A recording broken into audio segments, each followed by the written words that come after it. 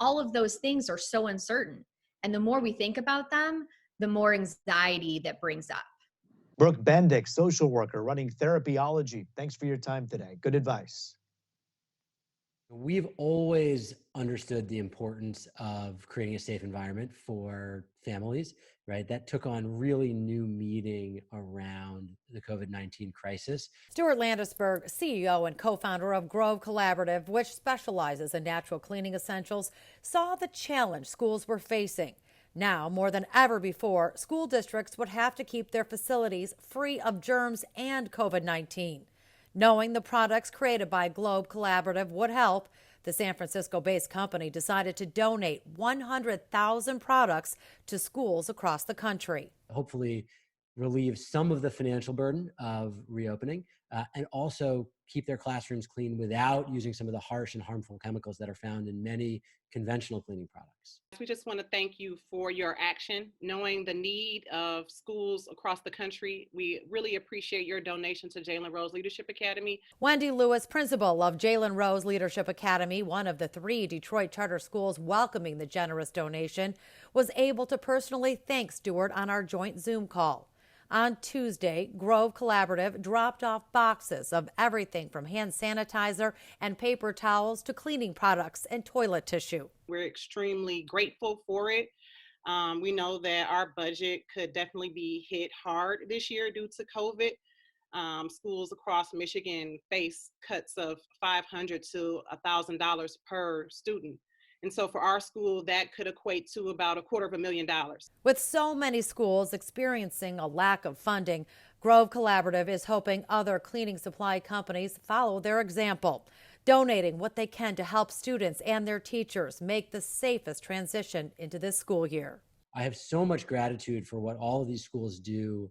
And teachers are such heroes. And as a company focused on cleaning products, this is an obvious thing that we can do to give back to a community for which we are so grateful.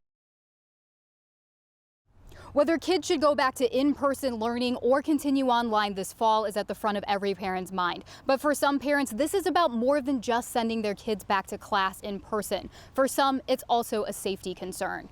I just love him so much, and I just want to do everything I can for my son. Anything. I would do anything. As the mom of a teenager who has severe autism, Kathy Leonetti is at a loss. She says her son Matthew, seen here at his sister's wedding, is normally a happy, healthy 17-year-old. But that all changed when his school shut down in March because of COVID-19. He'll shake, the look in his eye will change.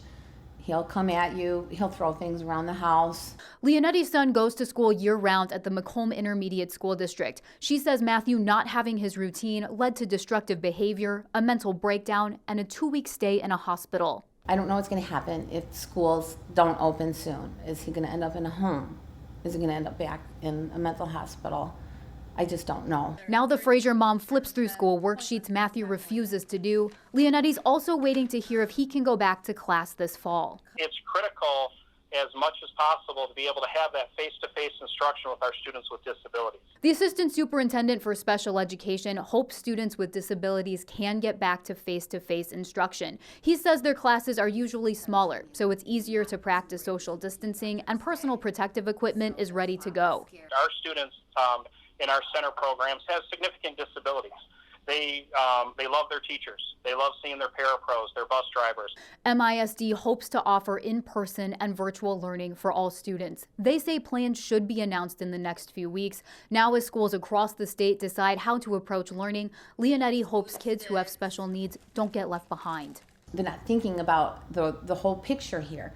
Is the cure worth the whole disease? You know what I mean? Is the benefit outweighing the risk? In Frazier, Veronica Meadows, Fox 2 News. We're hearing a lot from families. Families are concerned about sending their children to school. Some families have been told that their schools are going to be remote for the fall. And as a result, they are looking for help. They are ready to have someone to come in to support them so that they can work. Right. And that's the problem, because there are so many parents right now that are currently working from home. It's hard to balance both working, I know, and teaching my child and making sure they're okay. I know you own college nannies, sitters, and tutors.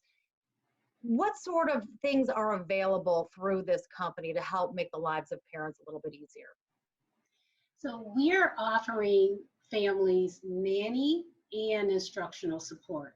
So that helps the families with childcare and also will allow their children to learn remotely and have someone that will assist them in their learning.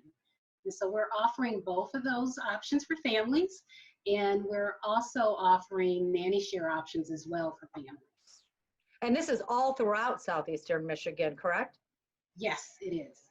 So, and I know that that is one of the things that I think a lot of parents out there can agree upon is that while their students may be, or their children may be eager to learn, they might not be eager to learn from their own parents. So having another voice in there tends to help.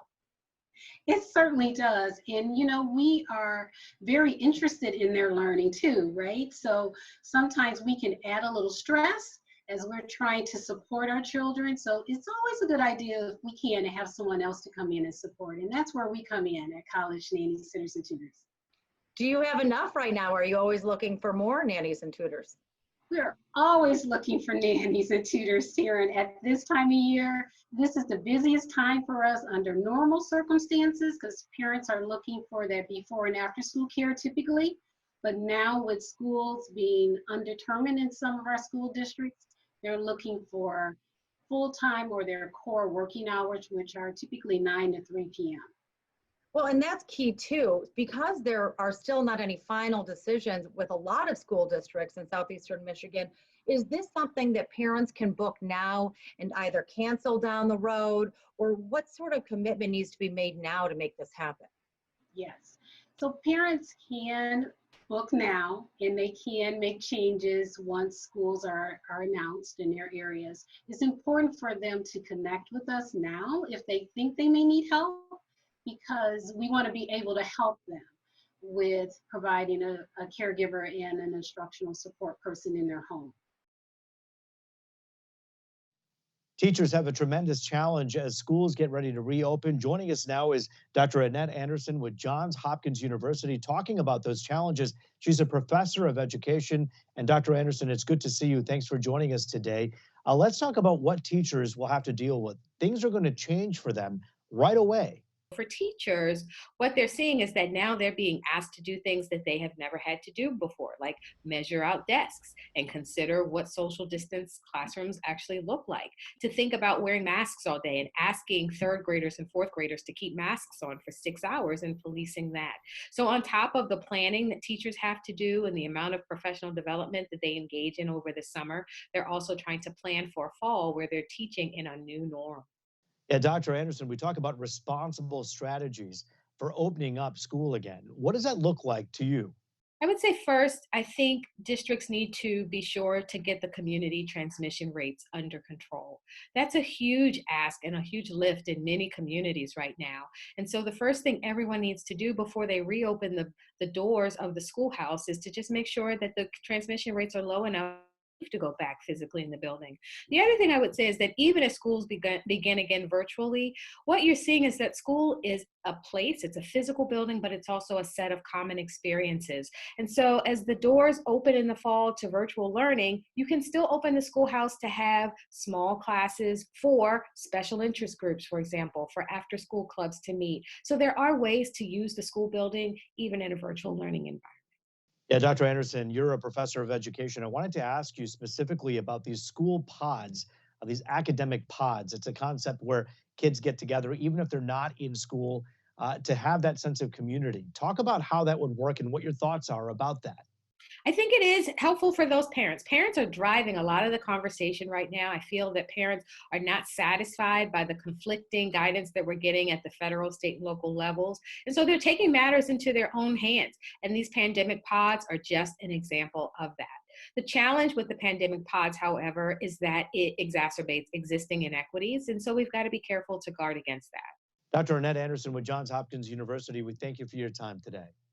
God knows, I hope this doesn't run through the whole year, but it could. Michael DeVault, superintendent for Macomb Intermediate School District, joining colleagues for a frank discussion about what they're up against in the new school year. It's not just safety, it's funding. Our districts are being forced to move forward with little to no guidance and certainly no funding certainty coming from Lansing. Robert McCann, Executive Director of the Tri-County Alliance for Public Education, calling on lawmakers to approve an education budget. We have a $1.1 billion deficit in the fiscal year 2021 budget, but we also have $1 billion in new costs. New costs associated with everything from PPE to Chromebooks, and no funding. They need that information so they can plan. How many teachers can they hire? What can they do in regards to programs for kids as they're also doing the required cleaning, et cetera, that they have to plan for. Being able to operate in an extreme crisis without any understanding of what your revenue is going to be is extremely challenging.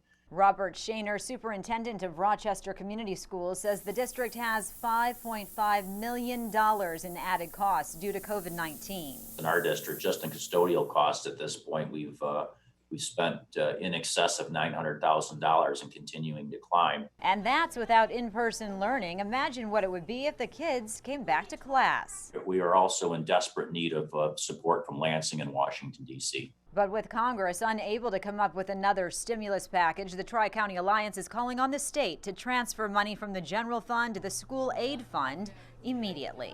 Our legislators have a constitutional responsibility to provide schools with funding certainty, and they failed to do that at this point. A spokeswoman for Senate Majority Leader Mike Shirkey telling Fox 2 that the legislature is and has been working with the governor to arrive at a consensus on funding for the school year. When I asked her about a timeline, she said as soon as possible. But school leaders say that's not soon enough. In Southfield, I'm Amy Lang, Fox 2 News. I am a teacher from Dearborn. Teachers from across the state weighing in via Zoom, calling for virtual learning instead of a return to the classroom this fall. I am extremely anxious, nervous about stepping back into the classroom, putting myself at risk, my daughter, my son. Our colleagues' family members, our students' family members, and likely some of our students will die. We refuse to sacrifice the public health of our communities. The teachers represent a group called MyCore and are calling on every educational union to speak up and put safety first as COVID-19 cases in Michigan continue to rise. Now in this pandemic, it is a matter of life and death, and we absolutely have to draw the line. We cannot go back into these crowded classrooms and risk everyone's health and safety. But the teachers also know some parents are hopeful that schools will reopen so they can return to work. But other parents have lost jobs that are lost forever because of the pandemic. Teachers also fear that students in economically challenged districts won't have the funding resources or the access to technology that they need to learn from home. We're going to demand a federal school bailout to address this COVID-19 crisis. This is indeed a crisis, it's a plague, and it is real. But as the federal government calls for schools to reopen, for this Detroit teacher and all of those represented here, right now it's about equality, equity, safety, and staying home.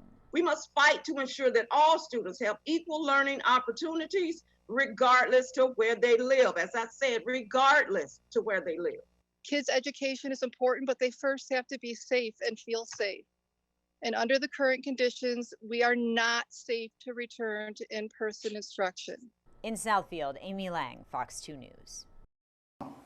Joining us now to discuss, please welcome Larry Elder, nationally syndicated radio host, New York Times bestselling author as well. Also the executive producer of a hit documentary called Uncle Tom. Larry, we just want to say thank you for joining Good Day LA this morning. Yeah.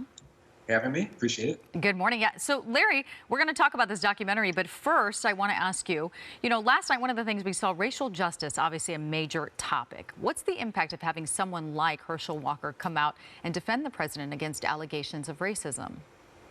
Well, it's one thing to say you have a casual friendship with a black guy and therefore I'm not a racist. It's another thing to have a 37-year-long friendship with a black guy with whom you've done spent a lot of quality time. Your kids have hung out together. So it humanizes Donald Trump in a way that I think a lot of people have not yet seen. So I thought it was very, very effective. Yeah. One of the other speeches that everybody's talking about this morning was South Carolina Senator Tim Scott, who is black. He capped off night one at the RNC. And in case you missed it, we played it in our last segment, everyone, where he talked about his grandfather who went from picking cotton in the fields to basically him picking Congress in one lifetime, one generation. What was your takeaway on Senator Scott's message? Again, the same thing. I think arguably he might have been even the most effective speaker of the night, but there were a lot of good speakers. Also, Kim Klacik, I thought was extremely effective, and the Democrat who decided that he wanted to support Donald Trump, the Georgia representative named Vernon Jones, also was very effective. The whole point was to negate the assertion that for 4 days we heard during the DNC that Donald Trump was a bigot, Donald Trump was a racist. It's very, very difficult to call him a racist when you have a guy like Herschel Walker, who said, and I thought one of the big takeaway lines, I take it as a personal offense that I've been hanging out with a bigot for 37 years, and he was unable to discern that he was a bigot. I thought that was a pretty profound statement. Look, the Donald Trump is probably going to get maybe 2 to 3 times as much black support as he got the last time, for one big reason. It's tough to beat historically low black unemployment. And now let's talk about this, because on a day of more protest after an unarmed black man was shot by police in Wisconsin, getting a whole lot of attention, right? The appearance by Mark and Patty McCloskey, the St. Louis couple facing charges after waving guns at Black Lives Matter protesters who were marching past their home. What did you make of that last night? Well, my suspicion is McCloskeys were planned well before what happened in Kenosha, and maybe had Kenosha happened before they were scheduled, they might not have appeared. But I think it's a perfectly legitimate issue. Look, the Heller decision was the last time the Supreme Court considered whether there was an individual or a collective right to keep and bear arms. It was a 5-4 decision, which means one more judge the other way, and in my opinion, Americans could have lost their individual right to keep and bear arms. So it's that critical, that important, that Donald Trump, in my opinion, remain in office, because the next president's going to have maybe 1, 2, possibly even 3 more Supreme Court appointees that would dramatically shift the issue of the Second Amendment, dramatically shift the issue of Roe v. Wade. So this is a very important election. Yeah, President Trump said that, what you just said there too, Larry. I know that you watched the DNC last week. We're paid. We have to watch these things as well and talk about. No, I know, right? Look, honest.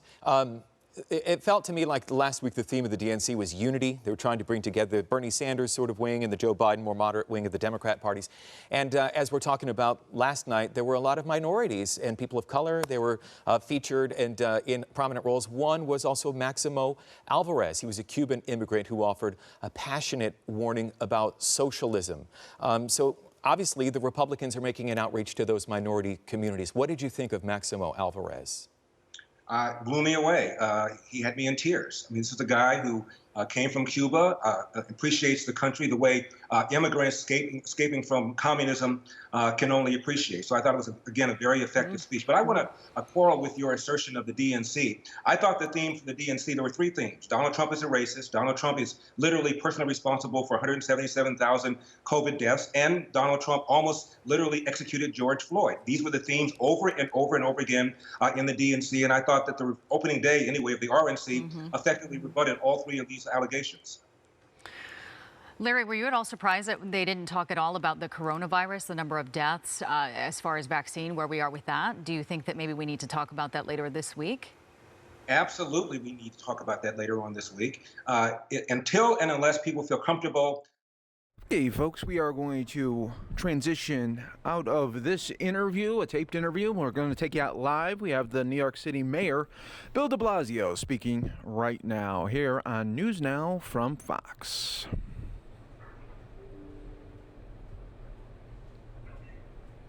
Out and making sure people know we have to take it seriously.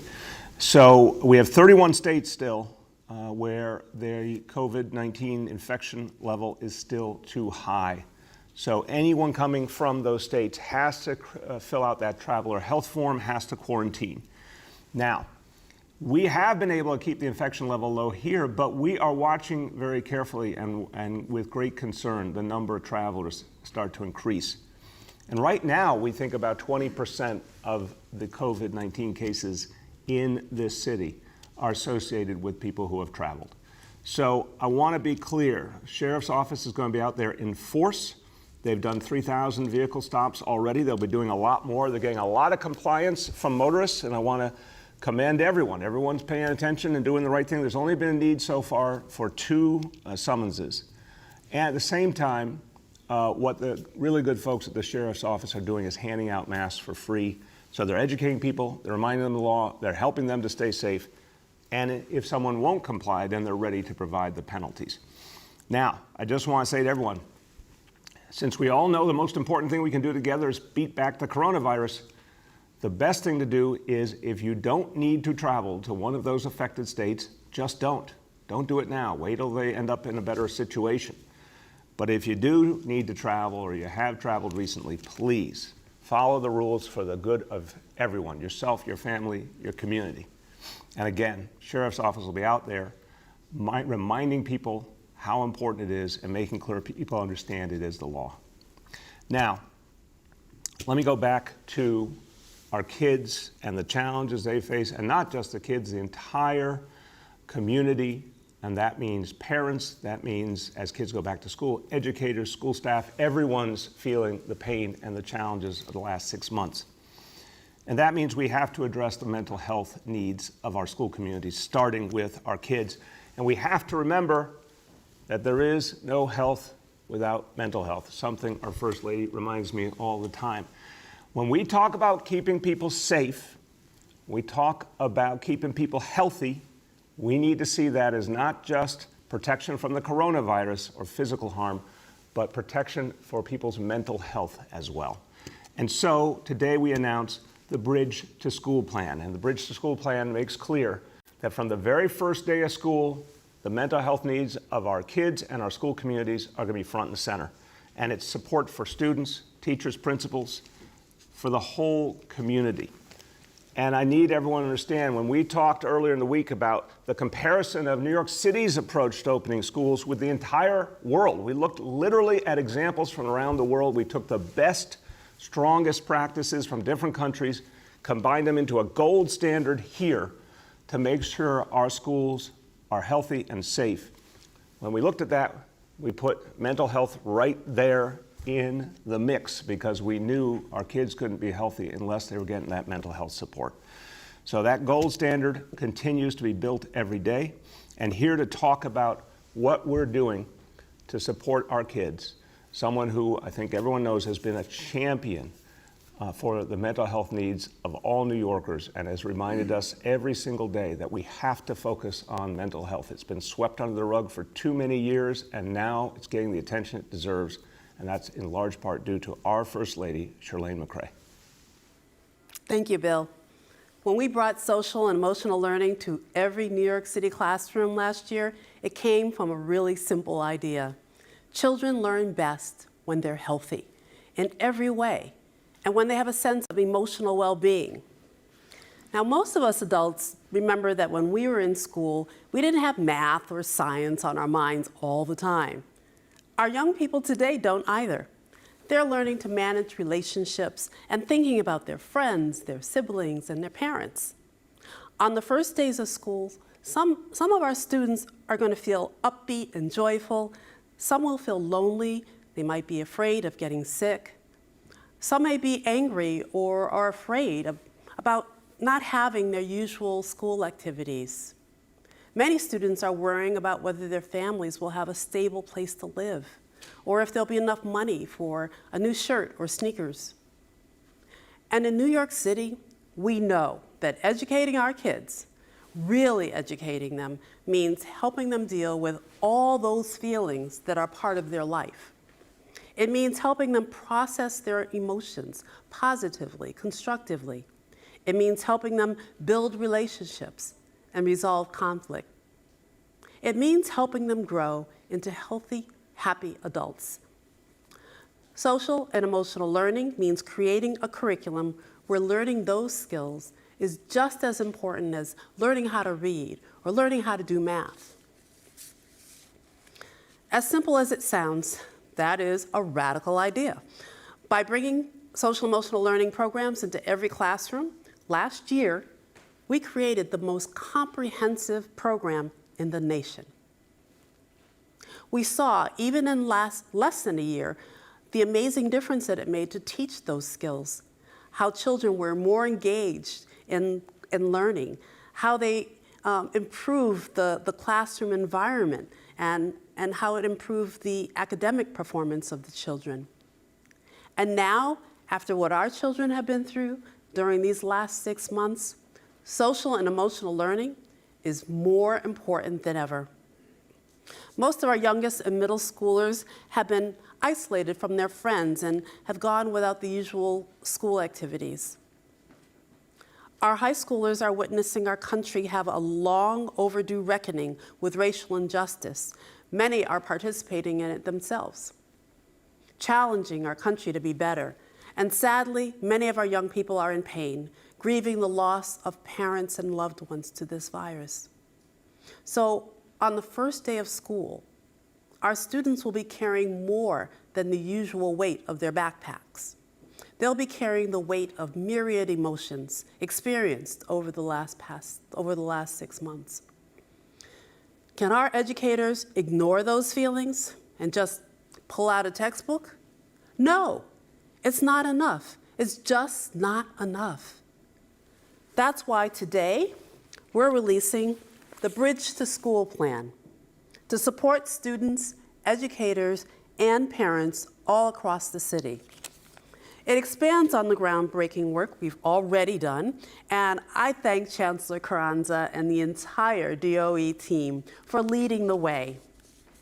Bridge to School offers guided language activities and community building exercises to support our students' mental health, especially in those first days of school, when it's critical to help our children process what they've been through. As we've seen over and over again in this crisis, we are all in this together, and never is that more true than when it comes to supporting our children. And that's why, as we get ready for a new school year, even in the face of so many challenges, I feel hope. We have the best school leadership, the best educators, the best staff, and the best parents in the nation. And together, we're going to make this a successful school year for our children. Back to you, Bill. Thank you so much, Shirlane. And you could hear, everyone, the clear hope and belief in our kids, the belief we can do right by them, and the understanding we can only do right by them if they're there with loving, caring professionals who can help them and support them. And this is part of why the Chancellor and I have been so adamant about the value of bringing kids back into school, because so many of these kids need support that just can't be provided remotely. It needs to be provided by extraordinarily committed professionals, and we're going to help those professionals to be ready to be there for the kids. Now, Chancellor Carranza has done an extraordinary job getting ready in every sense, and he knows the power of addressing kids' emotional needs and thinking about the mental health piece as well. And he's also reached out to a lot of partners, a lot of folks who want to help make this work, including the Robin Hood Foundation and other great partners. And here to tell you about the support we're getting for this initiative, our Chancellor, Richard Carranza. Thank you, Mr. Mayor. As a lifelong educator, I know that students are much more likely to learn and feel safe and rebound from tough blows when they feel connected to their teachers and their peers. Supporting students socially and emotionally improves not only their academic progress, but prepares them to succeed in life. Even before this pandemic, the majority of our students faced trauma every day. Poverty is traumatic. Homelessness is traumatic. Fear of deportation is traumatic. Yet schools can do so much to help students learn how to manage their stress and find refuge from their pain and anxiety. We've demonstrated this in New York City, as our First Lady and our Mayor have spoken about. Now, after the added trauma and upheaval of this pandemic, when safety required that we abruptly close our buildings and limit our in-person interactions through social distancing, rebuilding those personal connections and honoring our students' lived experience is more important than ever before. That's one of the biggest reasons why we are going to such lengths to welcome students back into our schools this fall, physically and virtually, while strengthening our social and emotional supports to student learning. Our students are the heartbeat of our schools, and we have worked so hard to build and strengthen social and emotional supports in New York City schools for the entire time I've served as Chancellor and throughout this administration as well. That includes the historic efforts that the Mayor and First Lady and I announced just over a year ago to provide all elementary school students with rich education in socio-emotional learning, and every middle and high schooler with restorative practices aimed at strengthening community, building character, and creating the conditions to heal. So today we're pleased to announce new ways that we will be providing these vital supports to our students and our staff, tailored to address the disruptions that we have confronted in the recent months. Foremost among these initiatives is curriculum that we are calling the Bridge to School Plan that will provide all schools with social-emotional learning lessons and activities designed for the first few weeks of school. As students re-enter their school communities, re-entering buildings in many cases that they abruptly left in March, or navigating a brand new building, these materials and lessons will help students build coping skills and process grief and reconnect and allow students to orient themselves to learning online or in classrooms during the first few weeks. In addition, with the generous support of the Robin Hood Foundation, the Gray Foundation, and the Tiger Foundation, and with the incredible support of the Fund for Public Schools, we have been expanding access and training in trauma-responsive educational practices. Every New York City principal started this training this summer, and we are going to expand to offer it to all school staff as the school year begins.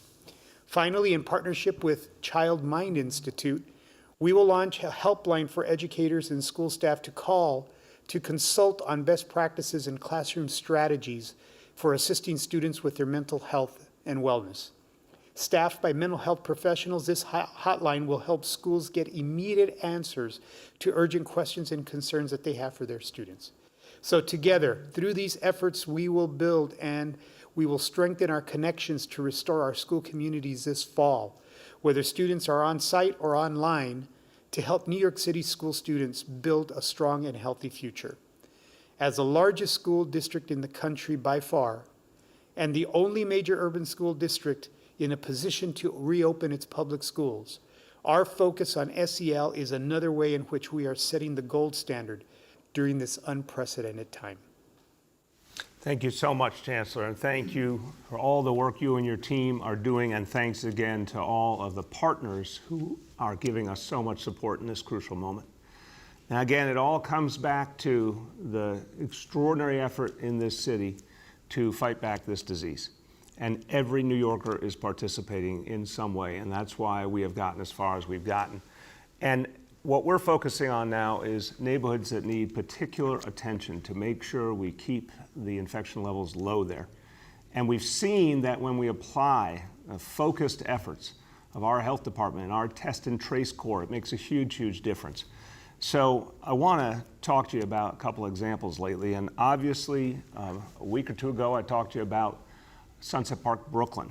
And that was an area where we had a particular concern. We saw some evidence that caused us concern. We sent the test and trace core in a very big way, and with folks who spoke multiple languages and could connect with the community. This is part of what we call our hyper-local strategy, really focusing on specific areas, even specific blocks where there's a concern. In the course of this blitz in Sunset Park, Brooklyn, our test and trace team knocked on over 16,700 doors, made sure that folks in the community got testing to the level of 8,500 new tests in just that one community. And now, as more and more people have gotten tested, we're seeing a clearer picture, and it's a better picture. So now the 7-day rolling average for that community is 2.5%. So it's more than the citywide average, but thank God not by a lot. And this is a really good sign that that additional outreach, that additional testing allowed us to get a fuller picture and also encourage folks who did need to safely separate to do so, and that support was there for them. We've applied the hyper-local strategy as well in Borough Park, Brooklyn, and that's continuing now. And again, we saw some concern there at a particular location. That follow-up has been intensive. Good news again, 7-day rolling average for that community is 2.5%. So again, we see results that give us some comfort, but more work is being done.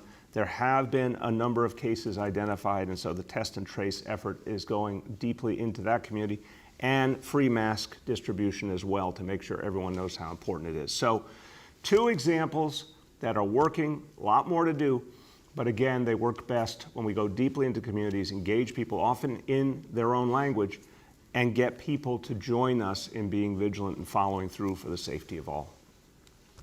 I'm going to talk about our daily indicators in a moment, but I want to just take one moment before we do to talk about an extraordinary anniversary today, 100 years. The women's suffrage movement fought for so long, and on August 26, 1920, 100 years ago today, the 19th Amendment to the Constitution finally adopted. And it gave women the right to vote, but we, I think, all now know our painful history. Not all women, only white women, women of color excluded, and they had to fight for many decades more. To give you a sense of how recent this was, my mom was actually born before this amendment was passed. Charlene's mom was born after the amendment was passed, but it was many decades before her rights were fully recognized. So I want people to realize this struggle is very, very much in our recent past, and we need to keep learning the lessons and fight for truer equality in this city, in this country. And a small step and an important step forward today, the unveiling of the statue you see on your screen, Susan B. Anthony, Elizabeth Cady Stanton, and Sojourner Truth, represented as the great historical figures they were. But what's interesting here is it's not just to celebrate this crucial anniversary, it's also the first time there has been a statue of real-life historical figures who are women in Central Park. Central Park has plenty of statues of men. It even has some statues of fictional women. This is the first time that actual women who changed the world are being honored and represented. So an important day for this city, and more such statues will be coming in the future to actually represent our whole history. Okay, with that, let's turn to our indicators. Number one, daily number of people admitted to hospitals for suspected COVID-19, threshold 200 patients. Today, 71. And the confirmed positive rate for COVID-19 among those patients, only 2.78%. Number two, new reported cases on a 7-day average, threshold 550 cases. Today's report, 233. And number three, percentage of people testing positive citywide for COVID-19, threshold 5%. Today's report, 0.83%. Few words in Spanish. El coronavirus. That was some of the update there in New York City regarding testing, school, and the latest on the COVID-19 numbers. But I want to go out to Texas right now. We're getting a live update there from Fort Bend County as they continue to prep for Hurricane Laura. You're watching live here on News Now from Fox. Declared in Fort Bend County. We are implementing the county's emergency management plan, activating the Hurricane Emergency Operations Center to coordinate activities in response of Hurricane Laura. As you all know, weather situation can change, and it is continuing to change. Even now, we don't even know 100% how it is going to hit the shore. And so I encourage everyone to stay careful and stay prepared, and also get the information from the right sources. And I encourage everyone to continue to follow the social media pages and also the website of Fort Bend County Homeland Security and Emergency Management. The address is www.fbcoem.org. And also, we talk about it many times, signing up for the emergency texting alerts. And I encourage you to pick up your phone and dial 888-777 and punch in FBC alert and send it. And that means you are going to be signed on to our emergency notification system in case we need to communicate with you. And I just also wanted to let you know that COVID-19 is still here almost after 6 months later, and it is affecting our communities, and we need to continue to be cautious about our behavior when we are out. And we know that wearing a mask and also social distancing and also avoiding large gathering. We are doing it in Fort Bend County, and we are seeing results of it. And we are seeing the result very encouraging. Our hospitalization rate is going down. But I just wanted to remind, this is not the time to let our guard down. We just need to make sure we are following it so that we could combat this enemy and get back to our normal life. And with that, I will, at this point, I will invite, our Fort Bend County Emergency Management Coordinator, Mark Flathouse, to share more information about this weather situation.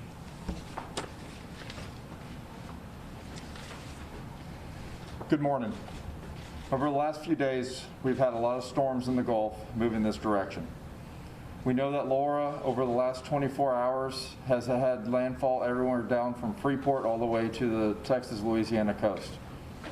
We know that it's moving into a Cat 3-4 storm into the coast, and we know that it's supposed to take a hard right turn and go up north. But because of the information and the changes over the last 3 to 4 days, we want to make sure that we are prepared, just like the citizens of Fort Bend County should be prepared. Fort Bend County is considered what we call a pass-through county. We want to maintain our roadways, making sure that the evacuations over the last 24 hours from Galveston and Brazoria County and other counties that have issued the evacuations, we want to make sure our roadways are clear. The Emergency Operations Center and the team that involves multiple county departments and jurisdictions throughout Fort Bend County are working together to make sure that we are maintaining our roads, our mobility, and our evacuations so they can get to central Texas and away from where the storm is. Over the next few hours, we're going to make sure that our Emergency Operations Center is in full force with staff members and jurisdictions as we move into the evening hours and not knowing what the storm is going to do when it comes to the coast of Texas. If the storm goes northward, there's two things that we need to learn from this storm. And there's two things that we need to do. First thing is, no matter where it hits, we need to say our prayers that those people are safe with the storm surge. And we want to make sure that whether it's Louisiana, Texas, or anybody, that everyone stays safe and hopefully has adhered to the warnings of their local government.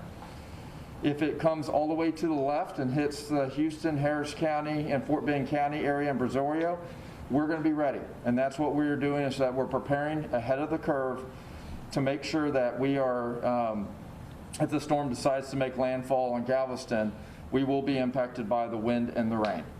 So the next 12 hours are critical for Fort Bend County to see if, one, that we are going to be impacted and what impacts are going to be due.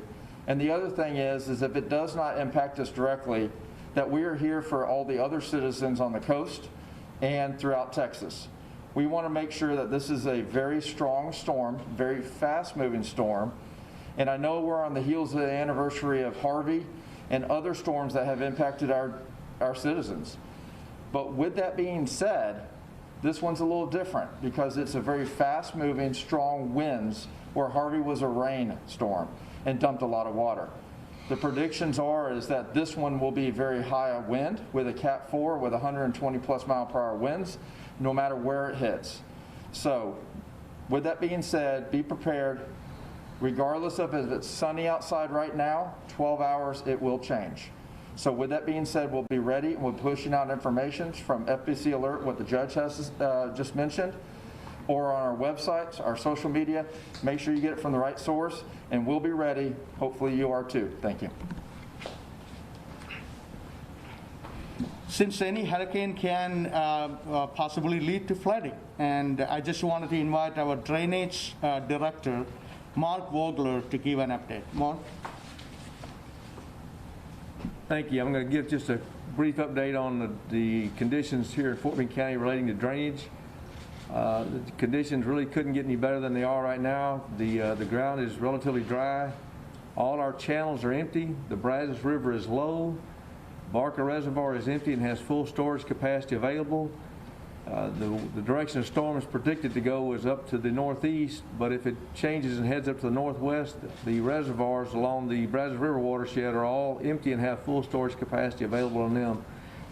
Again, we're expecting a storm moving very fast, headed up in a northeast direction, and we get 3 to 5 inches over a 6 to 7 hour period of time, or even 3 hour period of time. Our system should function well, and we shouldn't see any significant flooding occur as a result of that. There will be some street flooding possibly, because that's the drainage path for the water to get out of individual subdivisions, but it should be expected.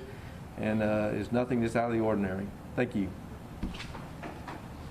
Thank you, Mark. That is actually good news for us in Fort Bend County. And I just wanted to say, I wanted to encourage all our residents to, if you are not on an emergency, please stay off the roads. And as of yesterday, I signed an order to waive the toll on Fort Bend Toll Road, Grand Parkway, and also part of West Park Toll Road, because we wanted to work with our partners, especially the coastal counties. When they are evacuating, we want to make sure we are prepared to accommodate them. And so once again, I encourage, if you don't have to get on the road, please stay off the road so that those who are evacuating have, if they could get moving and reach their destination faster. And obviously, like I said, again, this is a flood situation we are watching. This is a hurricane situation we are watching very closely, and we will be updating, our social media pages. And as our emergency manager, Mark Flathouse, mentioned, the Fort Bend County OEM website and social media, we will be constantly updating. And please stay informed. Please be safe. And I wanted to wish you the very best in Fort Bend County, and also my heart goes out to the people who are in the path of the storm, and we will work with those local jurisdictions, whatever we can do to help and support them in this situation. With that, if you have any questions, we will entertain at this point. Yes, sir. What does the disaster declaration actually do for our county? See, it's actually, most of the time, the disaster declaration, what it does is it's actually provide us more resources, more personal, and it's actually we can react to any situation on a faster manner. How does it provide you personnel and resources? Federal resources, federal personnel, or what? Because when you are applying for, there are federal government. Yeah, I will invite Mark Lighthouse to answer that question. Signing a disaster declaration. So there's two avenues here. So the governor already did it for this county along with coastal counties. What that does is open up the funding source to make sure that we can get the resources and that we can basically help pay for it from the state and federal level. That's the key factor is that we do it before the actual storm gets here. This disaster declaration is only good for about 7 days. It basically enacts that the emergency management team can request things and get things staged if available. And so that's the key thing, is that we want to make sure that we're kind of ahead of the curve instead of behind the curve. And when we're having a storm this capacity, having a disaster declaration, it gives the judge the authority to make decisions quicker when it comes to asking for resources. Judge, are you thinking in the possibility to have shelters on this area in case that is going to be necessary for people? Can you repeat that question one more? Yeah, are you thinking in the possibility to have any shelters on the area in case that people need it?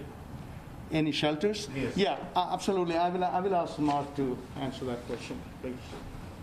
So with shelters, there's two things. First thing is that we're considered a pass-through county. So the kicker is a storm this capacity, we're still too close to the coast. If that storm would come straight into Galveston, we don't want to set up shelters when we're having 120-mile-per-hour winds coming into our county. So for that reason, we don't have any shelters set up beforehand. We want them to get to Central Texas away and out of the storm. But on the flip side of that is we want to make sure that we have great partners, not only with our churches, but also with Red Cross and other avenues that are in our EOC and that work with us. We have games in plan, and we have stuff staged to set up shelters in a timely manner.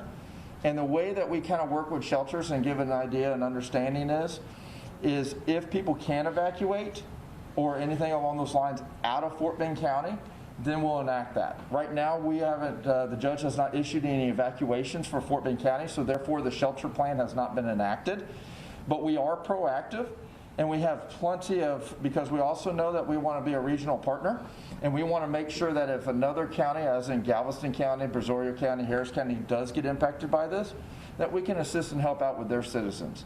So we've got great partners and great plans in place, but since we haven't done our evacuation, or there's not a need at this time, saying that, we're not going to set up those shelters, but we've got plenty of plans in place to have it done in a very timely manner. Talking about the window of time. Yep.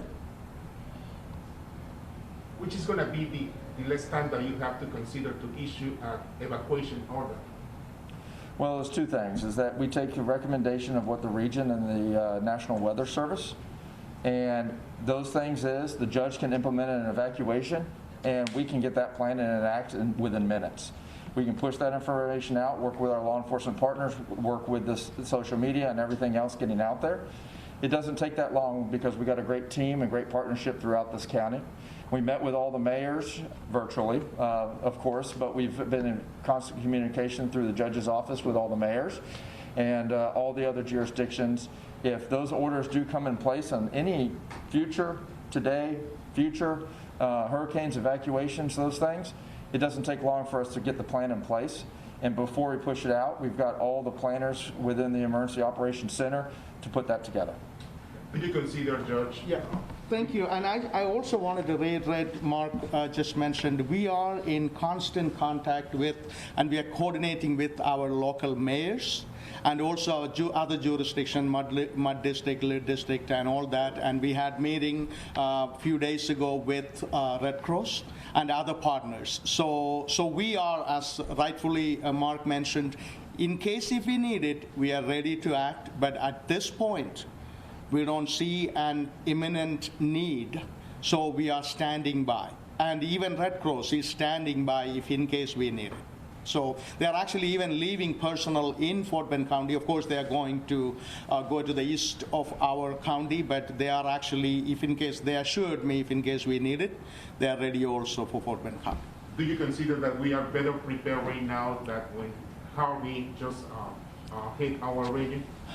My goal is always we need to.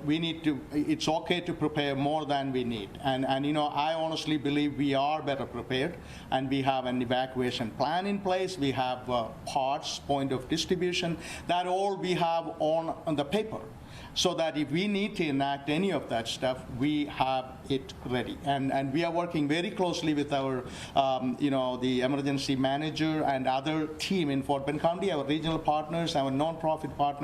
We are working with each and every one of them. And so I believe we are in a good shape at the moment.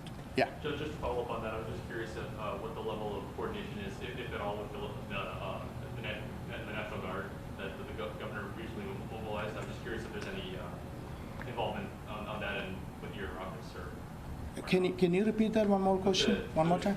I was just curious about the level of coordination, if applicable, with the National Guard. See, I'm very honored to say that I did have a phone call from, get a phone call from Governor Abbott, and we talked about at least 2-3 minutes about preparation. And he said if anything we need, he even actually pointed the contact person from TDM. And so we see a very good coordination at every level this time around. So I feel very confident about our preparation, level of preparation in our county right now. Yes.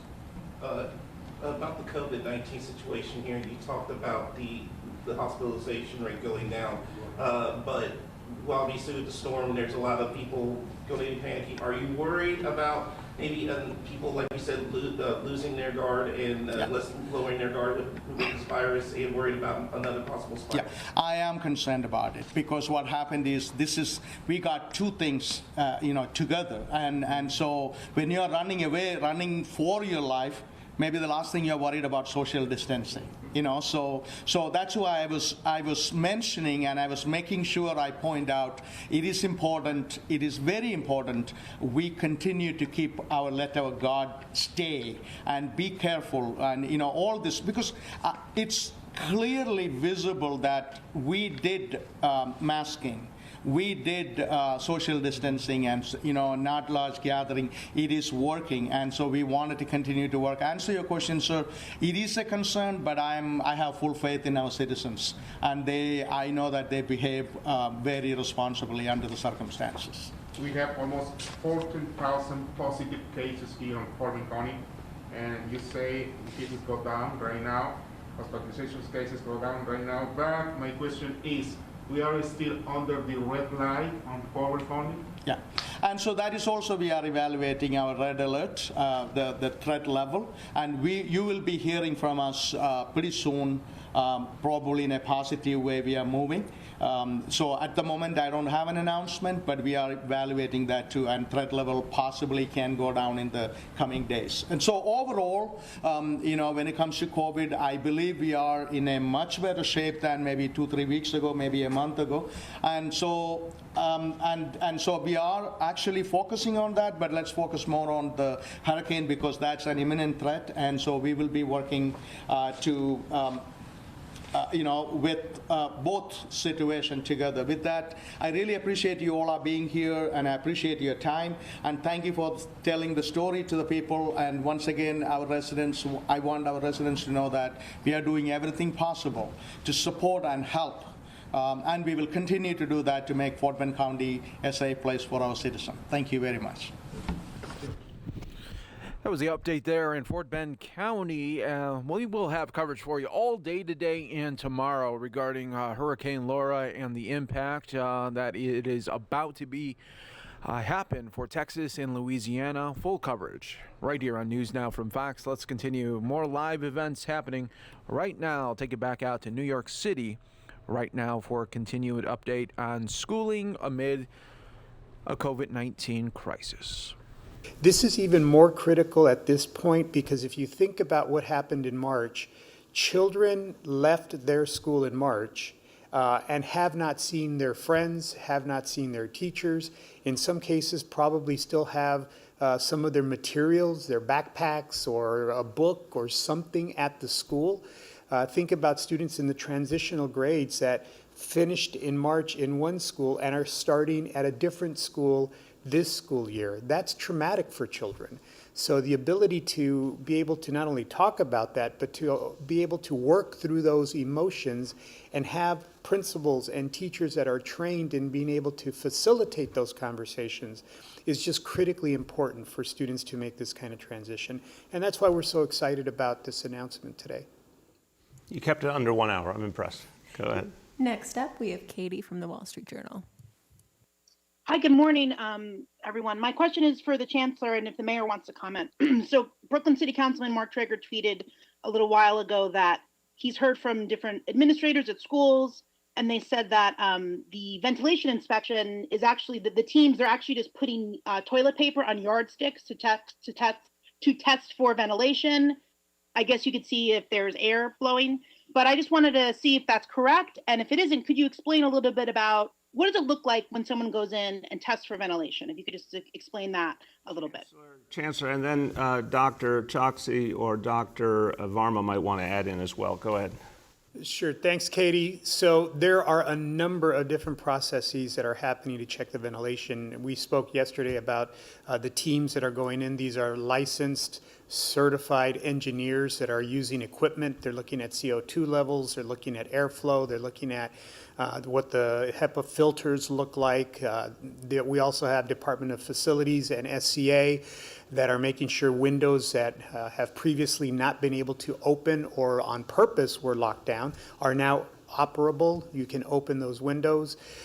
So it looks a lot of different ways. And what I would say is, look, there's, I don't think, one elected official in New York City, it doesn't have my cell number, doesn't have my email number. If there is a concern that you're hearing about, call me.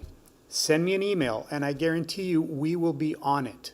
We have said on numerous occasions that we are, the primary concern for us is the health and safety of our students and our staff, and that is especially true as we talk about the facilities inspections as it has to do with ventilation. Dr. Choksi or Dr. Varma, you want to add? Yes, Mr. Mayor. I'll just add briefly, when we look at the science around what works with respect to adequate ventilation to help prevent the spread of COVID-19. So much of that has to do with the simple idea of improving airflow. So just as the Chancellor has spoken to, there are many different ways that one can do that. We're particularly interested in making sure that windows are open where they can be to increase the circulation of air from the outside. As well as making sure that the indoor ventilation systems are maximizing airflow as well. So we'll continue to partner with the Department of Education as we follow the science on this topic. Dr. Varma, anything to add? We can't hear you if you're adding. This may be the classic on-mute situation. Dr. Varma, anything to add? All right. Now, again, I'm going to take that as a no. Katie, I think it's important to note that, we're now in the third month of the work on ventilation. The first run through by custodians was June 3rd. The work has been ongoing over the summer by the custodial teams and the school construction authority. The action teams now are reviewing every school, every classroom as a final check before liftoff. And so the whole idea here is to make sure that every classroom is ready. And again, if we think any classroom is not ready or needs more work, it will be held offline until it is ready. Go ahead, Katie. Can I get a quick follow-up that doesn't count as my second question, or no? It's the rule's pretty clear. You get a second question, either following on your first or a brand new topic, whatever you like.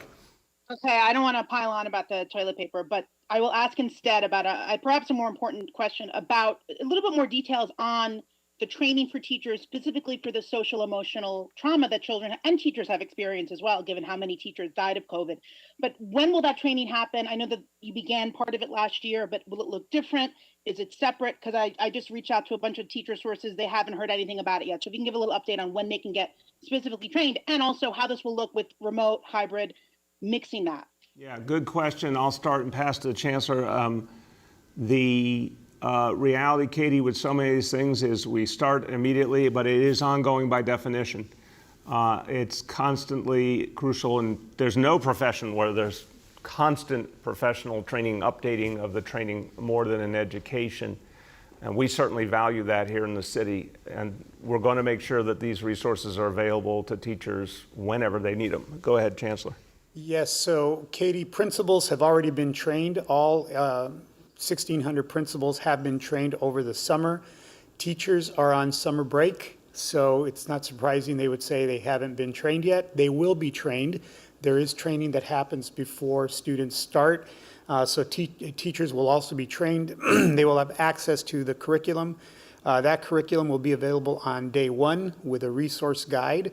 And lessons are for remote and for hybrid. So they'll be in multiple formats so that teachers can utilize them in both ways.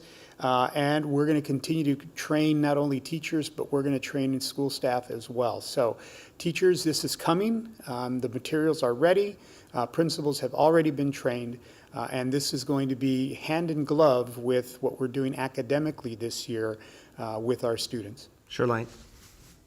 Yes, I don't know if Chancellor mentioned that nearly 5,000 teachers have been trained already. The training in SCL began last year, but this additional training, this is where the principals have been trained, and we will continue the training that was started last year and expand on it so that teachers will have additional tools, additional ways to integrate social emotional learning into the curriculum going forward.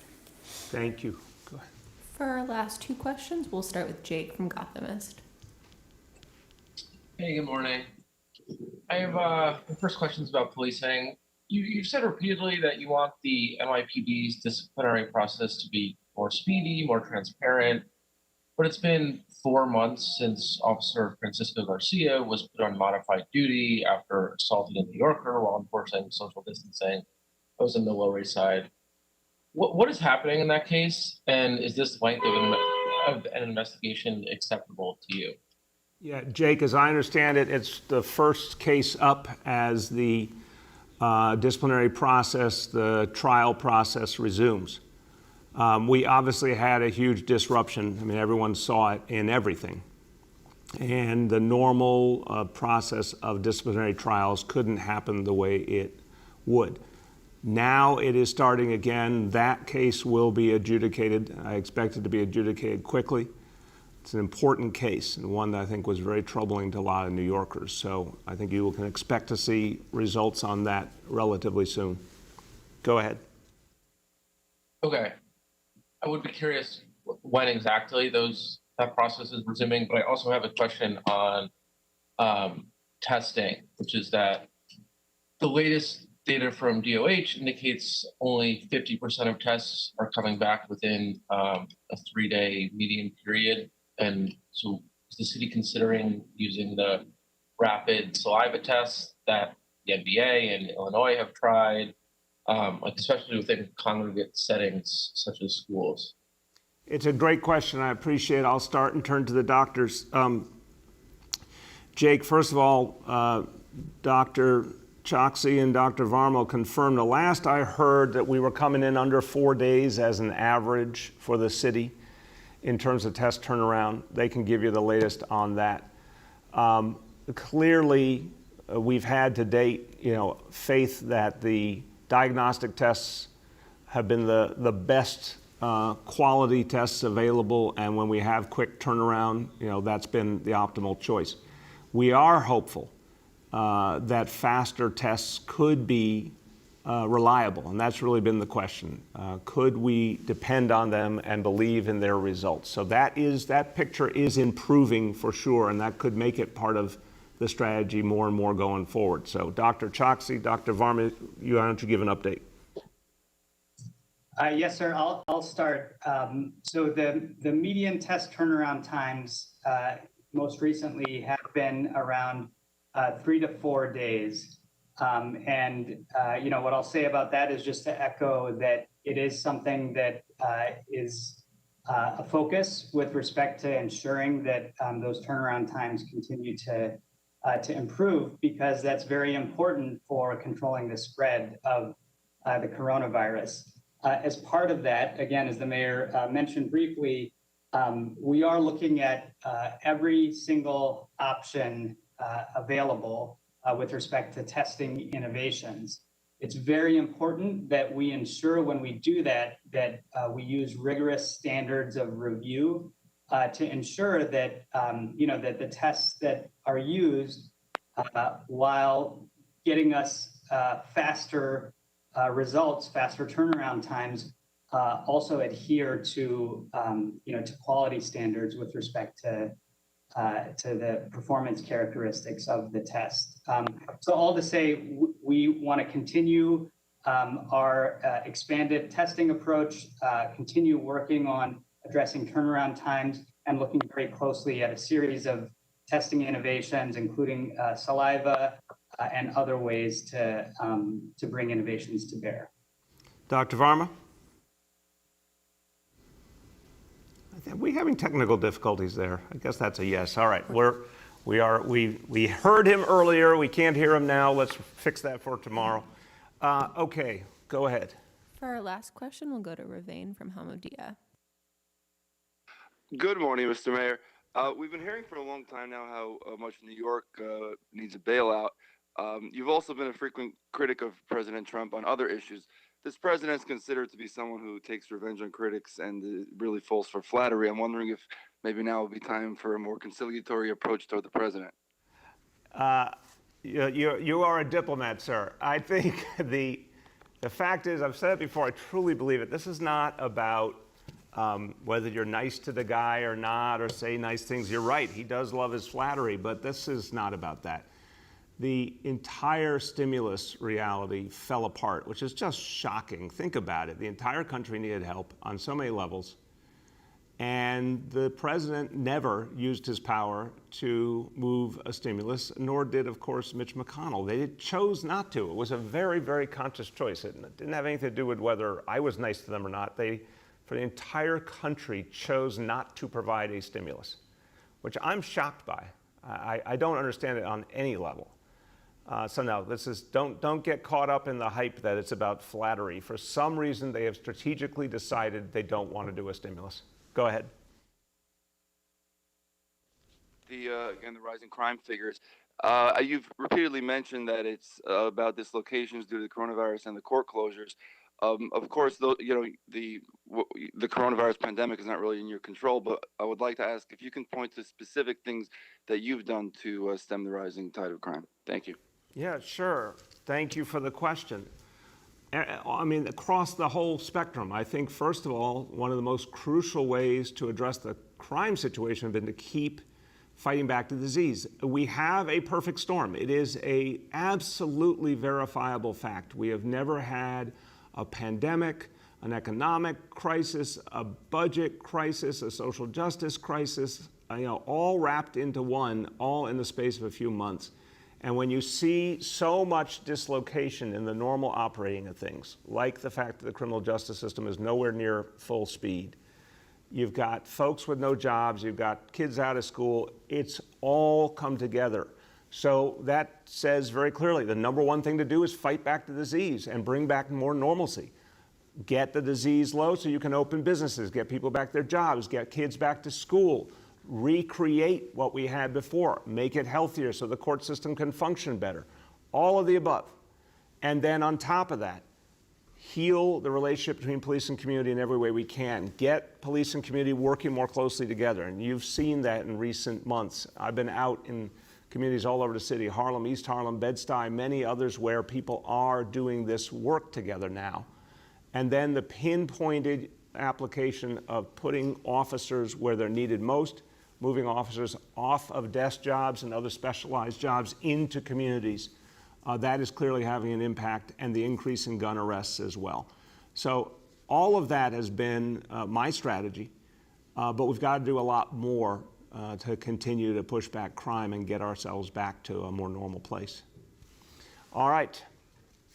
Everybody, look, I want to just finish where we began about our children.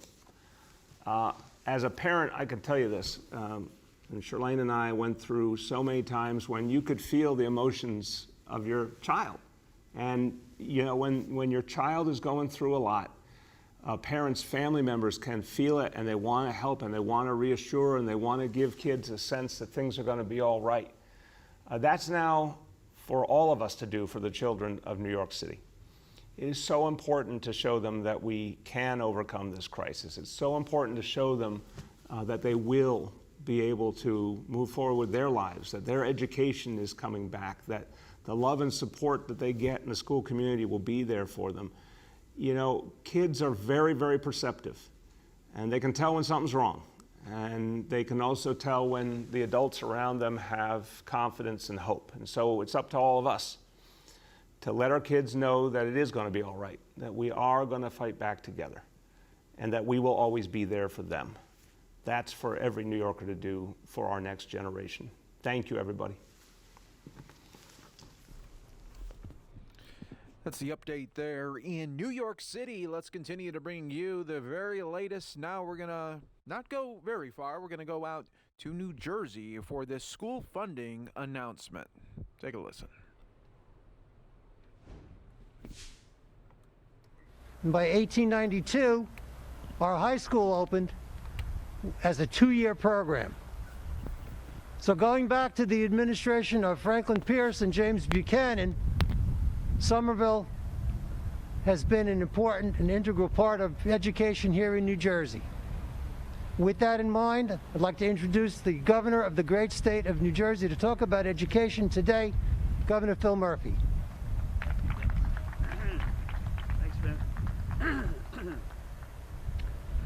Dennis, I have to say it isn't every day that you get Franklin Pierce in the introduction, so I'm still recovering. A great summary of history. Great to be back here, one of the great towns in the state.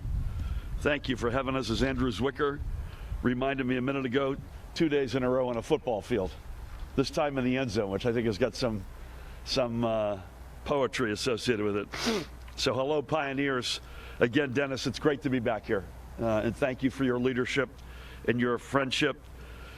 Want to give a shout out to Superintendent Tim Tehan, Somerville High Principal Gerard Foley, Roger Jinks, Executive Superintendent for Schools of Somerset County, and all the students, educators, support staff, and everyone who make this entire school community what it is. Honored as well to be joined by the Interim Commissioner of Education, Kevin Deemer. Again, by the aforementioned, always a pleasure to be with Assemblyman Andrew Zwicker. Also want to give a shout out to Senator Kip Bateman and Assemblyman Roy Fryman. All right, that's something we wanted to play out, but as you can see there, it is just not synced up there with the audio. So We will continue to move on here with you worldwide, as always, on News Now from Fox. Thank you so much for joining us here today as we continue to bring you always the very latest as it is happening worldwide here for you on News Now from Fox. We'll wait for some more live events, and when they happen, we'll bring it to you in its entirety right here on News Now. That there are 2 points of concern. One, for example, would be the level of new cases that we're seeing. And to be frank, virtually the whole state is now at a point where we are seeing a level of new cases that is of concern. A county goes on the warning county list if there is something else that is of concern. A higher percent positivity, concerns about decreases in hospital availability, worries about increases in death, things like that. And so every week there are counties that are being updated as warning counties, and I encourage you to watch for those. In addition, there are 2 areas in the state, which are known as Region 7 and Region 4, that have had some restrictions that have been put in place because of particular concerns for COVID. And again, that's really a decision that's being made by the Illinois Department of Public Health, but we're getting some questions. So Will and Kankakee counties in the south suburbs closer to Chicago will have some restrictions in place starting tomorrow. And then Region 4 down in East St. Louis, also there are some restrictions in place, and those may be tightened further over the next week. And those are because in both of those regions, in addition to having the relatively high caseload, also we've seen that percent positivity over 8% for multiple days. And that percent positivity over 8%, you know, is just one of the things that we follow here in Chicago and around the state, but it just suggests that there are a lot of cases of COVID and there's particular concern. And so I would encourage people just generally right now across all of Illinois, including in Chicago, we need people to really have their guard up, to be wearing the face covering, keeping the social distance, not getting together unnecessarily, not having larger gatherings, because right now we are concerned, and even more concerned than we have been, about the state of COVID in Illinois. Here is what our case numbers are looking like here in Chicago. So as always, you can go to chicago.gov/coronavirus, and right up at the top, you can go to latest data and find everything you want to know about cases, hospitalizations, deaths, our reopening statistics. So you can see on the graph here, this is really highlighting that black line is the 7-day average. And you can see that back at our peak in May, we were seeing on average more than 1,000 new cases of COVID every day in Chicago. And we had a few days that were close to 1,500 cases per day. As of today, we are adding 341 new cases each day in Chicago as that 7-day average. That's concerning. We want this number to get back under 200 cases per day. When we can get back under 200 cases per day, that knocks us back out of the high incident state. And I'll remind you that when we saw that number come up over 200 cases, that's actually when here in Chicago we instituted a number of stricter restrictions. That's when we closed the indoor bars. That's when we limited the number of people who could sit at restaurant tables, for example, to 6, down from 10. We put some other restrictions in place. And we've really noted that 400 new cases per day would be a point of significant concern for us. That cases of 341 per day is a 7% increase from last week. So it is on the way up.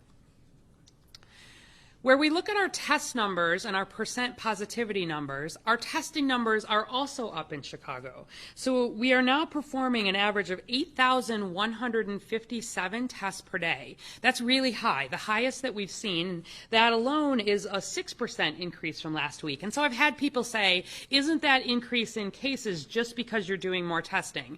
I want to be clear that it is not just that we are doing more testing, because our test positivity remains high. high. It's at 5.1% today, as compared to 5.0% 1 week ago. So it's been relatively stable, but if that increase in cases were just being driven by an increase in tests, we would see that test positivity coming down as opposed to going up. So unfortunately, it is not all just being driven by increased testing, and we really need to emphasize that right now, while cases are on the increase, anybody with possible COVID symptoms, maybe you just feel like you have a cold, maybe you just feel like you're under the weather, we need you to get tested for COVID, because you knowing whether or not you have COVID helps you be even more careful with the other people in your life and helps us really prevent the spread. I do want to highlight that at this point we have not seen an impact on either hospitalizations or deaths here in Chicago. That's very good news. Most of our cases continue to be among younger Chicagoans. We're seeing the largest percentage in that 18 to 29-year-old group, and then followed by the 30 to 39. We have seen some increase in 40 to 49-year-olds here in Chicago, so that's another group that we're keeping an eye on.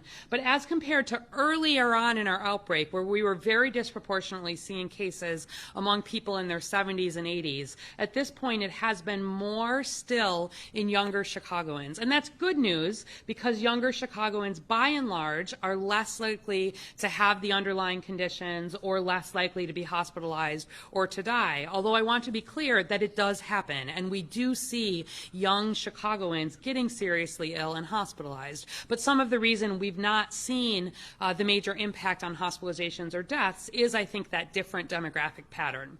Hospitalizations here in Chicago, this is just among Chicago residents. At the peak, we were seeing more than 150 people getting admitted every day here. And at this point, as of today, we're at 13 Chicago residents getting admitted per day. And that has been stable, under 20 per day on average, going back for a couple of months now. So we're keeping a close eye on that.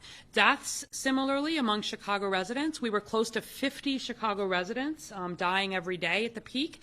And right now we're at 3 Chicago residents on average dying every day. That has been stable at 2 to 3 residents, also going back over a month or two. So both of those remain, of course, higher than we would like to see them, but we've not seen any impact at this point on our hospital system. That would be one of the things that we would be watching very closely and would be thinking about putting further restrictions in place if we were to see that. I also want to highlight this hotspot analysis, which you can find on the website. We're running this week after week to really see geographically where in Chicago are we seeing more cases than might be expected based on population and fewer cases than might be expected based on population. And you can see that still very much we are disproportionately seeing cases in Northwest Chicago and in Southwest Chicago. We also continue to see a lot of cases among Latinx Chicagoans. Nearly half of our new cases at this point are among people who report that they are Latinx in ethnicity. We are seeing fewer cases and broadly better control both on the north side and broadly on the south side. But I want to be very clear that we continue to see cases coming out of every zip code in Chicago.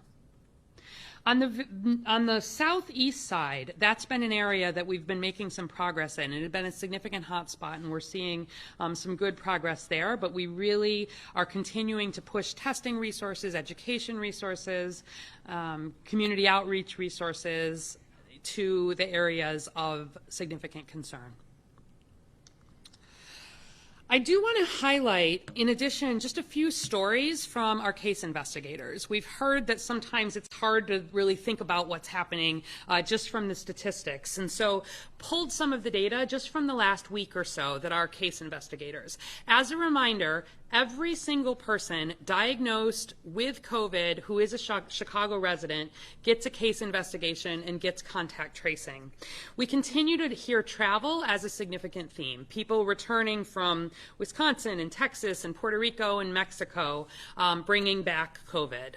We also very, very strongly continue to hear about family gatherings and informal gatherings as being a major source of spread.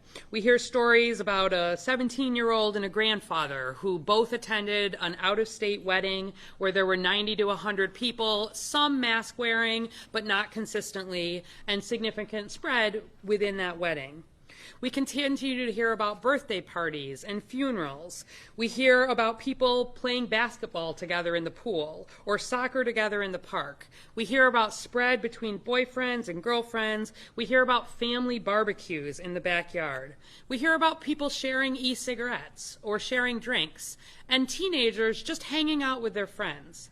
Again, these are not the kinds of stories that typically make headlines, but they are very overwhelmingly how we are seeing COVID spread in Chicago. We're hearing stories like dad thought he was sick from overworking and had a mild cold, only when the son spiked the fever did both test positive. We're hearing about people who are concerned for potential COVID, get a COVID test, but then don't wait for the results. And I really want to emphasize that if someone is having symptoms for COVID or they've had a serious exposure to COVID, it is crucial that you wait for that test result and consider it positive until proven otherwise. So if you've gotten a test, even if you think you've had a mild cold or you're just overworked, you must stay home and you must try to limit contact, even within the household. That could mean wearing masks at home while you're waiting for some of those test results, especially if you've got someone who's older or is more vulnerable. I also want to emphasize that we continue to see relatively few cases in those congregate settings and workplaces like we did early on. Early on, we saw a lot of cases in our long-term care facilities and our nursing homes. We saw a lot of cases in homeless shelters. We saw cases in group homes, and we saw cases in large workplaces. Right now, that is not really the story of COVID by and large. We've learned a lot about how to protect people, I think, both in these congregate living settings and in workplaces. We continue to have a team that works whenever we think that there's the potential for spread in a workplace, and we do investigations. We continue to see cases, certainly, in long-term care facilities and in nursing homes. We have a team that's also working on that. But we're not seeing major spread in these settings, and instead it's more in the family settings. I also just want to send a particular message because we still are getting messages from people who think that COVID is not real, or that it's a hoax, or that it's no worse than the flu. And I want to share a story from one of our investigators just in the last week or two, one of our pediatric case investigators who had called to follow up with the mother's phone number for one of our diagnosed pediatric COVID cases, and called and did not get the mother, got the aunt of this case, who actually said the mother passed away yesterday. The mother was only in the hospital for 3 days before she died. And I have become the legal guardian for this child as of yesterday. The mother had been well enough to make the appointment for her child to get that COVID test. And our investigator really was just bringing out that time after time again, our investigators and our contact tracers are being dropped into the middle of these family and community traumas that are playing out over and over again across Chicago. It is unusual to have mothers of younger children die, but it happens. And even if it's not a younger person, if it's a grandmother, a grandfather, an aunt, an uncle, over and over again, we are hearing about people, even now in Chicago, who are seriously ill, or in some cases who are dying, and our hearts go out to those families. If you still think COVID is a hoax, if you still think COVID can't affect your family, I would ask you to put yourself in the shoes of the people who are working so hard every day at the Chicago Department of Public Health, calling and hearing these stories. We want to be able to turn this around, to see our cases head back down, and to not have to be hearing stories like this anymore in Chicago. I do also want to highlight just recommendations again for reminders for being able to limit that household spread.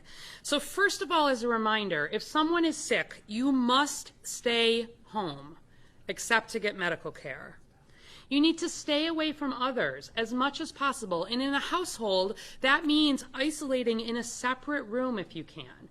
If you can sleep in a separate bedroom, if you can use a separate bathroom, that's better. If you can't, and we know that there are plenty of households that don't have separate bedrooms, don't have separate bathrooms, it's especially important that you're doing extra cleaning of any high-touch surfaces. We want folks wearing masks, even within the home, if someone has been diagnosed with COVID, especially if there's someone who is higher risk. If someone is sick, they should not help prepare food. They should try to eat separately from the family. And if you don't have a separate bedroom, try to have the person at least sleep separately within the room or within a separate room, because we know that sharing a bedroom in particular is high risk for the spread of COVID.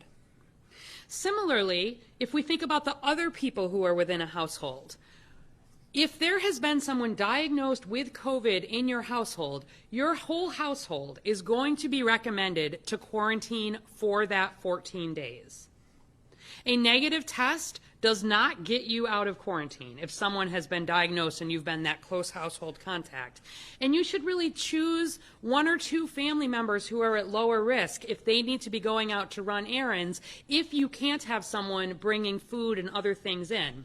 When the case investigators and contact tracers reach out to your family, they will help. They will help figure out what resources you may need, if there is food support, if there is other things that you're needing, childcare, isolation, quarantine, to help make sure that your family is getting the resources that are needed.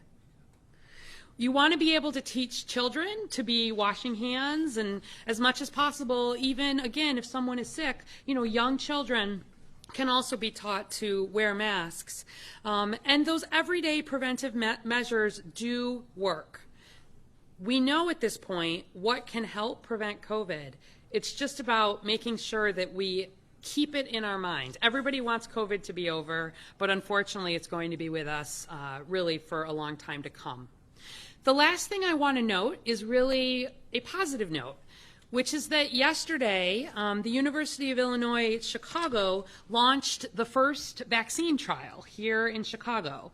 As people may be aware, there are multiple vaccine candidates that are entering what are called phase 3 trials here in the U.S. And in a phase 3 trial, that's when there's already been quite a bit of safety testing, and there's been some testing in a small number of people that show that the vaccine looks to be effective.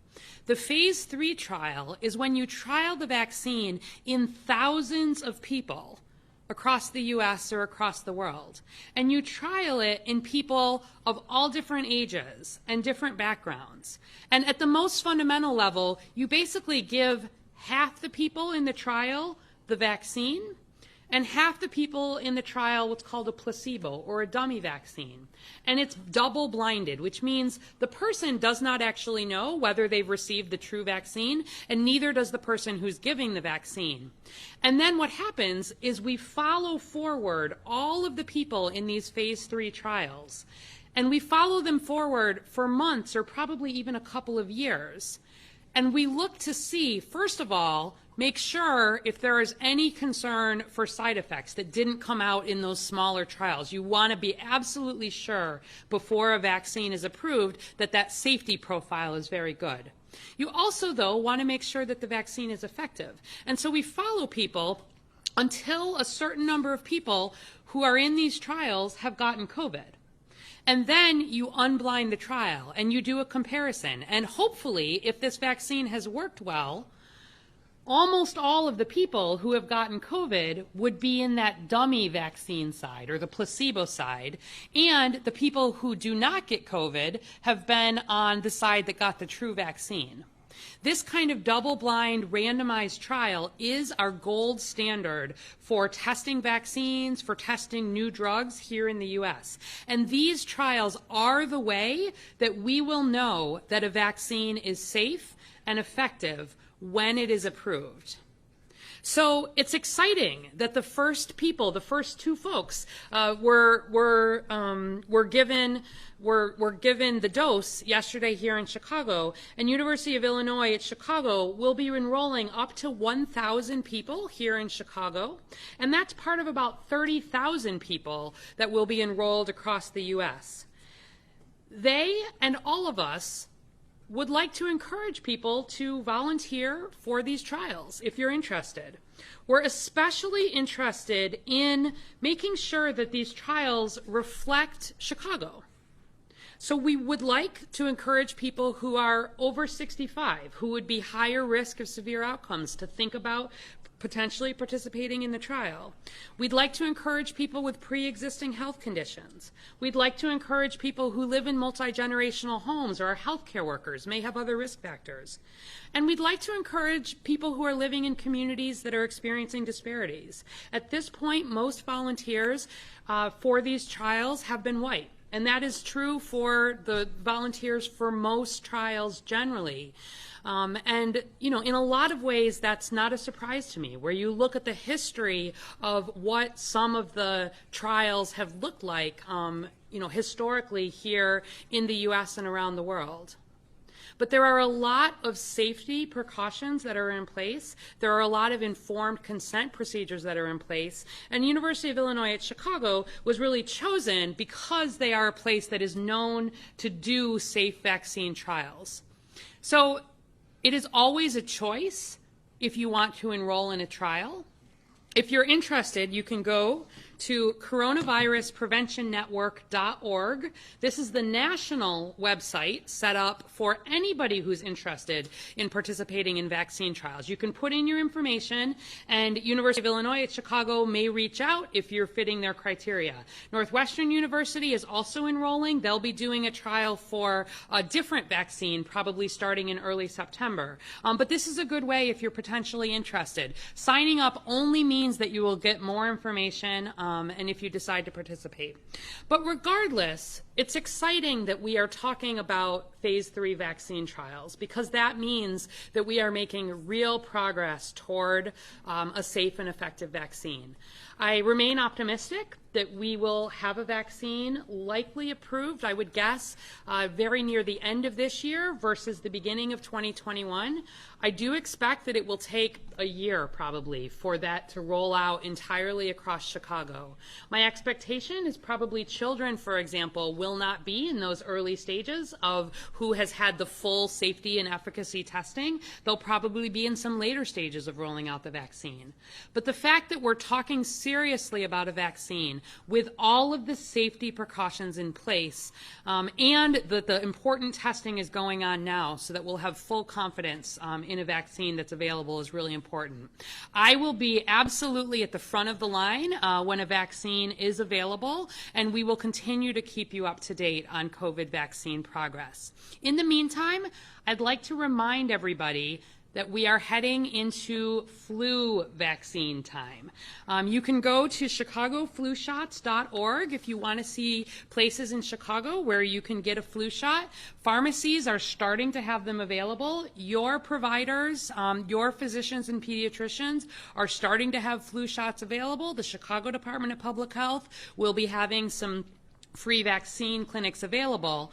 A reminder, virtually everybody, with a few exceptions, over the age of 6 months should get a flu vaccine every year. And this year, that is especially important because preventing influenza means that fewer people will need to seek medical care and testing for possible COVID-19 or influenza. Remember, the way these present, fever, shortness of breath, not feeling well, can be very similar. And where we're already concerned about testing resources and hospital resources, the fewer people we can have with possible flu, the better for everybody. Also, increasing flu vaccination uptake helps us save healthcare resources for COVID-19 and other conditions. Every winter here in Chicago, we see a surge of hospitalizations related to influenza. And we see that different from COVID in younger people as well as older people. So every year we have young people who are hospitalized, and unfortunately we usually have a couple of children who die every year from influenza here in Chicago. The reason a new vaccine is made every year is that the flu vaccine is remade based on the strains that are circulating in the Southern Hemisphere. And at this point, the Southern Hemisphere has actually looked quite good from a flu outbreak perspective because a lot of the precautions that have been in place for COVID, things like wearing masks and hand washing and keeping your distance, will also be somewhat protective against influenza. But that flu vaccine is what helps keep you out of the hospital if you get influenza. It does not completely protect against flu. It's not 100% protective, but it is so important in terms of helping limit those serious impacts. So especially if you have underlying conditions, if you're someone at risk of getting COVID complications, for goodness sake, please get a flu vaccine. We don't know what it will look like to have someone co-infected with influenza and COVID-19 at the same time, but we know it would not be good. So please start reaching out. It's a good time to be reaching out to your doctor, getting your health into good shape. We're concerned, frankly, heading into fall and winter about what health is going to look like in Chicago. I'm concerned about the increases that we're seeing in COVID-19 here in Chicago and around Illinois. I'm concerned that as the weather gets cooler and we start doing more indoor activities, we have the potential to see some more spread. And I'm particularly concerned where we think about influenza on top of COVID-19. So now is the time to start reaching out and getting that annual flu shot, doing everything you can to get your chronic conditions under as good control as you can, and keep doing the things that we know work. I've been very proud of Chicago's response. By and large, we see people wearing masks, taking this seriously. We've seen our businesses do a really good job, and we have stricter restrictions in place, even that are required at the state level. But now is the time to double down on those things that we know work. I would love to see us turn this around, to get those case numbers down, even back under 200 new cases per day if we could. Being in as good a position as we can as we head into cooler weather is going to be crucial to our long-term efforts this winter. So thanks very much, and I'm happy to take questions. Thank you, Dr. Arwady. Recently, the CDC updated its travel requirements. And while it still does recommend to follow social distancing and other types of rules, it is no longer requiring a 14-day quarantine when you visit one of those states.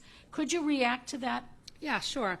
So one thing is that, unfortunately, the United States is having a significantly worse outbreak than nearly any other country in the world. There are some other countries, Brazil and India, that are also having some large outbreaks, but in a lot of ways, you know, as people probably know, the reason why U.S. citizens right now can only travel to very few places around the world is because our COVID numbers, frankly, are worse than those abroad. And I feel like that may have been in some ways a response to that. What I would say is that we don't have a lot of people traveling internationally, but we are seeing cases in people, like I said, returning from some of the places that travel is still allowed. So we are seeing cases right here in Chicago in the last week from people who have traveled to Puerto Rico, to Mexico, et cetera. And we will follow the state's guidance on this. Generally, we would not do a separate sort of international level, and what the CDC has really said is that they would defer to state or local jurisdictions. I believe we will probably continue to have a 14-day recommendation in place. As you know, at the state level, it's been more of a travel advisory, but I would defer to the Illinois Department of Public Health as far as the recommendations. In a practical level, I think my recommendation would be that if people are traveling, that they would, ideally be abiding by that 14-day quarantine that has been recommended, but we will not have an order or a requirement in place, and we would not enforce around that. But the state, as you mentioned, does not, it's the city that has this rule. Yes. The state has not put anything in place. And if we were going to follow the rule, because of what you've said today, you'd really tell everybody, don't go anywhere in the state. Yeah. So as I said, we made the decision not to impose travel restrictions within Illinois. Just as, we thought about, for example, when Wisconsin was on the list, when they were really having some problems, we looked really closely at should we instead try to only do some counties in Wisconsin, recognizing that there were parts of Wisconsin that were in relatively good shape. But we felt that for consistency and frankly to try to decrease the potential for confusion, that it didn't make sense to do a county by county restriction.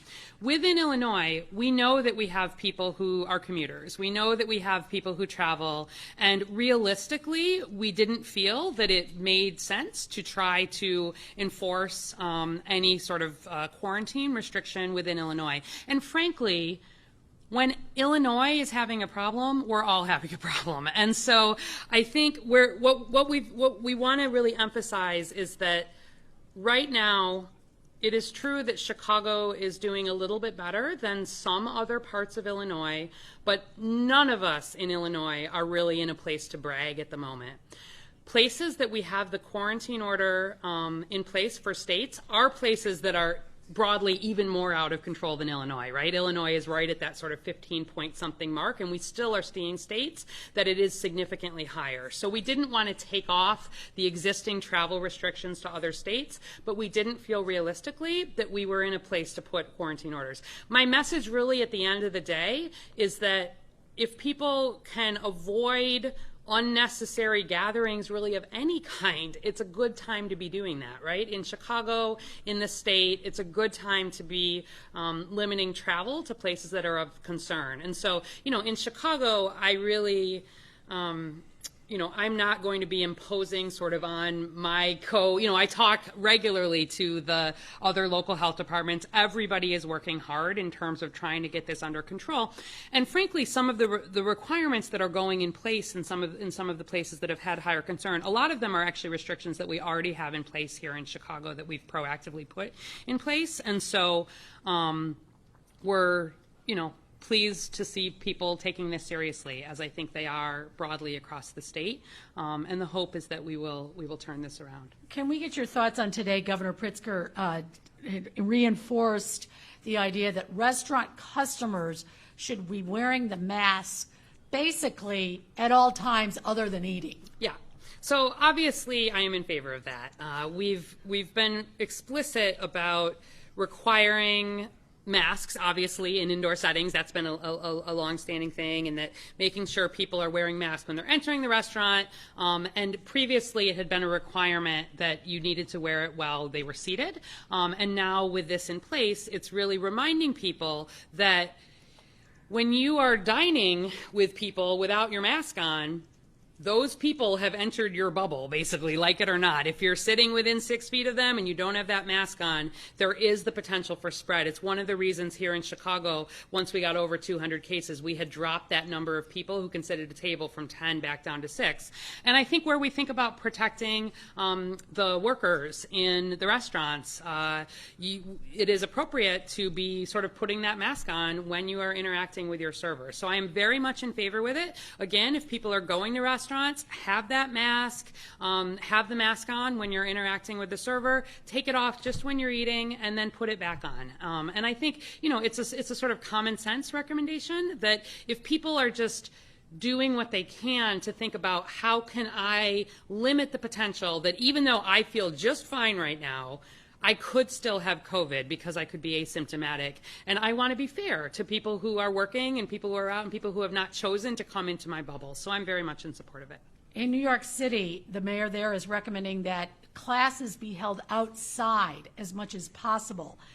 They are considering closing streets, using parks, using parking lots, maybe setting up tents.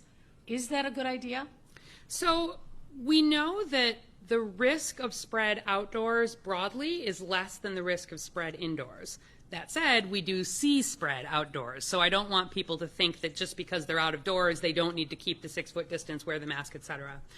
I think people are being very creative around trying to think about ways to limit risk. We've seen that here in Chicago, I'd say, around the expansion of the outdoor dining, closing some of the streets in terms of allowing more restaurants to have spaces outside. We've seen churches and others move to outdoor services.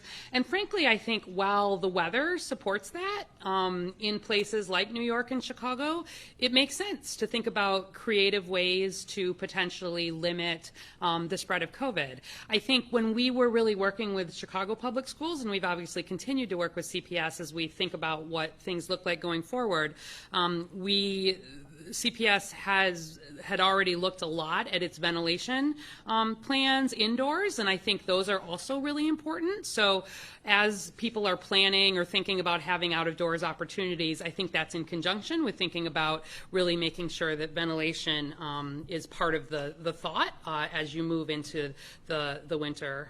So I think, we're love seeing creative approaches to thinking about limiting the spread, but I don't want to give the impression that an outdoor setting is completely free of risk. From Block Club, several questions. During your live stream today, you said Chicago is seeing more COVID and our new cases average is rising. Do you anticipate hitting 8% positivity or 400 new cases soon? So it's hard to say. I think, as I mentioned, we had about a 7% increase in our cases just from last week. As I showed on that first graph, this has been a gradual incline. And we actually do some work behind the scenes to not just look at what do the numbers look like overall, but how fast is that rate of increase. So in addition to that 400 case mark, which we've just set as a little bit of a line in the sand around the burden of COVID, if we were to see a more rapid increase, that could also be a trigger for us. And then the percent positivity.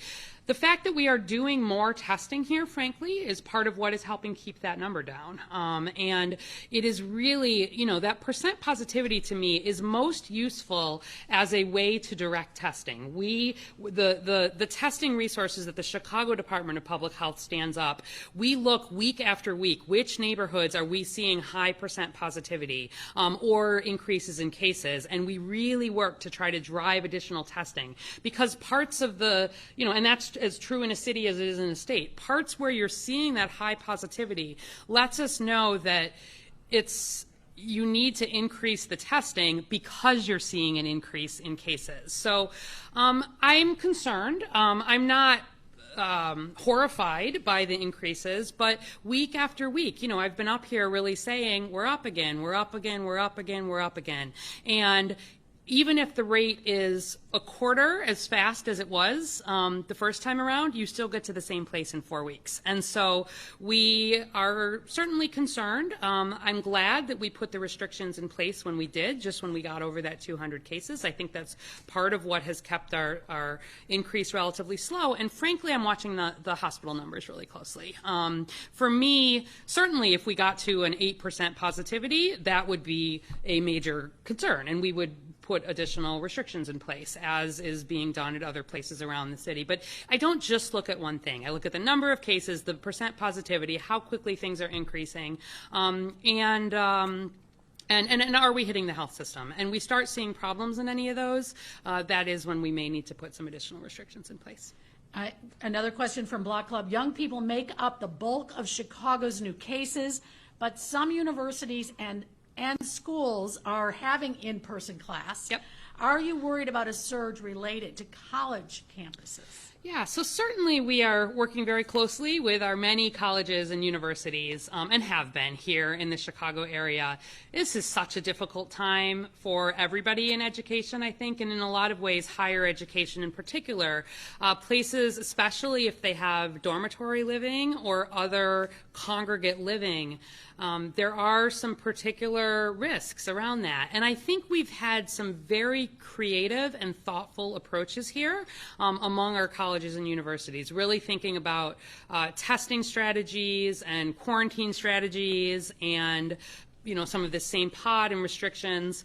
So it's not an area that I have major concern for that driving our, sort of a major outbreak pushing us out of control here in Chicago, because I'm confident that if we see concern. If we see outbreak, if we're not able to get things in control in school settings and university settings, that they would take the appropriate mitigation procedures all the way up to going back to virtual if that were necessary. So certainly we are keeping a close eye on this, and when we hear about cases, we're working with schools and with universities, and I feel good about the procedures that are in place there to monitor for that. We would expect cases. There's nothing less. It's just whether if we were to see significant spread or outbreaks, that's where we may need to make some different decisions with the universities. And, time will tell what that looks like. Final question. Do you recommend people wear face masks at all times when outdoors? So I do. What we absolutely have required is that people wear a face mask out of doors if they can't keep that 6-foot distance. And so if you are by yourself, out in a field somewhere where there are no people around, okay, you can have the face mask off during that time. But I would ask everybody to have the face mask really with them. And if you are even just passing somebody on the sidewalk, just put your face covering on. I think it's, number one, important for limiting spread, although we know that the risk of spread in a very short interaction is small. But I think it also just sends an important social message that says, I take COVID seriously, you take COVID seriously, together we are doing what we can to protect our community. So it is an absolute requirement that people have face coverings on indoors. It is a requirement that people have them on out of doors if they are within 6 feet of others. And I would ask people who are, maybe out in more distanced ways to make sure you have the face covering with you. And if you're even coming anywhere near someone else, just put it on. It's the good thing to do. And it helps really send a message, which most people are doing in Chicago, that we're taking this very seriously. Thank you. Thank you. 24-hour information line available at 707-967-4207. Now I'd like to invite up our Operations Section Chief, Dr. Mike Srigliano with Penn Medicine joining us out of Philadelphia. Good to see you, Dr. Mike. Always a pleasure, Thomas. I want to start with Hong Kong. Researchers out of Hong Kong, they reported what appears to be the first confirmed case of COVID-19 reinfection. What are the doctors saying? Well, this is a 33-year-old man that had COVID-19 back in March. Now, what makes this very interesting is they sequenced the genetic material for COVID-19 at that time. He got better and was tested negative after he got better. Then in early August, came down with another infection. They sequenced the genetic material and it had mutated. It was a different genetic composition, if you will. Now, the good news about this is that it was a very mild case the second time around, so his body was able to respond and kick in. But it does portend the fact that this virus can mutate and we may need to get boosters like we do the flu shot every year because this virus can mutate. Again, not to cause alarm, but I think it may be that this virus sticks around and is something that will require booster shots. Yeah, you talk about mutation and you briefly touched on this. So does this raise new questions about antibody immunity, the fact that we may not have long-term protection? Well, we still don't know how long you are protected. Now, with this person, it was a different virus. It was the COVID, but it had mutated. So that's one issue. The other issue is things like plasma therapy that we've been talking a lot about, or monoclonal antibodies, where they develop these antibodies in a lab and then give them like a medication. If they're designed to treat one type of coronavirus, will it not work then if the virus tends to mutate? So that's a very interesting information and something we'll have to keep an eye on. But if you're out there and you had COVID-19, don't think you couldn't get it again. Yeah, it really is interesting. I want to talk about this new study that shows blood pressure medication, Dr. Mike, may actually reduce COVID-19 related deaths. Well, this was of great interest to me from the very beginning. Remember that COVID-19 tends to attach to ACE2 receptors. That's angiotensin converting enzyme receptors. Now, we use that pathway for blood pressure control with medications known as ACE inhibitors and angiotensin receptor blockers. These are very commonly used. They are widespread. 3/4 of my patient population take this kind of medication. And early on, there was concern that these medicines may make you more at risk of getting more severe illness. Well, in the biggest, most recent data looking at this, it actually reduces your risk. So if you're taking those medicines, stay on them. And that information really came out several months ago with some early studies showing that it actually was not a problem. Thank God for that, because so many people take those kinds of medicines. And we all know if you have cardiovascular disease or high blood pressure, it puts you in a high risk category. So taking those medicines to control your blood pressure, a very good thing. Yeah, worth noting. A recent study, if you will, collecting data showed that people, Dr. Mike, searched for severe anxiety-related information at record highs beginning back in March when this whole pandemic was first declared a national emergency. Are you surprised by that search? I'm not surprised at all, Thomas. We know for a fact that anxiety, depression, suicidal thoughts, even domestic violence has gone way, way up ever since the beginning of this in March. It has to do with uncertainty. I mean, just look around you. We have economic uncertainty, social unrest, political unrest. We have a pandemic, and now an asteroid. An asteroid is coming our way. Isn't 2020 just fabulous? So the bottom line is, Thomas, that there's a lot of reasons to be anxious. We're all anxious. If you need help, though, if it's affecting your life, there's tons of help out there, and there's telemedicine to get the help that you need. Yeah, that asteroid, by the way, a near miss. Are you hearing that anxiety among your patients, Dr. Mike, when it comes to COVID? I mean, could PTSD, post-pandemic anxiety, this stress, this mental health be a new health crisis in our country? Well, certainly, Thomas, this is going to have long-term effects, just like we see with the physical effects of COVID-19 having long-lasting effects. We're also going to see depression and anxiety. Yeah.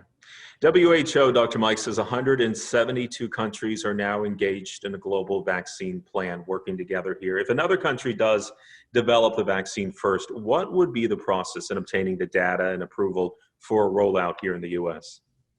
Well, we can only hope, Thomas, that there will be sharing of information. Remember, we're all on the same planet. And so if one organization, one country, one pharma comes up with a viable vaccine, then there will be a mechanism in place. Now, the big problem with this, Thomas, is who gets it first, how is it distributed?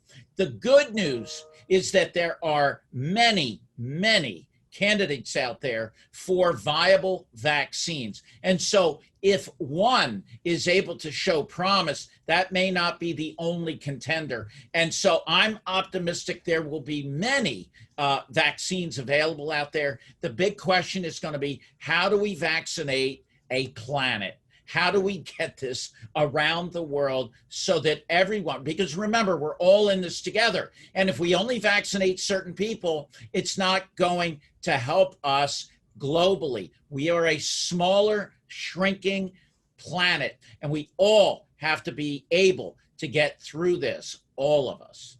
Yeah, and I think most would agree our frontline workers, our healthcare workers should be getting the vaccine first here. 36 states, Dr. Mike, have reported a spike in cases on college campuses. Should we be looking closer now at these colleges, these college towns as community spreaders? Well, Thomas, the whole issue of getting back to school, team sports, it goes on and on and on. It's very sad, and it's very it's problematic because we all want to get back to our old routines. The problem is that the virus is not going away. And so if you have kids going to college, remember, college kids are social animals. they socialize. And we can't even agree on getting people to wear masks that aren't in college, that are adults. So when it comes to this, it does trouble me and worry me. The bottom line is, until we have a vaccine, I think this fall, when it comes down to it, may be a wash. And we're hearing more about this blitz testing in some areas. What's being done here? I mean, will this be needed as we gear up for the fall season? Well, I think if there are surges or hotspots, we're going to need to have absolute surge testing where the government comes in and says, look, we'll fund these testing sites free of charge to you to increase the numbers and really troop surge, if you will, test surge these areas so that we can get a handle on this. Yeah, it makes it kind of tricky here. I mean, you spoke about this briefly here. We're learning that the virus may have detectable levels up to 12 weeks after infection. What does that mean?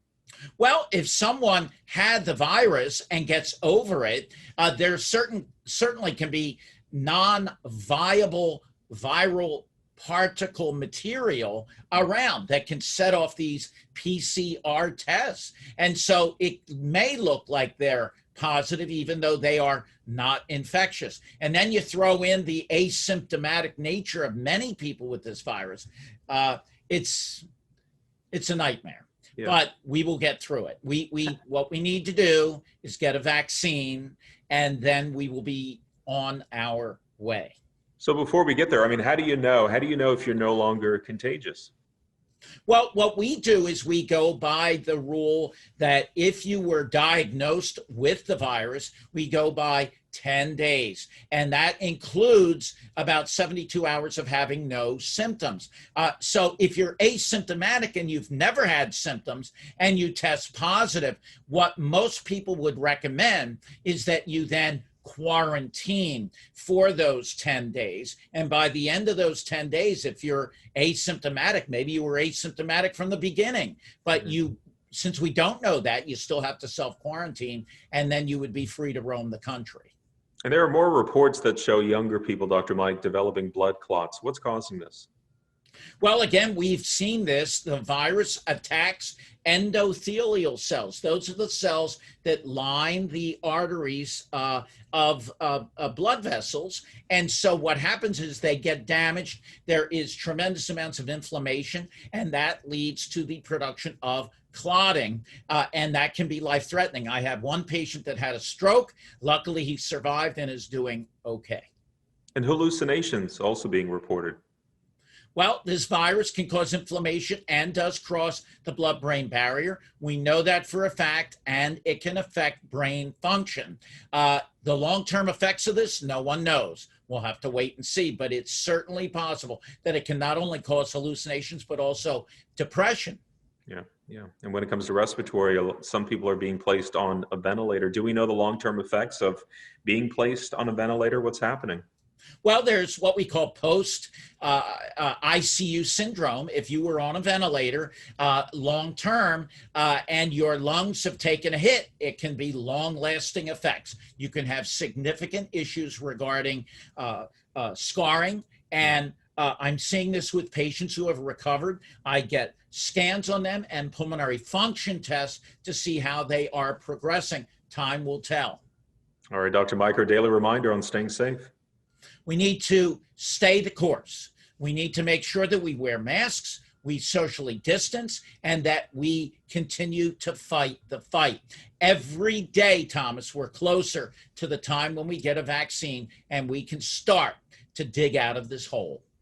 Need to stay focused. Dr. Mike Sirigliano with Penn Medicine out of Philadelphia. Have a great day, Dr. Mike. Good to see you. Always a pleasure, Thomas. You as well. Hi, everyone. I'm Frank Malakota. I'm an anchor reporter for KTVU Fox 2 here in the San Francisco Bay Area. My guest is the CEO of Cardinal Education. It's a Silicon Valley-based company that tutors and preps students for high school, college, and beyond. And he's here to talk about a new phenomenon. You may have heard about it, school pods or micro-schooling. Let's say hi to Alan Coe. Alan, good to have you with us. Frank, great to be here. Thank you so much for having me. Before we dive into these school pods, why don't you give us a little background on Cardinal Education? Sure. So Cardinal Education is a global educational consulting firm. We specialize in admissions, tutoring, and test prep. And we work with a very affluent clientele across 6 continents. And so we've been at the forefront of developing custom solutions for families looking for a way to navigate these COVID times. Yeah, admissions, I bet, are getting a little tricky. We may go down that road a little bit, but let's dive into school pods, because this kind of fascinates me. With all the distance learning, families that can't afford it have been hiring, I guess, tutors or teachers that teach pods of kids. Tell us about it. So there are a variety of definitions of pods, right? So for some parents, they're calling pods basically homeschooling, and they're opting out of the school system for this year. For us, the way we're defining pods are substantial time to help kids supplement their academics, usually with other children, to get the socialization that comes from physical school. So for instance, a lot of schools have free time during the day in between their classes. This is a perfect time for a pod instructor to be working with a small group of children to simulate a classroom collaborative environment to work on the lessons they just learned. And then after school, pods transition to sometimes supplemental academic help, but a lot of times in this day and age, fun activities. So for instance, we have a lot of former Division I athletes who are looking for work. And so as pod instructors, they're also doing world-class athletics with these children.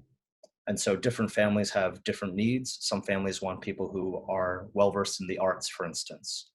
And so pods, essentially, they answer, how can we address the shortcomings of school in these difficult times by providing a lot of support and ideally doing it with multiple children to provide some level of socialization. Now, is this in addition to being homeschooled at whatever school you go to, or is it taking the place thereof? It is largely supplementing schooling. We have actually been discouraging families to consider the homeschooling option. It takes a tremendous amount of time and effort and planning and experience, frankly, to run a homeschool. And so it's better to stick with a school. And especially for many private schools, if you leave, you won't be able to come back easily. How big are the pods? For pods, we think the optimal size is about 3 students. It really depends on behavior. At most, you could probably take 6 in a home setting. Otherwise, the discipline issues, the familiarity, it'll be hard to keep a positive, productive environment. And age group, are we talking high school kids, or could it be second and third graders? Pods are actually the most popular with elementary school kids because parents are most worried about socialization for elementary school students. And plus, elementary school students, they need more supervision during the day so that parents can focus on work.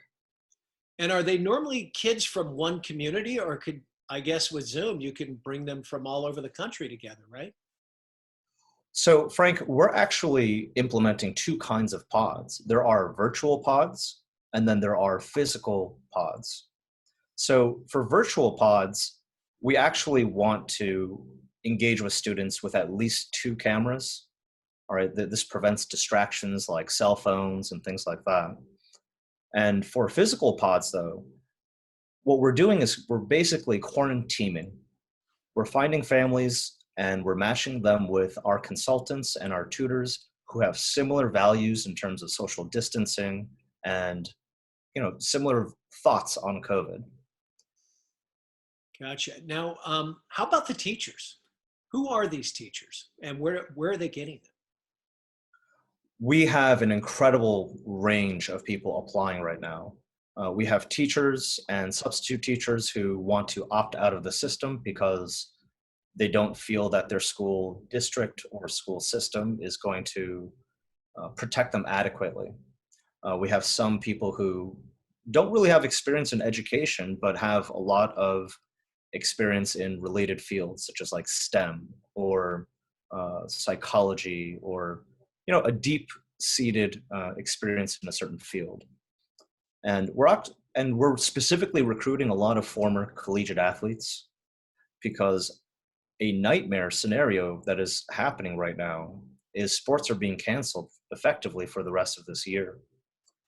And when you have a country full of youth not physically active, it's actually going to lead to a massive wave of depression and anxiety. And so we're trying to incorporate other activities into our pods beyond simple academics. Oh, that's great.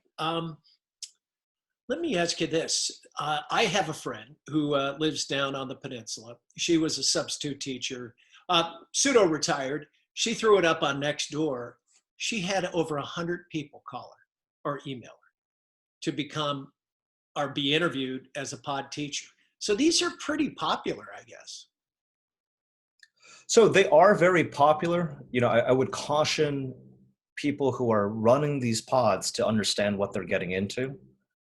There are some families who are not really willing to make a commitment. And so as a firm, you know, we have a responsibility first to our clients, but also to our staff. And if we're making a job offer, it's with the good faith intention of keeping them. But for a lot of families, they are just exploring. And so a pod position could be very temporary. Okay, folks, we have another live event that just popped up. We'll take out right out to Florida. We have Governor Ron DeSantis out there to really talk about the theme parks in Florida and the plan to reopen fully when everything does get going normally again. To create a very safe environment for the families that come and visit. So joining me today, John Sprouse, Executive VP, Universal Parks and Resorts, Chief Executive Officer, Universal Orlando, Victoria Espin, Manager, Attraction Operations, Universal Orlando, Raj Patel, General Manager, Toothsome Chocolate Emporium and Savory Feast Kitchen here at Universal Orlando. We got Jim McPhee, Senior Vice President, Walt Disney World Operations, Jackie Swisher, Vice President for Disney's Hollywood Studios at Walt Disney Parks and Resorts here in Orlando, Leonard Spencer, Senior Manager for Supplier Diversity, Walt Disney Parks and Resorts, Mark Swanson, CEO, SeaWorld Parks and Entertainment, John Peterson, Vice President of Zoological Operations, SeaWorld Orlando, and Cindy Miller, Senior Leader Entertainment for SeaWorld Orlando. I want to thank everybody for participating. Obviously, these parks are household names here in the state of Florida, and for good reason.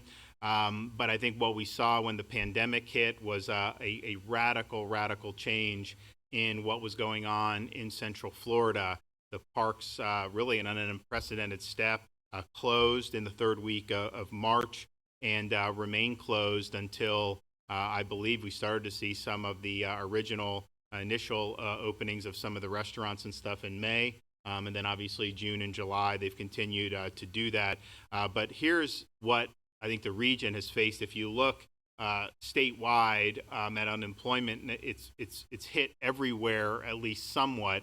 But here in Central Florida, it's been arguably the most pronounced in terms of the unemployment rate, particularly with Orange County and Osceola counties. Between March 1st and June 30th, people visiting Central Florida decreased by 67% year over year. Room demand in Central Florida decreased between March 1st and June 30th year over year by 75%. So to put that in perspective, statewide was a hit, but it was a 58% decline year over year. And then losses in this area have accounted for nearly 40% of the total decrease in room demand for the state. Now, part of that is typically viewed as dollars and cents, bed tax for the locals and the state sales tax and all these other things and the overall macroeconomic picture. And look, that's important.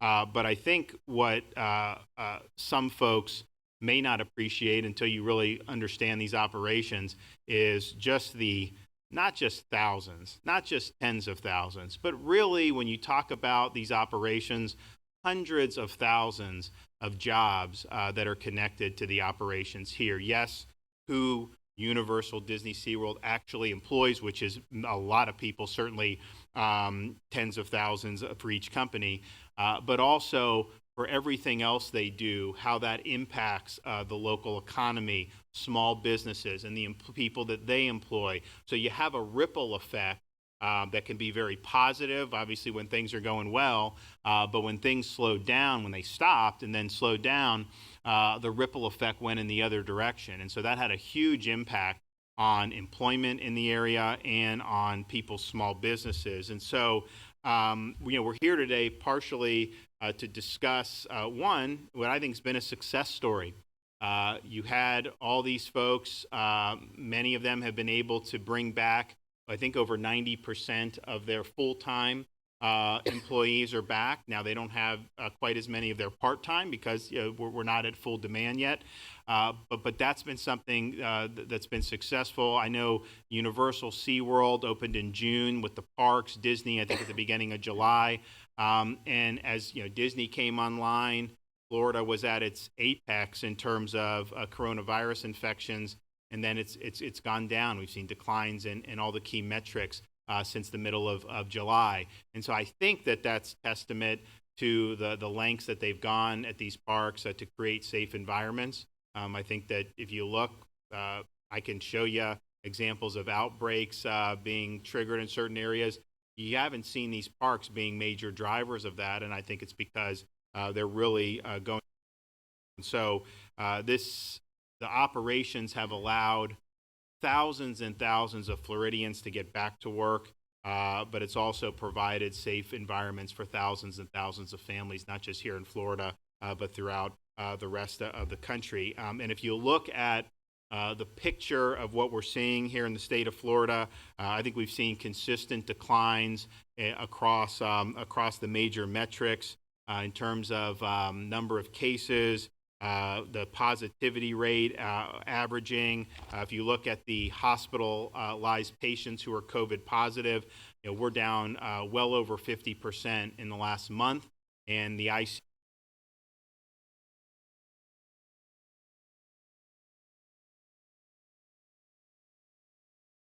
COVID-like illness, that's had an even more significant decline and is probably the number one leading indicator about the trend that we're going. That's down over 70% statewide. And if you look here in Central Florida, I think that the declines have been equally dramatic, and in some cases even more. Certainly with COVID positive hospitalized patients, the decline from the peak in Orange County is well over 50%, probably between 60 and 70% if you look at those numbers. And I think you're seeing similar trends downward in places like Lake County, Seminole, Volusia, Brevard, which we think is a good thing. So we had a lot of people chiming in about, have the numbers come down, you got to shut everything down or this or that. I think it showed you don't have to do that.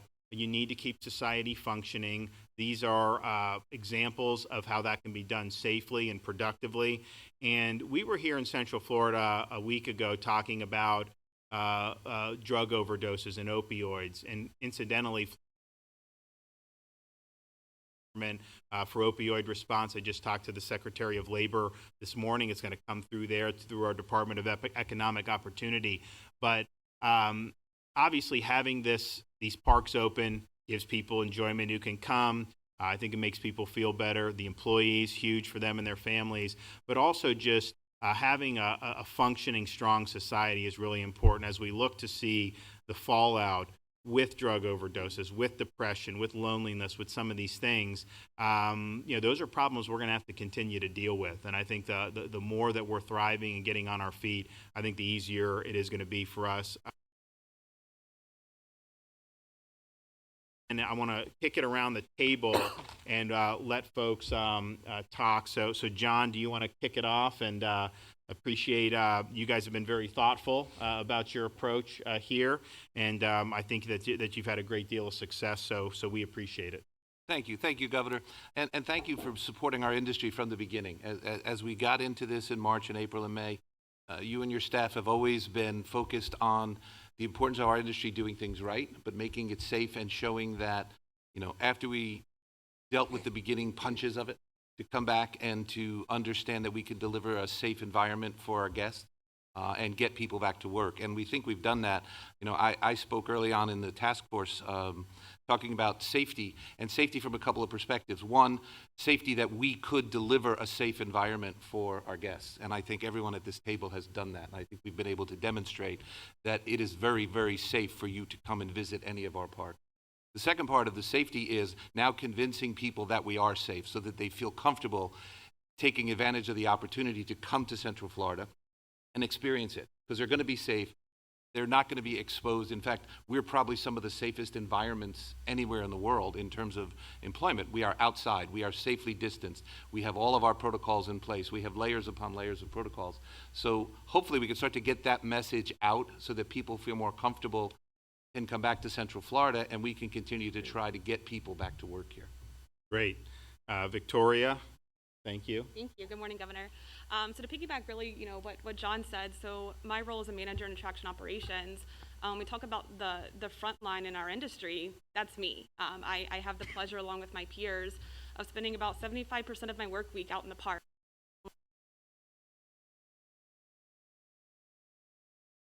So we really went to this closure, and just, for me personally, that first week was an interesting transition of the closure, spending so much time in the park day to day. I'm not used to that working from home, office life, but a gear really kicked in and said, ultimately the goal is to get this park open when the time is right. We had two priorities in mind, on the attraction side when creating our operational plans. And that was one, to create and foster an environment where not only our guests feel safe, but our team members feel safe. Creating the plan was the easy part, right? Delivering and executing that plan is where the real work kicked in. So going into park reopening, we welcomed back our hourly team and our salary leaders with open arms. And really for me, it was just heartwarming to see them back in their place of work. And, today visiting attraction signage as soon as you walk into the queue, reminding you to socially distance, put on your mask. You're going to see the decal showing you where to stand while you're waiting in line. You're going to receive your hand sanitizer prior to boarding an attraction, and as soon as you get off, you're going to see another A-frame showing you where the nearest restroom is and making sure we're giving those friendly reminders to frequently wash your hands. So overall, Governor, you mentioned success stories, and I really think what we're doing today is just that. Great. Well, thanks so much. Raj Patel, thank you. Yeah, thank you for having us here today.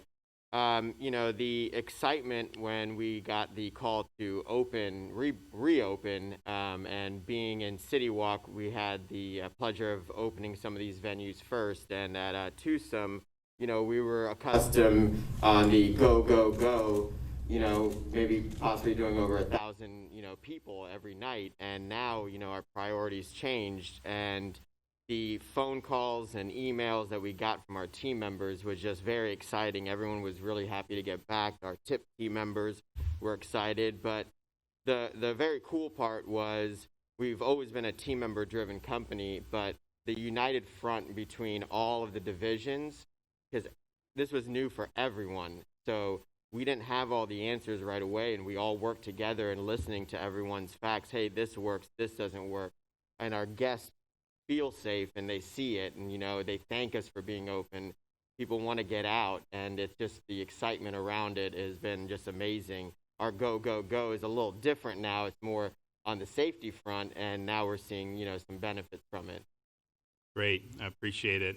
All right, Mark Swanson, SeaWorld. You guys, you opened in June. Yeah, we opened our parks in Orlando in June, and then we have a couple parks down in Tampa, Busch Gardens, for example. We opened that in June, and we have parks across the country. And I think really Florida, with your support and the support we've received at the local levels as well, has really helped us springboard to getting more things open. And I'm excited. I'm really proud of the industry for coming together, like John mentioned. I'm really proud of all our employees as well for their dedication to making a safe reopening. And one of the things we learned is, as we got open, we went ahead and we saw that people wanted to do more, and we added more days. We extended our hours in some cases. We added like fireworks. We're doing our beer fest right now in SeaWorld Orlando. We've had our Electric Ocean show as well. And I think people crave that entertainment, and they want to get out and do things, and we can do those in a safe manner. And I'm looking forward to being able to do Halloween and Christmas events at our parks that are very popular events, and we're going to do those in a safe and fun way. So we just appreciate being here and being open, and encourage everyone to get out to the theme parks, because it is a great place and a safe place to be at the same time. Great. John Peterson, Vice President of Zoological Operations.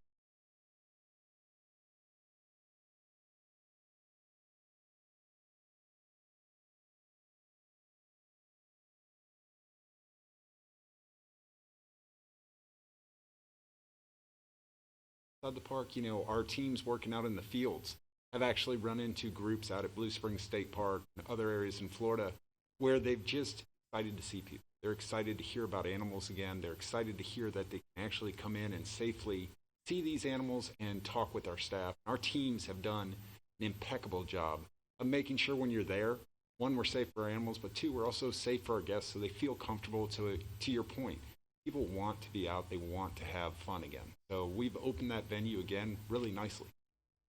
Great. Senior Leader for Entertainment for SeaWorld. Hi. So we have I work with an amazing team that has had the responsibility of working on all of our safety signage. So we have a couple of different ways that we're communicating our safety procedures and what we're doing to keep our guests safe while in the park. One of them is kind of our new exciting way to introduce different social distancing markers and things of that nature, utilizing lengths of animals to help kids understand to stay distant from each other while experiencing our attractions. We also have different voiceovers playing throughout the parks that help remind people, and then we have our safety squad as well. And these are some performers that kind of roam through the entire park that help remind people that, to wear their mask and to stay socially distant, because obviously, everybody needs a little reminder every once in a while, and it's going over really well. It also helps kind of make it all-inclusive for everybody. I also get to work with the amazing team that has come up with the out-of-the-box thinking to reinvent our events for SeaWorld. One of the first events that we got to work on was our 4th of July fireworks, and we got to reimagine those fireworks and put them to be experienced around the entire park, so that for those 14 minutes we could have families and friends and groups together, remaining socially distant in their orange circles, but still get to experience the moment and have to live in the moment and feel that together and that connectedness that a lot of people have been missing out on. So it's been really exciting. Great. Well, thanks so much. We appreciate it. All right, Jim McPhee from Walt Disney World. Thank you, Governor, and I want to echo everyone's mention of your support and appreciation for not just the state, but certainly Central Florida and for our industry as well. It's 6 weeks to the day since we opened up our 4 theme parks here, and of course our phased reopening began the latter part of May with the opening of Disney Springs, our retail, dining, and entertainment experience, as well as numerous hotels between that and mid-July. And of course, we've had just an exciting run here with ESPN Wide World of Sports, with Major League Soccer and the NBA currently underway right now. So it's been a lot of activity and a lot of focus. And I have to say, I'm extraordinarily proud of our cast members for their ability to adjust and adapt to the new protocols that are in place. Really excited to see that our guests are embracing this new world as it relates to the requirements necessary in order to really come in and experience the magic, and then ultimately the successful execution of all of our operations to make sure that we're leading the industry as it relates to a really safe environment. Shutting down in mid-March was obviously a tough challenge for all of us, but I know we all immediately turned to how can we operate differently. We had the benefit of learning from our partners in Asia and around the world, and I think we all went in with a very, very strong approach: create the safe environment, focus on capacity as it relates to what we can handle both in our theme parks, resorts, and locations, and then ultimately health and wellness. Between masks, temperature checks, barriers, and things of that nature, we really wanted to focus in on ensuring that we had a very, very safe environment for our cast members and also for our guests. So really, really pleased with where we are today. Obviously, I want to focus on making sure that everybody knows that all of our destinations are inviting them back, especially, all of us, in order to bring that experience to life. I thought your comment on fatigue and desire to get out and about was an important one, and we've all got a lot of magic to bring to life, and we're doing so in a very safe way. Great. Well, thanks. Jackie Swisher, Vice President for Disney's Hollywood Studios. Yes, thank you, Governor, and thank you again for the invitation. We're excited to share a little bit about our experience so far at Disney. And as Jim said, we're very pleased with our opening and our experiences. Just prior to our opening, I was actually in a different role. Rather than leading Disney's Hollywood Studios, I was the Vice President for Worldwide Safety Services. So I had a unique experience of helping to design the safety protocols that we're using today, along with an incredible team that Disney has of health and safety professionals. And we did that through the guidance of our local and state authorities, as well as organizations like CDC and travel industry groups like the U.S. Travel Association. And so we feel really strongly about those protocols. And now that I've moved into an operating area, I'm really proud of the services that we're providing, and particularly how we've trained our cast members. As Jim mentioned, our cast are the center of our approach, and we couldn't do our jobs without our cast members. And we've really taken the time to educate our cast, to help them understand the why behind all of these safety protocols. And what that's done for our cast is given them the confidence to come in and understand their role, understand why their jobs have changed a little bit with physical distancing and some of the other protocols that we've implemented. We're taking the same approach for our guests, educating them prior to arrival. We've used an approach of a know before you go initiatives to help our guests understand all of those protocols and what to expect when they arrive, including those in attendance limitations, physical distancing, face coverings, and other initiatives. And so when they arrive, our cast are all well trained and ready to help. And as our guests are learning, our cast are right there to help them every step along the way. And what's been great is that we didn't know exactly how the magic would play out when we were planning to open with all of these new health and safety protocols. And what's been great is the magic is definitely back. And it's been really fun being out in our parks. I have so many stories, as I'm sure all of us do, of just great guest experiences. In Disney's Hollywood Studios in particular, our guests really enjoy showing up with themed face coverings, which actually adds to the magic in some ways. Just the other day, there was a little girl who was about 5 or 6 who came in her Rey outfit. And so she was a Jedi, and she was all dressed up and with her hair tied up just like Rey and her matching face covering. And all she wanted to do was talk to Chewbacca. And so she was able to talk to Chewbacca in Star Wars Galaxy's Edge. I actually saw her there 3 different times throughout the day. And so our guests are really enjoying being back in our parks and enjoying the products. It's a little different. We have a different way of experiencing our characters that's a little bit more at an appropriate distance. But our guests have embraced that too and have started taking selfies with characters in the background and have really, the park has really come alive. So we're so grateful for all of your support and all that you're doing to continue to educate all of our residents here in Florida to continue on this journey. So thanks so much. Thank you. Leonard Spencer, Senior Manager for Supplier Diversity, Walt Disney World Parks and Resorts. Thank you, Governor, and thank you for the invitation, and we're excited to be here. And you talked about it earlier, and we understand that we are an important part of our region's economy, and we have a long tradition of tapping into the creativity, innovation, and diversity of our local business community. And in this difficult time, we've witnessed the impact that the pandemic has had on our small business community and their employees.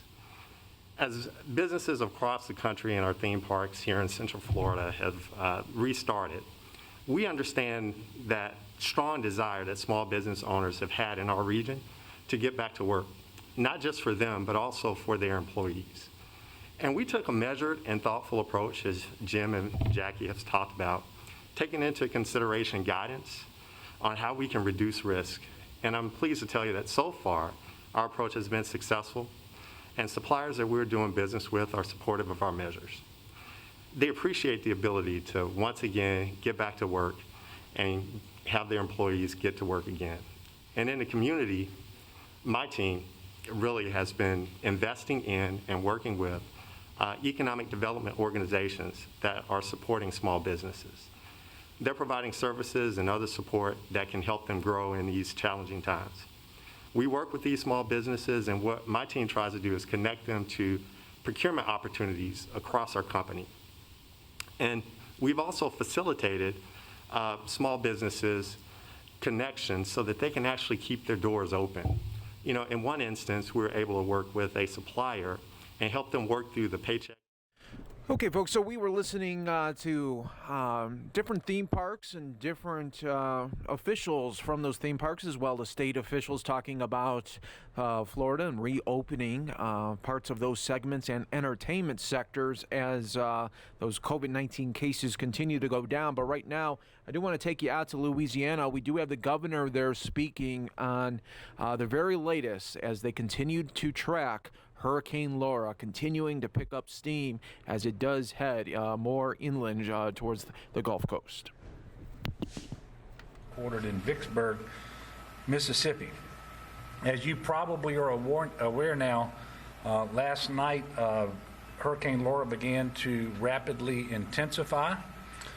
It is now a Category 3 hurricane and anticipated will make landfall very early tomorrow morning in Cameron Parish as a Category 4. I'm going to make a couple of points and then yield the floor to Ben.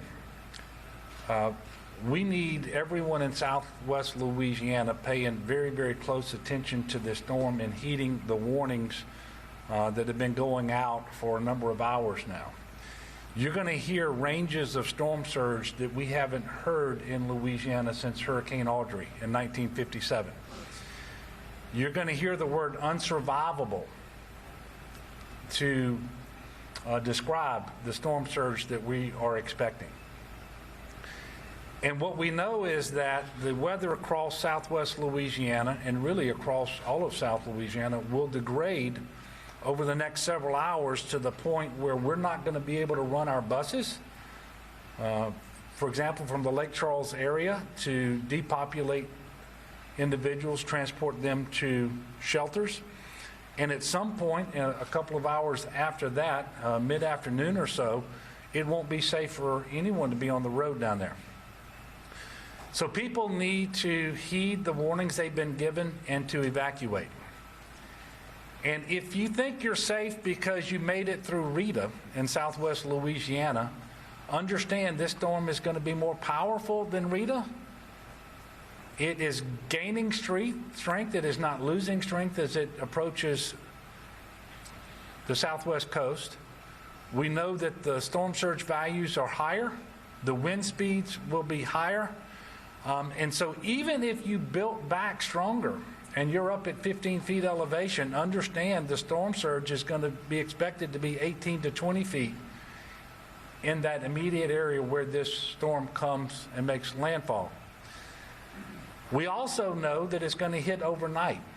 And so for people who make the decision to stay, the worst thing you can do is when that storm really starts beating at your door, 1 or 2 o'clock in the morning, is to decide, well, I'm going to leave now, because that will be the absolute worst decision you can make at that point, because the transportation on ground level will be ultra hazardous, more hazardous than you staying in your home, which is why we need people to start evacuating now. If you're in those low-lying areas, if your local officials have told you that there's evacuation in place, whether it's mandatory or voluntary, we need you evacuating now. And by the way, the road network is not so congested that you can't get out. I just looked at I-10, for example, and the traffic is flowing freely on I-10. So understand, we're talking about unsurvivable storm surge in Cameron Parish, and really that's the designation that's being given from the Texas line over to Intercoastal City and Vermilion Parish. For the first time in many years, we have activated the entire National Guard.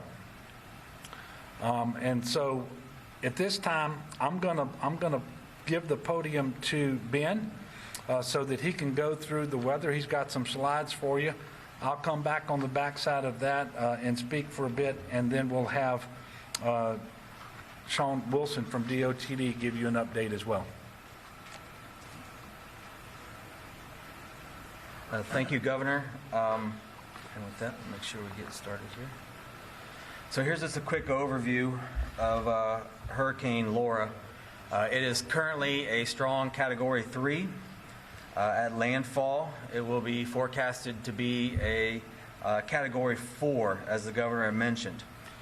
I'm going to go through each of the individual threats, talk a little bit about them, and some of the local pieces, especially dealing with Cameron and Calcasieu parishes.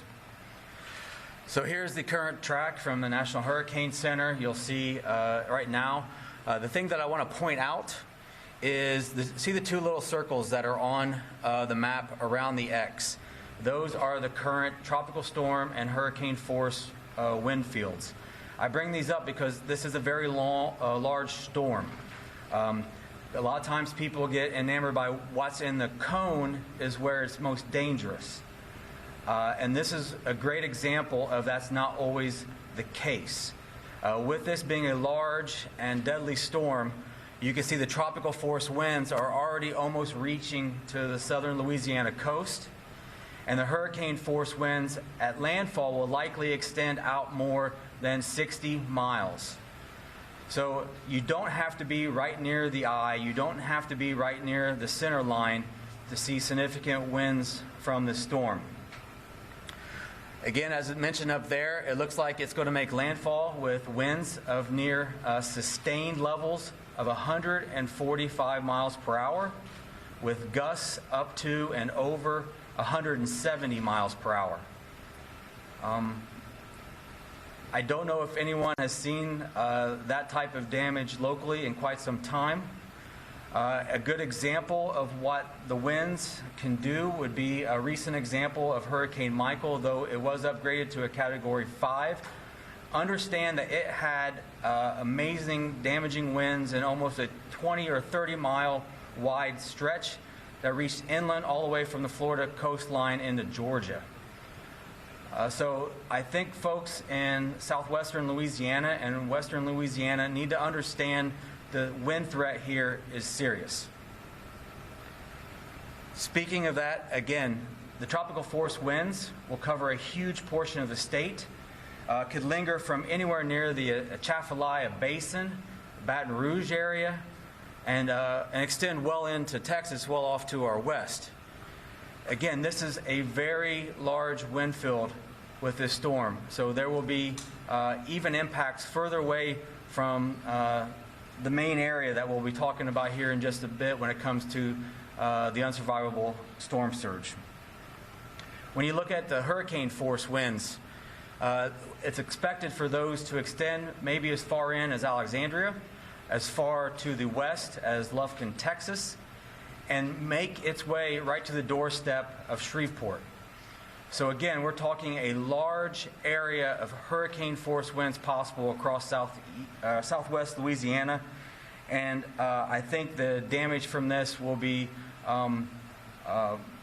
unfortunately devastating at a level that a lot of people will not be able to recognize the areas that they live in if these winds are realized for this forecast. Storm surge, as the governor mentioned, these numbers are unimaginable. To think that there would be a wall of water over 2 stories high coming on shore is very difficult for most to conceive, but that is what is going to happen as we move into the early morning hours tonight and to Thursday. There will be a wall up to 18 to 20 feet at the highest point. Most likely, as you can see in this map here, zoomed in to Cameron and Calcasieu parishes, that the majority of Cameron Parish will be underwater at some point.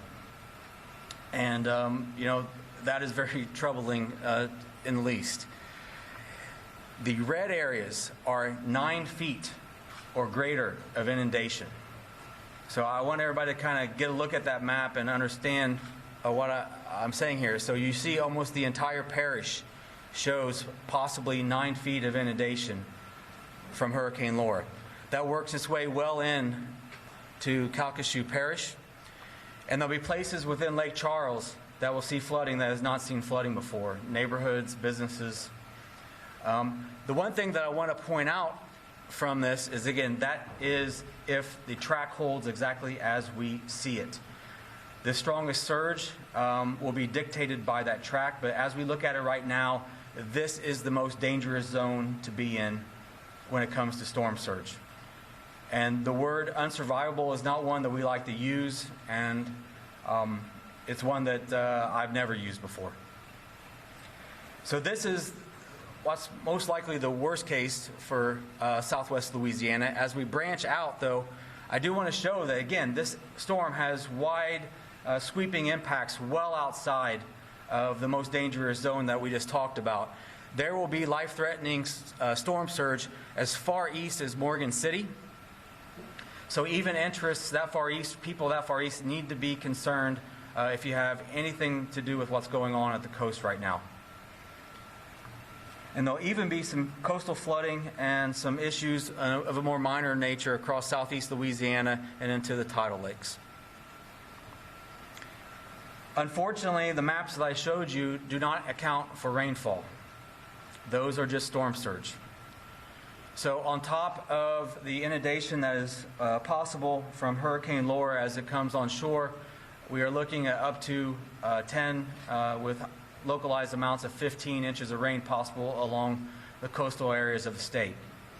So you throw all that fresh water on top of the seawater coming in, again, you can imagine the picture that this may paint. Inland, as far north as Shreveport, flash flooding will be possible. So again, all portions of western Louisiana need to understand that the heavy rainfall can create quick flash flooding. And as the governor mentioned earlier, if you are trying to travel in the heart of this storm, you are putting yourself and whoever's in that vehicle definitely at risk. And with that, I'll wrap up my comments and switch it over back to the governor. And before I do, I just want to double down on his comment about Rita. It is something that a lot of people will use that as their baseline. And I just want to kind of mention it again, that there is no way to be certain that if you live through Rita and that you're hunkering down today in an area that there was an evacuation notice, that you will survive. And so please, as the governor mentioned, the Weather Service recommends everybody follow all local officials when it comes to evacuation notices. Thank you.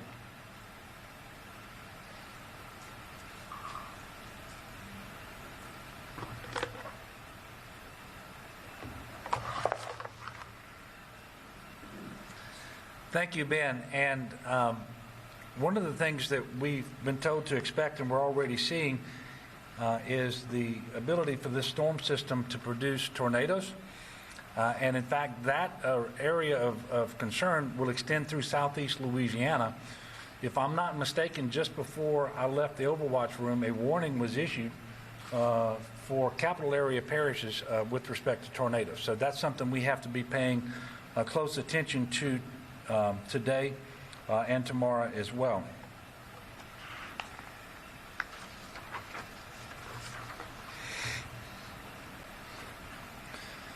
Obviously, a serious concern is people trying to drive on flooded roadways. It is normally the storm surge. It's people out on flooded roadways. That's what causes the most people to die, to be killed as a result of storms. So we're asking people to be particularly attentive to that. Do not drive through water if you don't know how deep that water is. It doesn't take much water to float an automobile. And you will sometimes lose control of the vehicle. It will be swept off the road because current is often imperceptible. And so we're asking people to be very, very careful about that. Certainly, do not disregard any high water signs or warnings that have been put in place by DOTD or by local officials. And remember that storm surge flooding is starting now in Louisiana. It's well ahead of the storm. It will just get worse over the next day or so, but it's actually starting right now in the lowest lying areas along coastal Louisiana. And while we have focused a lot on Cameron and Calcasieu, please understand that Vermilion Parish, Iberia Parish, St. Mary Parish, all of these are at risk for flooding because of the storm surge. And in fact, Jefferson Davis, we actually expect that there will be several places, Calcasieu, Jefferson Davis, perhaps Acadia, where I-10 will be underwater at certain points during the course of this storm. And if we're going to have that kind of flooding along I-10, then you know the areas between the coast and I-10 are at tremendous risk, especially those that are located near waterways. Again, we're going to have the storm surge combining with the rain in order to create these flood conditions that are going to be very, very serious. And people know whether they live in low-lying areas that are prone to flooding. What they don't know, because we haven't had a storm like this in so long, is just what the threat of this storm is compared to those of more recent years.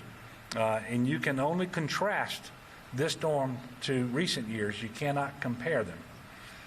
So I'm going to ask Dr. Wilson to come up now and talk more about transportation across the state of Louisiana, and then I'll come back on the back side of that with some more information.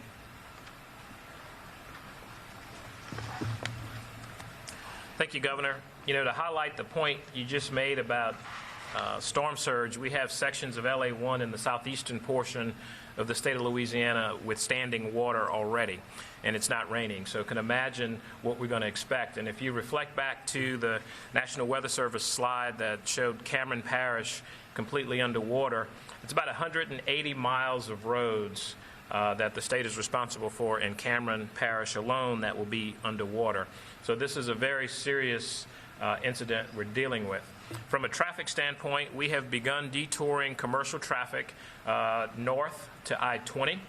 We've asked folks in Mississippi and Texas, we've worked with our counterparts in those states to make sure all of the signage on I-10 reflects that. Primarily going through Jasper in Texas and then I-55 here in Louisiana to get to I-20 to go east and west of Louisiana.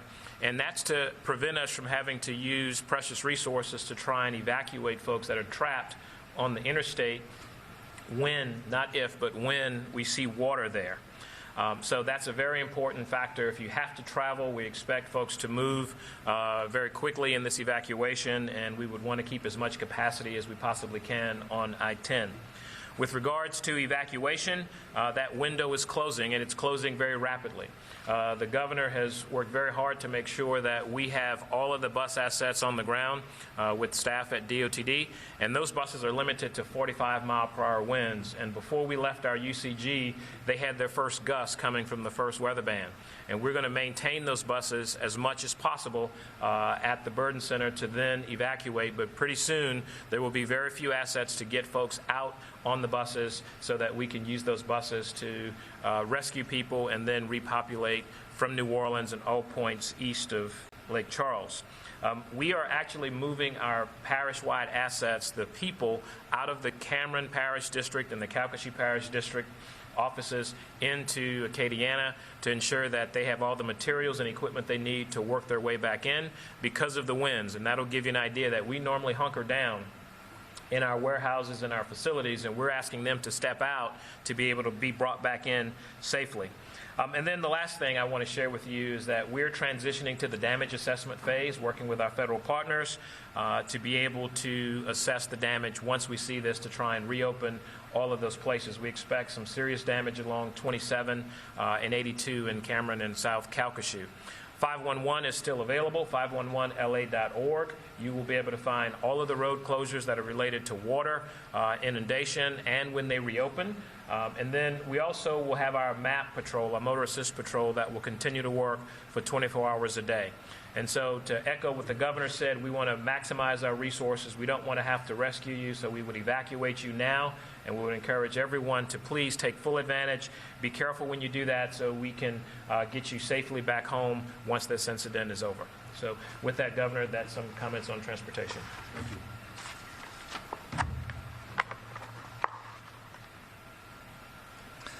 Thank you, Dr. Wilson. I also want to thank the National Guard for providing bus drivers, the work that's happened with DOT to provide the buses, and DCFS for the assistance we've been giving individuals yesterday and overnight to get them out of Southwest Louisiana and into non-congregant shelters. That's going to continue for as long as we can safely do it today, but that window is closing pretty quickly. We think we can keep those buses rolling at least till the 1 o'clock hour, maybe a little bit longer. We know it's safer beyond that for a couple of hours for individuals to get in their private automobiles and their own automobiles, I should say, and to move north and east to places where they can safely shelter. And we're encouraging them to start that movement now. And I will remind people that the roads are not congested. You will be able to get out. The CPRA is monitoring a total of 689 gates in the coastal zone, 410 of which are now closed. CPRA is also working to identify and pre-position pumps, generators, and other assets in south central Louisiana so that they can start to dewater southwest Louisiana as quickly as possible when it's safe to do so. They'll be working with the local levee authorities and government officials in order to make sure that we do that as soon as possible. We do believe that there will be extensive search and rescue following this storm. And that's why we're asking people to depopulate the area, evacuate, to minimize the number of people that we have to then rescue from very dangerous conditions. But we do anticipate that search and rescue will be forthcoming. As soon as it's safe to do so, you should know that with the National Guard, Wildlife and Fisheries, the Fire Marshal's Office, and assistance we're getting from around the country with urban search and rescue, we will have a very robust effort that will start as quickly as we are able to do that. Speaking of the National Guard, they have more than 3,000 guardsmen presently that are providing support. Those numbers will continue to increase throughout the day. The National Guard has approximately 222 high water vehicles and 65 boats manned and staged in southern Louisiana, prepared to provide search and rescue support as needed. They also have 19 aircraft prepared to support Hurricane Laura search and rescue. With respect to commodities, they have 921,000 liters of water, 528,000 MREs strategically placed and ready to support the citizens of Louisiana. And I will pause again to say that our team in Louisiana, when it comes to disasters, when it comes to responding, we have the very best anywhere in the country. And I want to thank all of them at every single agency, and we also appreciate all the work that happens on the local level with sheriff's offices and fire departments and OEPs and you name it, and just people being good neighbors to one another. And certainly we're going to need some. All right, everybody, we've been listening to the update there in Louisiana about Hurricane Laura and this massive storm that is heading their way in Texas right now. But we're also just getting a Texas update there from the governor, and we wanted to bring that to you. So we're going to go now to Texas Governor Greg Abbott talking about the big storm surge there that is expected. It's expected to be a Category 4 storm by this evening and then make landfall sometime tomorrow morning. I'm your host, Mike Page. Thank you so much for joining us here today on News Now. We're going to take you out to give you that full update in Texas right now. Now is that for the areas in southeast Texas that will be closest to the point where the hurricane will come across the shoreline, those people still have only about 5 hours to evacuate. There have been reports from local county judges as well as other local officials raising concern about the people in these regions where the hurricane may be coming across the shore, about the number of people who have not yet evacuated. And the concern is that maybe the people in those areas are not fully aware about the severe danger that people are facing where the hurricane will come across the shoreline.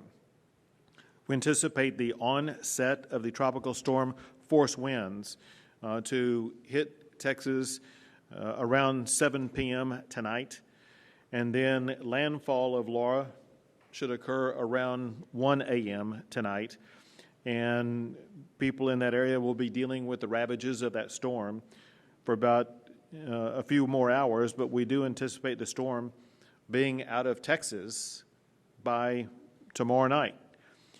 Beginning about 9 a.m. tomorrow morning, we will begin the process of going in and going through rescues. But it's important for people to know that from about 7 p.m. tonight until about 9 a.m. in the morning, it will be a little bit of a lockdown time period for the ability of rescuers and aiders to get in and to provide support for anybody in the local regions. And so we urge everybody who may be in harm's way to take these few last hours to get out of harm's way. And it may only be a day or two that you are required to be out of harm's way. But because of the power of this storm, if you are unable or do not get out of harm's way, the reality is for almost a 24-hour time period, there will be no ability for rescuers or aiders to get in and assist you in any way. So as I said, we do expect landfall around midnight tonight. This has been categorized repeatedly as an unsurvivable storm surge where it will be hitting. And that storm surge could continue inland for about 30 miles. We do expect tropical storm winds to begin around 7 or 8 p.m. tonight and gathering as it continues through Texas. The winds will begin in Jefferson and Orange County areas. And then, as I said before, we anticipate the hurricane coming across shore around midnight and expect Category 4 storm moving swiftly through Texas. Understand this, and that is that people will see a cone area of where the hurricane cone is expected to move through Texas and Louisiana. Importantly, winds are going to be heavy winds will be occurring outside of the cone, and those high winds will continue as the storm moves up through Texas into northeast Texas. Wind in this storm, wind is going to be the biggest threat. Tropical storm winds are likely to occur as far north as Longview. Storm surge is also a big problem with 10 to 15 feet storm surge around the Jefferson County area. We should expect some flash floods in various regions where the storm will be going through, and those flash floods could spill into rivers, and the rivers could overflow. The storm should exit the state by midnight tomorrow. Going back to the rivers, the one river that we do anticipate having the greatest challenges is the Sabine River. The Sabine River in the past, and we expect this time also, could spill over into areas around Orange as well as Deweyville. And people in those areas need to be aware of the high probability of facing high water.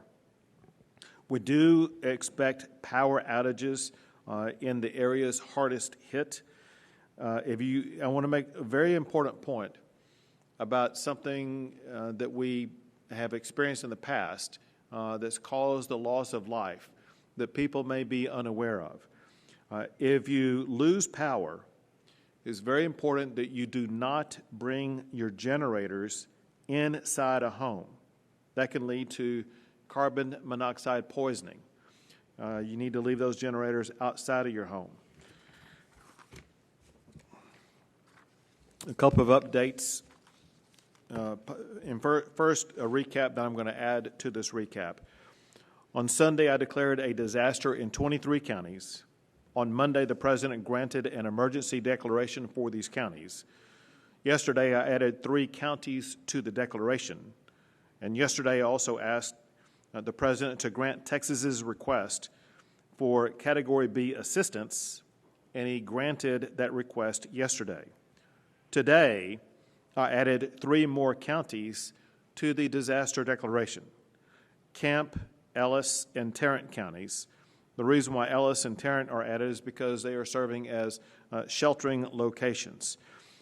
For the counties that may be concerned about the impact this storm could have on them, obviously we remain flexible with regard to expanding the counties that could be added to the disaster declaration. That will be dependent upon whether or not those counties are going to be impacted by the storm. For these new counties that I'm adding to the disaster declaration today, I'm asking the President to add these counties to our federal declaration. Some updates with regard to the assets that we have already deployed.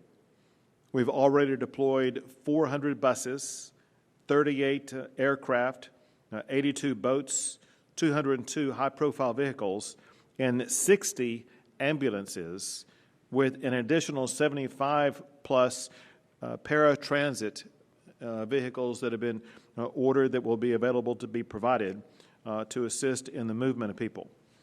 We have more than 5,000 people that are already sheltered, and we are prepared to take in many more as we continue to encourage everybody to evacuate from regions that could be the greatest impacted by the hurricane.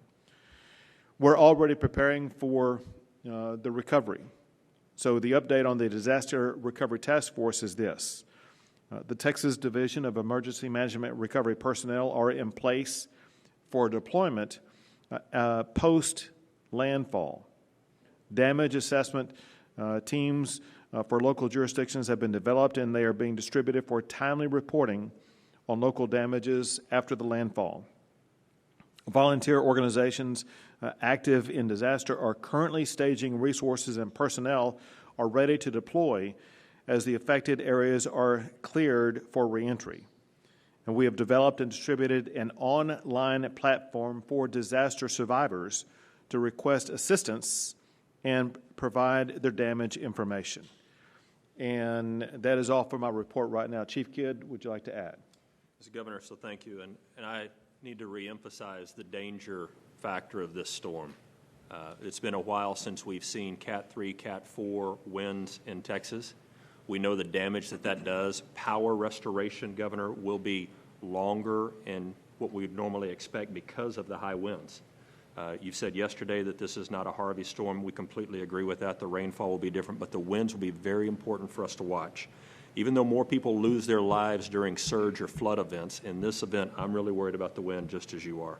Our rescue personnel are available. They will be hunkered down through the hours of the storm. I know that they will risk their lives to get out there. My urge and plea with Texans is, if you have the chance to evacuate now, please do so. Very good. We'll take some questions. Governor, here in Austin, shortly after you announced that CODA would be used as a transitional site, they reported running out of vouchers and turning people away to the point of locking down the gates. Did you anticipate that? And what's your reaction to them shutting down the gates like this? Sure. Let us give you an update on it. Chief Dim Kidd has that information for you. So, Rudy, thank you. And let's get the story straight on this, and I appreciate the question. I did talk to the city of Austin this morning.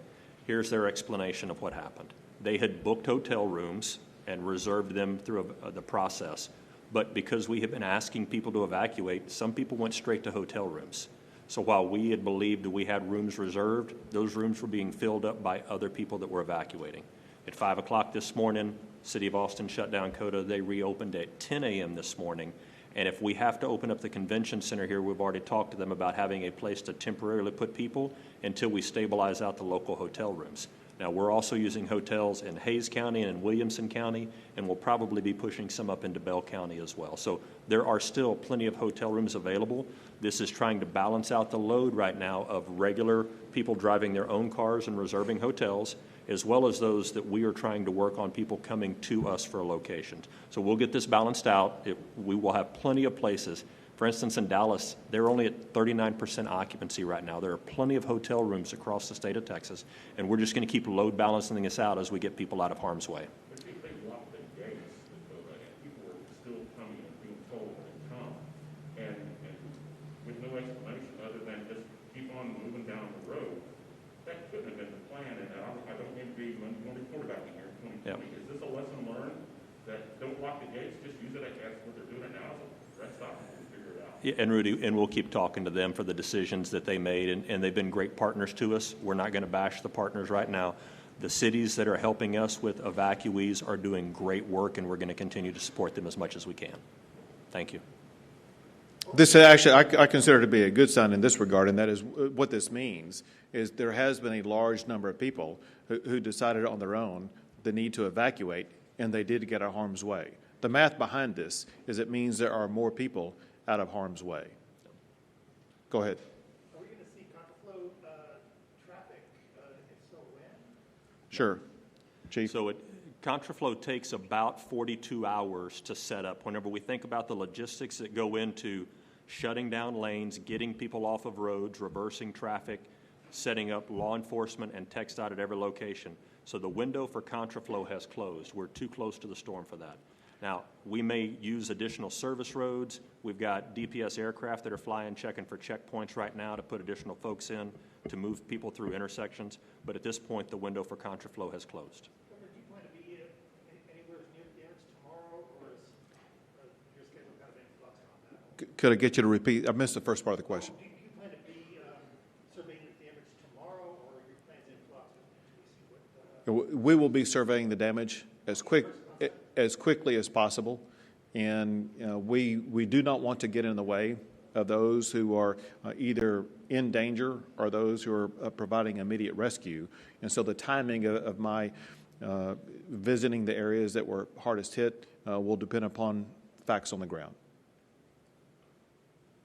Governor, one of the things I talked to TxDOT this morning, and I think it's kind of interesting, they have got a fleet of fuel trucks, rescue fuel trucks, trying to reach the stranded individuals. Are you satisfied with how TxDOT is deploying those trucks? TxDOT's been doing a fabulous job, both with regard to deploying those vehicles as well as making strategies such as waiving tolls on the people who are trying to evacuate, as well as assisting with making sure that the roadways will be as cleared as possible. So TxDOT has been very aggressive in responding to this hurricane. And one more clarification, Chief, and this may be for you.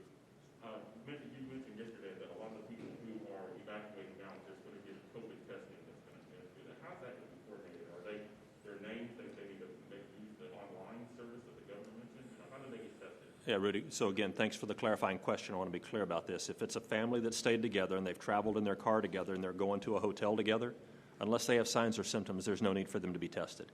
Once we open, if we get to the point of open in congregate settings, maybe like the Austin Convention Center, if they go into that convention center, we'll offer testing for people coming into that facility. And so it's just basically their choice after they get back home, monitor yourself, go back and get tested? Yeah, so again, there's about 1,700 testing locations across the state of Texas right now, so we have plenty of capacity to do testing. But let's play this out a little bit. If the city of Austin opens a convention center because of a need, we will check in the people that go there. We will offer them testing at that location. How's the supply chain holding up as far as groceries, gasoline for people outside for the rest of the state? Should they be charging into their ATVs, or is it all good? My observation is looking pretty good. This is the type of event where most Texans have taken it very seriously, and they're realizing the necessity to respond as well as to obtain the supplies they need. But our local providers have done a great job of making sure their supply chain is open. Those involved in providing fuel have done a good job of maintaining supply chains. And so right now, the supply chains are looking pretty good. Any last questions? Governor, too many Texans have lost jobs in the last few months. Too many of those lost health insurance. What do you intend to do to make sure they have adequate coverage in the next few years? Listen, we're always engaged. For example, you mentioned the next few years. We're always involved every session in addressing health insurance. Sure. Yeah. So when the session arrives, I have no doubt that one of the issues we will be taking up is making sure that we're doing all we can to make sure Texans have access to health care. Sure. Thank you.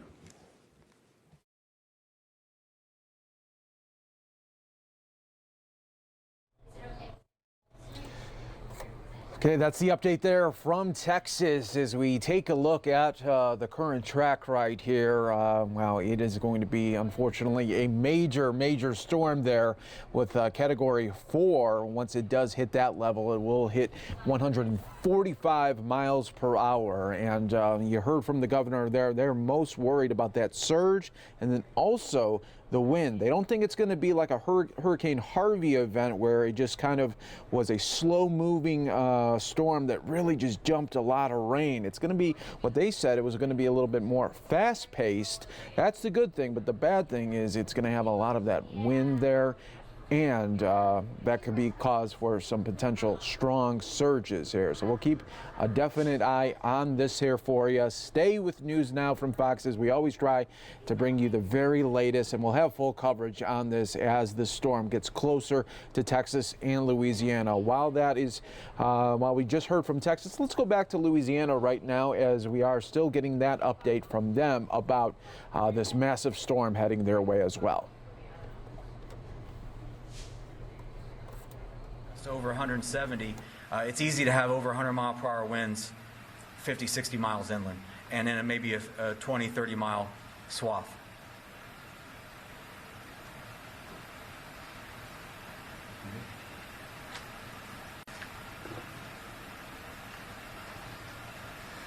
Yes, sir. Governor, have you heard from President Trump? I know that he approved your request to talk to the president. I talked to the president on Sunday. I spoke with Administrator Gaynor yesterday. I also spoke with Secretary Carson yesterday. I will speak with Secretary of Commerce, Wilbur Ross, later today. I have not spoken to the president since Sunday, but they've been paying a lot of attention to us here, especially out of FEMA Region 6. In Texas, and so our communication is good. It's more important right now that we're talking to the people in Southwest Louisiana because, quite frankly, what Washington can do for us, and they're already working on this, is all post-storm relief now. We still have a few hours left, but that's all we've got is a few hours to get people in a better position, and that's what we're focused on right now. Okay, so look, I want to again urge the people of Louisiana to take this storm with the seriousness that it clearly deserves. Put yourself and your family in the best possible position in the next few hours. That means evacuating from those areas that are under an evacuation order, voluntary or mandatory. And once it gets dark, understand the weather's going to degrade so fast and it's going to be so bad. The worst thing you can do at that point in time, if you're in Southwest Louisiana, is to try to leave then, because there will be many more hazards on the road. And look, it's going to be really, really tough in your house as well, which is why we're trying to get you to make the right decision now, and that is to leave. The second thing is you may not have good communications as the storm comes ashore, because telephone lines and cell towers and so forth may be interrupted. But even if you have good communication and you try to call for help, we don't typically send out first responders to help while an emergency, while a hurricane is raging. And so you're not gonna be able to avail yourself of assistance should you need it. And so we're trying to get you to heed the warnings now so that doesn't happen. And then finally, I would encourage people to pray for our state and for people all across our state, particularly in Southwest Louisiana. Look, when you get a briefing like Ben just gave us on what to expect from this storm, it's kind of hard to know what to pray for, but I know that we're faithful people here in Louisiana. We know how to pray and for one another and for our families, and I encourage you to do that so that the impacts won't be what we just heard discussed. Or that if those are the impacts, that the people who are vulnerable to it get out of the area so that we don't suffer the loss of life that would otherwise occur. So with that, we don't anticipate having another press conference today. We will if something changes, if there's information that we need to convey to you all. I would anticipate that we will have a press conference tomorrow. We'll give you the exact time on that. But just because we're not going to have another press conference from here doesn't mean people shouldn't be paying attention. Watch your local news. Look at the National Weather Service. Pay attention for directives coming out of your offices of emergency preparedness and other local elected officials. And when you get that information, use it to make the best possible decision and make those decisions timely, because our window is closing over the next several hours. So God bless you. God bless our state. Let's do the best we can, and I pray that the next time I speak to you all, we're talking about how we were able to cope, and the fact that people did heed the warning and evacuate, that we were able to get them into safe shelters, safe from the storm and safe from COVID, all of those sorts of things. But we're only going to be able to have that conversation based on what people do over the next couple of hours. So God bless. We'll see you all tomorrow.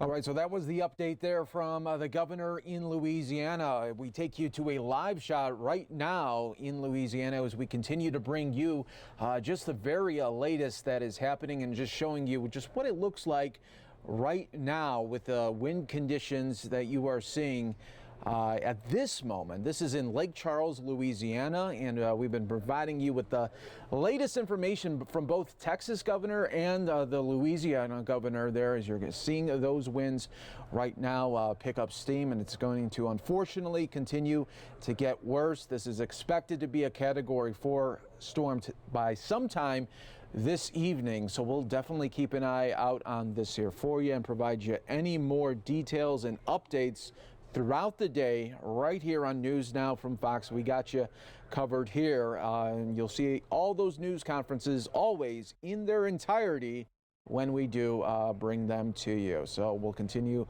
to give you those updates. I'm your host, Mike Page. Always great to be here with you as we try to really navigate all the live feeds that we are getting throughout the day, and just bringing them to your attention. And we kind of go in and out sometimes, or try our best to give it in its entirety when those big moments are happening, like hurricane preps. We're learning right now that from the National Hurricane Center, we are expecting a news update in about 40 minutes, so we'll definitely have that for you at the top of the hour, 2 o'clock Eastern, 11 o'clock out on the West Coast here. Now let's go out to another live event that popped up for us just a little bit ago. We have the New Jersey update there regarding COVID-19. Let's listen into this. You're watching live here on News Now from Fox.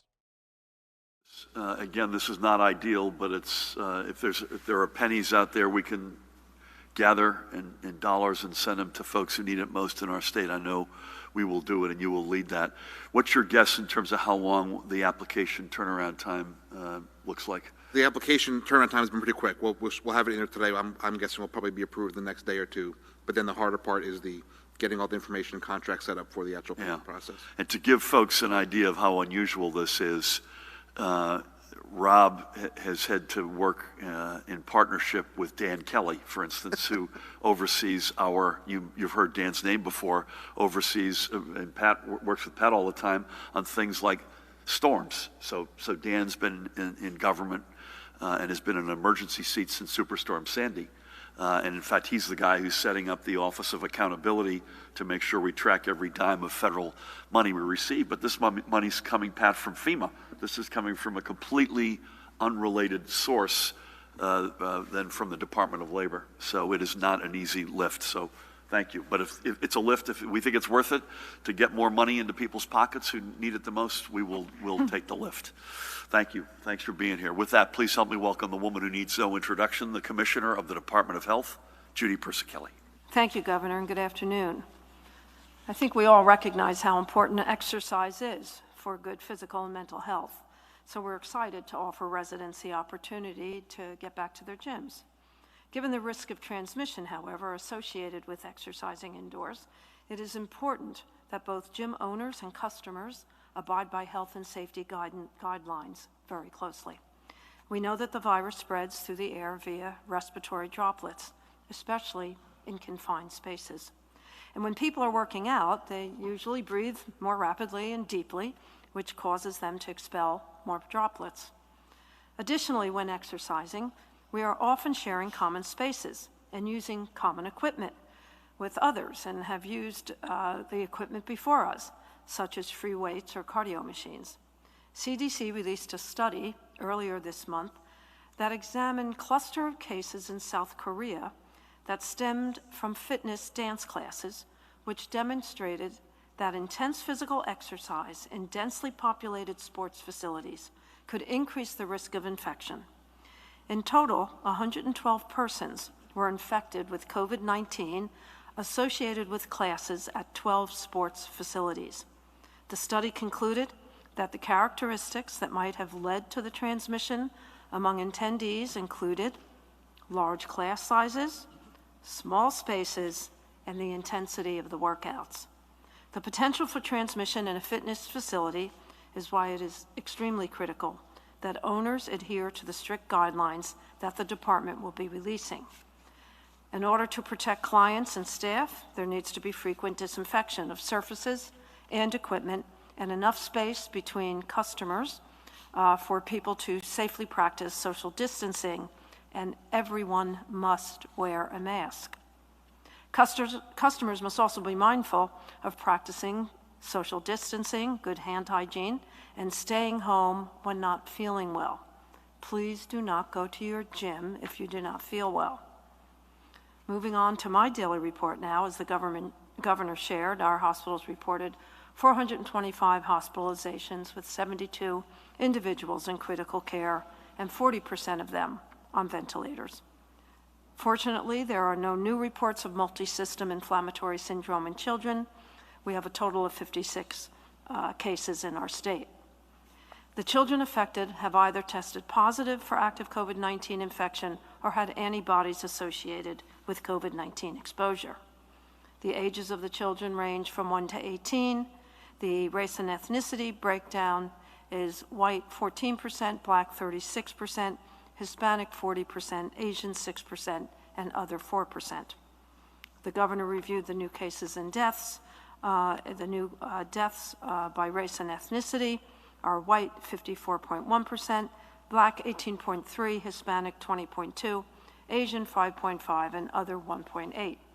All of the 11 deaths we reported today occurred in August. The veterans' homes and the psychiatric hospitals numbers remain the same. Our daily percent positivity on August 22nd for the state is 1.99%. That's 1.97% in the northern part of the state. The central part of the state is reporting 1.70%, and the southern part of the state 2.44%. That concludes my report. Stay safe, stay healthy, and remember, for each other and for all of us, please take the call. Thank you. Judy, thank you, and thank you for every single day being relentless in reminding us of the inequities that this virus has exposed, particularly on racial lines. So thank you, as always. Pat, over to you. Anything on the compliance and or storm front?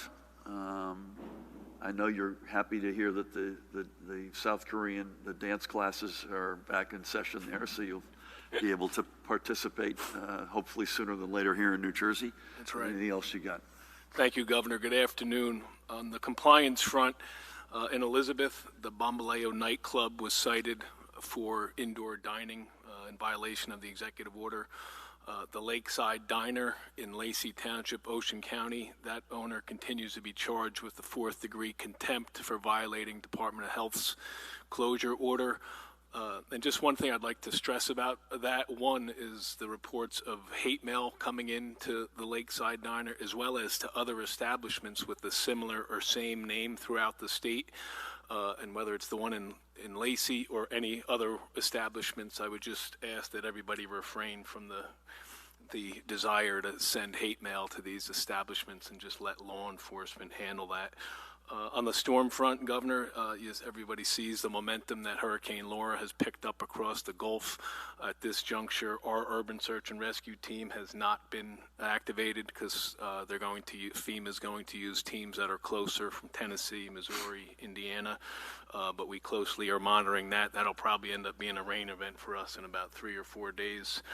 And on a different type of storm front, and I talked to the governor about discussing this. The Attorney General had hosted a virtual press conference this morning with regard to announcing the arrest of 21 alleged sex offenders, which was an operation, was dubbed Operation Screen Capture, which was launched in response to the spike in cyber threats to children.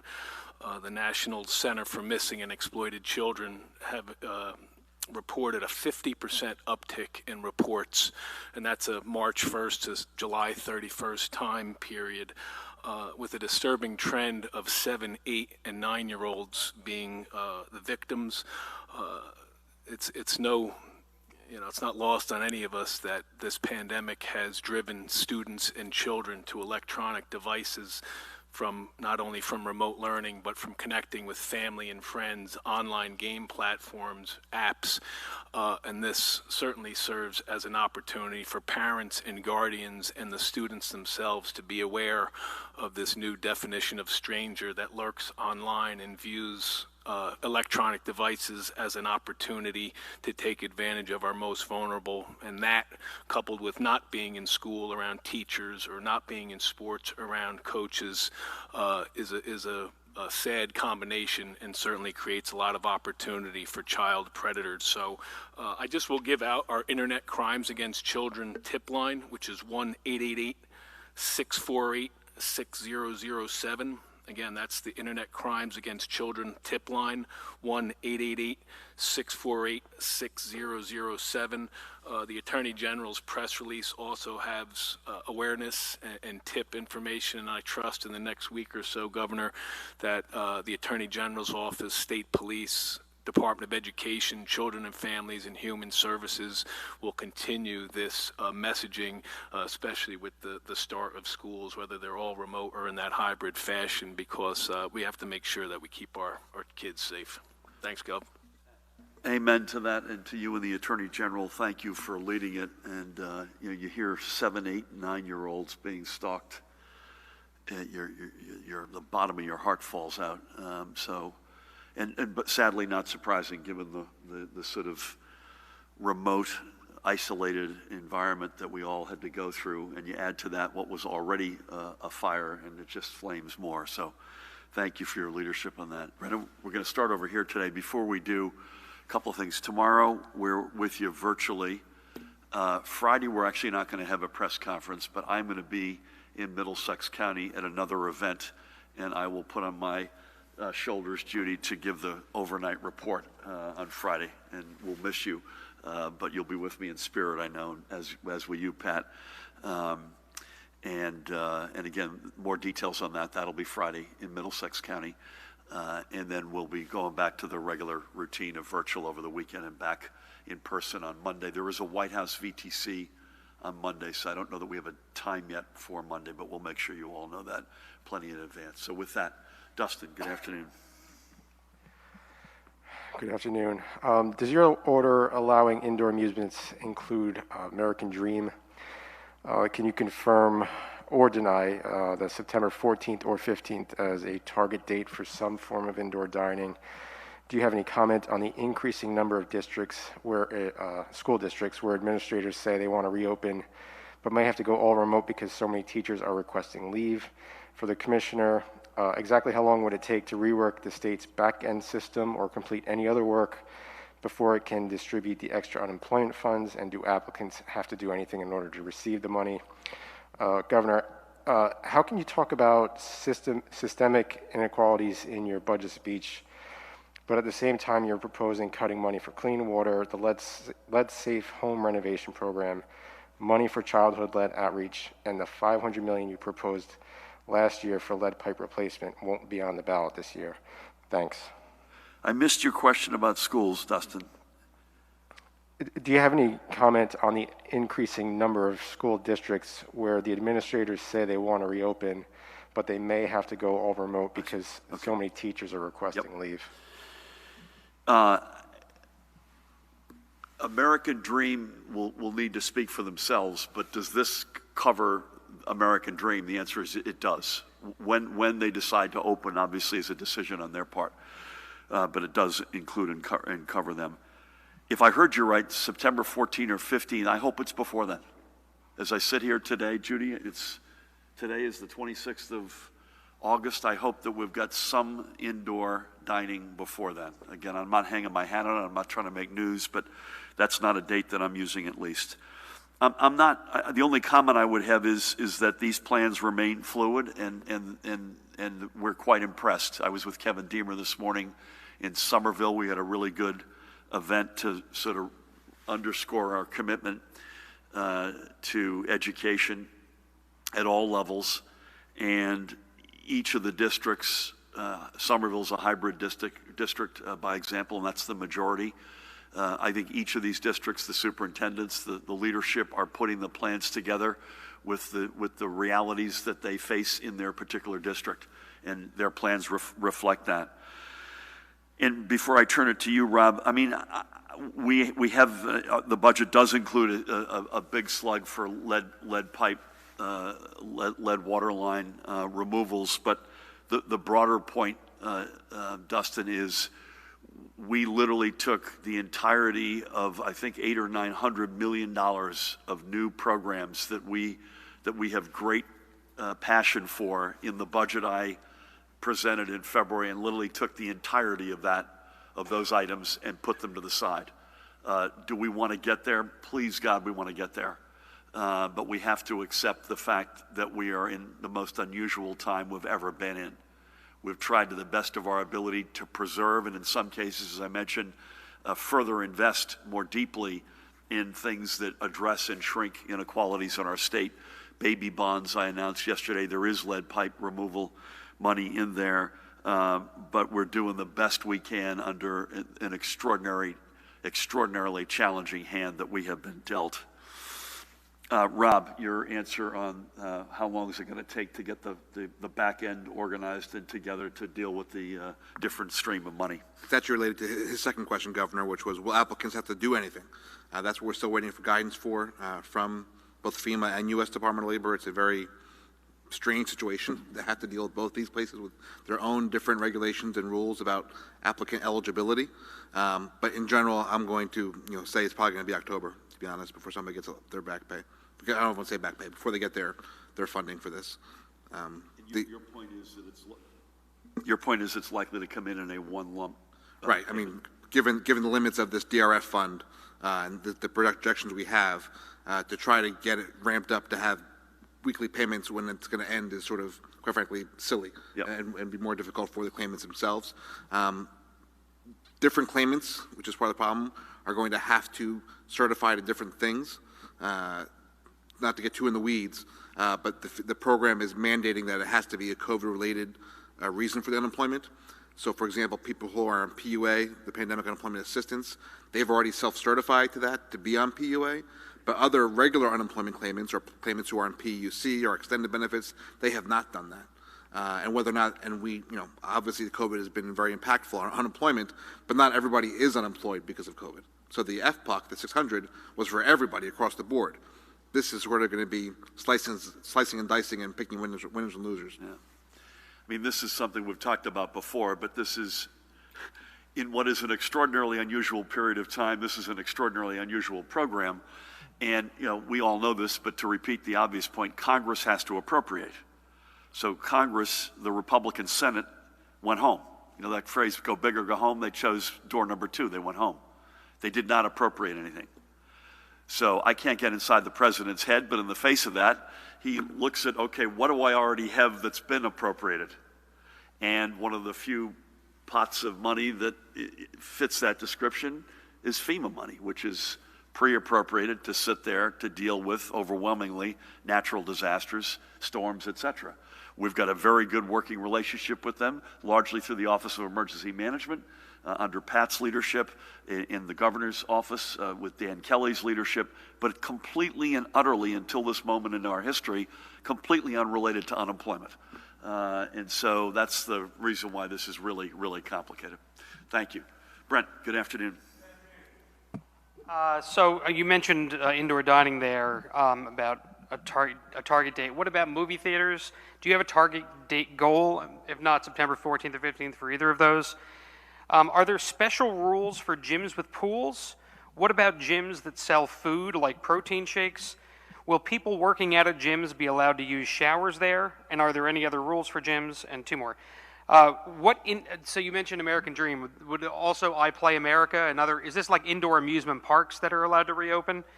And for the Labor Commissioner, you said the initial unemployment funding would cover 3 weeks, but you also said it was based on the money in the FEMA account. Are you saying it won't last longer than 3 weeks?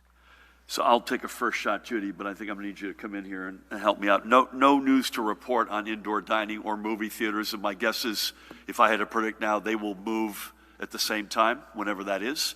And all I would say is I hadn't heard the date that Dustin had raised, but I think Judy is agreeing with me just sort of notionally. If the data stays, that we look at stays as good as it is, I hope we beat that date. Judy, actually, I'm going to go skip down to iPlay America. It does include things like iPlay America, yes. Yes. Places? Okay. I can't speak for them whether or not what they're going to do as it relates to next Tuesday, but this executive order does cover exactly that. Judy, I know in the executive order on locker rooms and showers, we want folks to show up in their workout equipment and have limited use and access to locker rooms. But anything else you want to add to either pools or protein shakes, I think was on the list. I think what I might suggest, unless you want to dive into this, let's get this. Has this been posted yet? Not yet. Matt's saying not yet. Could I ask you a favor? Let's let this get posted, and then we'll follow up with you, because it's a very dense, complicated executive order with lots of different moving parts. Matt, do you want to add anything to that? Just that showers will not be open, but I agree with you, Governor. Once the order and then the subsequent guidance from the Department of Health comes out, most of these questions should be clear. So can you bear with us on that, Brent? And I think I got everything except for Rob. Yeah, just to be clear, so the way that the program works, they want us to apply for the first 3 weeks at one application, and then every week after that is a separate application, which will be funded, at the same rate. And just also to be clear, we are not in a race, as far as we can tell, against other states for this funding. It seems that FEMA is going to be, using a calculation every week about how long this fund is going to last for all the states. And I believe they're going to be, at some point, saying this will be going up through week 6 or 7 or 8 or 9, whatever it is, and that will be the end of the program. So we're not in I am hopeful that we're not in a competition with other states for this money. That's what's been relayed to us. That's something that we talk about all the time, is trying to figure out this balance. And even obviously with FPUC, like I said, it was great because everyone was eligible. Sometimes people's eligibility changes over time. They even want us to predict with them with our funding request about how many folks may become eligible for different reasons. So I think they've been very flexible. They want to make sure that the funding is there and that we have the assurance that we're going to have the funding for those certain weeks like other states do as well. So we're not in a race against other states for this money. So let me just repeat something I said in my prepared remarks. Could we please ask the Senate to get back into session, do the work they need to do? The House has done it. Get a bill to the President and ask that the President sign it. That's the way to cure this incredible, not only challenge that too many individuals measured in millions in our state are suffering, but around the country, but also gets us out of this spaghetti conundrum that we're in terms of trying to figure out two parallel systems, et cetera. So please, Congress, act. Thank you. Sir, anything for you? Yep, please. Yesterday, you announced your support for baby bonds. Given the financial hit from COVID-19, is this responsible at this time? Would children or their parents have access to the money before they turn 18 for any reason? And will the bond continue to mature if the child turns 18 if they don't withdraw the bond? Thank you. You won't be probably terribly surprised that we wouldn't have put something out that we thought was irresponsible. So the answer is we think it meets the moment in which we are in, which is we have got to make some very, very tough decisions. You've probably noticed that we essentially have ring-fenced education from pre-K through 12th grade, we have put basically a wall around it. If anything, we threw a little bit more money into pre-K to expand to future districts. You know, every one of these steps is a tough call. Dustin asked about some stuff which was on a long list of priorities that we had in the February budget, which we were incredibly excited about, which we just have to put to the side. But you can't ignore tomorrow. For all that we have in the here and now, all that we have right before us, you've got to, you can't ignore what's the state going to look like when we emerge. What's the next generation going to look like? And that's probably a fair mantra even in an equitable society. But when you look at the inequities that have been laid bare by this virus, when you look at everything from George Floyd now to Jacob Blake in Wisconsin, we would be abrogating, I feel strongly, our responsibility to not put things in place that we know will directly redress some of those inequities. And this program is exactly that. It does continue to mature after you're 18, and I think there are emergency reasons that you can get access to the money before you're 18. We'll come back to you to confirm that. But otherwise, this is, and by the way, it's not exactly an overwhelming, it's not going to solve everything. It's a fairly modest step, but it's symbolically an incredibly important step. One of our African-American colleagues said to me, you cannot underestimate the psychological bridge that this builds with kids and their families.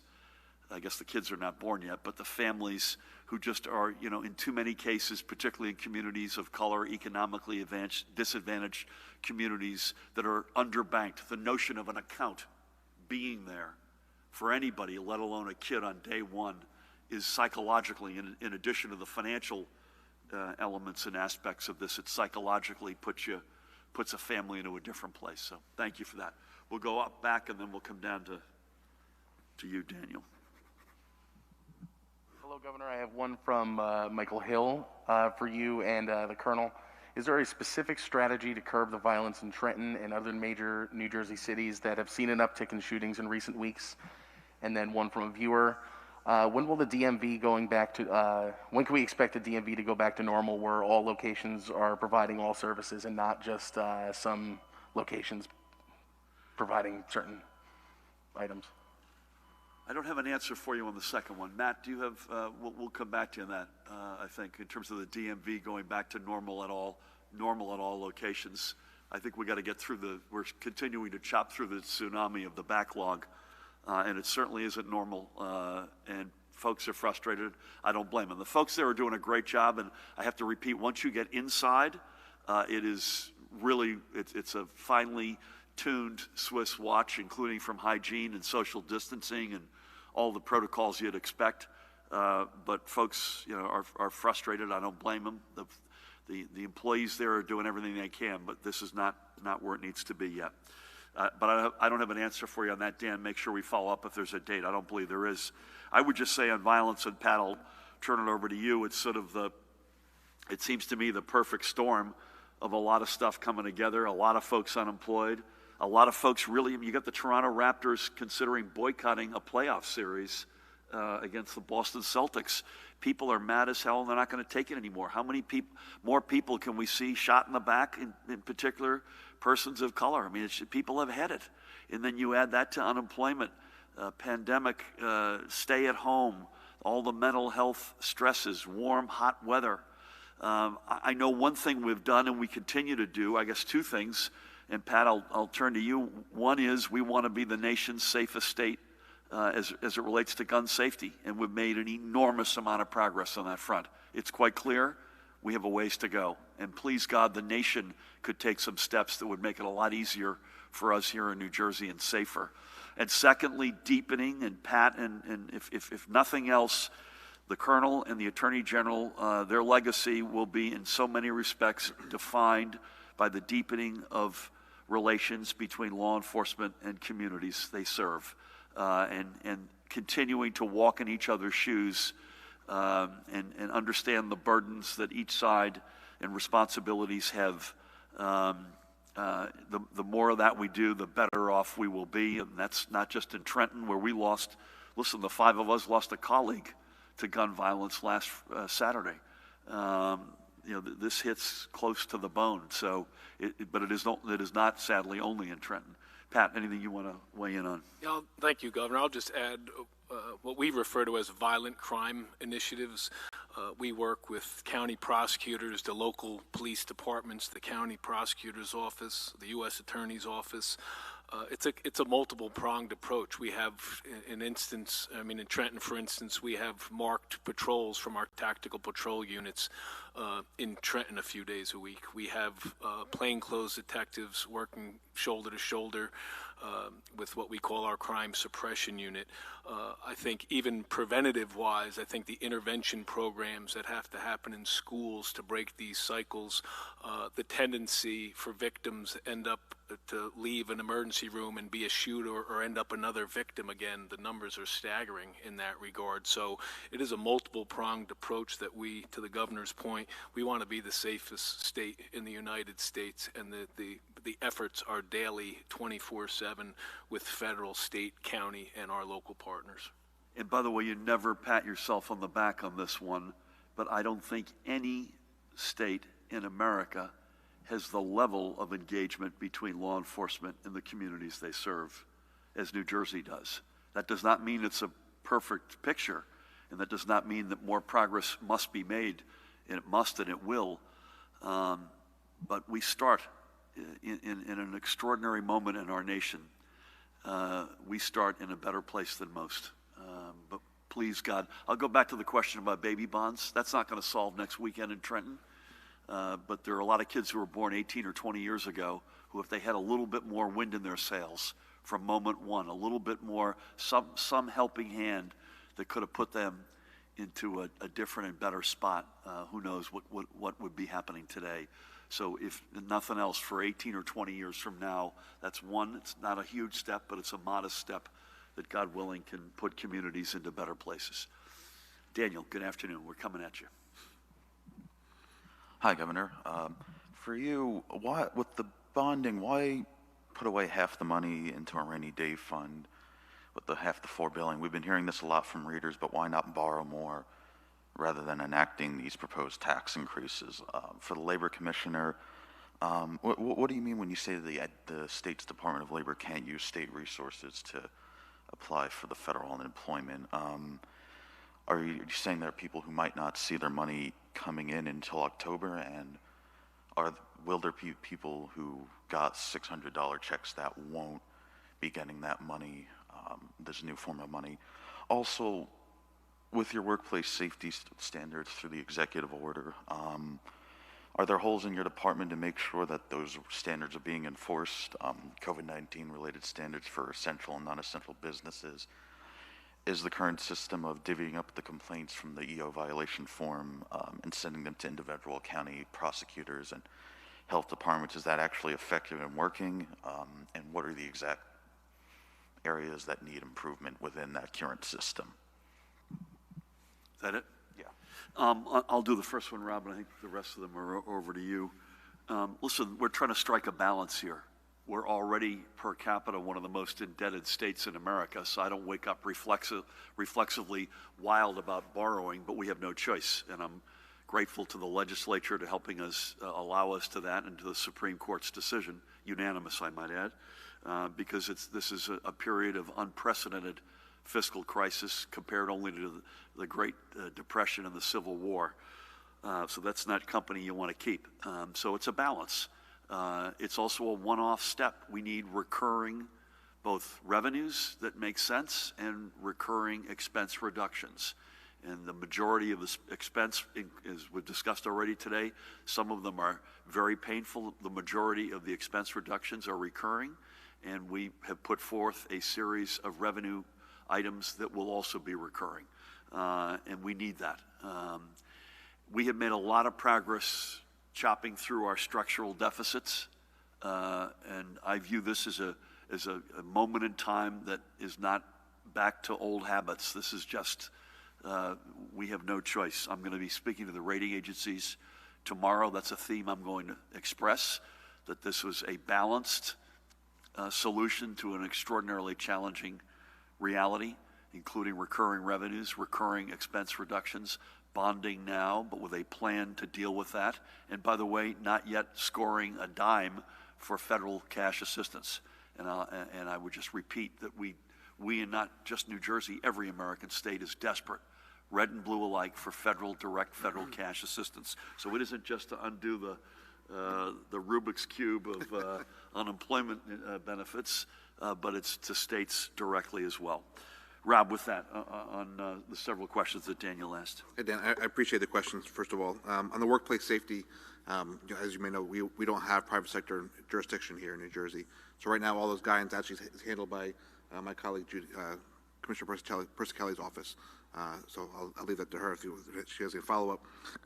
That's for now. And also, to be very clear that whether I'm talking about USDOL or FEMA, I have such respect for all of my federal colleagues, and I think they've been just put in a bad spot and not given the tools they need, whether it be at OSHA or anywhere else, to help keep workers safe and funded through unemployment. To your questions about why can't we use state funding, this is part of the problem. This is a FEMA program, but USDOL is very specific and very emphatic that no USDOL unemployment and administrative funding can be used for this program.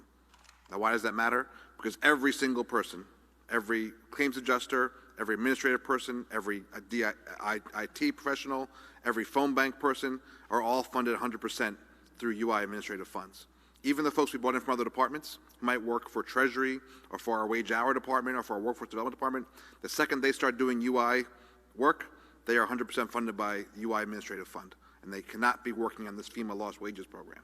That's why this is so difficult. They can't be using the same bank account as our UI trust fund. Again, I do not blame my counterparts at USDOL or FEMA for this. They are sort of been handed something that's difficult as for us to implement. It's also difficult for them to implement to us. And I think your question was also, yes, I would say, I'm trying to give us some space. I would say October, just also because I think it makes more sense to finish out whatever the full funding is going to be for the total weeks, rather than having people worry about what week I got it, what week I didn't. Just overall, I think it'll be easier for everybody. And I know that's not what someone wants to hear who wants their money now. I completely understand that. And my other goal is hoping that in some way, if somehow this does get fixed, the FPUC does get extended, that we won't have to worry about this at all. They'll be able to give them, through our regular unemployment system, the $600 FPUC supplement. Because as your question asked, folks who got the $600 are not all eligible for the $300, adding further complication to all of this.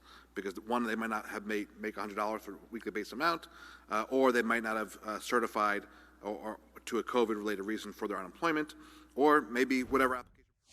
And News Now does continue. Welcome, everyone. Here we have this breaking news alert regarding Hurricane Laura. It has now been upgraded to a massive Category 4 storm right now that continues to make its way to Texas and Louisiana. You are watching News Now from Fox at winds now at 140 miles per hour. I'm your host, Mike Page. Thank you so much for joining us here as we continue to bring you the very latest regarding this just massive storm that unfortunately Texas and Louisiana residents will have to be dealing with in the coming hours here. But it looks like we're going to go right out to get an update right now. Let's bring this to you right here on News Now from Fox.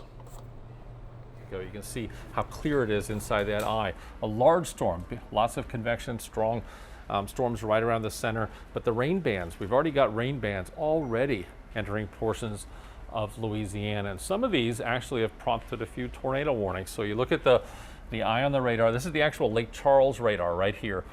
You can see the eye of the storm, but look at this large rain band that is impacting portions of southeast Louisiana around Houma, seeing some of those tornado warnings, and then stretching all the way back towards Lake Charles and even headed towards the Texas coast. So you start to see some of those impacts already associated with these rain bands, and eventually even the winds getting in there, and also the water starts to rise all before the landfall. So important not to concentrate just on this center point, but to know some of this reaches there earlier. So here's the situation. There's the center, there's the hurricane force winds right around the center. You start looking at the tropical storm force winds as well. right around the center, stretching out, 180, 200 miles from the center. So not just a center point. Still some room to get stronger. Either way, we're still going to have some major impacts associated with Hurricane Laura. Staying a hurricane, this is 7 a.m. Thursday. So even inland, we're going to have hurricane force winds. That on top of the rainfall, trees down, power lines down. Still a dangerous situation on the coast and also inland with times. Let's start looking at some of those impacts. One of them is the rainfall. And you start seeing some of the amounts here. I wanted to show this. This is the Weather Prediction Center puts out areas that have high probabilities of flash flooding, and it's large. This is a moderate risk in red, and in the yellow here is a slight risk. Look how large that area is. So this encompasses portions of Texas. You look at East Texas, Louisiana, Arkansas, even stretching even further than that into portions of Missouri, getting into Tennessee and even Kentucky. So any one of these areas could see excessive rainfall, could see some flash flooding, dangerous conditions. It's just best to stay off the roads. Storm surge. We've been using the terminology not survivable, and that's something that we have to continue to repeat because these values are not survivable. The water values here with the storm surge, getting there even before the center. So you can't wait to evacuate. If you're told to evacuate, got to do it now. You still got daylight, you still have some time, but that's going to shrink up. Some of these values, you look right here, Sabine Lake, Intercoastal City, 10 to 15 foot of storm surge. Some areas, 15 to 20, not just on the coast, but some of this can stretch well inland. In fact, some areas 30 miles, even up to 50 miles inland. So we'll keep you posted on Hurricane Laura from here at the National Hurricane Center. All right, thank you so much. There is, hearing some of those descriptions about not survivable regarding storm surges there. So we're hoping that everyone really took to those warnings and evacuated when they could, because now it is a massive Category 4 storm. Don't go anywhere, folks. We will have full coverage for you throughout the day here on News Now from Fox, and also tomorrow regarding Hurricane Laura, as we're expecting a lot of coverage on that. Here we go. All right, now I'm going to take our attention to another news conference happening right now. Looks like we are getting an update from the Kenosha County Board regarding just the riots that continue to happen since Sunday regarding this police shooting. Let's listen. Over 100 years, that is now leveled to the ground. Last night I was downtown to observe the protests as they could. Okay, unfortunately, that audio not good right now. They're having some sort of issue regarding their audio. Looks like we will be getting another update in Kenosha County. This is from the sheriff's area, so we will bring that to you as soon as we get it right here for you on News Now from Fox regarding the riots there and the civil unrest in Kenosha, Wisconsin. We bring you the very latest live feeds as they are happening. We're going to continue to do that here for you. Take you out right now to California, where we are getting another update from the Northern California wildfires that continue. We understand that many people are anxious to get back home and to check their property, and many are also growing weary of the long evacuation periods that we're going through right now. It's important to use the resources in your county, which would be official government resources. In Sonoma County, that's socoemergency.org, or other resources in your county for finding information about the fire and evacuations. They're readily available. What is going on right now behind the scenes is we have utility companies, public works crews, and others in evacuation zones that are effecting repairs to make the area safe for you to get back home. I can assure you they are working tirelessly behind the scenes, and that includes CAL FIRE working to clear roads and make the area safe, those utility companies and public works folks in there as well. As always, your law enforcement partners will be in areas that are either under evacuation or under evacuation warning. Those law enforcement partners are there to answer your questions, to guide you to safety, and ensure that you are well informed. So please talk to our deputies and police officers in the field. They will give you information and support you any way they can. Thank you for your continued cooperation and patience as we work through evacuations and in transition into repopulation and reentry, and we will talk to you soon. Thank you.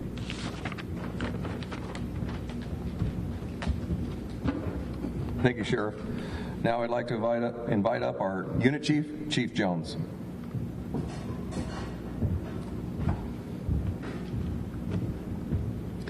Good morning, and thank you for tuning in this morning. This fire remains very dynamic. As you received the briefing this morning, a lot of things are happening in those 350+ thousand acres covering almost 6 counties. We're right on the edge of Colusa.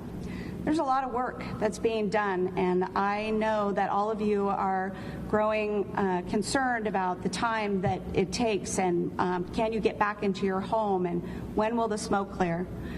I assure you that every resource available to us is working tirelessly and as hard as they can to ensure your safety and getting you home as quickly as possible. I know that I've said this before, but I think it's important to realize as you have concerns about getting in quickly how much is happening in California. So we are the 3rd largest fire in state's recorded history. Only 2 years ago, the largest recorded fire was 459,000 acres. It covered Mendocino, Lake County, and Colusa County.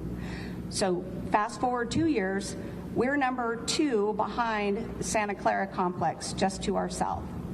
All of the resources in the state of California are working incredibly hard. We've gotten so much support from outside of the area, outside of the state. You heard the states that are here to help us.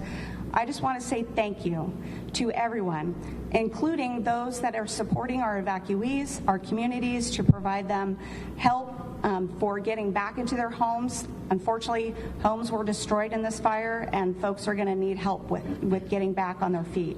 So I want to thank you, all of those folks, not just the cooperators behind me, but everybody listening, for all of their help to get us there. I really hope that you continue to be alert and aware. I asked, and I'm going to say it again, readyforwildfire.org is a great place for you to find information on how to be prepared. Additionally, there's a lot of news media out there, and the most current information is coming from this team, from the county that you live in, and those organizations. Some Twitter feeds that are out there, I'm asking you to please tune in to the legitimate, official information so that you can have the most up-to-date. I really appreciate your patience, and we look forward to getting you back home as quickly as possible. Thank you.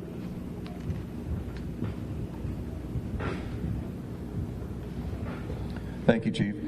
At this time, I'd like to invite up our Incident Commander, Chief Cavanaugh, and immediately following Chief Cavanaugh's comments, we'll take a few questions through the Chief. Thank you. Yeah, thank you, Jeremy. Good morning, and thank you for joining us once again here for an update on the LNU Lightning Complex. As we sit today, the entire complex, once again, acres-wise, is sitting at 357,046 acres. The Hennessy fire over here in the east zone is roughly 299,763 acres at 33% containment.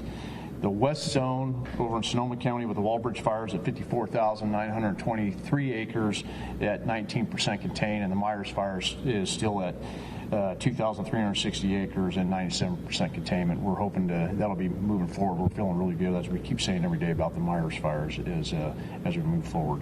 As far as personnel engines today, engines for the entire complex that we have is 293 engines, 66 water tenders, 11 helicopters, 18 hand crews, 56 dozers, for a total personnel of 2,207 personnel.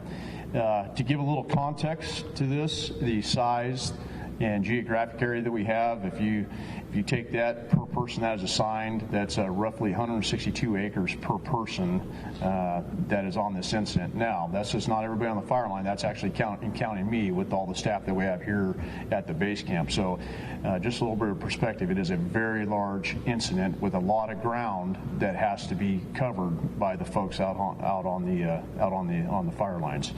As you just heard with Chief Waters, next couple of days is very critical on the fire ground operations that we have, especially especially with the weather that is somewhat stable with the southwest winds. Temperatures are the same for the next few days through the weekend with our humidities. We have a couple of key areas that we're focusing in on today and tomorrow. With that, if we can get those areas contained and get fire lines around them, get good burn operations that take place, we're going to start feeling a lot more optimistic about what we have in front of us and moving forward. I did yesterday take a flight around the Walbridge fire over there yesterday afternoon after we were able to get up in the air from aircraft. I've been talking about that the last couple days. We haven't been able to get the aircraft up until the late afternoon, and so that was the same thing as yesterday. So I got a flight around that fire. Make no mistake, there is a lot of work that has to be done over on the Walbridge fire. There's a very difficult country over there. There's no fire history over there. We have different fuels that go around the entire different fire from the east side of the fire to the west side to the north side of that incident and also to the south. So very difficult.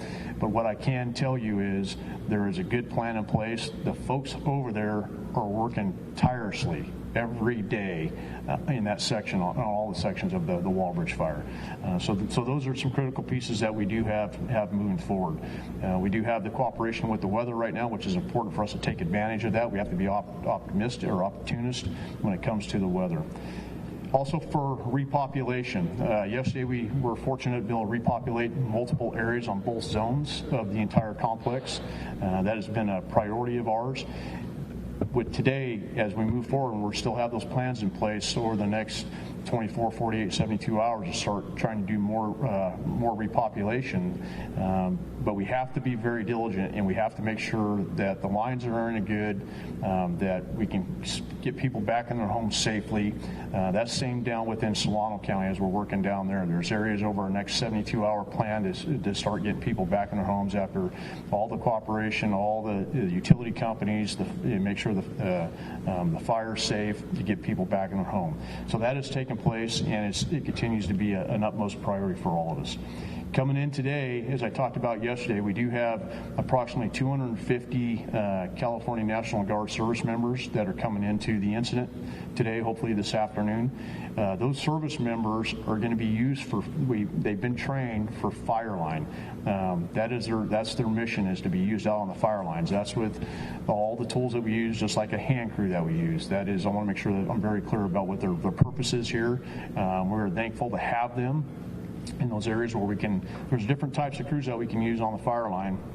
And those crews coming in will free up some of our what we call Type 1 crews to be able to use them in other areas around the entire complex where there's a little more strategic and technical fire lines that need to be put in. So we're happy to have those crews coming in today.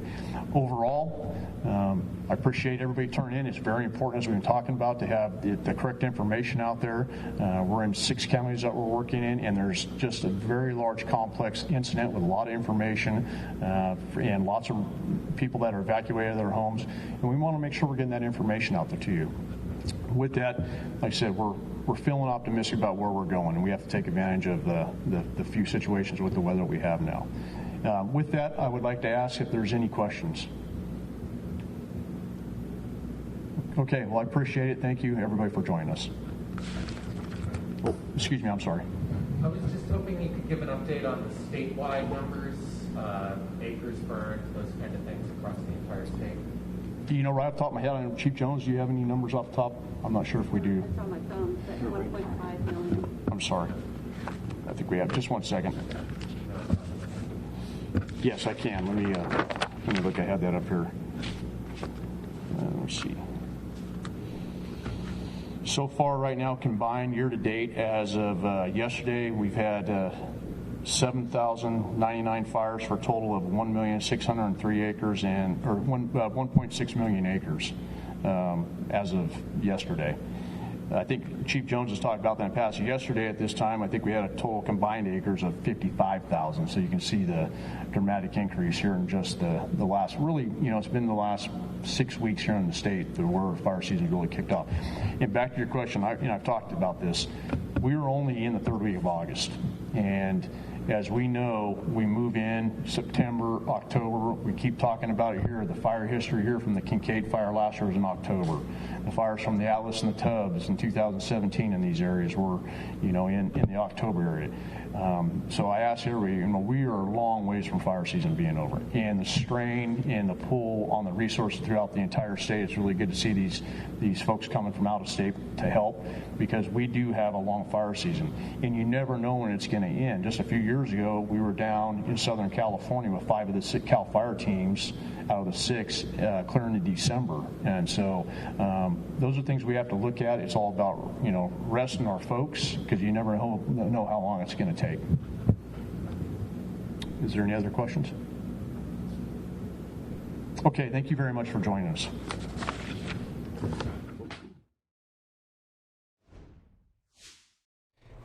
And we take a live look right now in Kenosha while we do wait for a update there from a deadly shooting that happened during the riots last night in Kenosha, Wisconsin. We are learning that a 17-year-old Illinois resident connected to this overnight shooting during the riots in Kenosha, Wisconsin, was taken into custody this morning, according to police. We will be getting much more details on the deadly shootings. We're learning that 2 were dead and a third person is seriously injured from another night of unrest in Kenosha, Wisconsin. We will bring you that update as soon as it happens for you right here on News Now from Fox.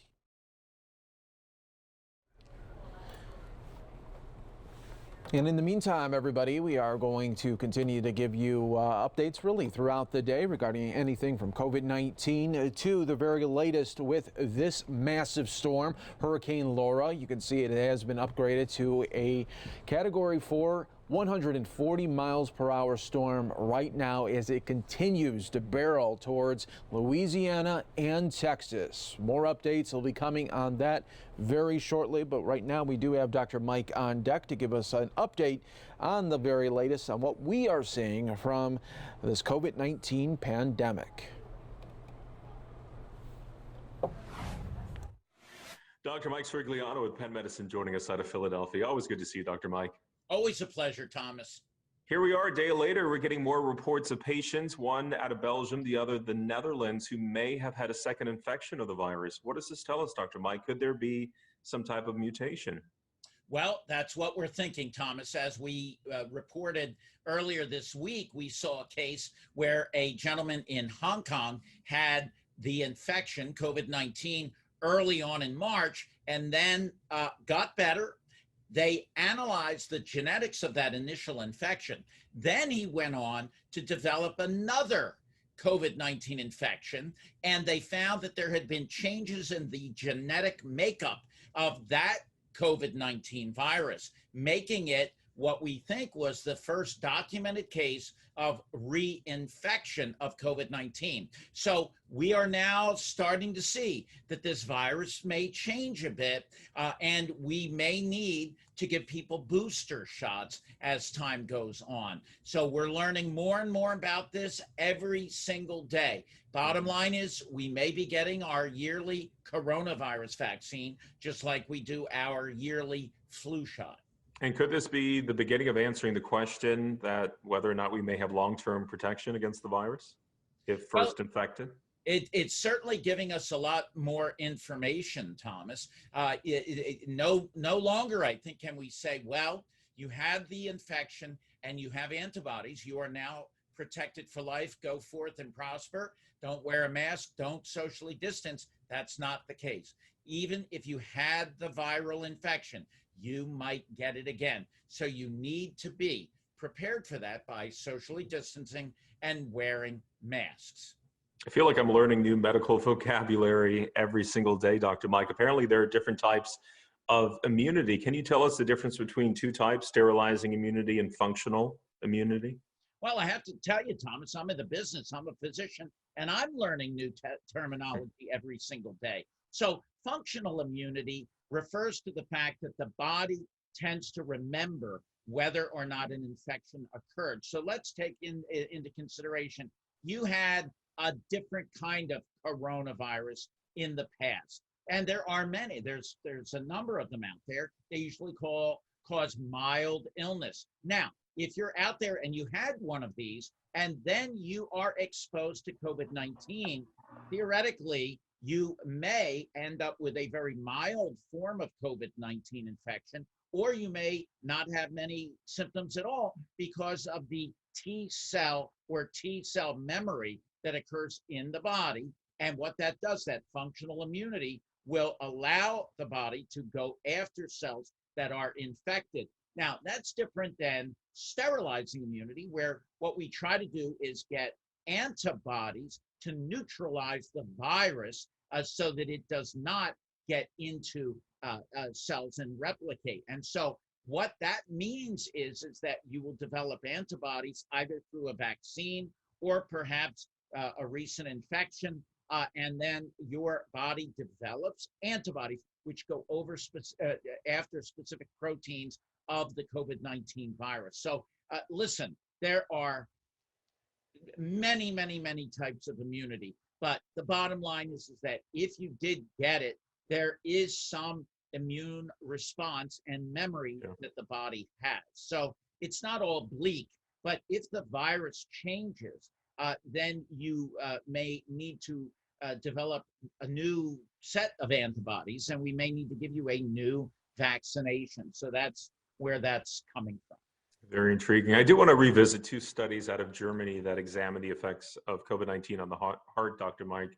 It found that 3/4 of recovered patients may have had heart damage months later. What have we learned? Well, we know for a fact, Thomas, that the virus attacks all of the organs in the body, and one of them is the heart. And it can cause a condition known as myocarditis. That's where a virus damages heart cells.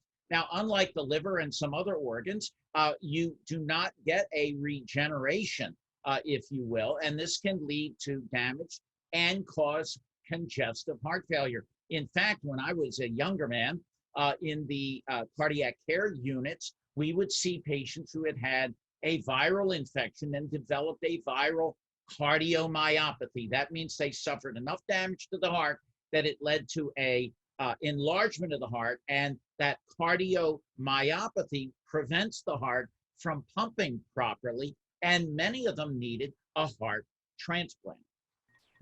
Now, most of the lasting effects, are they caused by inflammation? What's happening? Is it damaging the cells around the heart? Well, remember that it can be the blood vessels leading to the heart. It can actually be the myocytes, the cells that make up the heart, that can be damaged from this virus. Also, when you have not only the virus, you have the cytokine storm or immune response. That can cause inflammation, leading to, and we've seen this with other organs, fibrosis, scarring of organs like lungs. And so it's not surprising to me that the heart can take a hit in this. It appears chronic fatigue may be a lasting effect as well. What's causing that chronic fatigue? Well, boy, I wish I could answer that, Thomas. Chronic fatigue has been around for a long time, and I have been a believer that chronic fatigue syndrome is caused by an infectious agent. We've not really known what. I would suspect a viral entity, but it is a syndrome where people who were very functional, highly active, just cannot get through the day. It's debilitating, and most importantly, Thomas, it's real. For many, many years, many physicians and healthcare providers thought it may be depression or some other cause, but in my mind, it's real, and I believe that this virus can actually cause things like chronic fatigue, along with a litany of other long-term effects. Can your immune system actually work against you by overreacting to the virus? Well, we know, Thomas, that happens in many people. We don't know why. In some people, they have this response. In some people, they don't. And they get a cytokine storm, which can make the immune system go haywire, leading to tremendous production of inflammation and inflammatory processes in the body that can lead to significant problems with scarring, inflammation, and like I mentioned, that cytokine storm can be even deadly. Question I see a lot, Dr. Mike, when we talk about the vaccine. Will a vaccine eventually wipe out this virus? I don't think so, Thomas. I think what we're seeing is reinfections in people. We're starting to see that. And I think that this is going to be a chronic thing.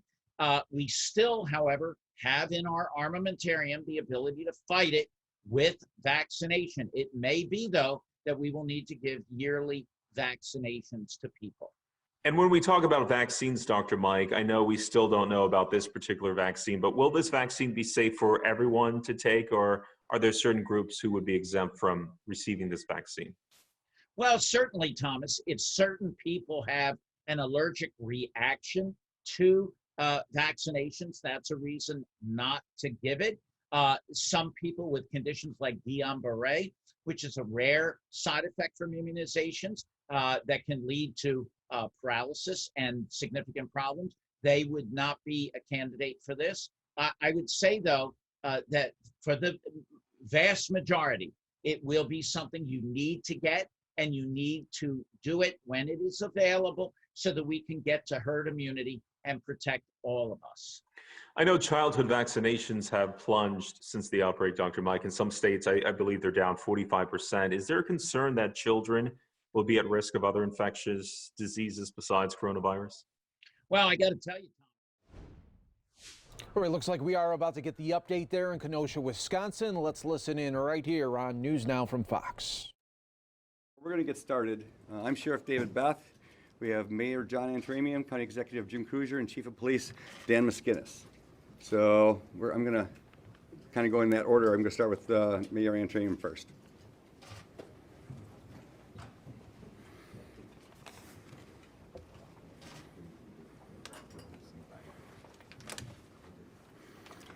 Well, thank you all for being here. It has been a difficult time in the city of Kenosha, a devastating time for the community. There have been deaths that are sad. There are situations where we have an officer shooting that is being investigated and has been given to a third party, which is the state of Wisconsin, and they will be the ones who will do the investigation, and then once the investigation is done, it'll be turned over to the district attorney's office. What I want to talk to you about, though, today is what's going on.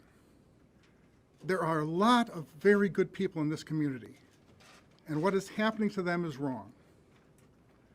People have differences of opinion. We have different concepts of how things should be done.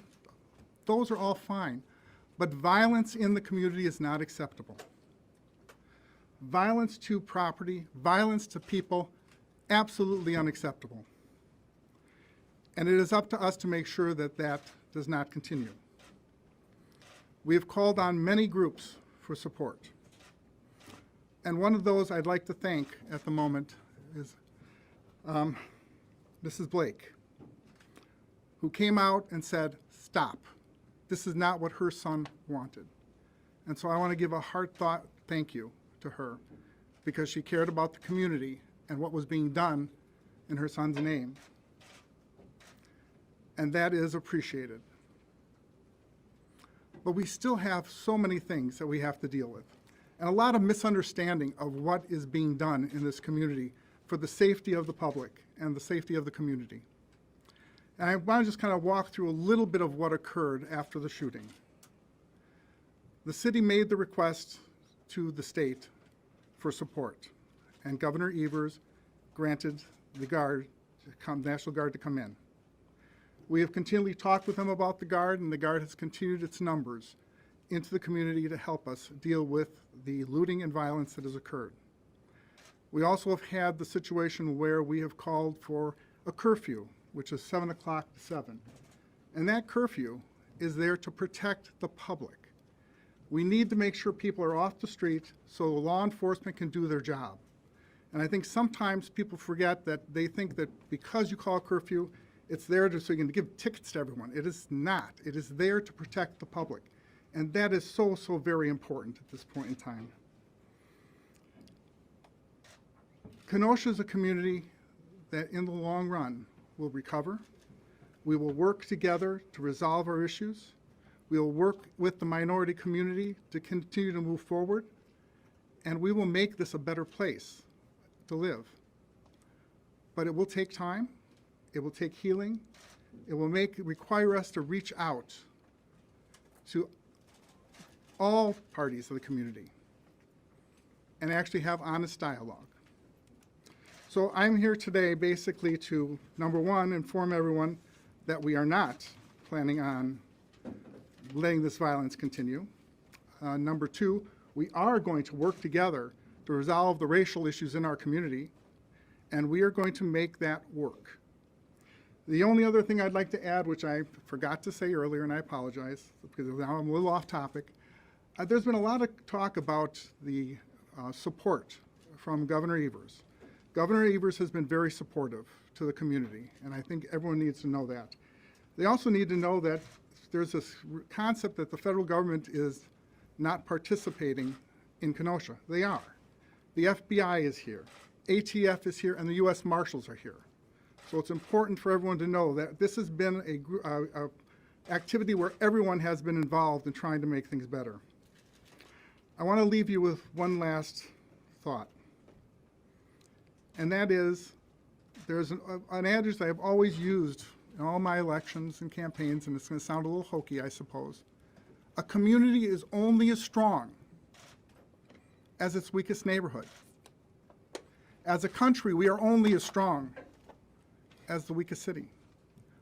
We need to make sure that we help create or stop this divide and this anger that is going on in this country, and that only begins with each one of us willing to honestly talk with each other. So thank you for listening to me, and I will now turn it over to Sheriff Beth. Some of mine is going to mirror what the mayor said, and he actually reminded me that the night of the shooting, I did talk to Mrs. Blake. I talked to her for probably about 10 minutes on the phone, got her some information that she wanted about her son, told her where she had to go, what hospital to go to see. She was probably one of the calmest, nicest people I talked to that entire evening. And I haven't seen her, I haven't talked to her since, but she was, I agree, she was a very nice person and a calming person. To start off with, we got called in on Sunday after 5:30 to assist the city in a shooting. Our job is to protect the scene, and it got a little hairy out there as the night went on. Squad cars were damaged. I've seen some video taken by people. I'm very proud of our staff, the Kenosha Police Department staff, that went out there and protected the scene calmly, politely, and stood there in the face of rocks being thrown. One of the city captains got something that hit him in the back of the head and took him to the ground right in front of me. But everyone was on our end, was very calm that night and maintained security and got out of there as well as we could. The march came downtown. The focal point for each and every demonstration that really we've seen is the building that we're in right now, the safety building.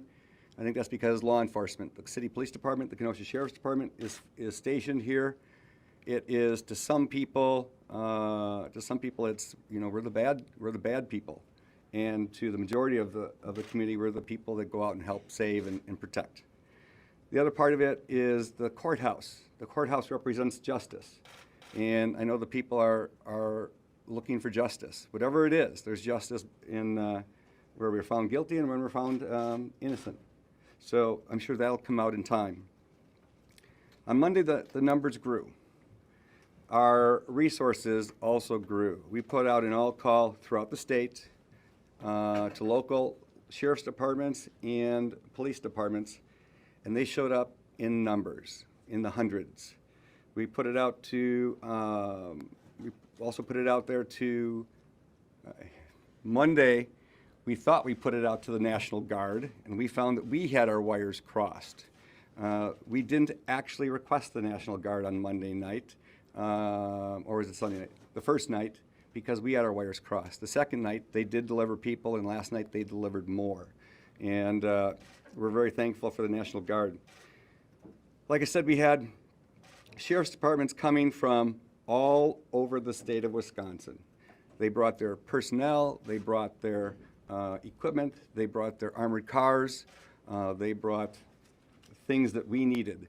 the state of Wisconsin and the federal government, the FBI, the ATF, U.S. Marshals, they brought technology, they brought equipment too. And the resources and the information that they have passed to us is immense. We have got the DNR wardens that are down here that don't have riot gear. We're out every day in the face of everything. State troopers were here.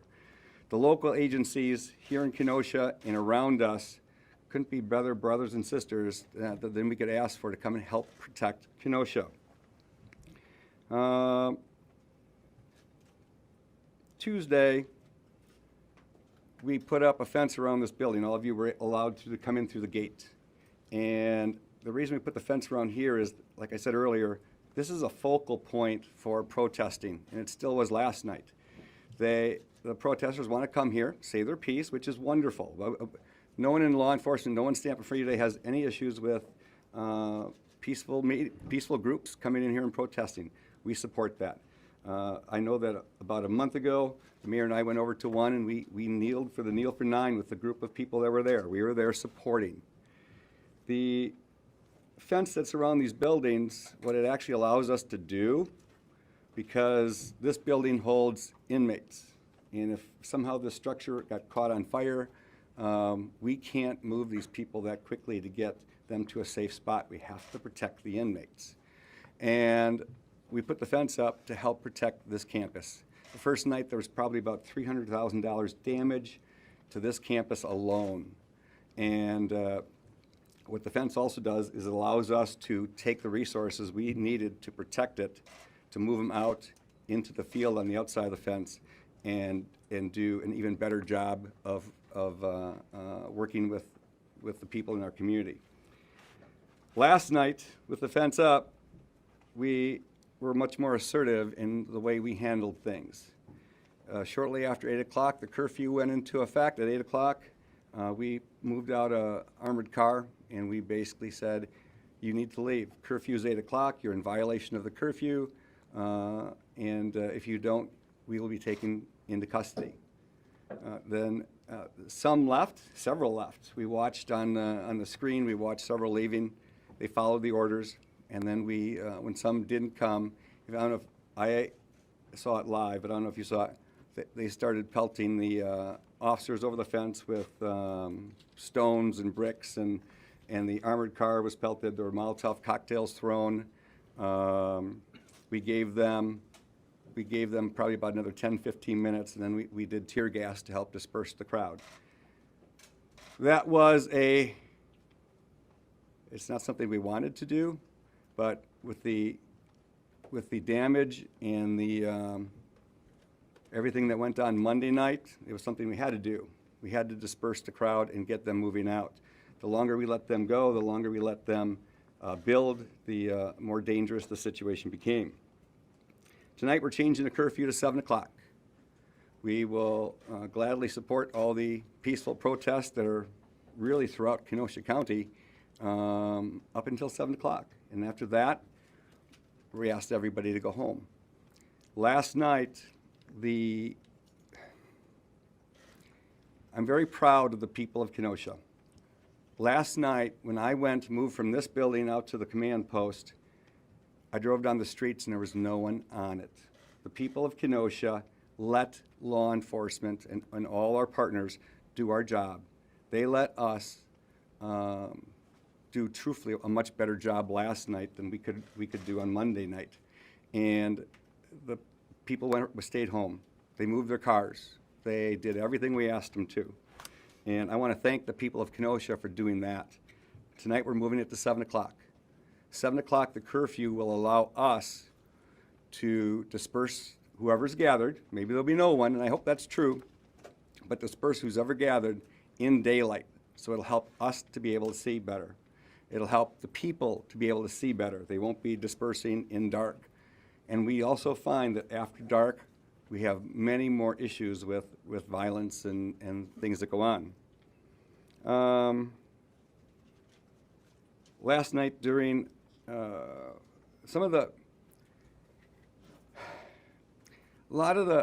we had several hundred law enforcement, a few hundred National Guard, and again, I watched on TV, I watched these hundreds of law enforcement go out there and calmly go out there and first of all try to get people to leave, and then they assisted. Many were taken into custody, and for some it was truly just a curfew violation. But we're going to be very assertive in taking these people. If you don't follow the curfew, we're going to do our best to take you into custody for that violation. Wednesday, we have additional staffing coming from around the state. Unbelievable the amount of sheriffs and police departments that come and have offered to come, both with equipment and people, to come down here and help protect Kenosha County. As the mayor said, we have got the National Guard, FBI, U.S. Marshal, DNR, Wisconsin State Patrol, and agencies throughout the state helping to protect this city. Last night, every day we get better. In Kenosha, we are not accustomed to riots. We're not accustomed to it. We pulled resources, we pulled knowledge from federal and state agencies, and the cooperation between all of them have been incredible. There's some misinformation that, as the mayor pointed out, that the state isn't helping or the federal government isn't helping. Everyone's helping. Everyone is helping. Can all these different agencies round up the numbers we would have loved to have had on Monday night? They can't. They don't work like police agencies do. So with a few days' notice, these agencies were able to get more resources here. What we have been finding, and yesterday I did a couple interviews, is social media. I don't do social media. I don't do Facebook. I think I'd be too upset all the time if I did it. But the one thing that we found is that we do get information from those sources, but there's also a lot of misinformation coming from those sources. Yesterday, as the day went on, it started off in the morning, and there was almost no social media about anything happening yesterday, almost none. By noon, it had grown. By early afternoon, it had multiplied again. And some of the things is, all of you get, and the people of Kenosha get Facebook updates and social media updates from other people, and it gets passed and passed and passed. And we were getting the same misinformation on Facebook that, again, hundreds of times. We get the same thing, and they would actually even say, there's 30 vehicles at this location, and we'd send a squad car there, and there was no one there. So whoever's doing this put out this to scare the people of Kenosha. And it's working. It's working. What I want the people of Kenosha to know, though, is that we are working hard. We're working very hard, and we're getting better at this. And we've got more resources coming in. And we are not, like the mayor said too, we're not going to put up with what we saw Monday night. We're not going to. Does that mean we're going to stop it all? We aren't going to. It depends on numbers that come.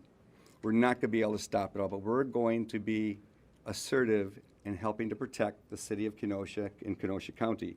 And our neighbors from around the county, state, and country are here to help too. We blocked off the interstate, and we picked that up. Other larger cities did that, and it seemed effective. And when I talked to other agencies on the state and federal level, they seemed that worked. And it's an inconvenience for our local people. I am so sorry. Sorry that we did that, but there's a reason for it. It was to help protect you.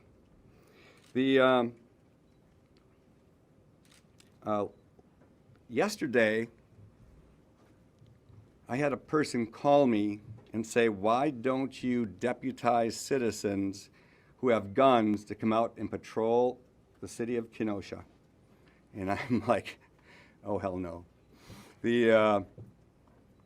And what happened last night, and I think Chief Miskinnis is going to talk about it, was probably the perfect reason why I wouldn't. Once I deputize somebody, they fall under the Constitution of the state of Wisconsin. They fall under the county of Kenosha. They fall under my guidance. They have to follow my policies. They have to follow my supervisors. They are a liability to me and the county and the state of Wisconsin. I don't know this for sure, but the incident that happened last night where 2 people lost their lives, I think they were part of this group that wanted me to deputize them. As a part of the county of Kenosha, that would have been, in reality, 2 deputy sheriffs who killed 2 people. It would have been one deputy sheriff who killed 2 people. Sorry about that. And the liability that goes with that would have been immense. So that's one of the things that was brought up to me, and I said, there's no way. There's no way that I would deputize people. One of the things that we had problems with last night is a lot of protesters come for the show. I mean, there's good protesters that come and pray and kneel and do all that stuff, and they chant, and I got no issue with that. I was doing it several weeks ago, and I'm good with that. But there are some, and we've got several that come here from outside Kenosha. They come from Illinois. They come from north of us. However, we've heard some people may have been arrested from Green Bay, Milwaukee. They're coming here. They have no desire to protest. And I go back to social media. One of the invitations looked like a party invitation, something you would get from your brother to come and see your niece's graduation or her birthday. Come, wear your black outfits, wear black masks, bring your backpacks filled with Molotov cocktails, rocks, and whatever else they may have in those backpacks. So that was the invitation that went out. And I think there's something going on tonight. I'm not exactly sure what it was. But I go back to, I think some people are thinking that I should deputize, we should have these people out there with guns under my authority. What a scary, scary thought that would be in my world. And part of the problem with this group is they create confrontation. The people walking around with guns, if I walk around in uniform with a gun, all of you probably wouldn't be too intimidated by it because you're used to officers having guns. But if I put out my wife with an AR-15 or my brother with a shotgun or whatever it would be, walking through the streets, you guys would wonder what the heck is going on. That doesn't help us. We are set up. We're going to do the curfew until Sunday right now. It can change. This is all fluid. We're going to do the 7 p.m. curfew until Sunday. And it might continue afterwards. It might get finished before. It is at this point, it's the interstate and east, a 7 p.m. curfew. For those that this puts a hardship on, I'm sorry. I really, really am. But it's something we have to do. I'm going to turn over to General Knapp right now and let him explain what from the National Guard. Thank you. Thank you. All right. Thank you, Sheriff. Hello, I'm Major General Paul Knapp. I'm the Adjutant General for the state of Wisconsin in charge of emergency management for the state. Number one, I want to express my condolences to the families of those involved in the tragic events of Kenosha. Next, I want to talk about the Wisconsin National Guard and our role in supporting local authorities in Kenosha. On August 24th, Governor Evers called the Wisconsin National Guard to state active duty to serve in a supporting role and assist local law enforcement in preserving public safety and the ability of individuals to exercise their First Amendment rights to peacefully demonstrate. The Wisconsin National Guard is fully engaged to serve and protect the citizens of Wisconsin on this very important mission.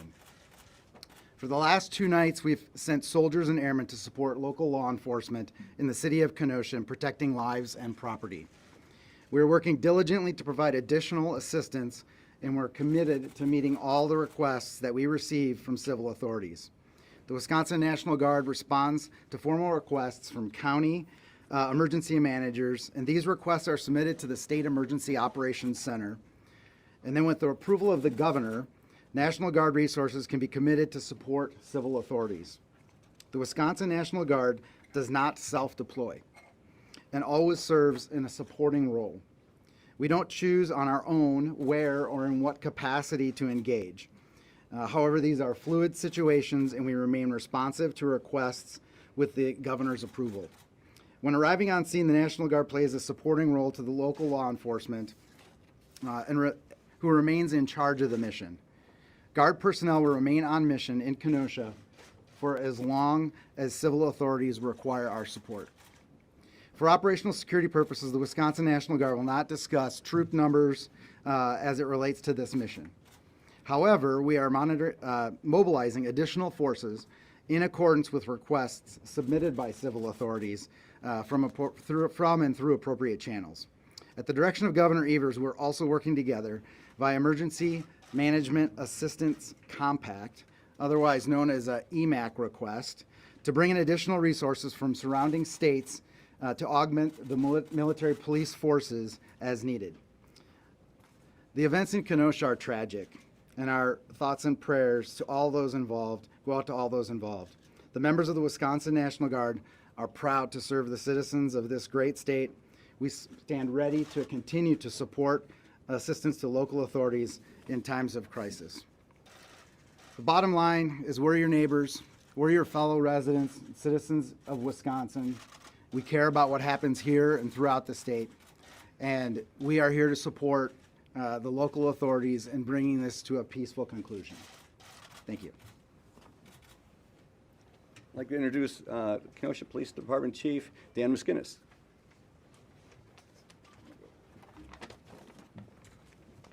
Good afternoon. You'll notice that there's a theme here in that there's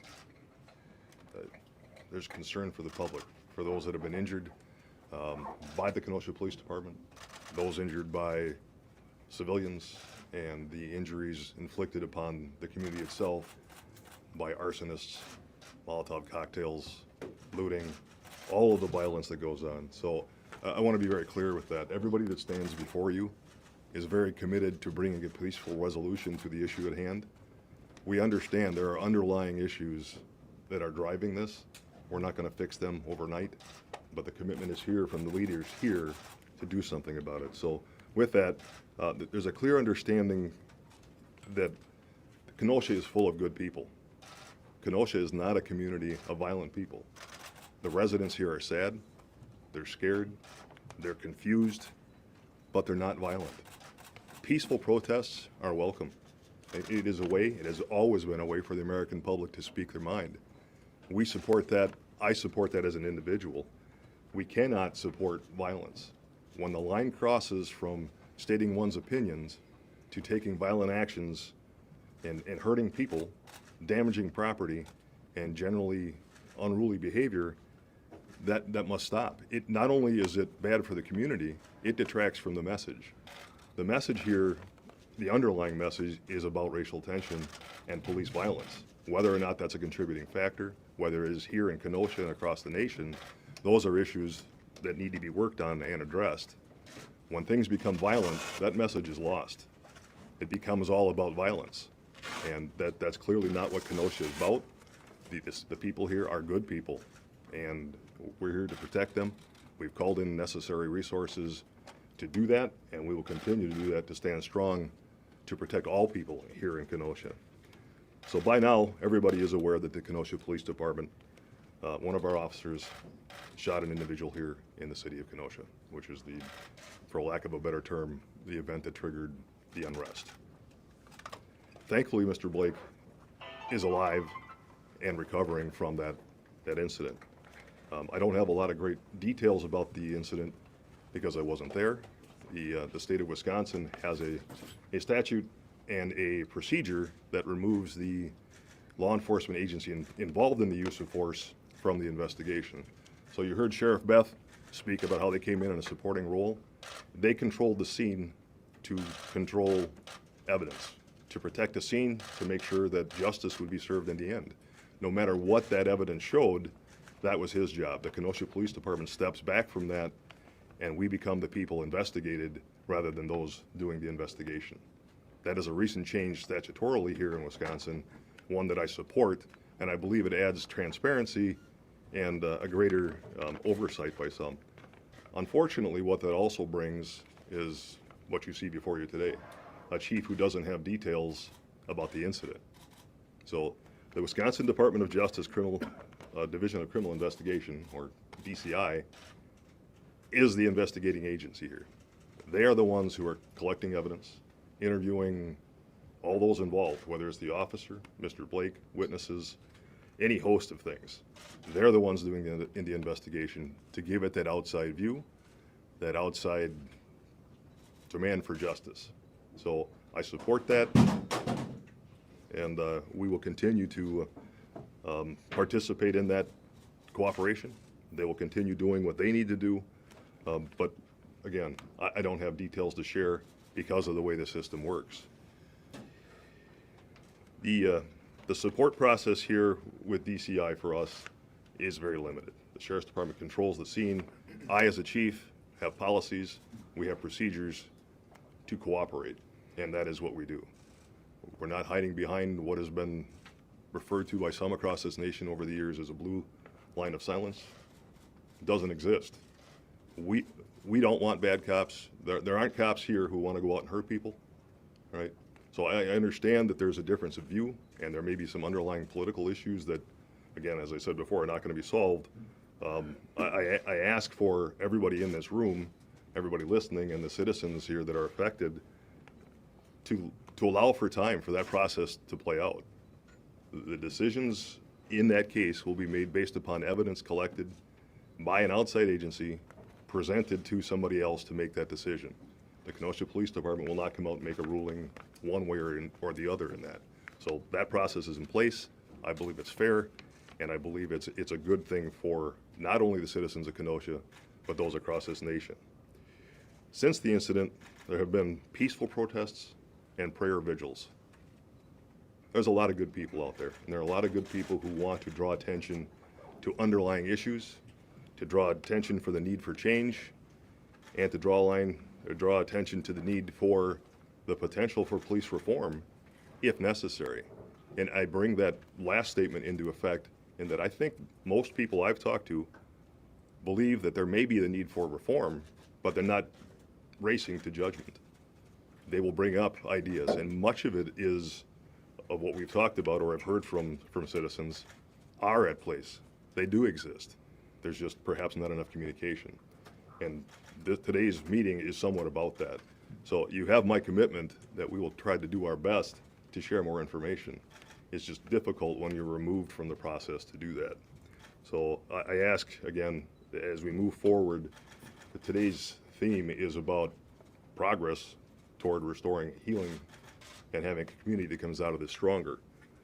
So over the last few days, Kenosha also experienced, unfortunately, looting, arson, Molotov cocktails, violence, persons injured. In addition, last night, in a situation that began peaceful and turned somewhat unruly, and the sheriff spoke about things that were thrown, hammers, bricks, violence toward law enforcement and for the National Guard who was assisting in controlling judgment, or controlling the scene here and protecting those who were rightfully speaking their mind. Persons who were out after the curfew became engaged in some type of disturbance, and persons were shot. Everybody involved was out after the curfew. I'm not going to make a great deal of that, but the point is the curfew's in place to protect.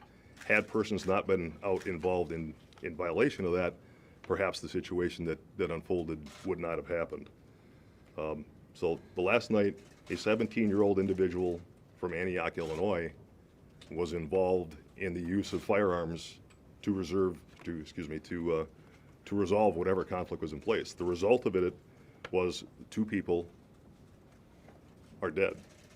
This is not a police action. This is not the action, I believe, of those who set out to do protests.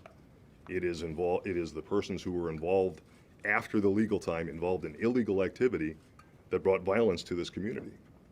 So last night, unfortunately, a 26-year-old Silver Lake resident and a 36-year-old Kenosha resident lost their lives to this senseless violence. A 26-year-old West Allis resident was also injured, but is expected to survive. This case is still very active. We have investigators out now, still following leads and doing what we can to bring about a closure to that. The names of those involved are not being released at this time. As I said, it's a very active investigation, and we have a person in custody out of state. I'll be working to bring that person to Wisconsin to face appropriate charges. What I can't tell you is what led to the disturbance, that led to the use of deadly force by this person, and if both deaths are related to the same person. I don't know that at this point. Investigation, as I said, is very new. So we will do what we can to get more information out as it becomes available. It just simply isn't available at this time. So the Kenosha Police Department is working in concert with outside agencies to address the Kenosha County residents' concerns. But we are currently the focal point for much greater issues. We will do our part to try to be an example to how we can resolve those. And I will take complete ownership of the lack of media releases. So in the last 5 days, I've probably slept 3 hours. The demands that are placed upon the police department, the police chief, and all of its resources sometimes make this role take a back seat, where I'm concerned with the protection of citizens rather than providing information. I will do a better job with that. So with that, I ask for your support in healing here and across this nation, and we all together can and should make a difference. Thank you. I'd like to introduce our County Executive, Jim Cruiser. Thank you, Mr. Sheriff. As Kenosha County Executive, I'm saddened by these events that have led to this situation we find ourselves in at this moment in time. But our county is strong, it's resilient, and we will get through this and come out stronger. I've always said that Kenosha County is like the biggest small town in Wisconsin. We love and care for each other, but we failed in that regard. An area that I work and pledge, along with the mayor, bringing people together of all facets of our community so we can listen, hear, learn, and move forward. My heart breaks for all those who've been injured or killed, and the people and the businesses that have been impacted throughout our community and our county. We are with you. We support you. I want to thank those many people, hundreds of people, who came out and cleaned up after every morning after destruction has taken place. They boarded up businesses, cleaned up the sidewalks. They're the silent heroes out there just helping Kenosha get back together. Make no mistake that if you're coming out to our county to do harm or damage to our community, you'll be arrested and prosecuted. This is not or will not be tolerated. I want to thank the National Guard, Major General Paul Knapp, for the ongoing significant support, and the many state and federal agencies that are all making up a robust law enforcement presence here and that support our community. Seeing these gentlemen work behind the scenes, there's not a hitch in the get-up. State, federal government, local governments, every agency involved that's already been named at this press conference. It's proud to see that team pulling together to move forward.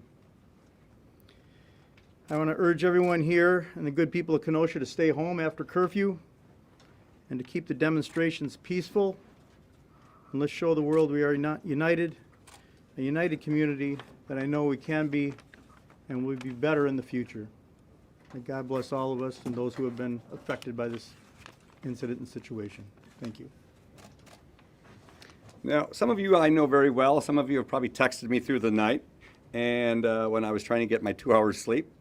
And I know that we didn't answer all your questions. And I'm going to let you know that there's no way we can answer everyone's questions in here, but we will give you like 15 minutes or so to answer the ones that we can. And just so you know, don't feel like you have to get your answers right now. We are going to do something like this every single day, and I believe it's going to be at 1 o'clock every single day until this whole thing passes, so we can get information out to the people of Kenosha, people of the state of Wisconsin, and truly this country of what's going on here in Kenosha. So, Sheriff Beth, Thank you, although you Sheriff didn't Beth. deputize, I appreciate it. This is either a question for you or the police chief here. Have either of you seen the video of the shooter last night? I saw a video of the person that someone told me was, yes. Okay, so he shoots people in the video. He opens fire, and then he walks away and walks toward officers. He appears to have his hands up in the air, wanting to turn himself in, but then he later flees. Whoever was there, officers, sheriffs, why did they let him go? How was he able to go? Well, I wasn't there, but just hearing what you just said, I have a pretty good idea. You got to understand that at that point, and I don't know what was going on right then. I don't have a clue. But there's screaming, there's hollering, there's chanting, there's a squad car running, there's MRAPs and Bearcats idling, and I don't know where it was, so I don't know. And if the officer happened to be in the car, the radio traffic was nonstop.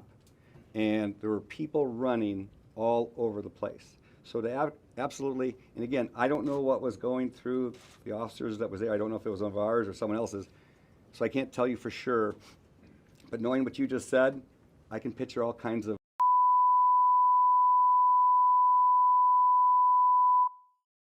All right, everybody, it looks like we just lost that feed there. Pilar Arias here with you. I just got on a mission control. That's what I like to call the Fox News Now set. So I'd like to say hello. I literally just got here like less than 3 minutes ago, and it looks like we've lost that feed. But we've got two other live updates happening right now. We're hearing from California Governor Gavin Newsom, who is speaking about coronavirus. We're also getting an update out of North Carolina. So I'm going to take you out to North Carolina because I will be able to get that feed from California a little bit later to show you here on News Now from Fox. But happy Wednesday, everybody. Thank you so much for being here. Of the tens of millions, we're already putting in overdrive to increase access. North Carolina innovation from companies, large and small, will continue powering our economy through these tough times. My budget proposal includes $27.5 million for small business rent, mortgage, and utility support, and another $18 million to support historically underutilized businesses that we know have been left out too many times. Helping our small businesses survive and thrive right now will spark our local economies and keep many North Carolinians employed. All right, everybody, we were able to get a backup feed there out of Wisconsin, so I'm going to take you back there now. Take care of this. And is it the people? There are people here from Kenosha that are part of this, but a lot of people come in and really do the damage are from outside Kenosha. Chief Miskinnis. You said the incident last night, you think it was linked to the group that wanted you to deputize them. Could you clarify what that means? I don't know that for sure. I just said that a group wanted me to deputize people that were carrying guns. This person was carrying a gun. And what I said is he could have been part of it. Do you have proof? I don't know. Sheriff, any idea why the young man came from Illinois to Kenosha last night?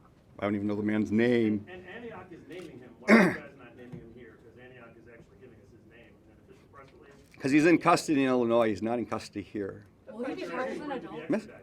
Sheriff, can you tell us, will this 17-year-old be charged as an adult? Oh, I wish the district attorney was here, but he had to go to another meeting. We aren't, the part of the shootings last night, we are not investigating that. That is a combination of the city police department and also the FBI. Miss? I don't even know that for sure. I can tell you the agencies like the ATF, FBI, and U.S. Marshals. Here, someone wants to talk to the chief. Yes. I'll turn it over. Chief Miskinnis, what was your reaction to the video, the cell phone video of Jacob Blake being shot by one of your officers? I'm not going to address that because it is one snippet of a very large situation, and much as what's happened across this nation for a long period of time, it's focused on what you see in this much of an incident. It's unfair to everybody involved, whether you're the person using force or the person being arrested, that the picture isn't painted. How many officers are on leave? Is it just the shooter? Is it just the one officer? The 3 officers who were at the scene are all on administrative leave. Chief, eyewitnesses said that your officers asked Mr. Blake to drop a knife. Was any weapon recovered at the scene? I can't answer questions about the investigation. As I said before, I wasn't there. I'm not privy to those those reports. We've talked about misinformation. We've talked about misinformation throughout this conference, how it's kind of contributed to what's happening. Why are we only having this conference now? I understand you said that you guys were inundated, but if misinformation contributed to a lot of what happened, why did not the police department, the sheriff's department come out ahead of time to at least discuss and explain what the procedures were as part of this investigation? Well, you're assuming that it really did drive things. We have no way of knowing that the misinformation had anything to do with anything. Right? We had information that was vetted and became true. We had information that we disproved. So I can't say that it had any bearing on the outcome. The reality of it is, in all situations, there's two sides of a story often. And sometimes there's misinformation, sometimes purposefully, sometimes not. Chief, what's your messaging been to your officers in terms of how to approach the protesters, how to approach The message from myself, and I think everybody up here, has been to allow protest, to speak their mind. But the law is the law as far as protecting people. And that's where the line is at. So the message is to remain calm, to let people exercise their constitutional right, even when they're the source of the disdain. Chief, the messaging for the last 2 nights has been that you aren't going to sit back, that you aren't going to allow the city to burn, violence to happen, but it has happened the last 2 nights. Why should people of Kenosha believe it? Well, I hope that they are intelligent enough to understand that there are so many things we can do. There are only so many resources available regardless. So whether I'm a person of the media with too many requests, a police chief, or a public works employee, you can only get so much done with the resources at hand. Chief, how many shooters and how many people were hurt last night in the shooting? Two persons were killed, 1 person was injured. Right. We do not know how many people. Do we know who they are, the shooters themselves? The 17-year-old that was in custody. Are they part of a group? I don't know that. The investigation is very new. I said, we don't have details, and I will not be releasing details. Do you know about these armed civilians? I mean, did you know about them before last night? I mean, what is your knowledge? Across this nation, there have been armed civilians who have come out to exercise their constitutional right and to potentially protect property. So if I'm aware that groups exist, yes. They weren't invited to come. Chief, there's video of officers thanking them after curfew for being outside open carrying. And the second part of that is, don't you have to be 18 years old to open carry in Wisconsin? Yes. So, and then your reaction to officers thanking those armed individuals protecting property after curfew? I don't have any information that existed, so I can't address the issue. What would you tell the family of Jacob Blake coming out here for the protest? A message to them? Do you want to say something? Do you want them here? Do you not want them here? Everybody else is talking. The militia members who are here, the ones who are armed or. I can tell you that I don't want violence regardless of which side of any issue you're on. So showing up with firearms doesn't do us any good. But keep in mind that the term militia is used. I've got no proof that it has any organization to it. It may be just simply armed citizens. I don't know. So it's no different than those on the protester side who are walking around armed and those who are counter-protesters or those who are just witnessing to be armed. So I'm not going to address any more issues relative to anything to that. They feel that law enforcement is outnumbered, and that's why they're here, is to try and give you guys reinforcement. I just said I'm not going to answer any more questions. You want them to give you guys backup, so to speak. We're done talking about If that. they're carrying tonight, are you going to check to make sure Understand they're the 18? sensitivity with the officers involved in the initial shooting, the 3 who are on leave. Are there any efforts, protocol, to release their names at some point, or not release them? I mean, what is the process right now involved moving forward? That's a very good question. So as I alluded to before, the Wisconsin Department of Justice Division of Criminal Investigation is in charge of the investigation. I've had contact with DCI to talk about releasing details because some of the questions you're asking for, only they can give you. And I'm assured that soon some of those answers will be provided, including more details about those involved. I'm going to bring up General Knapp again and let him, if you have any questions for the National Guard. Great. Thanks, Sheriff. I just wanted to clarify one of the earlier questions before we get into some other ones. In terms of additional National Guard support from outside of the state, I just want to let you know how that works.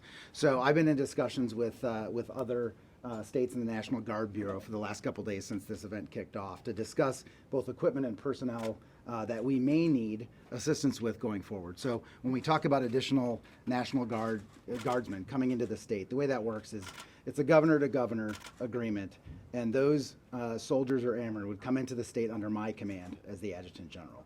So for clarity on how that works. And then also for additional federal resources coming in, the way that works as well is I talked about the EMAC request in my statement, and then those additional federal resources would also come in under the leadership of the already existing federal resources and leadership that's here in the state of Wisconsin. So are you worried Does that about make the sense? president tweeting about it as if it's his decision that it will escalate tensions here? No, ma'am. I don't worry about the president's tweets. Can you clarify the wires crossed issue again? It's my fault. Right, can you just clarify that? What happened exactly? Sure. Basically, I thought someone from the city requested, the city thought I requested. Just a moment. My fault.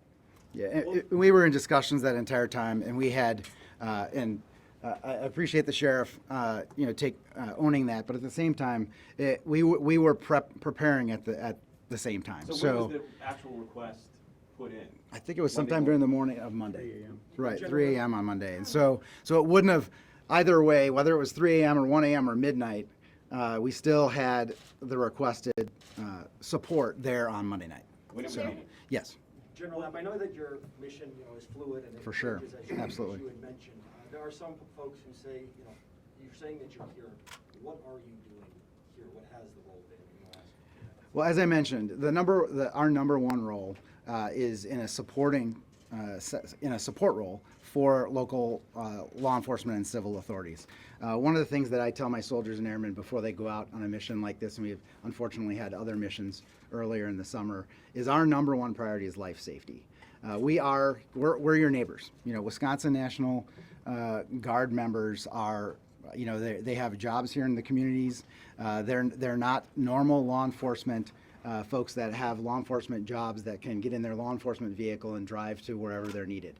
So we have to, when we call those Guard members, there's a process involved in getting them to leave their homes, leave their families, make arrangements for all of those things, get to their armories, get their equipment.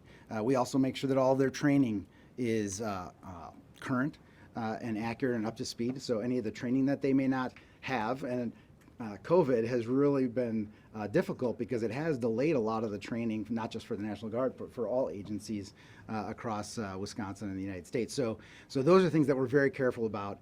We don't want to just call someone and throw them out on the line in a civil defense or civil support role. So, What will it take for your role to expand here? Well, again, my condolences go out, and it was a tragedy that happened last night, and our role is expanding based on the request from the civil authorities as we go forward. You'll see more National Guardsmen, both from inside of Wisconsin, and we're in discussions with other states to have an expanded number of Guard members in support of local authorities. No, as I mentioned earlier, we don't talk about specific numbers. It's just not a good idea. Can you please clarify? So we had heard that 750 Guard troops were requested by local law enforcement and that Governor Evers hadn't sent them. So is that not the case? Well, I'm going to say no, that's not the case. So I'm not sure where that is. I think everyone up here on the stage is very clear that from the very beginning of this crisis, one of the most important things is we've had amazing communication. I was woken up in the middle of the night I can't remember exactly the time, between 1 and 2 a.m. In order to start facilitating that request. And from that moment, we've been coordinating our response with them and making sure that it's a measured response and it's also measured and appropriate and meeting their needs. And I feel like we've done that to this point, and we'll continue to do that as the needs change in this dynamic environment. I don't mean to cut you guys off, but I know that this would go for hours and hours and hours. We're going to be back again, shoot for tomorrow at 1 o'clock, and we'll let you know for sure. Mayor, you want one? Okay, If go you ahead. don't mind, Absolutely. just very quickly, two things. One, someone asked about, do we want militias in the town in the evenings when the police are doing what they need to be doing and the sheriff's doing what they need to do? No, I don't need more guns on the street in the community when we are trying to make sure that we keep people safe. Law enforcement is trained. They're the ones who are responsible. They're the ones we have faith that will do their jobs and make sure it gets done. And it would be beneficial and helpful to everyone to realize that. That is why the curfew is there. The curfew is to keep everyone off the streets so that the law enforcement is able to work with and deal with those individuals who are there. And so I just wanted to clarify that question as to what's going on. And the last thing I'm going to touch on is, and if you want to talk to me afterwards, I'll talk to you. The last thing I want to touch on, though, is the issue with the troops or the Guard coming in, National Guard coming in. The general's wake-up call probably happened because of my call at about 1:30 in the morning, as we were trying to find out, making sure what was going on and how we were doing it. The state has been working with us through this whole thing. You know, the problem we all have is the same. How many people do you ask for in a situation like this? No one knows. This is definitely new to us also. So the requests were made, the state was willing to implement, they put it in. We got back to them and said it's not enough. They have been upping the numbers every day that we have asked for help.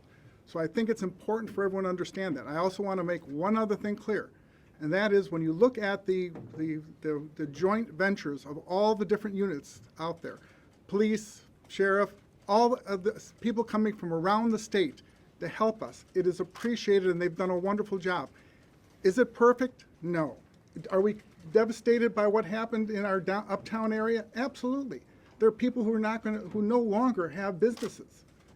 Those are things that have to stop. How will you protect the small businesses? We are going to do everything we can to protect them on the basis of what law enforcement tells me to do. Will you I'm use going the to. National Guard to protect the small businesses? I have the National Guard here, along with the police and sheriff's department, to work on making sure we cover areas and keep people safe, and that we're able to move and protect all the businesses as possible. Mayor, do you think the lack of information from the Department of Justice is fueling this violence?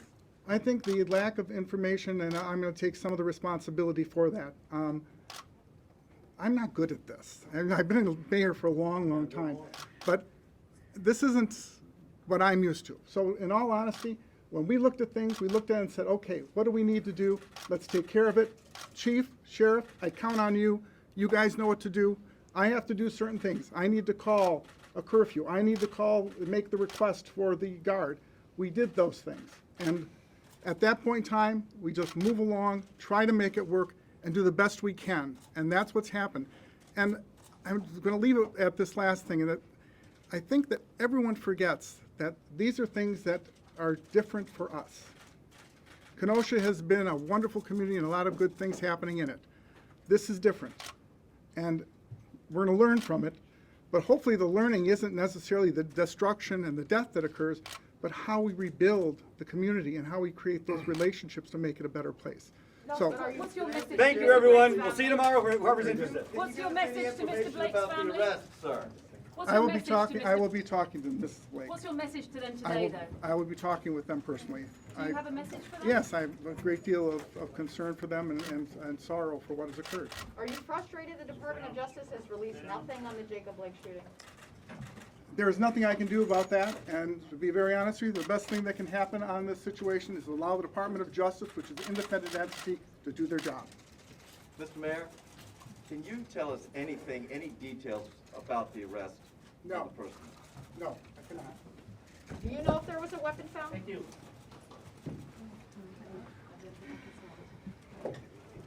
All right, everybody, that's the latest from Kenosha, Wisconsin. A lot of people keeping very close tabs on that situation out there.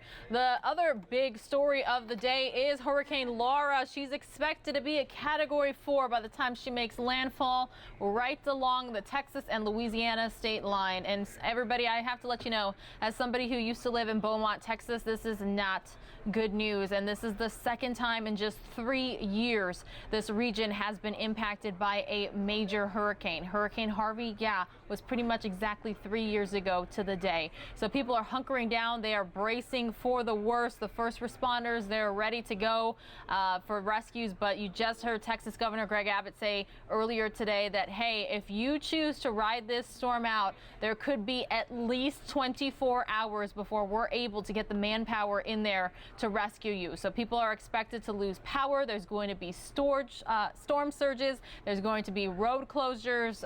Resources are going to be stretched thin. The hospitals that are open and the like, it's going to be a very devastating, catastrophic storm, everybody. So please stay safe out there. Heed all warnings. If you're told to evacuate, you gotta always remember that lives are worth more than material things. So again, Southeast Texas and Louisiana bracing for Hurricane Laura. We're going to stay on top of all things Hurricane Laura related today here on News Now. All right, everyone, I'm going to take you out to California. Gavin Newsom is still speaking live. I will probably be playing this again in its entirety later today. Again, the coronavirus update from California Governor Gavin Newsom. They're sobering because you only know what you know. You don't know what you don't know as we get back in. Once the fires are suppressed and we get back in and we start seeing repopulation, we're likely to discover additional fatalities. But 7 to date, we have identified, and this goes for structures as well, identified just shy of 1,700 structures that have been destroyed. We anticipate that number to go substantially in the coming days and coming weeks. Let's talk about what we did a few days ago, and that's the update that I provided on Monday. A few days, Wednesday, we want to update you on where we are in containment and total number of acreage burned. As you recall, the LNU fire, the Lake Napa complex of lightning that occurred, this complex of fires, has on Monday was 22% contained, impacted 350,000 acres, that is. Today, we've made real progress over a 48-hour period from 22% containment to 33% containment, and kept the acreage relatively intact, 350,000 acres to about 357,000. CZU fire, which has generated a lot of stress for no other reason than in recorded history we've never seen a fire of this size and scope in this region of the state. And this is, again, another testament, demonstrable example of the reality, not just the assertion, not just the point of view, the reality of climate change in this state and its impact in this state. On Monday, the CZU in that Santa Cruz area, 13% contained, 78,000 acres, kept it under 80,000 acres, making a little more progress on containment, 19%. So encouraging LNU, CSU moving in the right direction, again, over a 48-hour period. The SCU, again, LNU and SCU represent the second and third largest fires in California's history, at least modern recorded history. Monday, 10% contained, 347,000 acres. Today, more than doubled the containment, 25%, and kept it relatively concentrated to 365,000 acres. I had the privilege of flying over that fire a couple days back, seen flames as high as 10 stories, 100 feet, an extraordinary complex that came together, one larger fire, incredible work being done. You really get a sense of that when you're flying over these fires, these dozer crews, the hand crews, the incredible work people are doing to prepare, including the fire drops, those red lines you see next to those dozer lines, and the incredible tactics that are displayed and deployed in these wildfires. Best in class CAL FIRE, best in class, our mutual aid system. You don't think it, you get to know it when you see it up close, including some of the CDCR teams that were out there doing incredible work as well. August fire generated some interest, 11% contained on Monday, 178,000 acre, mostly brush and grass. Remains a concern, but acreage has grown about 197,000, but we're getting up to 17% containment, so progress. Progress, though, really needs to be highlighted here. This mock fire, this is in and around Hetchetchee, could have impacted the entire Hetchetchee system, which is that 167-mile gravity-fed system that actually feeds the water and a lot of the power for the city and county of San Francisco and the region as it relates to the Public Utilities Commission that manages that region through their work. There was real concern around this fire. Just 2,800 acres on Monday. The containment over the weekend, we got to 20%, but real concern about the impact that this could just go. And I'll tell you, if you want a good news story, if someone actually wants to write a good news story, learn about the heroism of the firefight and the firefighters there. 60% contained in over a 48-hour period, and they kept it at 2,800. It's an old adage. in politics broadly defined, unlike baseball, you don't get credit for saves.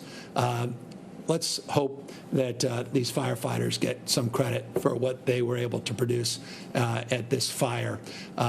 We've been talking a lot about it privately, and I just thought it was important to share that publicly. Great work at CAL FIRE. Great work of our mutual aid system, demonstrably exampled in the mock fire. The sheep fire, also concerned. This one has been stubborn, 0% containment, 26,000 acres. We're at 3%. It's grown modestly, but I highlight it because I may need to continue to highlight this over the course of the next number of days. And one other fire I wanted to highlight that was previously referred to as the Castle Fire, now the SQF fire.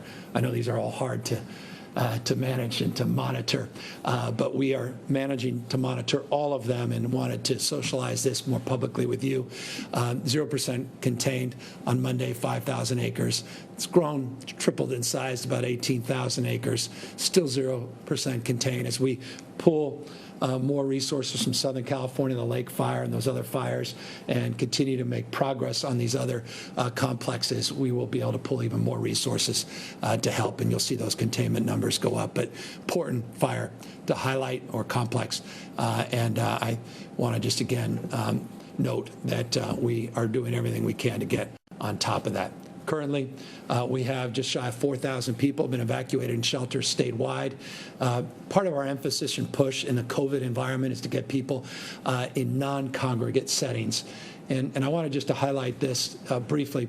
Of the roughly 4,000 evacuees, we now have the vast majority of them, 3,041 people out of 3,889, in hotel rooms. So they can cohort in a way where they're not mixing in these congregate facilities and settings, all part and parcel of the protocols we put in place for not only evacuees, but we had done for homeless individuals and those that were testing positive or coming into contact with people that tested positive that needed to isolate as part of our previous pandemic efforts. They're paying dividends as well in terms of our evacuation efforts. 14 shelters now fully operational, about 848 people in these congregate shelters. So you're seeing a decline in the total population in the congregate. You're seeing an increase in the non-congregate, the hotel rooms, which is encouraging, particularly again from a health and safety perspective in a COVID environment. Here's where we are in terms of the environment, like mitigation and the spread of COVID-19 transmission rates based upon tests. We had a tougher testing number that came in yesterday, a little over 70,000. It brought down our total average test. Again, you can chalk that directly to the impact some of our testing sites. I think I mentioned Monday about 11 sites, at least over the weekend, we're down. We're updating those numbers, those Verily and OptumServe sites, because of the heat wave and the smoke issues, as well as the fire danger and the evacuations. So that's impacted our total number of tests. But we, nonetheless, are still seeing, despite case numbers of 6,004, we're seeing a 7-day average continue to decline in a favorable way. You can see that exampled here, not just as a 7-day average, which is 5.8%. Which is our positivity rate over a 7-day period, but this is the positivity rate over a 14-day period, a slide many of you are familiar with. So the positivity rate dropping 6.5, 6.4. We're seeing that 14-day now decline 6.1, again, 5.8 on the 7-day. Hospitalizations continuing to trend in a very positive direction, 17% decrease over the last 14 days. You're seeing the same things, about 18% on ICU admissions. We're now down about 16% of our total COVID positive patients in ICUs. In terms of our ICU capacity, it's dropped from 23% down to 16%. But again, hospitalizations, ICUs tracking in an encouraging and favorable direction. Not surprisingly, based upon all of this, the county monitoring list, which again is a dynamic list. People come on, people come off. You see these numbers change on a consistent basis. You see 34 counties now, not the 35. Here are the ones that were removed. Amador and Glenn, we added Tehama County to the list. I'll remind you as we close on Friday, we'll be putting out the new sectoral guidelines, our new framework based upon experiences, best practices, and expressed concerns and input that we've received over the course of the last many weeks and months, particularly over the last many days, as we're working with local health officials on augmenting and addressing their concerns, augmenting those guidelines based upon those concerns addressed or insight that they're providing. And so Friday, expect that list, expect some other announcements on Friday, but we, again, today really wanted to highlight what is a predicate for any sustainable reopening, safely reopen in a sustainable way. We have to improve the testing protocols. Can't happen soon enough. Again, 8 to 10 weeks to get that moving and operationalized. It's additive. We're not taking away anything that already exists. It'll be additive to those efforts, but it will allow us more flexibility, again, more reliability, and I believe will have an impact not just on the state in terms of driving down costs to test, but I hope can enliven people across this country to get down the costs of this test. If you are fiscally conservative, then you should be demanding the federal government use its marketing power to drive down the cost of tests.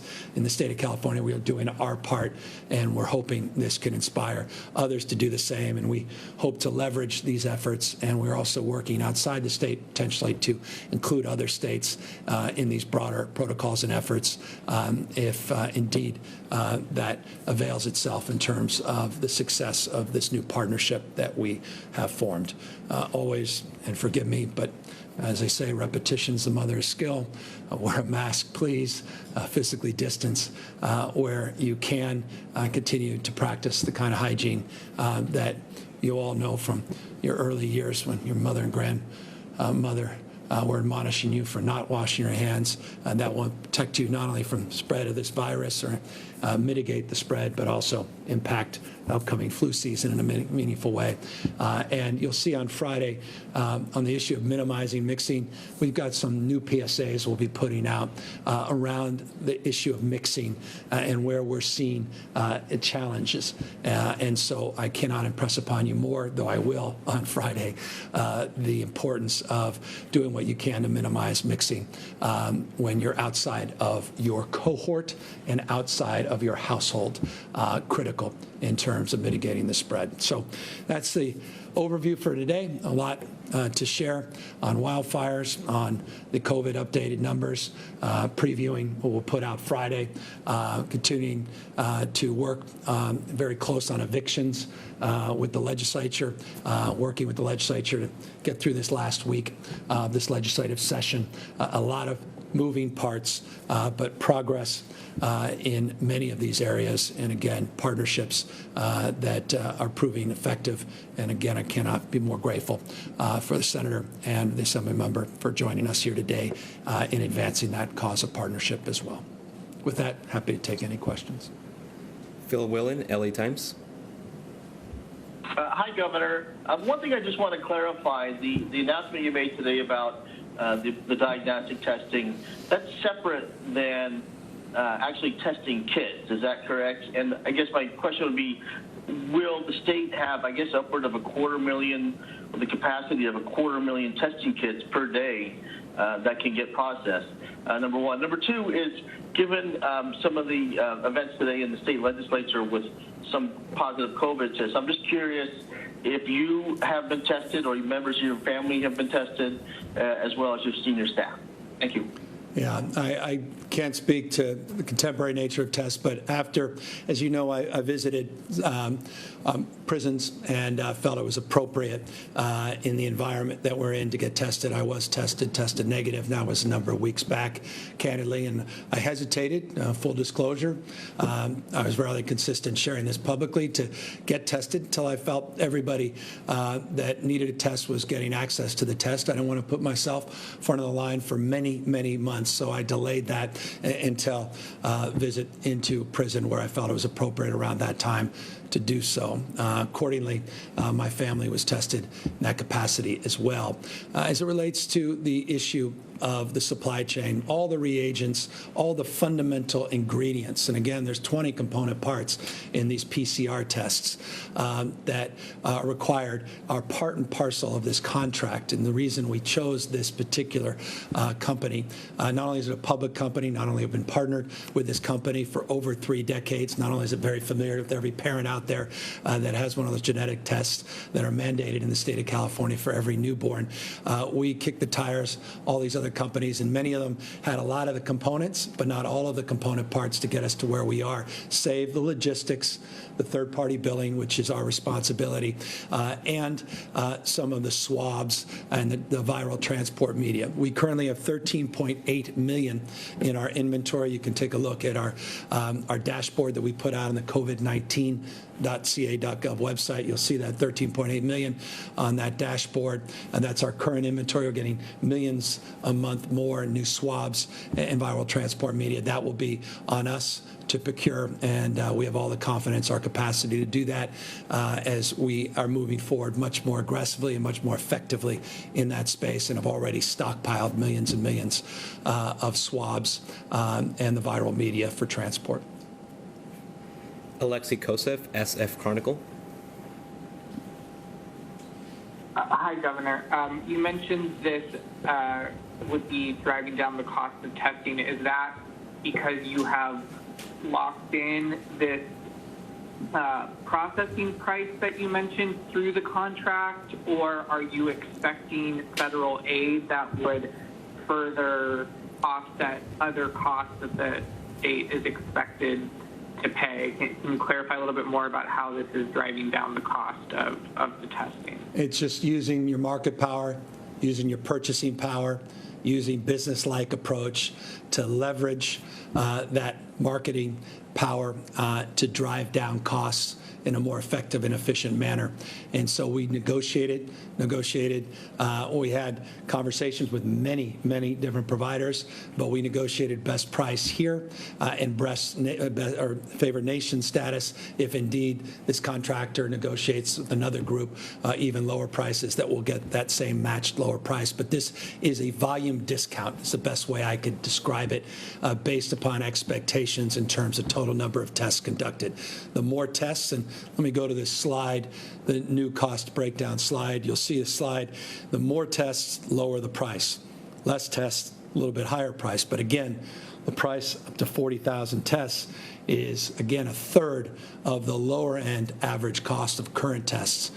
So it's a substantial discount, and that will create savings for employers, for plans, for our Medi-Cal system, for, as we're all taxpayers, for Medicare in terms of costs. So we think it's going to create a pricing, it will have pricing impact that will transcend not only in this context, but have impact more broadly to the testing market, because the scale and scope of California. So I don't want to overstate things, because when one does that, they usually get burned.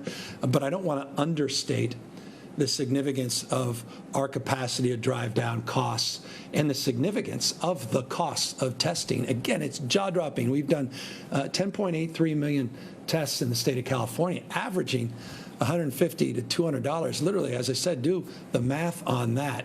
The costs are jaw-dropping, and they're simply not sustainable as we move into the prospect of a second wave and the likelihood in the spring of next year, even if there's promising therapeutics and even if we see some immunization take shape, that the distribution, the manufacturing, the supply chain to get these immunizations out at the scale that creates the kind of immunity that we're looking for, that's going to take some time. And people start testing again across the state. You saw this a few weeks ago when you started to see the flare-ups in Florida and Nevada, and now you're seeing it in Iowa. You saw it obviously in Texas, Georgia, Louisiana, elsewhere. You saw then more people testing in those states finally, and putting pressure where we had those big delays in getting test results back. It's just not, we can't be victims of that inevitable fate. It's likely to happen again during flu season. We just don't want to be back in that place. And that's why we want to control our own fate, move the markets, create some more competition in terms of costs, ultimately bring down the cost for everybody. And we think this will improve innovation as well as part of the larger thrust. Alex Michelson, Fox 11. Hi, Governor.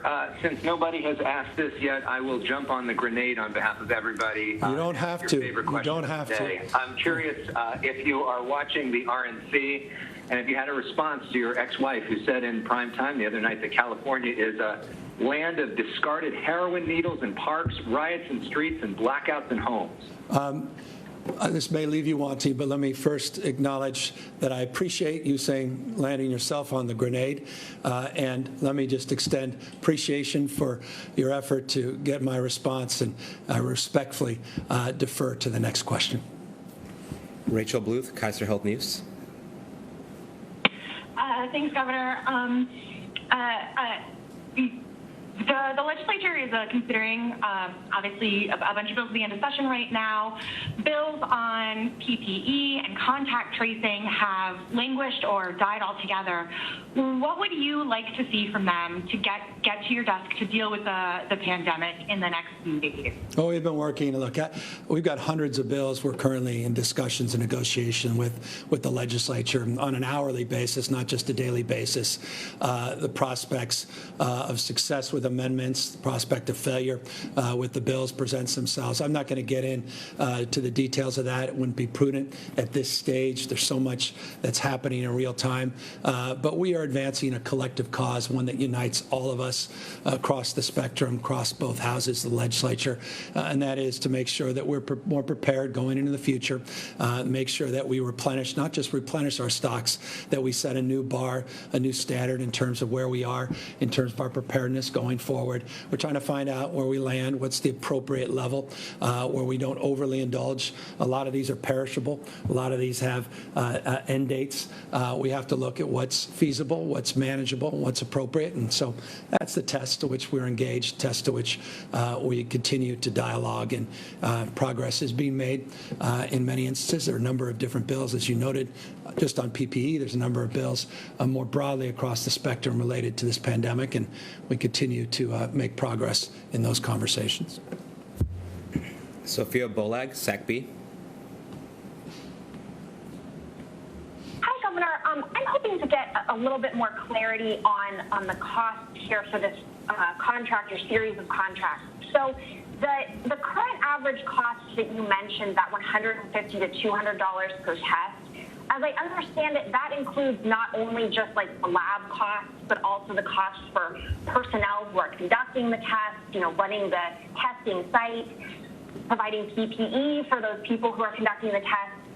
So can you explain, does this contract cover all of those costs? And, is that how you're able to get a number that is comparable to that current, overall cost that you mentioned? Yeah. And can you also explain it? It sounded like you might have been saying that this will lower costs for health plans. How does that work if this is a contract between a company and the state? Perfect. So I have Dr. Galley's already out of his seat, moving in this direction, and could talk to you about how we're responsible for logistics, which means transporting the tests, how we're responsible for building out the lab site, and how we have assumed those costs and how we will get those costs reimbursed through these contracts, and what the assumed costs are specific to the cost breakdown that I provided for this new contract. He'll break those down, and then he'll more broadly describe who currently is paying for tests and why we believe this will lower the costs for employers, for the state, and for the plans. All right, everybody, again, that was California Governor Gavin Newsom, but we're going to continue to listen in here on this update.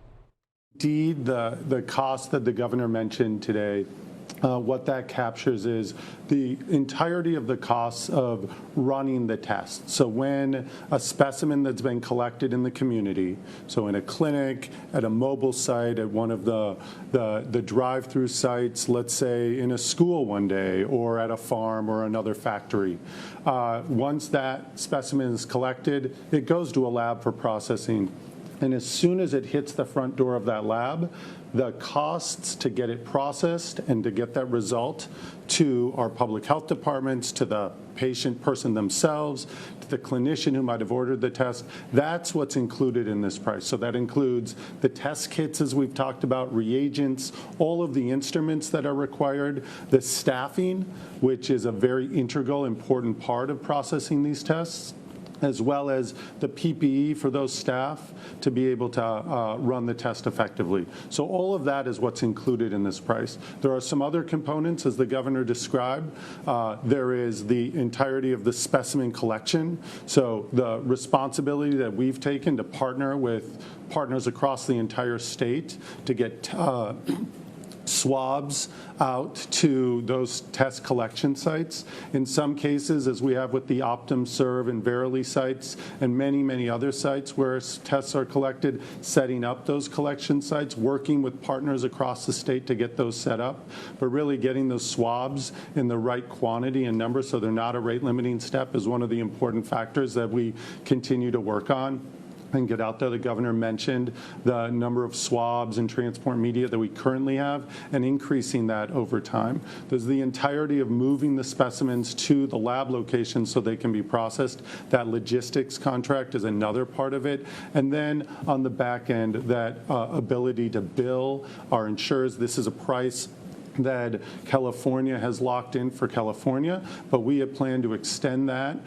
These lower costs that will be reimbursed at a much lower rate compared to some of the other test reimbursement rates that the governor mentioned earlier. So together, this creates not just an opportunity to increase our testing volume, not just an opportunity to get the per cost test down for all Californians, but we think really to give us, and emphasizing a point the governor made, the ability to deal with the disproportionate impact of COVID on communities that haven't had as much access to testing, maybe can't take the day off of work, so really need the testing site to come to their workplace to get tested.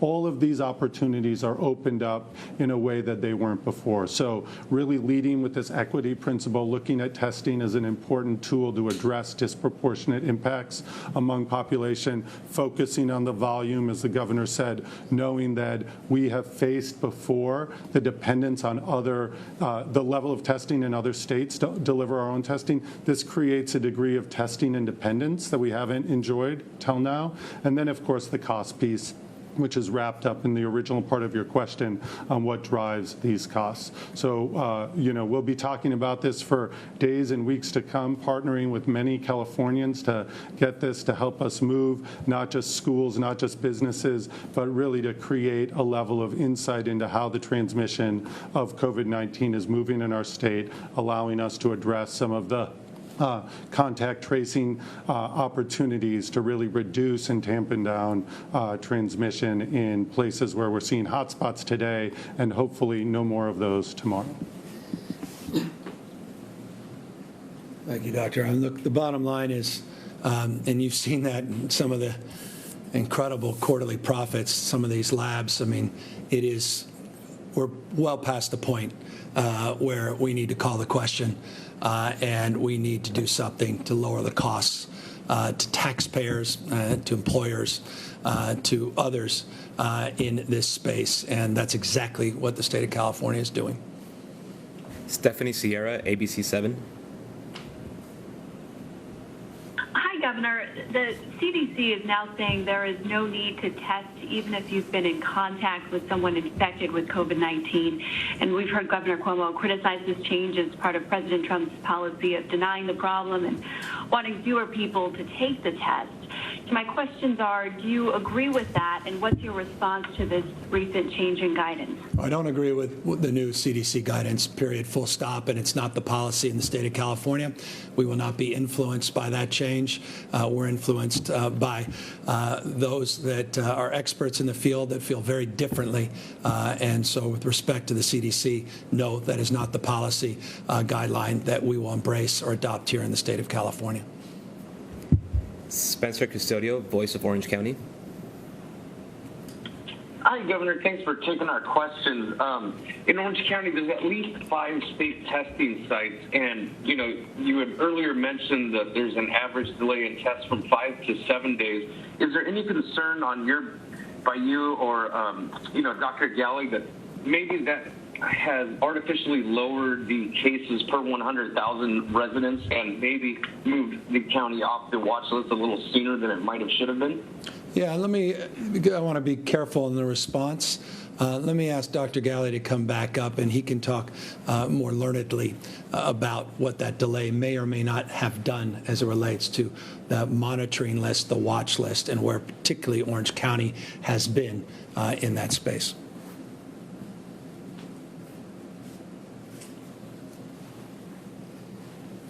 Thanks again, Governor. Indeed, Orange County, all of the counties across the state have experienced delays in not just collecting tests, but getting those tests processed. Sometimes you'll get the test back in 24 hours or less, especially those who are quite ill with symptoms. We want to know right away. And that's still achievable. But when we were experiencing the longest turnaround time issues, we were seeing some tests returning 2.5, 3 weeks after they were collected. And indeed, not only is that really not a useful result to the person who was tested, to those doing contact tracing, but it does make tracking the data difficult. We have worked over the past many weeks to not just improve our ability to understand the data that's coming to us, but really assign the test to the dates that it was collected, understanding when it's reported, and building our models around all of our calculations, whether it's test positivity, case rates per 100,000, around that detail. So, within a great deal of contact with the counties, including Orange County, these conversations have given us a degree of confidence that the way we're reporting and working with counties is appropriate. Again, we do always have an open door to hearing about different approaches, and we hear from our counties quite often about different ways to look at these numbers and the data. And when we continue to learn and evolve in that space, we share that with you and adjust our way of doing the calculations. But in our current approach, we feel confident that we're doing it in a tried and true way, and that counties that are on the monitoring list are there because we've reviewed their data, and those who come off are there for the same reason of review. Next question. Adam Beam, Associated Press. Hi, Governor. The news release says that the state will be standing up a laboratory facility to process these tests. Does that mean the state's going to be building a massive lab as part of this contract? And secondly, how do you think that all these new tests will impact tracing? I'm not sure how it's working now. I mean, do you think we have enough to make it work with 2.5 times as many tests? Yeah, we'll substantially advance those efforts. I'll have Dr. Galley come up in a moment and talk a little bit more specifically about how we believe this will substantially impact our ability in real time to do contact tracing and make it more meaningful because of the diagnostic time, and the results will allow us more capacity from an epidemiological perspective to mitigate the transmission of disease and identify cohorts that may have been exposed to someone that has tested positive. Will help advance our efforts in schools, help advance our efforts more broadly across the spectrum from hospitals to skilled nursing facilities, including in private sector by sector, industry by industry. Specifically, though, let me take the first part of your question, and that is, yes, we process. We'll be building out that site using the state capacity to move quickly, to move efficiently, and to build out. We've identified a specific site to develop this lab. We have the people, we have the expertise, we have the specs, and we'll be moving forward very, very quickly. And that's why we were very eager to make public this proposal and this announcement so that we can move forward to do just that. And again, very gratified by support of key members of the California legislature. Specifically, as it relates to that second part of your question, Dr. Galley can amplify a little bit more.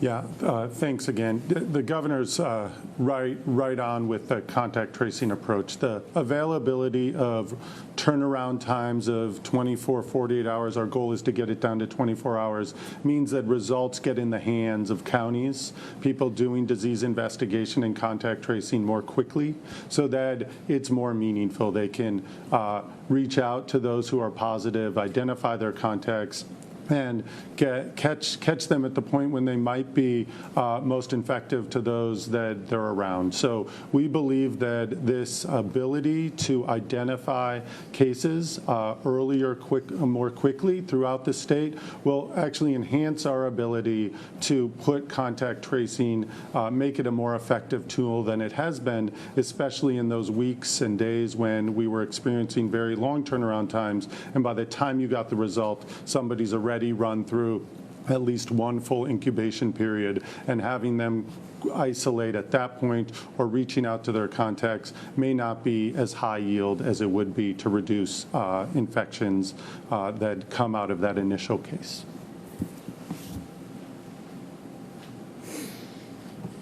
Final question, David Baker, Bloomberg News. Yes, Governor, I wanted to ask essentially two natural disaster-related questions. One, you touched on it earlier. Do you indeed blame this current fire siege on global warming? And then two, thinking of a natural disaster half the country away, I know we did have some mutual aid people coming in to help us from Texas, and I'm not sure about Louisiana, but there's a good chance a lot of first responders are going to be pulled to the center of the country to respond to Hurricane Laura over the next 24 or 48 hours. Are we going to lose people to that effort? And if so, do we have a plan for replacing them? Yeah, we have, Texas has provided mutual aid support. Louisiana has not. We believe under the circumstances we were tracking, Governor Abbott certainly has been tracking very closely the prospects, the impact of this hurricane, and the benefit again of a hurricane is through the capacity, incredible capacity of NOAA and others to predict with a little bit more certainty when the impacts will begin to occur. They assessed that. They made a determination of what assets they felt they can provide the state. And he, under that circumstance, and we went back and forth, he felt that those assets were appropriate in terms of his total needs. Obviously, if the governor needs to take back those assets, we'll provide them immediately. And the good news is, as an example specific to your question, just today we got a word back from Washington State. They're providing even more resources that would more than make up for any diminution of resources coming from Texas in particular. All the other states that have provided assets, we don't think will have any direct impact from the hurricane. So again, it's part of a broader mutual aid system. I noted last week when I talked about the mutual aid system on the West Coast that many other states were also experiencing wildfires, and so there were constraints already in this space. But 91 is the current cohort of engines that have come into the state of California, and we look forward to getting even more support from those states that have already provided it. And we also, as you know, have support coming from overseas. We'll be making potentially some announcements tomorrow or the next day on a number of other countries that have expressed interest in supporting us and providing resources in real time. So that's on the issue of mutual aid. And the issue of blame, I don't cast or assign any blame. Each and every one of these fires is investigated. We have protocols and after-action reports that are provided in each and every instant. We have an incident command strategy that requires a real adjudication of the facts on the ground. Let me just say this. For any of us to assert that they know exactly the cause of each and every fire, I think that is very misleading at this stage. One thing we do know, however, is we dealt with an unprecedented number of lightning strikes, some 14,000. What we do know is we dealt with unprecedented weather, heat dome on the west coast of the United States. What we do know is we had 130-degree weather here in the state of California, which arguably, if it's not a world record, it's very close close to being a world record, the hottest recorded temperature in modern world history. We do know that it had an impact in terms of our capacity to even provide the energy needs, not only here in the state, but put pressure even outside the state. So that is somewhat anomalous. It's anomalous in the context of what we grew up with. Decades ago, we experienced anomalies, but not as often as we now are experiencing. They're almost becoming exceptions, more like the rule. And as a consequence, it begs the question, is what the scientists have been saying, 98 plus 99% of them for decades, taking shape?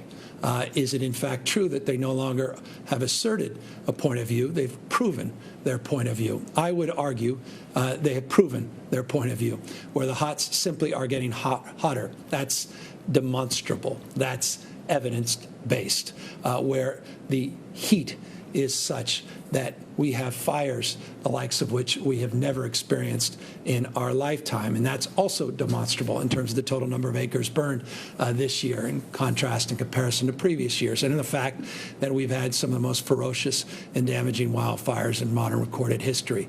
I'm not naive about forestry practices over the course of the last 100 years. I'm not naive about the impact of structures and the acuity of consciousness around these fires as a consequence of the structure and lives that are impacted by these fires. All of those things have to be considered as well, but I am not in denial about climate change. As I said the other day, Mother Nature has joined the conversation. It is overwhelming, the evidence. If you don't believe in climate change, I'll repeat, please come to the state of California and we will re-educate you or ultimately enlighten you as to the consequences of the earth and its temperatures increasing and the consequences that are having in terms of droughts, not just wildfires, as well as floods, and as well as our seasons, as we've come to know them, that are substantially being impacted. Shoulder seasons, wet's getting wetter, not just the hots getting hotter, snowpack impacts and the like. I can go on, but I have taken enough of your time. I want to just thank everybody for your time and let you know that it is about time for us to now move into a new phase. We look forward on Friday to illuminating you on what that phase will look like when we begin to move forward with some modified reopening in a much more prescribed way than we've seen in the past, in a different way than you've seen in the past, with timelines, scope, and expectations that will be set with, we hope, some real clarity and conviction as we announce those protocols on Friday, announce new PSAs, announce a series of other steps and points of contact and access to information, new website, all again on Friday. I want to continue to remind everybody importance of being vigilant, not only in terms of listening to those experts. If you're being told to evacuate, take seriously those evacuation orders. Everybody continue to recognize that we need to reconcile the fact the pandemic is still among us and transmission rates are still growing in the state. It's nice to see that growth rate begin to decline, but growth nonetheless, in terms of positive cases coming in every single day, death numbers that continue to be too high, mortality, morbidity rates that continue to sober the senses and require us to take action. Nothing more impactful than wearing a face covering. Thank you. Look forward to catching up on Friday. All right, everybody, you just heard from California Governor Gavin Newsom. He will be providing another update on Friday to everyone. Pilar Arias here with you. Thank you so much for watching News Now. I do want to show you, we have a live picture from Galveston, Texas. I did just see one of my former coworkers from San Antonio was already out in Orange, Texas, covering Hurricane Laura. He's showing how the first outer band has already started to impact the area. Rainfall is already happening. We're concerned about storm surge, everybody. We're being told it's not only going to impact impact coastal communities. It's going to be very high, and it's going to be coming inland away. So again, this is a live look at Galveston, Texas. You can see how the Gulf of Mexico is already being impacted as Laura approaches closer and closer, expected to make landfall tonight into tomorrow. So a very scary situation. Lot of news media outlets both out in Texas and Louisiana covering this. If you are in the area and you have yet to evacuate, there's a very narrow window at this point, but there are resources available. We're hearing about buses, we're hearing about flights.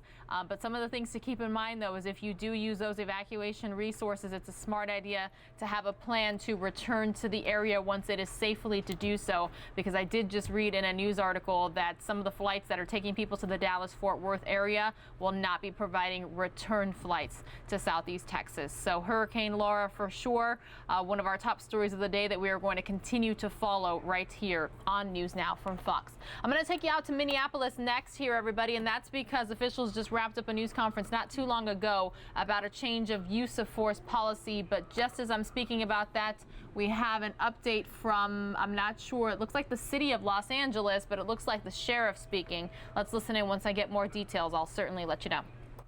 And intend on continuing this mission. So I want to thank everyone for this. Thank you.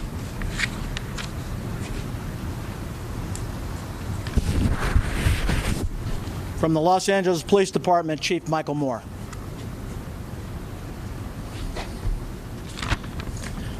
Good afternoon. There's been a framework of this that's described by U.S. Attorney Hanna, that was followed by John Bennett of the FBI and Stephen Galloway, and you've heard from Sheriff Villanueva. From the Los Angeles Police Department, on June 2nd, we established this Safer LA task force, and I'm proud of the multi-agency task force that the men and women behind me, the leadership of law enforcement here in Southern California, represent. I'm particularly proud of the men and women within the Robbery Homicide Division under the leadership of Captain Tippett, Commander Clark, Chief of Detectives Chris Pitcher, as they sought to coordinate the investigation of literally 149 different cases in Los Angeles alone, involving 267 victims. Today, we've closed 42 of those cases. Those cases involved, in the overall work of this, was 176 assaults against police officers. The vast majority of them were assault with a deadly weapon and attempt murder charges. Additionally, we had related crimes, nearly of 100, that involved 12 acts of arson, 25 acts of burglary, and assault with a deadly weapon and vandalism charges that were numerous and in various parts of the city. Today, we're providing the results of the arrests that have been made to date. And I want to point out that many of these arrests are the direct result of tips and leads and our community stepping forward, including demonstrators, people who are lawfully and rightfully in our streets and witnessing acts of arson, attacks against police officers, attacks to other protesters, burglary, and other crimes, and they've stepped into this conversation because their participation is part of the democracy. The Los Angeles Police Department today is proud to announce these arrests as a means of supporting lawful demonstrations, of ensuring the First Amendment rights of everyone are protected. And this is not a matter of attempt to deter or discriminate or hold against protesters and those that would wish to call out the injustices in our society and how that lands at the footsteps of policing. We recognize that fully, all of us do. But these voices that are being suppressed by acts of violence, by acts of burglary, by assaults on other members of our community, there must be a consequence. Today we've had 14 arrests made to date involving arson, burglary, and again, assaults, attempt murder on officers. Our LAPD resources alone have served more than 30 search warrants. And in the process, you have around you some of the examples of those arrests. As U.S. Attorney Hanna had indicated earlier, it involved Mario Alvarado, involving a pizzeria. It also involved an individual named Gabriel Estrada that I recall vividly as we had officers that were being fired upon in the Venice area and being shot at. And an attempt murder that occurred in two separate instances with a description of a vehicle and a suspect description. That individual was later then found downtown a few days later, and I was arrested on June 3rd. Inside his vehicle was a firearm. That investigation, in my view, resulted in saving an officer's life. And I'm thankful for the vigilance and the efforts that we were able to engage in to keep him from continuing his assaults. But there's also George Cruz, who's been accused of not just assault and weapon charges, but also burglary and arson. And in a search and an arrest that stemmed from a citizen's tip, from a community member's tip, allowed us to recover an assault-style weapon, rifle, more than 3.5 pounds of methamphetamines, 15 pounds of marijuana, and $20,000 in cash. But that weapon is a weapon that would and could have instilled more violence in our community and distracted away from the important dialogue, the important discussion that is occurring in America today across so many of our municipalities. Voices that need to be heard that violent opportunists are stealing away from. And so again, the Los Angeles Police Department will support and continue to facilitate demonstrations that we saw here just last night, that we're seeing here to my left today. This is America and this is Los Angeles, but also within that spectrum will be investigations against violence and those that wish to prey upon others and guise those acts under lawful protests and demonstrations. And lastly, for the critics and those that believe that this is an effort that should not be focused on or called upon, I also, as the chief of police of this city, know that there are concerns and allegations relative to the conduct of our own personnel. And we have assigned personnel, and we are investigating and will pursue those as vigorously as we have these. That is American justice. And that is what I'm proud of today, to stand in front of the law enforcement leaders in Southern California that work collectively, that work on facts, and that work on the pursuit of justice for all of us. Thank you. At this point, I'd like to introduce a partner in our law enforcement community, and that is the Chief of Police, Cynthia Renaud from Santa Monica. Cynthia.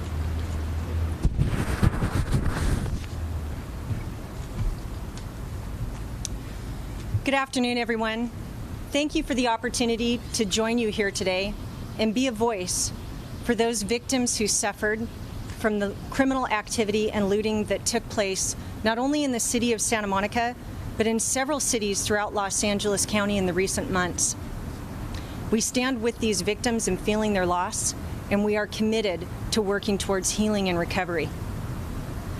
In the weeks following these events, the Safe LA Task Force has become the invaluable framework through which we have coordinated our efforts to find and arrest those responsible for criminal activity in our cities.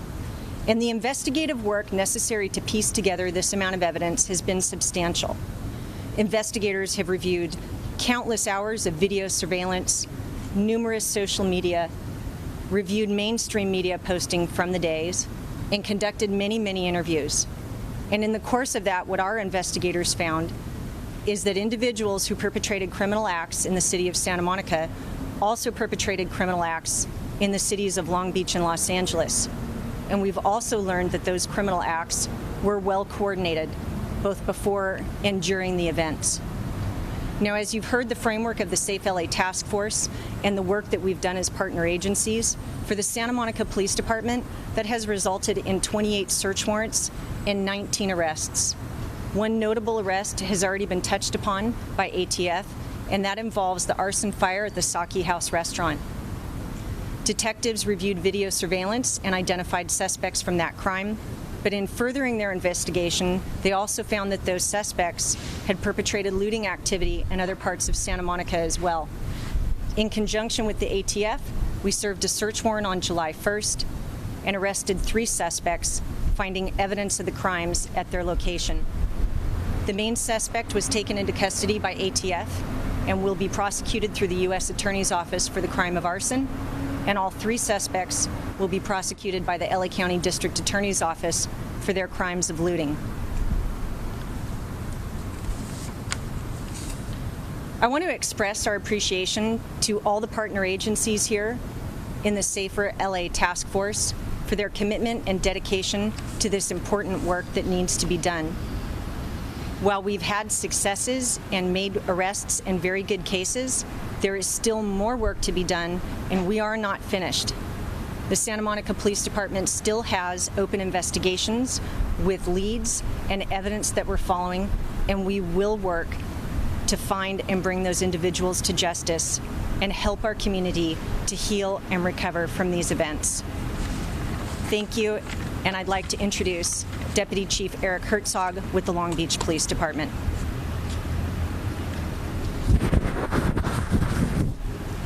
Good afternoon. My name is Eric Herzog. I'm Deputy Chief for Long Beach Police Department, currently over the Investigations Bureau. First off, I want to thank the LA Task Force for the opportunity to come out and speak today. What you see here is an unprecedented commitment to holding those people responsible who would come into our community and commit crimes.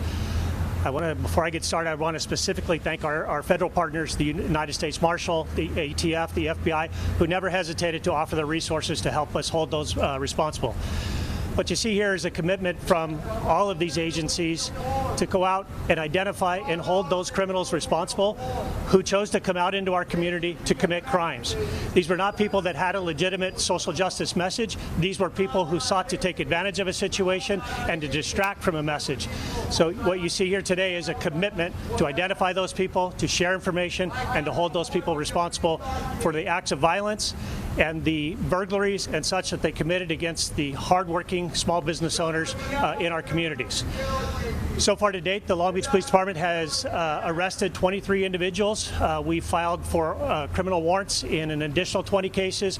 We have served over 23 search warrants, and we continue to exchange information with our partners, looking to identify those people that were organized criminal rings, and we're going to do what we can to hold them responsible. Thank you much.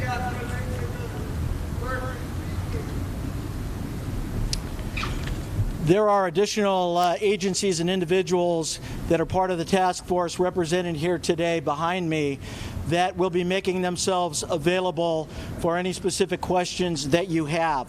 Those individuals are from the LAFD, Battalion Chief Scott Anderson. From the Los Angeles City Attorney's Office, Robert Cha. From the LA County DA's Office, Assistant DA Victoria Adams. From the Beverly Hills Police Department, Chief Dominic Rivetti. From the California Highway Patrol, Lieutenant Adam Smith. From the Federal Protective Services, District Commander Barry Hill. From the DEA, Special Agent in Charge, Bill Bodner. And from the U.S. Marshals Service, U.S. Marshal David Singer. They are all behind me. They will make themselves available for your questions when the time comes. Also with me here today is Lieutenant Ben Fernandez. Come on up. He is the task force commander. From the outset, he has coordinated the efforts of all of the various agencies that you see behind us to ensure that everything was legal, was proper, was coordinated, and was effective. Right now, I want to open it for questions. Please direct your questions for the efforts from the task force, and preface it also, if you want to hear from a specific agency, preface it with Long Beach, Torrance, LA County Sheriffs. That will give them an opportunity to come up and ask or answer your questions. So. Why don't you do the top line overall? If you have a total number of arrests across all agencies, the total number of search warrants, can you give us the top line overall? We do not as of yet. I have a question. There's been a lot of speculation. Who are these people that are coming out to the protest to rob? Are they criminal gang members? Are they organized? Are they part of any of these groups that we're hearing so much about on social media? Who are these people? Are they just random criminals doing it independently? Are you talking about the individuals that we are discussing? All walks of life. They come from various areas in and around, not necessarily, criminals, not necessarily organized. Some do come from different groups. Some have organized on social media. It runs the gamut that we have experienced in Los Angeles. It may be different in different communities.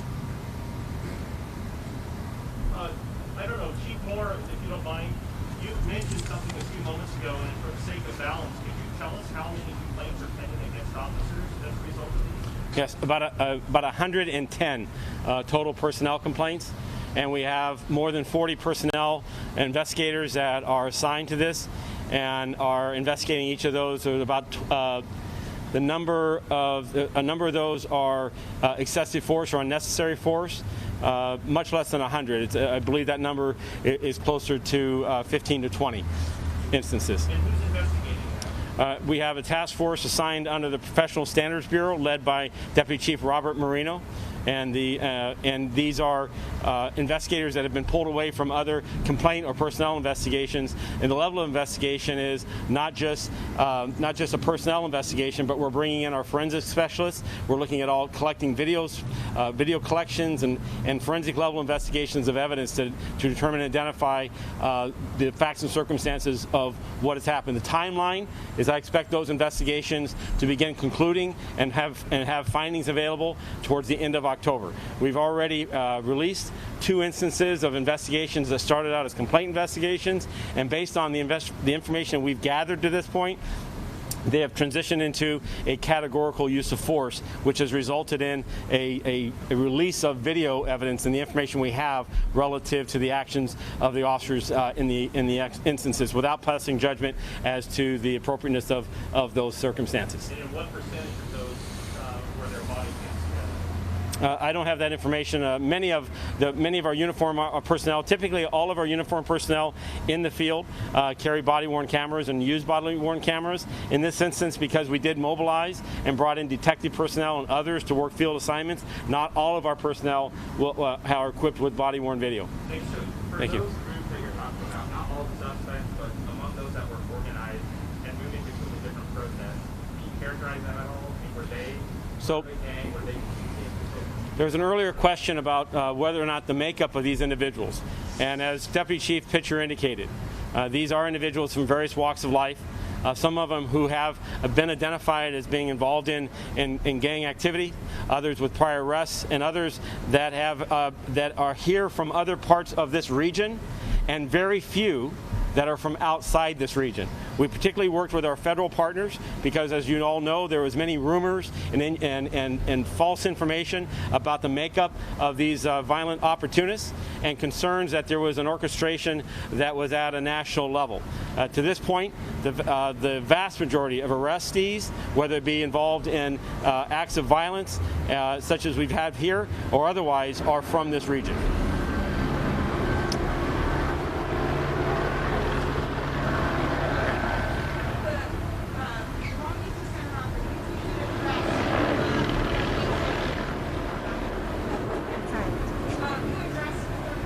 Yes. Yes. So our investigations have shown that as arrests have been made, the suspects have evidence in their car that indicates that they committed looting and other crimes in both Santa Monica and in Long Beach. We're currently reviewing cell phone communications, text messages, and other such means of communication, along with the ability to communicate so freely on social media platforms to plan and coordinate during events.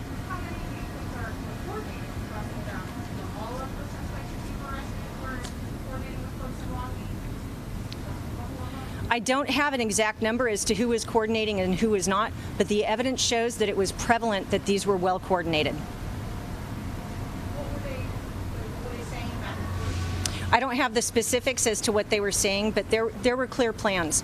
There were multiple people in same vehicles. There were vehicles following other vehicles. They staged in parking lots, sent one vehicle in to loot with a person who was being timed by someone waiting out in the car for a certain amount for a very quick entry and exit, which made it difficult for law enforcement to interdict.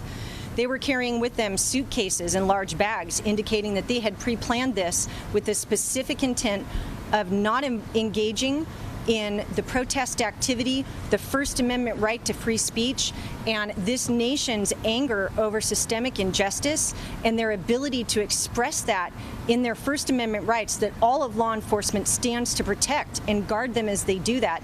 These individuals use that as a distraction to, at least in Santa Monica, go to other parts of the city, anywhere where police officers were not, and engage in targeted commercial burglary and looting activity.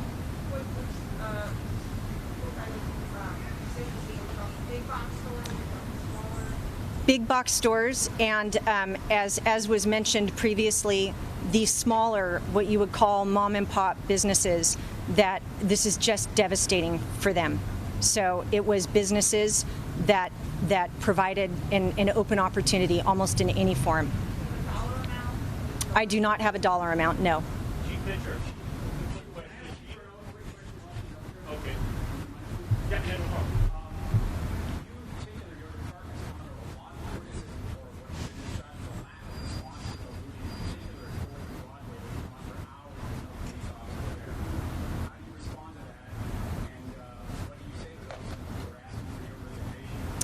So we're currently conducting an after-action review, and all of those details will come out. What I can tell you initially is that we made our first looting arrest at approximately 1:20 in the afternoon.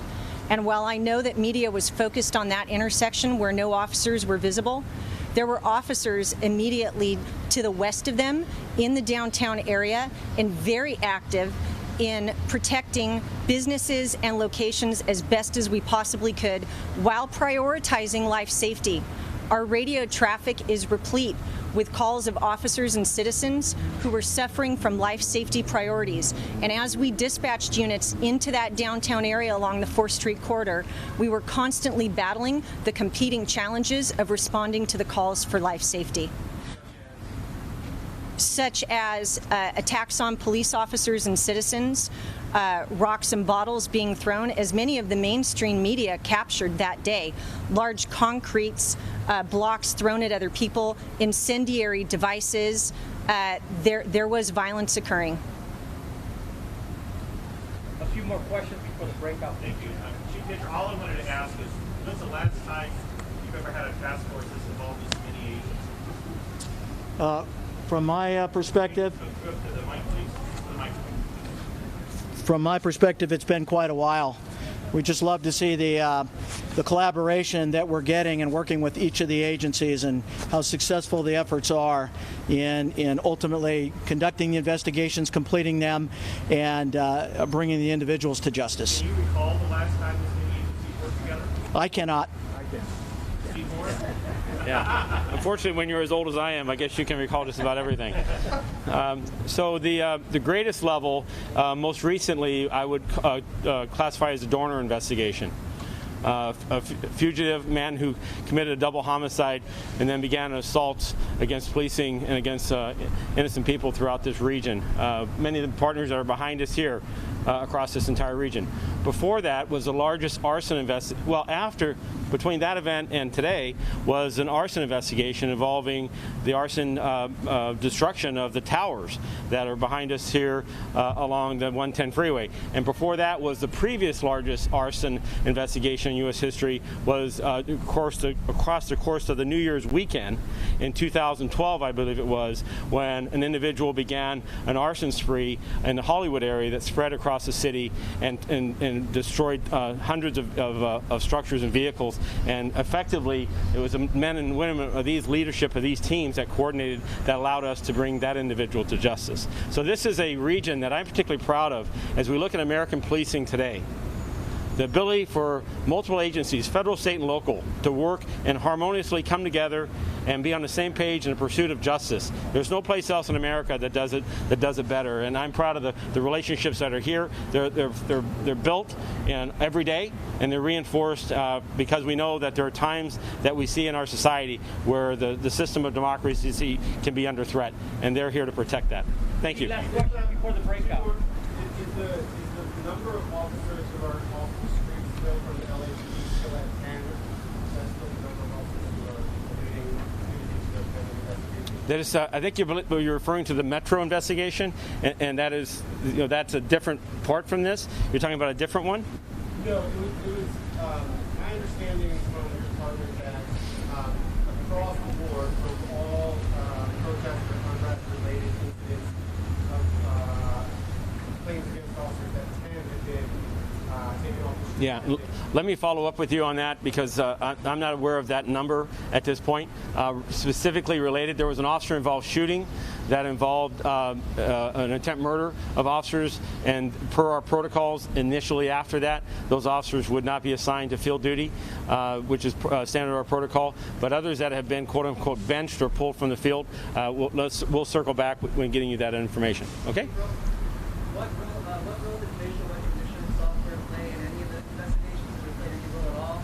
And if it did, can you say what company or contractor? Yeah, I'm not aware of any facial recognition software being used by the Los Angeles Police Department in the pursuit of this.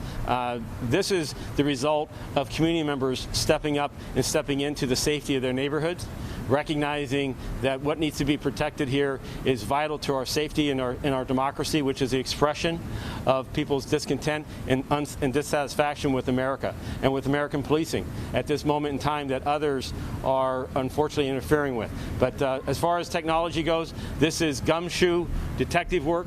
I'm proud of the work that's here. It's built on information from people who step forward and say, I know who that person is. Thank you very much. I'm available on the side here on anything further. I just want to thank everybody for coming out today. Everybody here behind me has made themselves available for your specific questions. So let's practice safe social distancing, and you are now available, or they are available to answer your questions. Thank you so much. And that was the update out of Los Angeles. I'm your host, Mike Page. Thank you so much for continuing to join us here on News Now from Fox, as we try to give you always the live updates as they're happening, live feeds coming throughout the country. We do appreciate you joining us here this afternoon as we continue to roll on and really just show you the strength of Hurricane Laura right now. We are dealing with 140 miles per hour wind, Category 4 storm. This is the current track that we are seeing right now. And of course, we will have full coverage for you this evening as well as tomorrow morning when things are really start to make an impact, unfortunately, in that area. Right now, we are going to go out to Minneapolis, where earlier this afternoon, the mayor and the police coming together to talk about new use of force policies for the department. This is all stemming obviously from the unrest that happened during the George Floyd situation. So let's bring that to you right here on News Now from Fox. Force is sometimes necessary, but it is always tragic, with painful consequences to the victim, to the family, to the Minneapolis Police Department, to community, to our entire city. If a non-lethal alternative is available to an officer, that option should be taken. Even with non-deadly force situations, using a minimum level of force is essential for building community trust. Even if a more aggressive use of force could be justified under state or federal law, the city of Minneapolis will expect our officers to conduct themselves under our best practices, not just the bare minimum that is laid out or that which is legally permissible. Our new policy also broadens how the city of Minneapolis defines use of force to include actions such as unholstering or displaying a weapon, and clarifies that threatening the use of force is a use of force in and of itself. By defining these as uses of force, officers will be expected to justify their actions. And if those actions are found to be in violation of this policy, disciplinary actions will be taken. This policy also defines and differentiates between types of resistance, ranging from compliance to aggravated and aggressive resistance. With these changes, officers will have clearer standards and be held accountable if these standards are not met, and if the use of force is disproportionate to an individual's resistance. Finally, our new policy also bans officers from shooting at moving vehicles, with limited exceptions for protecting the safety of bystanders or the safety of an officer. Data shows that shooting at a moving vehicle is unlikely to stop the vehicle and, in fact, puts bystanders in harm's way. While these situations are rare, they are dangerous. It is important that our policies effectively set the stage for decreasing that risk, not enhancing it. So these changes have sweeping implications for our Minneapolis Police Department, sweeping implications for our city. We have before us an opportunity to realize changes that have eluded past administrations, not for lack of effort, but for lack of wholesale political will at both the state and federal levels. That's changing, at least at the state level. Earlier this year, a determined group of lawmakers broke through and brokered a deal that will make progress in municipalities across Minnesota possible. I want to take a moment to thank the DFL legislators and Posse caucus members who helped push through last session's changes. Some of the changes were made possible, some of the changes in our new policy were made possible by the Minnesota Police Accountability Act itself. In keeping with the spirit of that law, we're moving swiftly to bring more accountability to our department with this new policy. I encourage every jurisdiction in the state to do the same, and we will be sending this policy to the Post Board and as an example of what the model policy could ultimately be. But make no mistake, we continue to approach public safety with clear eyes.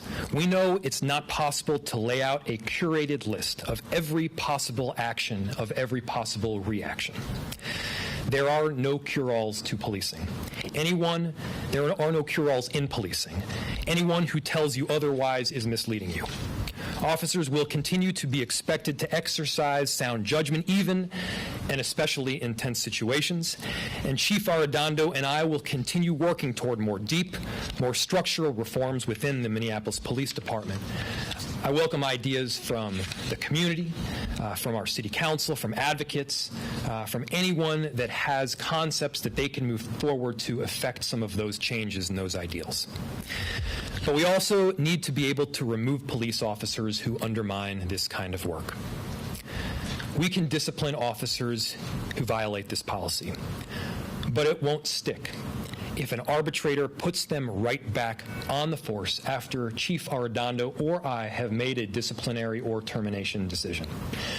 Now, I know I sound like a broken record, but this is important. We need arbitration reform that tackles arbitrators' authority to overturn a police chief's disciplinary decisions in cases of established and egregious misconduct. That would go a very long way towards helping this policy stick. Thank you, and I will now turn it over to Chief Arredondo. Chief. Good afternoon, everyone. I want to thank Mayor Fry for his continued leadership and support as our city is dealing with several different challenges. Nonetheless, a pandemic. Certainly, we are experiencing an increase in violent crime right now. He has not wavered and taken his eye off the ball in terms of what we can do as a police department to better serve our communities. And so thank you, Mayor Fry, for that. I also just want to give my support and thanks to our men and women, our sworn and civilian, who have also been operating through these challenging times. I'm hearing more often from our communities of the need for continued better policing, and I'm so happy and glad that our men and women are rising to that call and continuing to put themselves in harm's way to keep our communities safe. So I want to say thank you to them. This is very important as the city of Minneapolis, as we look to create a new MPD, and as police departments across this country are grappling with public trust. I know that there are inherent dangers that come with this profession, and use of force is something and a tool that is there for officers to use. But we know that it is very low and minimal. The most impactful thing that we do in this profession is when a decision is made and we have to take a life. Sanctity of life is the cornerstone of how we are guided as a police department. So these new changes and updates to our use of force policy, I think, is one that keeps both our officers and our public safe. It strengthens our values as it relates to de-escalation. And it encompasses more reportable force, as the mayor outlined. These will all be benchmarks as we look to move forward and create this new MPD. So I'm thankful again for the mayor's leadership and assistance, and I do believe that this will better help build the trust that our communities are looking for. So with that, thank you. Thank you. With that, I'll open it to questions, and I'll note that we also have one of our extraordinary city attorneys, and Trina Churnos, who's here as well, that can help with some of the legal fundamentals. When does this take effect, and will it require a certain amount of retraining of officers? The issue date is today. However, the date of implementation and effect, we plan to be on September 8th, just following Labor Day. I'll let the chief speak to any additional items of training, but obviously that will be a component of it. So with these important policies, our training unit under the leadership of Commander Blackwell has training components in place.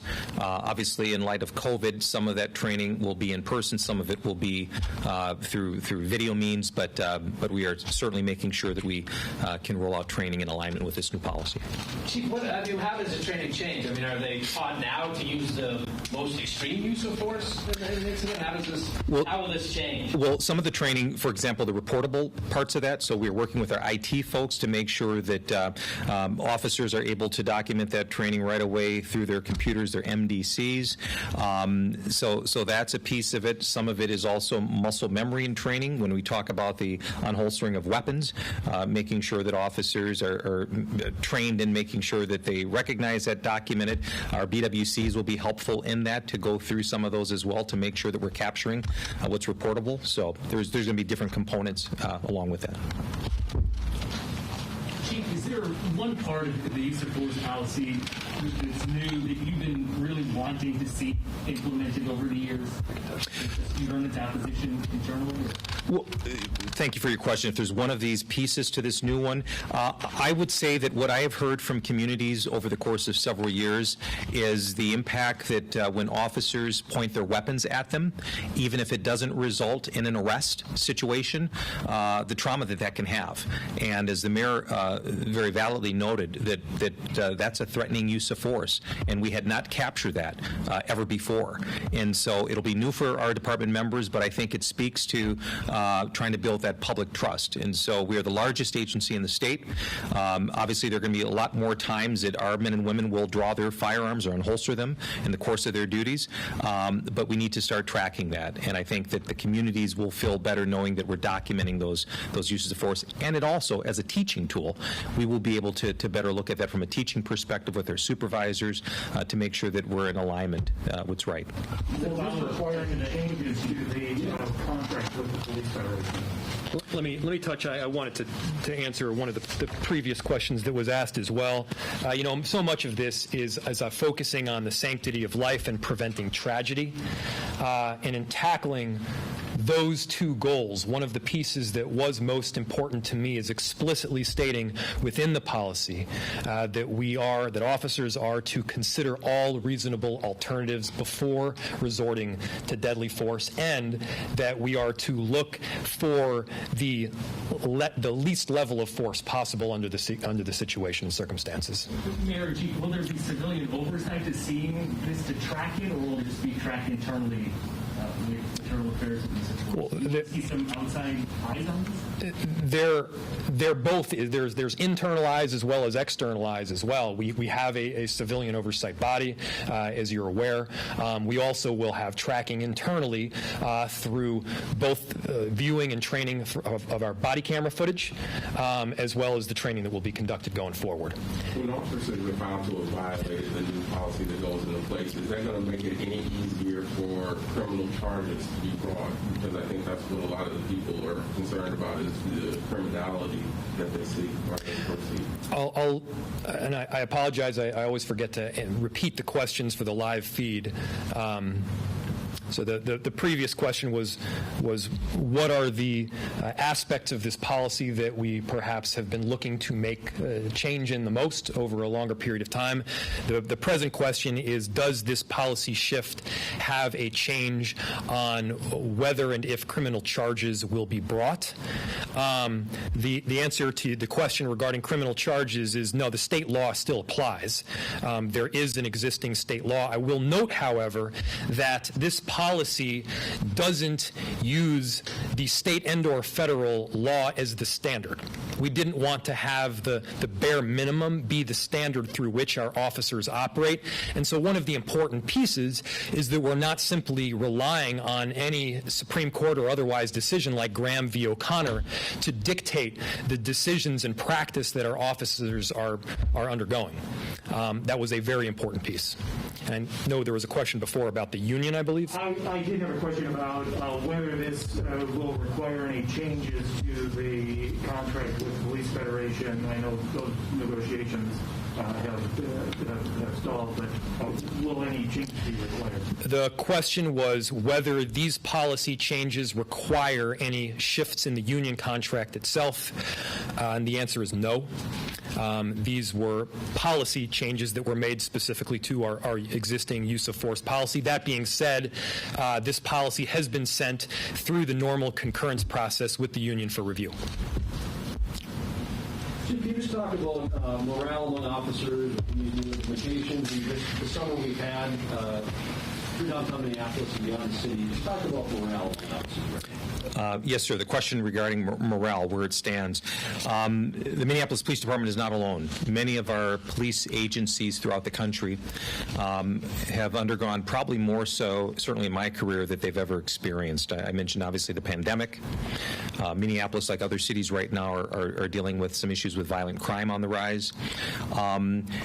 And also some sentiment in certain circles regarding support for the men and women who do this job. Naturally, that's going to impact morale, and that certainly is no stranger here with the Minneapolis Police Department. The one thing that I can say that I'm very proud in terms of leading this department, the men and women, is their resiliency.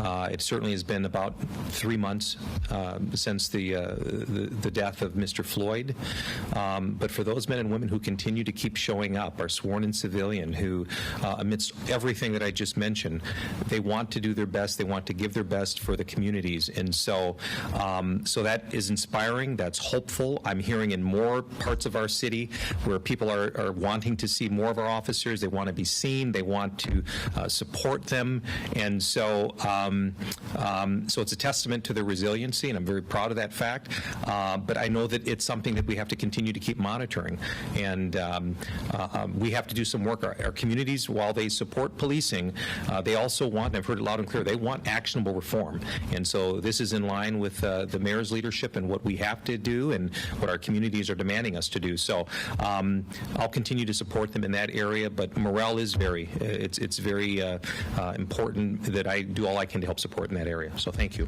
Chief, jumping off on John's question, just in terms of the numbers, then we saw you on a Zoom call with the council committee meeting last week. Are you back to number? I mean, in terms of saturation, certain neighborhoods, precincts, how are your numbers doing, and are you confident now you have a nice workforce to battle this uptick in violence? So where are the numbers at right now with everything that's going on? Are the resources there? So I'm working very closely, and I communicate with the mayor frequently in terms of where we're at with attrition rates or separations. Those are up for the year, whether it's regular retirements, whether it's also officers who've left under other circumstances. I continue to communicate that to the mayor in terms of where we need resources. I have made certain deployment shifts within the organization to get more response back out into the precincts for 911 calls, and we'll continue to monitor that. We're kind of at a point in time of the year. We're here late August. We're above where we normally have year-end attrition, so we'll continue to keep monitoring that. If those should fluctuate or shift, again, I will be in contact with the mayor and letting him know if I need more resources out there. But right now, again, there's too many guns out there. Over 300 people have been shot and wounded in our city. I think we're up to 51 homicides. Tragic shooting of a young female, 17-year-old, just the other day. That's unacceptable, and we will continue to be out there to protect our communities. We're also asking our communities to look out after each other, and enough with the violence. We cannot tolerate that. Our communities need healing right now, and with everything else that's going on, this violence is just compounding that. So we will stay focused on that. Chief, I have a technical question about the disciplinary process. Is coaching considered to be discipline? A member of the PCOC pointed out this week that the discipline matrix does not consider coaching to be discipline, but the MPD policy manual does. Where do you stand on that, and can you explain that discrepancy? Yeah, and I'll also let the mayor, who's done a lot of work in this area too. So coaching, for me, is not discipline. It is an important tool, and it provides, and by the way, it's not unique to just the policing profession, whether it's the private sector, whether it's teachers or medical, I'm sure even our journalists. Coaching is an important tool sometimes to correct behavior that doesn't necessarily rise to that of being disciplinary. So that's how I've looked at it. Obviously, that's how it's been in place. The OPCR has been in place since 2012. Coaching has not been viewed as discipline. I think it's important to hear from our commissioners who raised that. We are certainly listening to that, and obviously we'll have more questions as it relates to and look further into it. But I don't view coaching as discipline. I look at it as a useful tool. It's important for our supervisors to make sure that we can make corrective action, and so I think it's been helpful in that regard. I'm just chiming in after what the chief just said. Coaching is a useful tool. Why? Because we want our city employees, be they in the police department or anywhere else, to improve. We want them to learn and then to improve based on the coaching decisions that were ultimately made. Now, as for the PCOC, it's an independent body, and I don't want to weigh in on their deliberation process. So one more question? I don't know if, Chief, you saw the video circulating on social media of what appears to be a white driver spitting on a white police officer. The police officer lets him go with what looks like a warning. This has just been posted to social media in the last week. Have you seen that video at all, and do you have any reaction to it? Was that Minneapolis? That was here in Minneapolis. It looked like August 18th on Olson Memorial Highway. I haven't seen it either. Yeah, to your question, have I seen this video that's floating around or surfacing regarding a white driver who spits on a white Minneapolis police officer? And the officer basically lets him go with what appears to be a warning. I just looked at it once before the news warning. No, I will certainly confer with my director here. I have not seen that, and so I'm not familiar with it. Yeah, it's the first I've heard of it. Thank you, everyone. Really appreciate it. Thank you, everyone. Some press release.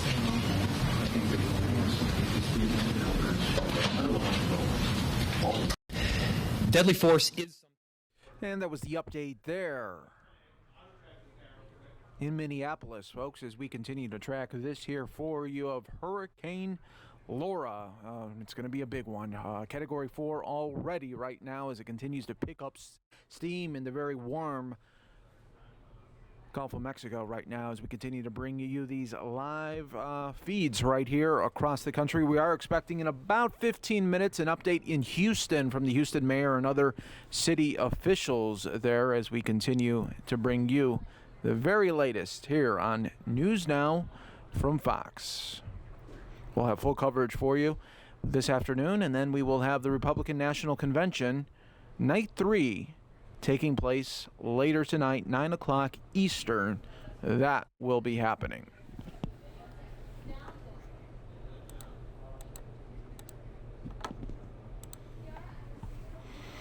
In the meantime, we will keep you in always a double box, but we want to showcase now in the pandemic. The doctor is in from Fox 2 Detroit talking about mental health.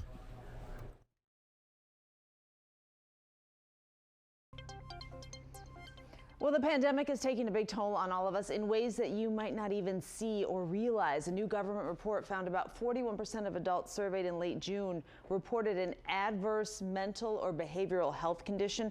10% of those surveyed said they started or increased use of drugs or alcohol during the pandemic. This morning, the doctor's in offering us a lot of good help, good information. We're talking with Dr. Samuel Wiedis. He is a psychiatrist and the medical director of inpatient behavioral health at St. Mary Mercy in Livonia. Dr. Wiedis, good morning.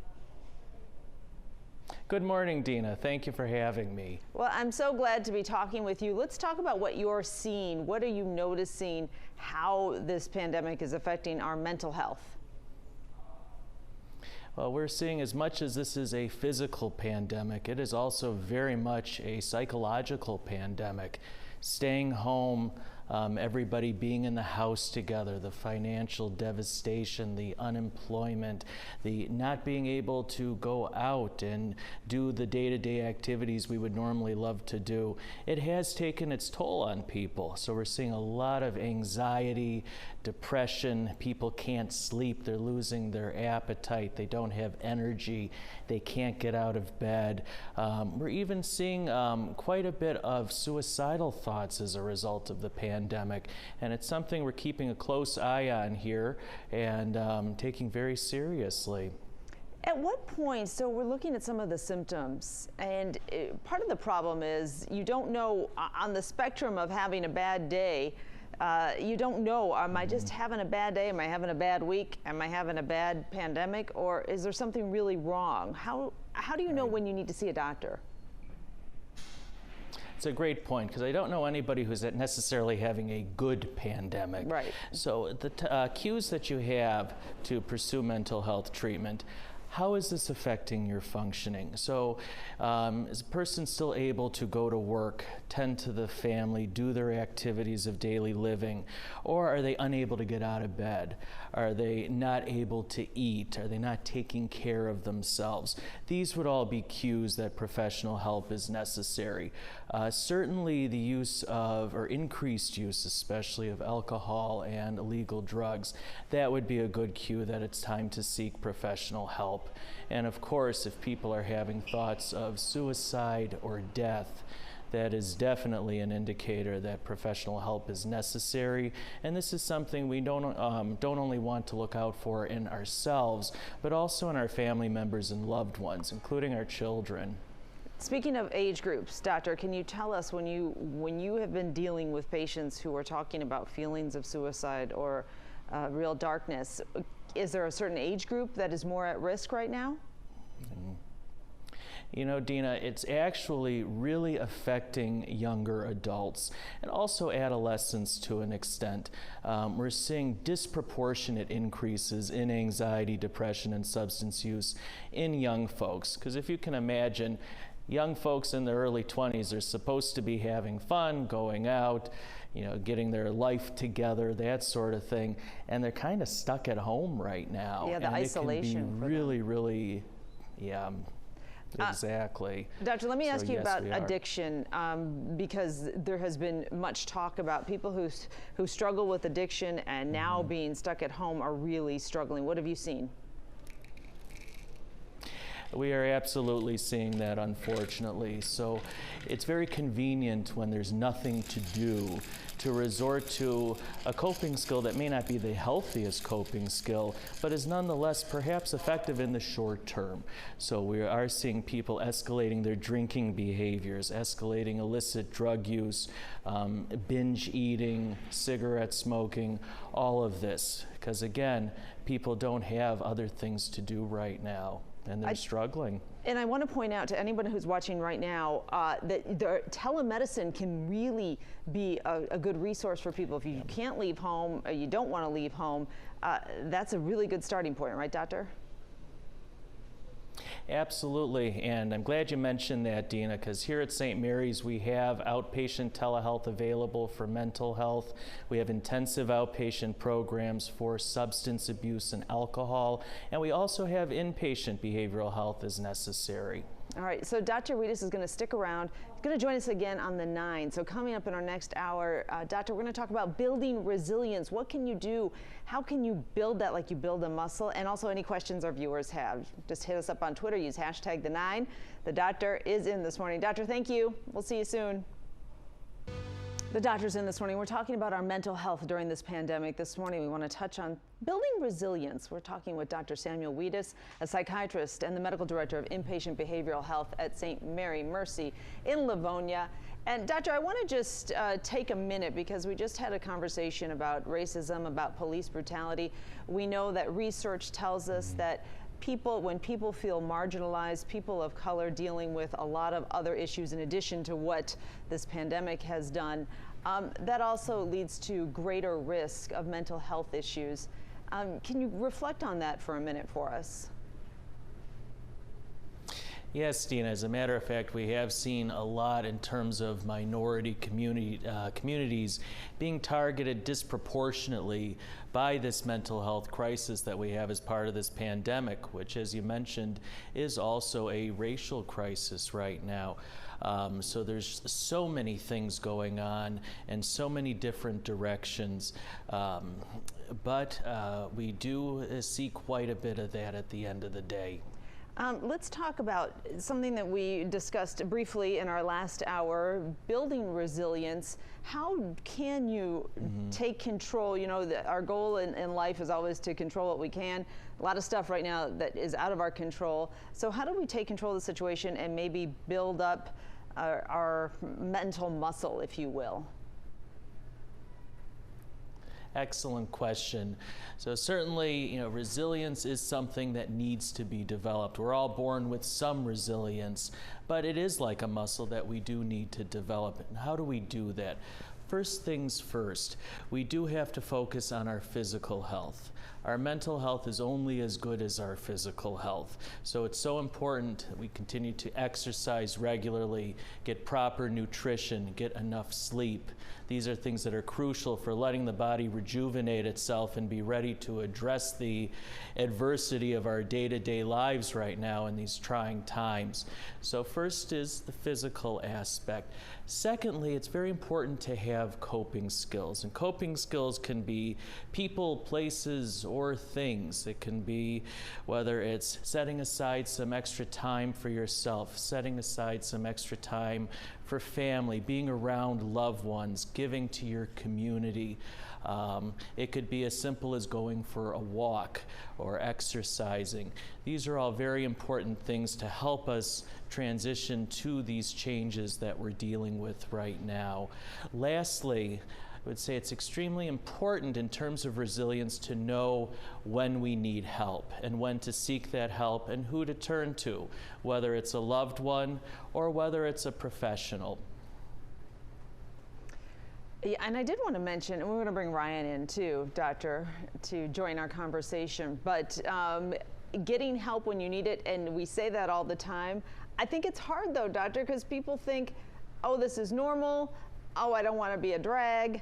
I don't want to burden people. So I think that's hard, first of all, knowing when you actually need to get help and how to get that help. And Ryan, let's bring you into the conversation. Yeah, you mentioned exercise.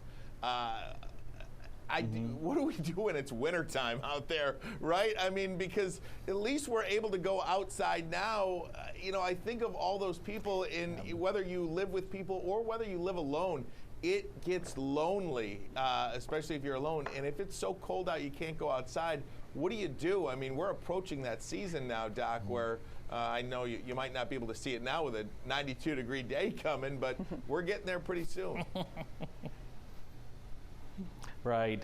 I will remind everyone we do have a couple of months, so we have some time to buy, but it's a very valid point. So what can you do? Certainly there is a lot of things you can do at home in terms of exercise. You go on YouTube or you can go on Amazon and find different videos and things like that. It's also a great opportunity to get together with people virtually, maybe friends or work colleagues, start some sort of competition, healthy competition, of course, and do it virtually. It's not, of course, as nice perhaps as going outside, especially when there's a blizzard going on, but I'll tell you, it gets the blood pumping regardless. It's a good point, Doctor, because you're connecting then. What you're trying to do is connect. You're trying to exercise for your health, but also physical health and mental health, but also make those connections. So even if you have to take up maybe a little winter sport, a little snowshoeing, or just go on a nice bundle up and go on a cold weather walk. Doctor, thank you so much. We appreciate your information. We do want to give out a phone number. It's an important phone number. It's the National Suicide Prevention Hotline. Because we think it's important right now. And the number is 1-800-273-TALK, 1-800-273-TALK. And Ryan, last hour, the doctor talked about telemedicine is also alive and well during this pandemic and a great resource, too, if you need to reach out and get some help. And many insurance companies are now covering that. Yeah, just taking that first step in saying, hey, I need to talk. Yeah. That's very good. Doctor, thank you so much for the time. We really appreciate it. We know you're busy. Thank you. My pleasure. Thank you. All right, so that was the update there in Detroit. Getting a live look now at the track that we are looking at right now, 145 miles per hour that is being tracked now. Hurricane Laura, as we continue to give you guys the very latest updates. Here is what we have coming up next, a Houston update that we will be featuring for you live right here on News Now. But I want to go out, it looks like we do have, well, we will. I just want to bring this out to you. I don't know where this is at yet, but just wanted to show you that there's some sort of fire going on right near a street level here. Once we get a little bit more information, let's see, I'll bring that to you right here on News Now from Fox. But literally this just popped up. Looks like, okay, fire on the side of a road here from our sister station KTVU providing this here for you. I'm hoping that they was able to get out of here, because that is a bad fire there. So we'll keep you update on that situation here. I want to give you just one more update before we go out live to Houston. Whenever that Houston news conference gets going, of course, we will break into that. But this is an update from Galveston, Texas, just a little bit ago.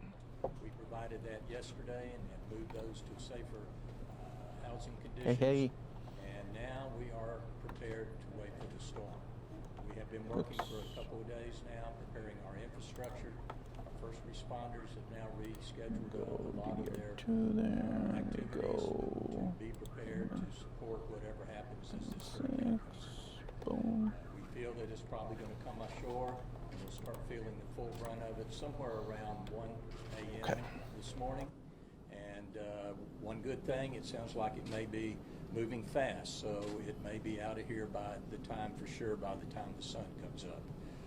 Currently, the city of Galveston does not have any plans to provide a checkpoint at the causeway.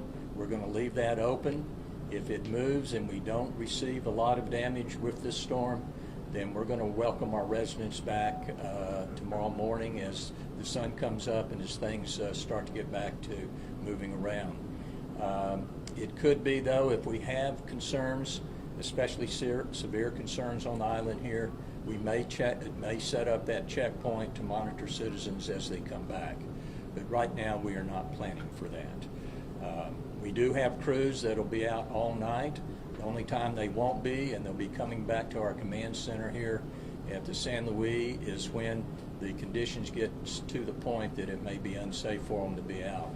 But as soon as that storm passes and the winds allow us to get out, our crews will be out there assessing the situation here in Galveston. We have our heavy vehicles here. We're ready to remove debris.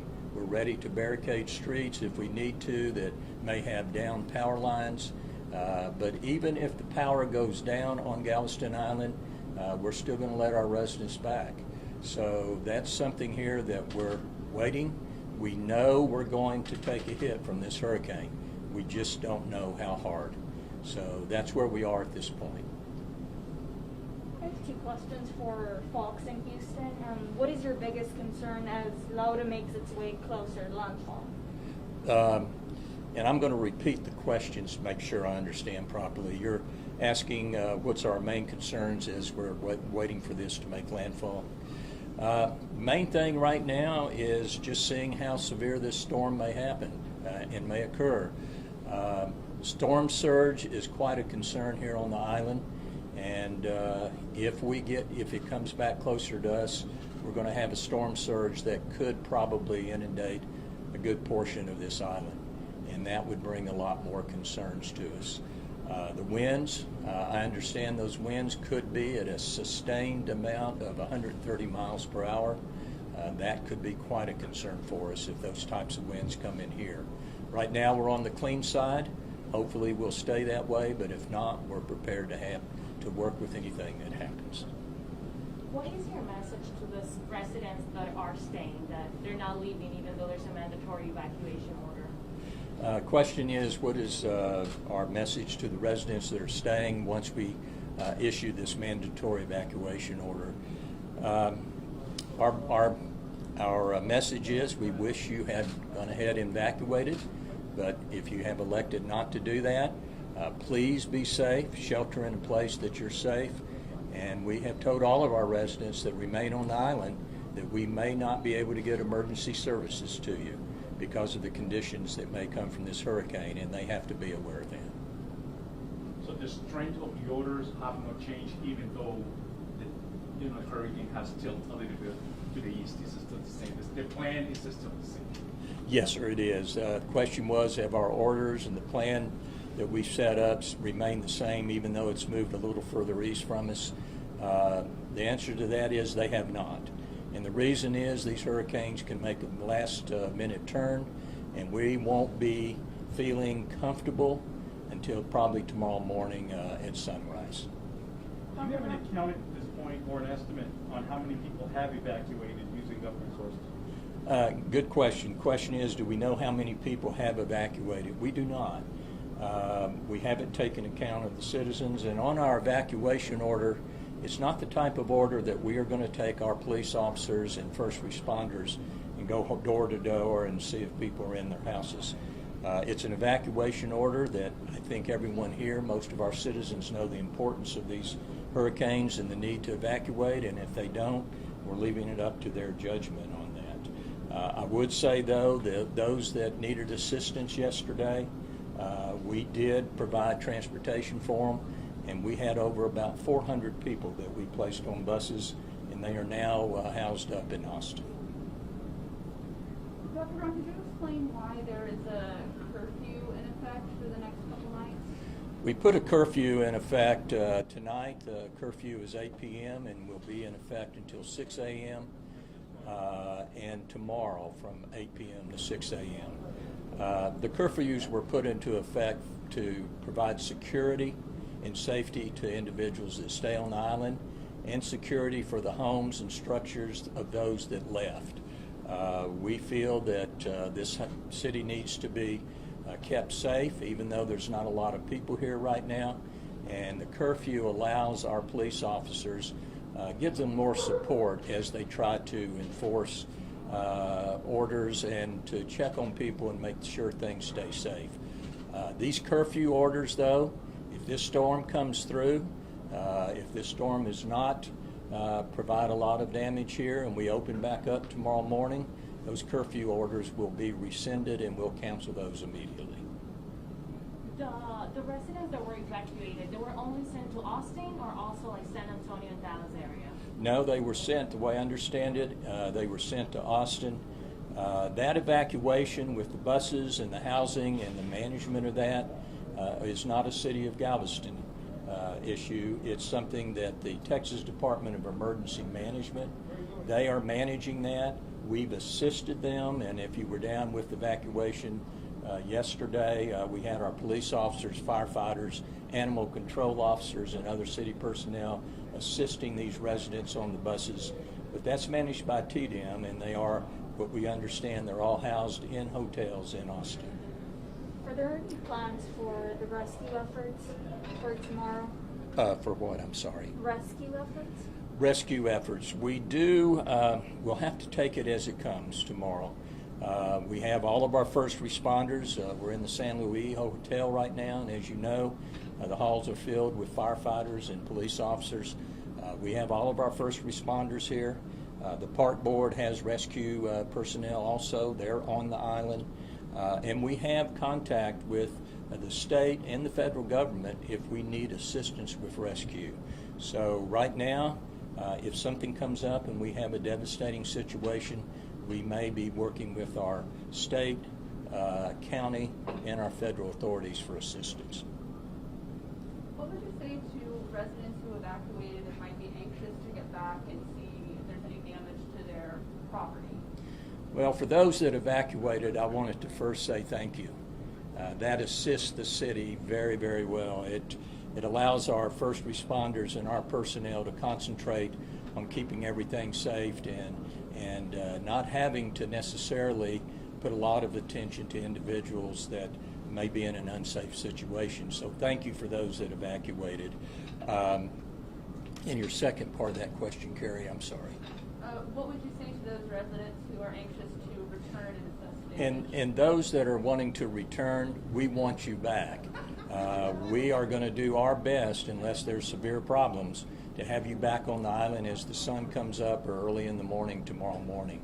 We understand that when we evacuate individuals, we're asking a lot of them. A lot of people don't like to be away from their homes. This disrupts a lot of individuals, especially individuals that are elderly and have medical problems. We understand that. But we are going to put our attention to getting you back on this island as quickly as possible. And that's why if we even have debris in the streets, we'll be out there at 4 a.m., hopefully before you come back, cleaning that up. And if we have, as I mentioned, down power lines and things like that, we're working with Centerport, and we will either barricade streets to protect those areas, or we'll allow you back on around those areas. But I would say we're going to do our best to make sure you can get back here tomorrow. And let's go out live right now to the Houston update here from the Houston mayor, as well as other city officials, as they talk about the massive Hurricane Laura storm coming through. Let's listen.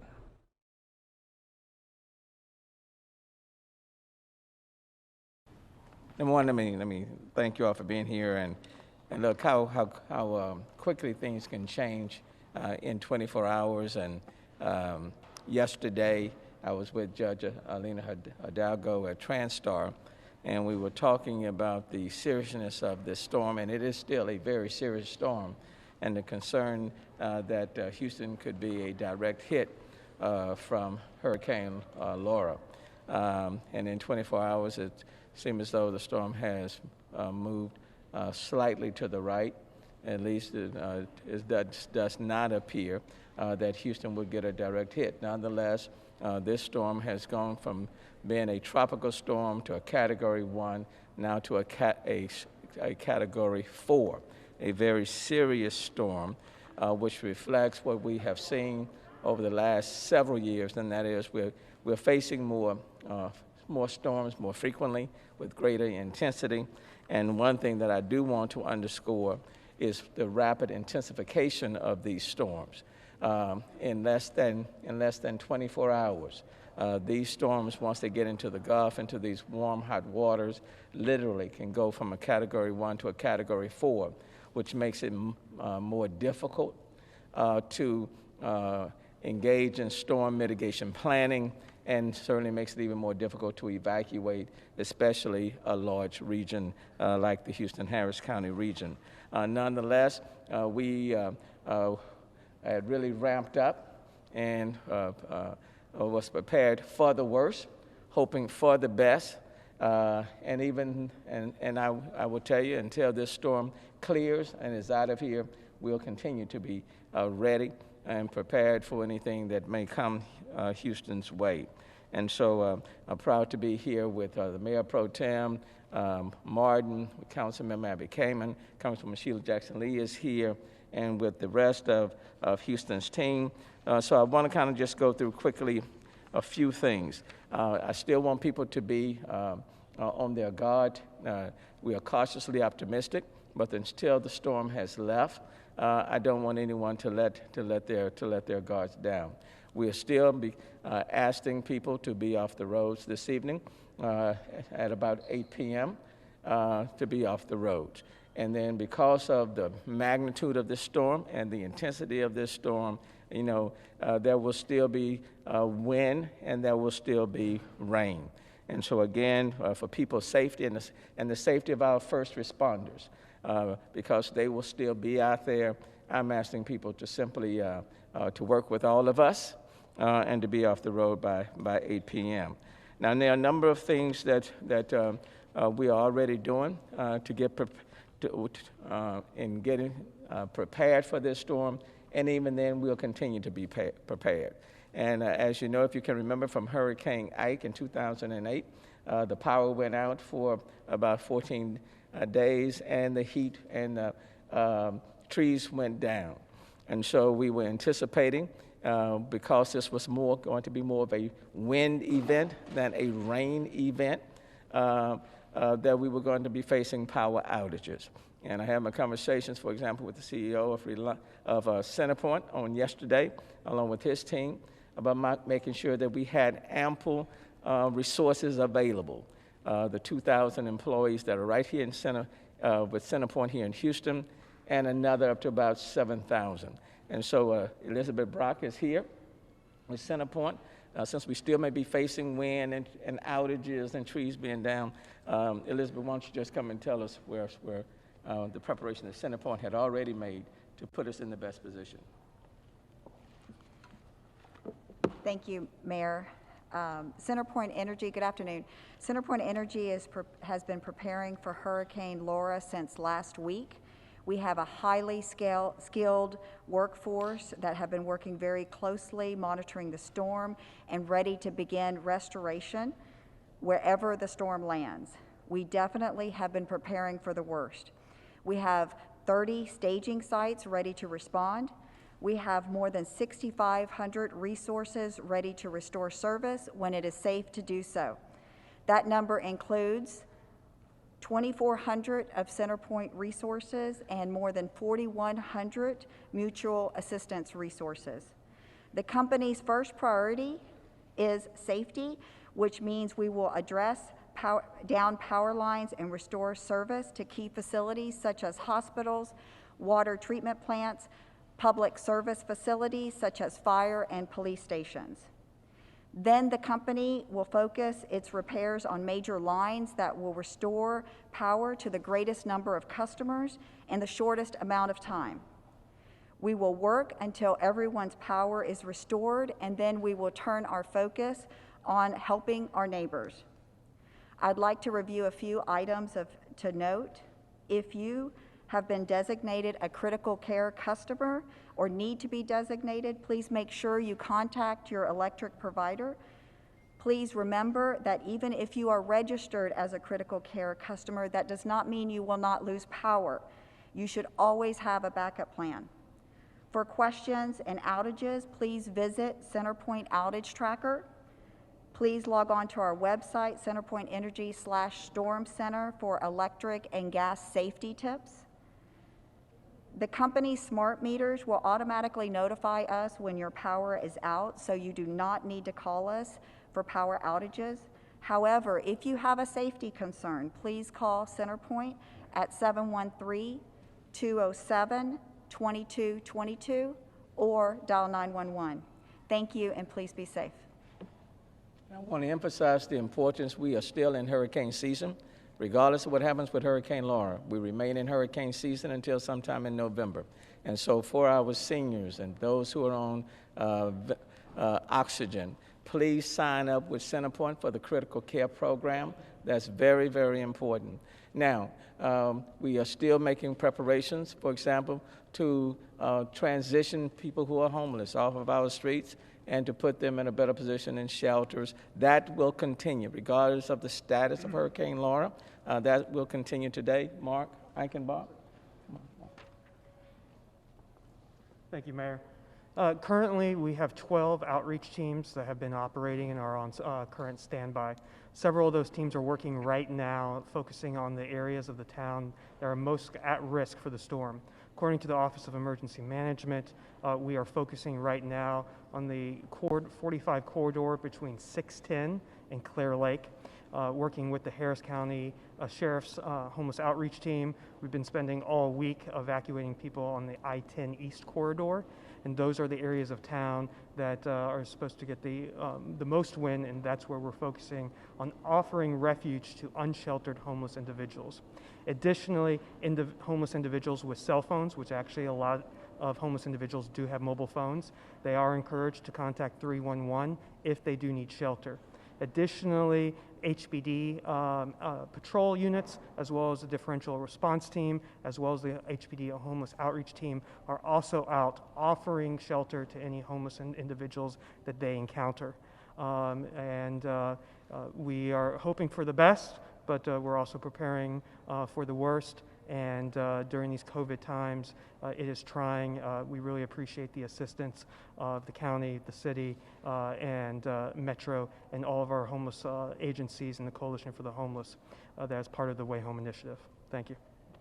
Thank you. OEM, Chief Bunick is coordinating, and OEM is coordinating all of these efforts, making sure that we were prepared for this and will continue to be prepared for not only this storm, but for the others that are coming. Chief Bunick. Great. Thank you, Mayor, for your leadership during this planning and response to Hurricane Laura. And Congresswoman, thank you for your support and being here with us today in literally the midst of the hurricane. I also want to thank and acknowledge all of our partners up here, and most of them the Mayor are introducing that are going to be speaking today, because this is truly a team effort with all city departments coming together, preparing, planning, and then responding. I'd also like to acknowledge and thank Nakia Bradley, who's the Deputy Director of the Office of Emergency Management. She's been working really hard, Mayor, and doing a great job.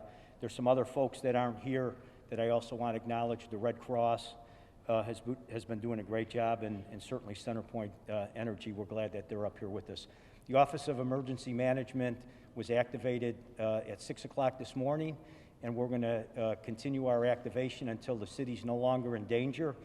And what we're doing up there is not only coordinating all the city departments and entities, both public and private sector partners, but we're also monitoring the track of the storm.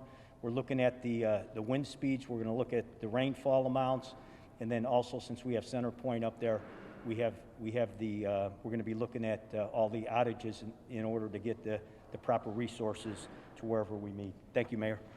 Thank you. And of course, our first responders are out 24/7 at all times. Chief Acevedo, HPD.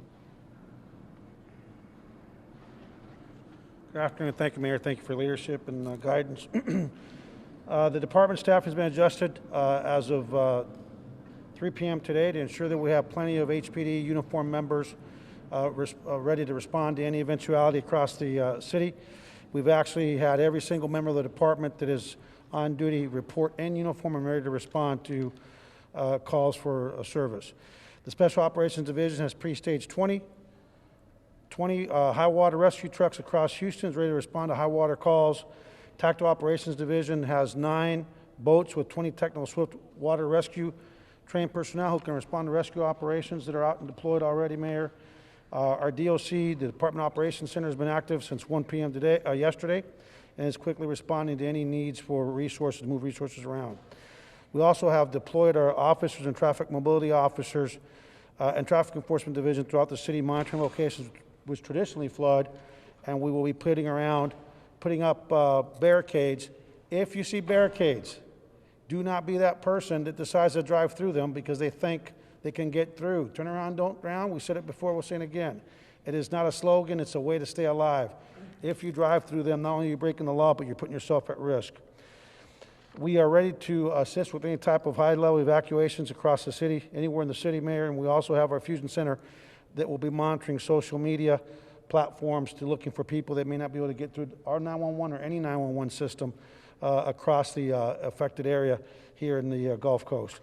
We'll also be providing assistance at shelters and security at shelters and any other evacuation location. And like Mark said, we do have our outreach teams that are out and about checking in with our homeless population, offering to get them to shelter. The last thing we want to say is that we will not tolerate if for some reason, I think, Mayor, you nailed it, these storms are unpredictable. Last year we thought that Imelda wasn't going to hit us, and then Sam and I remember when we got that, we called each other, and when we talked to you, we stayed heavily deployed, and thank God we did, because the prediction ended up, Mother Nature had different ideas, and we ended up with getting hit hard by Imelda, so we're ready. And please don't put your guard down, because this thing could turn at the last second and impact us significantly. So we're ready, Mayor, and there are no calls pending in terms of zero priority, what we call the Code 3 response calls or Code 1 response calls, lights and signs, and we're ready to roll. Right, and I want to underscore the unpredictability or the spinoff from these storms, so we need to be very much ready. Chief Pena with fire. Thank you, Mayor. Thank you for your leadership. Good to see you, Congresswoman. So here we are again. We're in preparation for another storm that's going to hit our general area. I want to assure our community that regardless of the shifting forecasts or projections, that hasn't changed our requirement to continue planning and preparing for the expected weather that's coming in. And we're asking Houstonians to do exactly the same, as the mayor mentioned. Ask you that you review your evacuation plan one more time. Take another peek at your emergency kit to make sure you have all of the required items in that kit. Keep your gas tank full. Monitor your local sources for recommendations and information. It's critically important that you stay abreast of all the information. So during the pandemic, your house was probably the safest place to be. That hasn't changed here. We encourage our community to shelter in place, but be vigilant for any changing conditions. And if you're asked to evacuate, please do so promptly.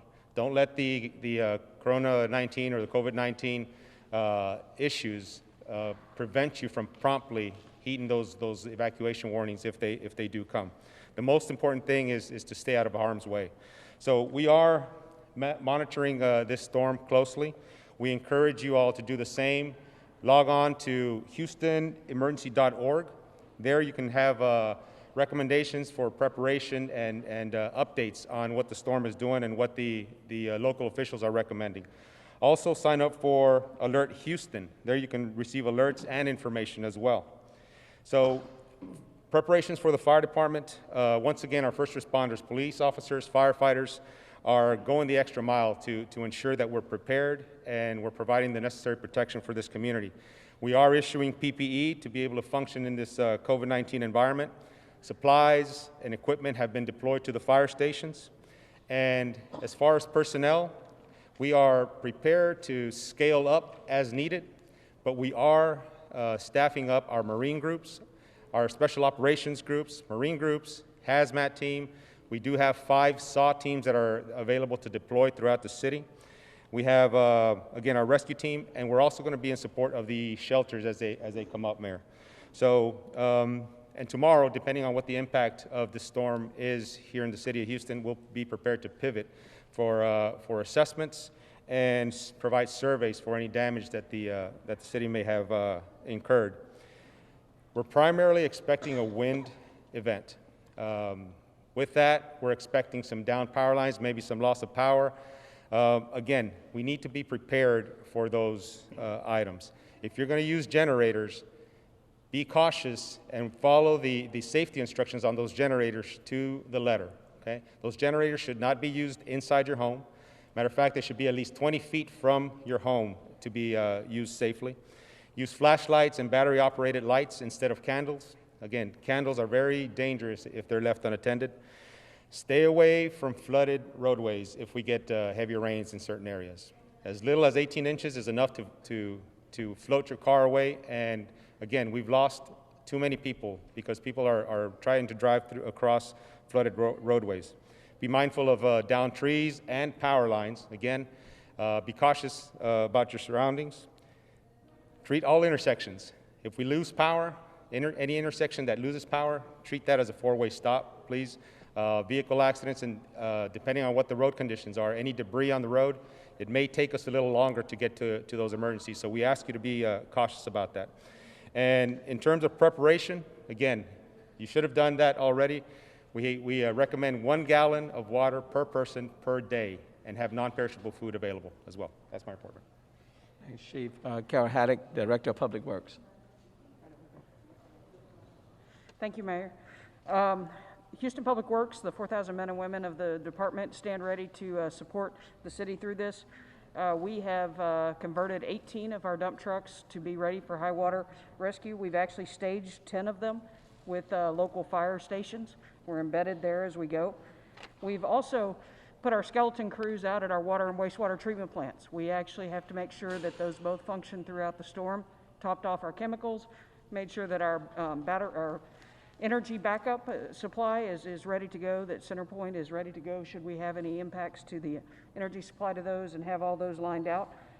We are ready to pivot, just as Chief Pena said with the fire department. We're ready to pivot as soon as this storm goes through. We do expect to see downed trees. We do expect to see traffic signals that have been impacted. If you've got a downed tree, please dial 311, and we will work with fire, parks, solid waste, and public works to get crews out to each of those that are called in. Also, if we have trees that come down, they can often take water lines out that are in your neighborhood. So if a tree falling down pulls up a water line, please call in that water leak as well so that we can get crews out to repair that. This storm, we did not deploy barricades at all the intersections like we normally do because it's primarily a wind event.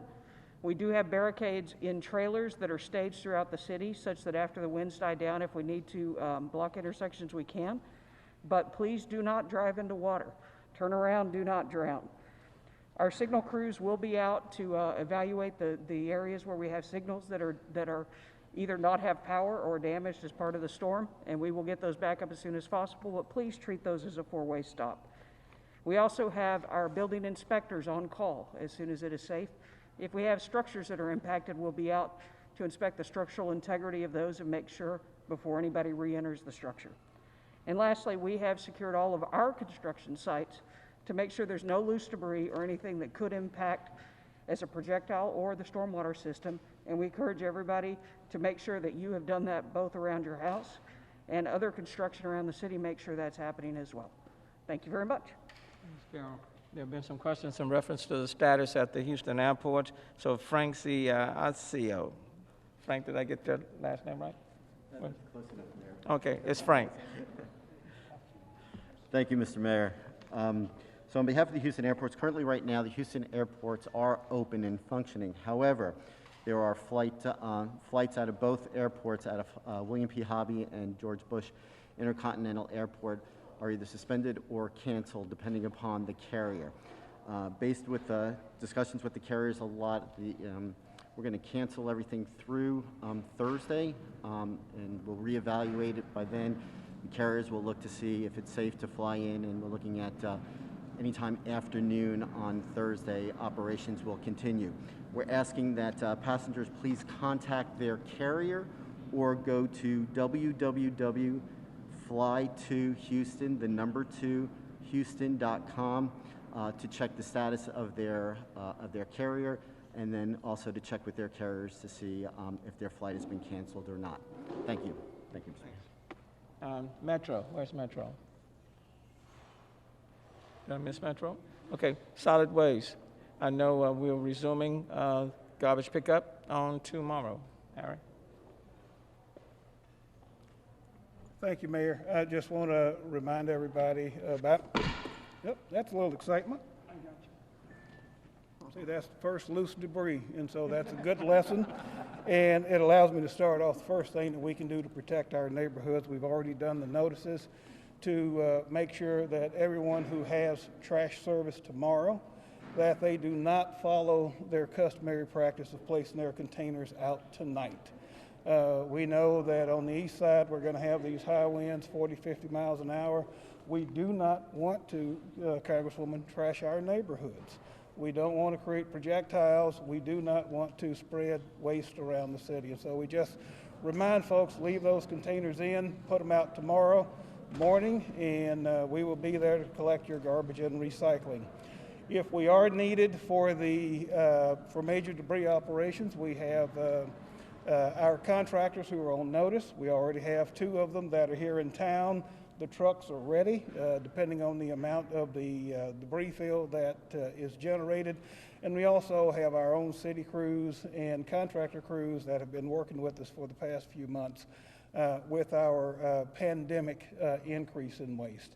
And everything that you see before you in preparation for this storm is just like we've been doing for the COVID-19. We've all masked up the city to protect it from the hurricane, and we want to remind everyone to continue to mask up and protect themselves from the coronavirus. Thank you, Mayor. Thanks, Aaron. And that's a good segue because you can't be prepared for Hurricane Laura or any of these hurricanes this year without taking into account COVID-19. So let me give a brief status report. As of today, we're reporting 367 new positive cases and 18 people who have died as it relates to COVID-19. So that's 367 newly positive cases and 18 more people on the list of people who have died. And because these two subjects are so interrelated, Dr. Peirce, if you can come and give us a status.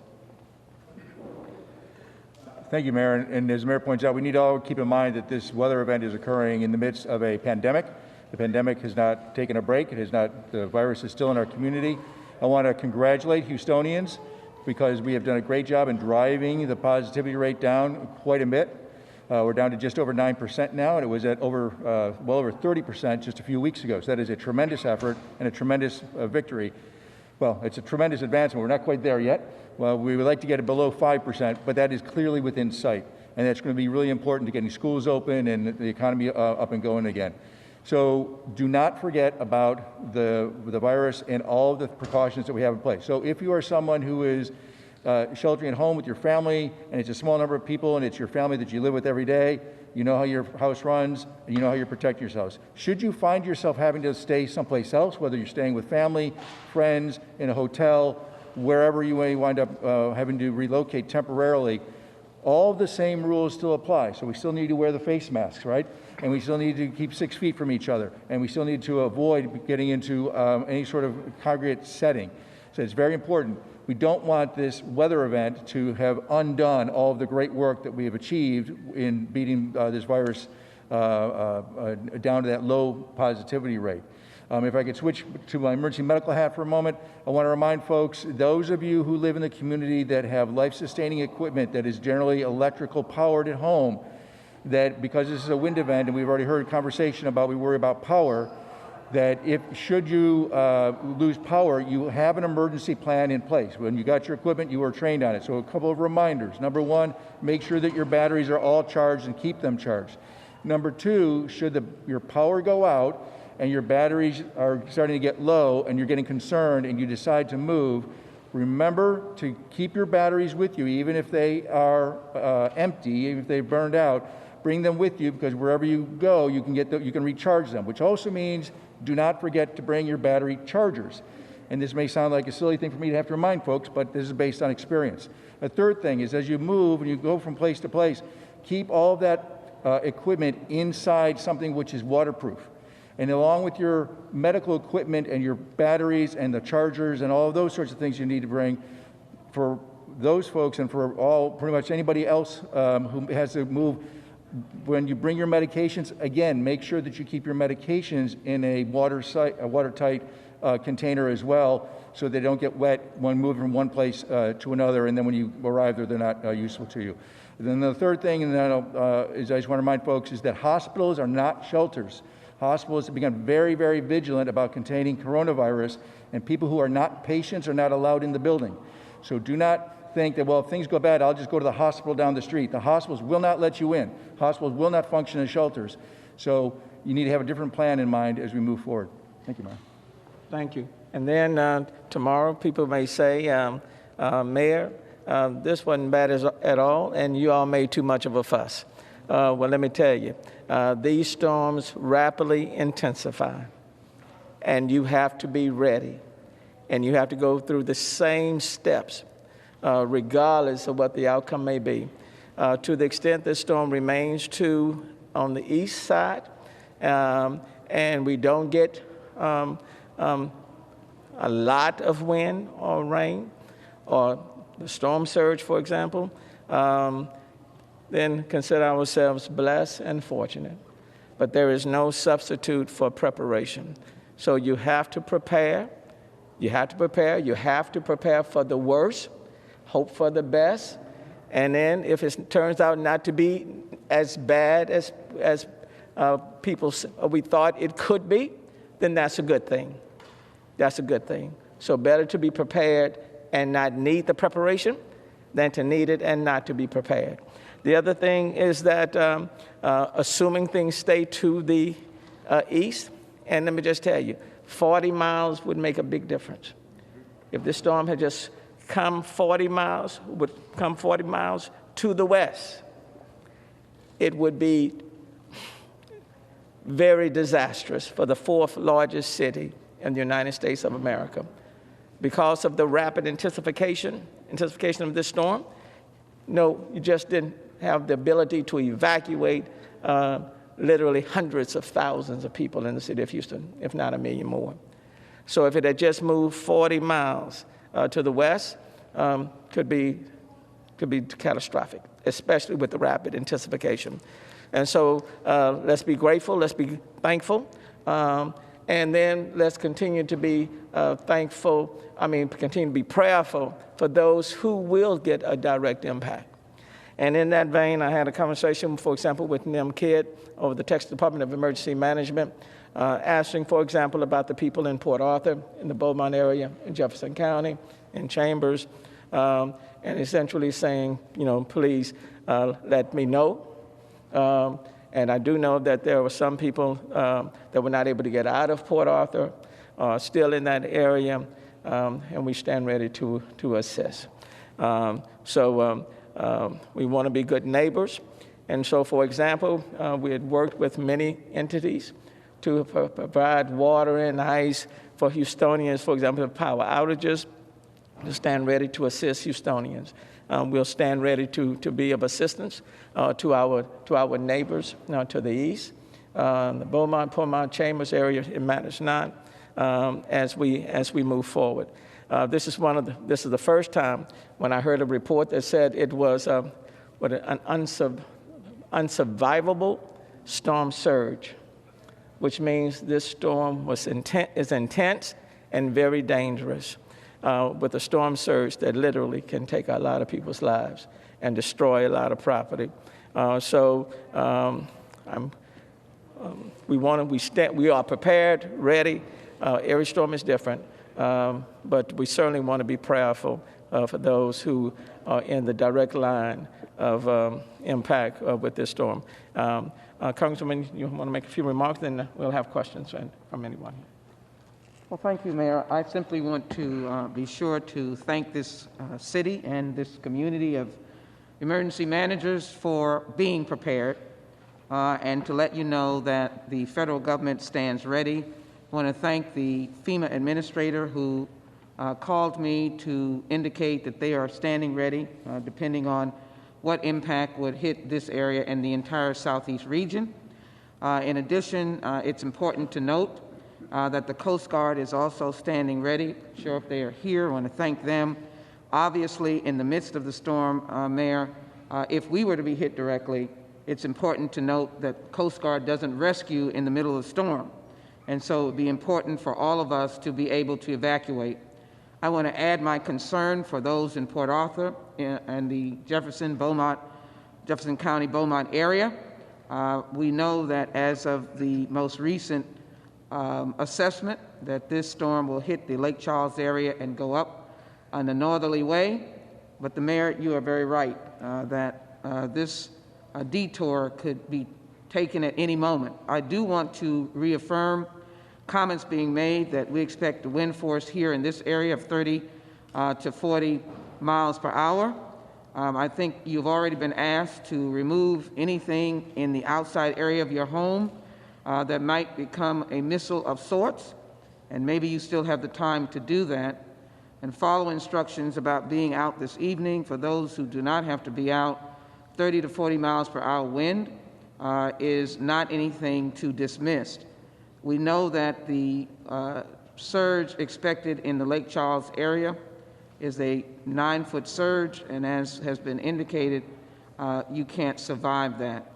So I am very grateful to hear the COVID numbers going down, but the one way to expand community spread is in a time of disaster, not following the instructions of a mask, washing your hands, and making sure that you have sanitizer.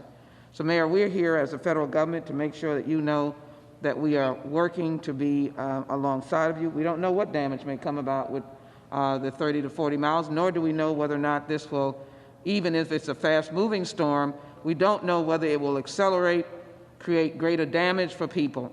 My final point is to make sure that in some way you're checking on your elderly neighbors, but as well your neighbors with small children or single parents, anyone that you know, a disabled person that may be vulnerable even in 30 to 40 miles and less rain that we've had before, and particularly if we see power outages, which I hope that we won't. Mayor, if I remind you, some pockets of the community during Hurricane Ike were out for about 6 weeks. So we know that power outages can really be damaging, and I just hope that everyone checks on their neighbors the way they can, which is to do it in a way that is safe to you. But let us be reminded of our neighbors, and the federal government is here and stands ready to be of assistance in no matter how the turn comes or the amount of wind or damage that you may face today. Thank you.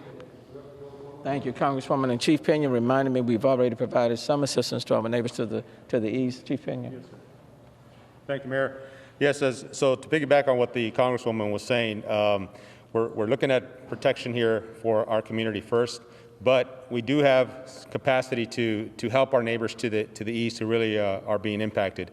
At this point, we have 4 members that are being deployed to the Beaumont area as part of the SETRAC deployment out there. We also have personnel that are on Texas Task Force 1 that are ready to deploy as well to other parts of the state or the country as needed. So thank you, Mayor, for allowing us to participate in those programs, because at some point we have received assistance in other times ourselves, and we want to reciprocate and be able to assist others. Thank you.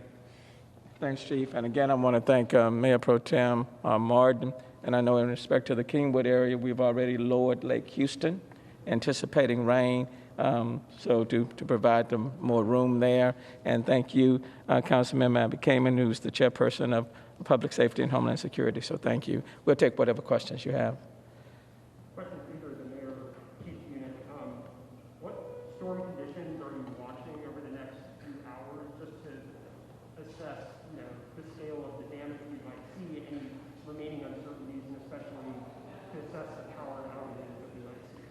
Well, one of the things we're assessing is to see what track this storm continues to be on, whether or not it bobbles a little bit to the west, because that certainly will have an impact on our area. It will have an impact, for example, on the velocity of the wind. And right now, we're anticipating the wind could be anywhere from, really it's from 30 to 60 miles per hour. In some cases, it could be 70. So that certainly will have an impact on power outages and the degree of power outages in our area. Rainfall would be something else, but it's the wind pretty much concerned about. The storm surge is always important if there's a shift. And, there's some indication the storm surge, for example, in the areas that's going to take a direct hit could be 30 miles in. That is highly significant. Can you imagine that being in the Galveston Bay and the storm surge being 30 miles in? And I'm glad you asked that question, because it points out the need for the IGDITE or the coastal spine. If we needed any proof, any evidence that there's a need for funding, Congresswoman, I hate to keep, but you're here. That coastal spine is desperately needed. And let me tell you why. When you have storms that rapidly intensify, and you don't have the time to move people out the area, you need that coastal spine. 45% of what's produced petroleum for this country comes out of that the Port Arthur area. Okay. So you're talking about refineries, you're talking about petroleum production, diesel fuel, businesses, homeowners, property owners. If that storm was, let's say, 40 miles to the west, hitting the Galveston Bay with a storm surge that could be 30 miles in, it would be catastrophic for this area. And you have to have the coastal spine, quite frankly, and we need it yesterday. We are just very fortunate, but let me tell you, we are running out of we're running out of lives, so to speak. Hurricane Ike was an initial warning in 2008. You don't have it. And now you had 2 storms, hurricanes going into the Gulf. One fizzled, and Hurricane Laura is really coming as close as you can get. I don't know how many more chances we're going to have for the Houston area. May I add something there? And that impacts not just the Houston region and the state of Texas, but that impacts us nationally with global ramifications. Okay. Well, the mayor called the federal government's name. Let me just indicate to him that I'm an enthusiastic supporter of the coastal spine. It is long overdue, and as I acknowledge Chairwoman Kamen and Vice Mayor Pro Tem Martin for their leadership, combined with that needing of the coastal spine, of course, is the immediacy of trying to get through what the mayor has repeatedly suggested, and we just were on a conference call today of trying to get a compromise, and that is, of course, the county and city funding, federal funding that now may be an enhanced need, the unemployment dollars, the cash disbursement, and passing the HEROES Act for the essential workers that are standing here today. So our answer to you is yes, and I think the other point is I want to thank the National Weather Service. I might have mentioned them earlier, but they have all said to all of you as leaders is that this is going to be an active hurricane season. We are not finished until November, and they can't give you the names. They said they're prepared to go into Roman numerals if we have so many hurricanes that we run out of alphabet. I hope that is not the case, but the fact that the city is prepared as it is and giving all of you an opportunity to see what you should do, it's very, very, very, very, very important that you follow the instructions now, because there is the indication that this will not be the last hurricane that we will see in this region, and certainly will not be the last one that may be extremely difficult and devastating. And I hope not, but it is an active hurricane season. Any other questions? Before I end, I do want to say this because Mayor Pro Tem Martin, your district, you affected in the Kingwood area with respect to San Jacinto and Lake Houston, and with Clear Lake, because 3 of the precincts that we call for voluntary evacuation was in the Clear Lake area, and I know you've done some work on the coastal spine. You want to speak to it? Yes, sir. The most southern part of the city of Houston is the Clear Lake area in the South Belt Ellington area. We did voluntary evacuation of those areas in anticipation of this event. As you've heard repeatedly, we anticipate this because we're on the clean side of it, which is the west side, more of a wind event than a rain event. Because of that, you're going to see downed trees, trees that may fall on electric lines. Please make sure you contact 311 and report those, and we'll get Houston Fire and Houston Public Works on the scene ASAP.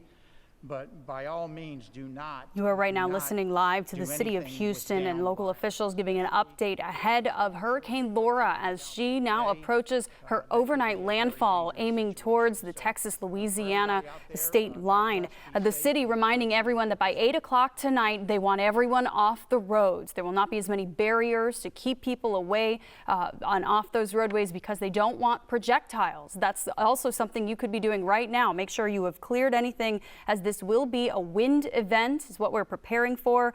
Public Works and the fire department is sharing their preparations, saying they are ready to immediately start responding as soon as the threat is over. But reminding everyone the time to leave was yesterday, and that now is the time to sit tight, be somewhere safe, and settle in for the evening as we prepare for Hurricane Laura to now approach the U.S. coast.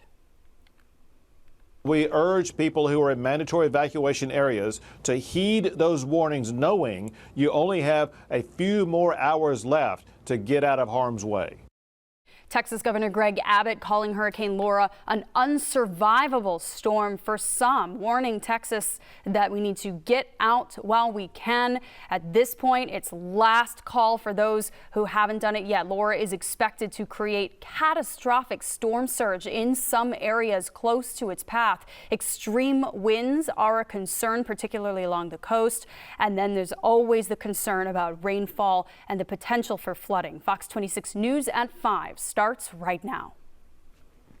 And that's right, Caitlin. Right now we're hearing the words unsurvivable storm surge. That's what's being predicted and said right now by the National Hurricane Center for at least parts of Texas and Louisiana where Laura could have an impact. We appreciate you being here for the News at 5. That's right. Governor Abbott has added 36 counties to his state disaster declaration as Laura draws closer to, again, her overnight landfall. So it's going to happen in the dark. Fox 26 has live team coverage all along the Gulf Coast with the latest on the evacuation efforts that have been underway now for more than a day in most places. So first, let's get right to our chief meteorologist, Dr. Jim Siebert, because we're starting to see the track of the storm take its turn and look a little less like it's aiming dead at us. Oh, absolutely. No, it's looking really good for the Houston area. And by the way, when you're hearing all this terminology of unsurvivable storm surge or evacuations, most of that is not for the Houston area, okay? Let's be very upfront about that. But that doesn't mean we're going to let our guard down either. We're going to watch this very carefully, but most of that is going to be closer to Louisiana. Now, it is a powerful storm. It's a Category 4 hurricane that it is just churning along, doesn't show any signs of weakening as it's getting closer to landfall. And I realize we see that it's scary. It is a scary thing to see, especially when it's so close. But it's going to be a different storm for different areas. So let's get right to it. So here's the forecast, latest forecast for the National Hurricane Center. Look how small that cone is. You've been hearing about people kind of throwing out the possibility of a jog to the left or jog to the right. For us, it's not going to change what's going to happen in the Houston area all that much. Now, this is going to be catastrophic for folks in Louisiana and close to Beaumont and Port Arthur. They're right on that edge, but they could also be slightly on the clean side, which would be good news for them. But for us here in Houston, you've been hearing that, yes, this will be a wind event, but you know what? For most of Houston tonight, I think we're going to see winds at 20 miles per hour. A little bit more along the coast, 30. Gusts could go higher than that. The problem is we're going to see pockets of little problems here or there. We could see some tree limbs down. That is a possibility because we're close to this, but most of that catastrophic stuff is going to be to the east of us, and then it's going to track all the way to the coast after that, to the Atlantic. The computer models are agreeing. This is how things are going to turn out for tonight. So tonight, just stay alert. Stay home, enjoy the show from home. Don't be traveling around just because there's no need to. We're going to see some rain, but not expecting flooding in the Houston area. However, storm surge along the coast. We're going to talk about that in the forecast. And don't worry, things are going to be back to normal very soon. We'll have all these details coming up in the Fox Red forecast. All right, Jim, thanks so much. Well, right now we are just hours away from Laura making landfall, and leaders in Galveston County are on high alert. They're watching this storm very closely. Fox 26's Natalie He is live on the island tonight. Hi, Natalie. Hi there, Jonathan. Good evening. Well, right now we're standing along the beach, keeping a close eye on the high tides here. We're standing along the beach. There's a lot of people here who decided to actually stay, not to listen to those mandatory evacuation orders. And I can tell you that there certainly is some storm surge to watch out for. We're standing on the edge here, closer toward the seawall side, but the water has come up to us, approached us several times just in the last hour or so that we have been standing out here. Now, residents who decided to hunker down say they're remaining hopeful, but on high alert tonight. Just hours before Hurricane Laura makes landfall east of Galveston near the Texas-Louisiana border, officials' biggest concern for the island are strong, gusty winds, causing high tides and several feet of storm surge that will likely push water into the downtown area, flooding streets. We know we're going to take a hit from this hurricane. We just don't know how hard. On Tuesday morning, the city's mayor pro tem issued a mandatory evacuation order for all residents. Emergency responders are now on standby to deal with the expected power outages. We have our heavy vehicles here. We're ready to remove debris. We're ready to barricade streets if we need to that may have down power lines.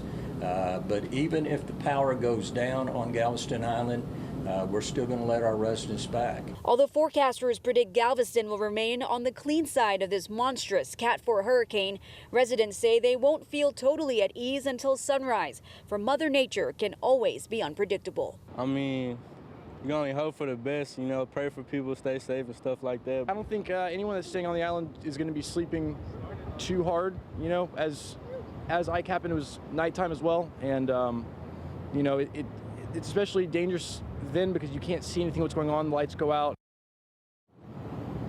Now, Galveston officials have issued a curfew that goes into effect tonight and tomorrow night from 8 p.m. until 6 a.m. They say that is to discourage looters from getting any funny ideas and, of course, to provide security for the residents who decided to stay here and hunker down to ride out this storm. Now, let's continue our team coverage. Let's go over to our Fox 26's Ivory Hecker, who's live in Winnie tonight. Ivory, what's going on? Hi there, Natalie. Well, we're actually in Orange County right now, right on the Louisiana border. It's one of the counties going to be hardest hit by this hurricane when it makes landfall. And here at the Orange County Convention and Expo Center, it's being used as a staging area for first responders. You can see the high water vehicles and boats ready to deploy once the hurricane winds go through and die down. Orange County emergency management officials say this hurricane will have a life-threatening impact on residents here. While many people heeded the mandatory evacuation order here, others are staying put. Neighborhoods in the city of Orange are mostly empty with some boarded up windows, but we did see other people out walking their dogs this afternoon and planning to hunker down at home. Emergency management officials say their dispatch center will be operating throughout the night, taking 911 calls, but no first responders will be able to go to those calls until the winds die down enough later tomorrow morning. Take a listen to the advice the emergency management coordinator has for Orange County residents. I would hope they are not staying, and I would urge them, if there are people here, it's almost too late to get on the road now. So if they are still here, they need to seek shelter and stay put. Hopefully we've got them all out. Now, about 300 first responders will be spending the night inside of this convention center, and they include people from Orange County, the Texas DPS, and the Texas Task Force. They will be working tomorrow against both the results of strong winds and potential flooding from that very strong storm surge. We want to continue our team coverage across East Texas today and check in with our own Randy Wallace, who is currently in Port Arthur. Randy. Yeah, Ivory, we've already seen a few bands of rain and strong winds here in Port Arthur. And of course, as time goes by, it's going to get a lot worse. Now, those who did decide to remain are being told that at 6 o'clock tonight, the water's being turned off. So if you're here, you need to fill up your sinks and your bathtub. If you still want to evacuate, time is ticking. Residents must leave now. Please, citizens, if you're still here, move. Those who do stay must remember there will be no cops or any first responders out to save folks for several hours. Once the winds hit around 40 miles an hour, law enforcement will hunker down until the worst of Laura passes. Yeah, we're just checking out the storm surge, seeing where it's at. It's exciting. So we're just waiting for the winds to kick up and a little bit of rain. Are you worried at all? No. You were telling me you come from Southern California, so you've never actually even been through a hurricane. Nope, just some tropical storms last year and earthquakes, wildfires, and tsunamis. That's about it. Some Port Arthur residents say they are used to hurricanes and they don't fear Laura. This is going to be the third or fourth one that I've stayed for. How do you feel at this point? I feel good. I'm not too worried. I'm a little worried about the wind. Most people here aren't as confident as Scott Salinas and Christopher Ortego. The levee has stopped storm surges before, but Laura could be like no other hurricane. We are just a few hours away from finding out. Yeah, we expect to start feeling some hurricane force winds by around midnight tonight. Now, this area can expect to have no power for days, if not weeks. Reporting live from Port Arthur, Randy Wallace, Fox 26 News. Right now, we're going live to Harris County Judge Lena Hidalgo for an update. Which will help us have additional flexibility to respond and to recover. For example, help us activate debris removal contracts. We are now at level 1 activation, the highest level of readiness in preparation for this hurricane. Our team has continued to be in touch with Centerpoint to make sure we're monitoring power outages. We'll track power outages as soon as they happen, and as soon as the storm passes, Centerpoint will begin doing damage assessments. We're working closely with nonprofit groups to make sure that we're looking out for our vulnerable residents. For example, working with the Coalition for the Homeless on our homeless population, making sure they're taken care of. I've been in direct contact with the county judges from neighboring counties and the counties on the path of the storm. Our primary concern remains protecting the residents of Harris County, but as we do in other emergencies, we stand ready to offer mutual aid where needed, and that same message has been relayed to all of our neighboring jurisdictions and the jurisdictions that may be impacted. My main message for the public is this: the window for preparing is closing, and the time to stay home is here. While we expect the catastrophic impact farther east, we do need to be alert to local impacts. That's why I'm asking everyone to please stay home and get off the roads no later than 8 p.m. tonight, and that's already pushing it a little bit. Heavy winds will begin at around 9 p.m. They'll intensify in the overnight hours. Between now and then, please complete any last-minute preparations. Get any possible debris out of the way, bring pets inside.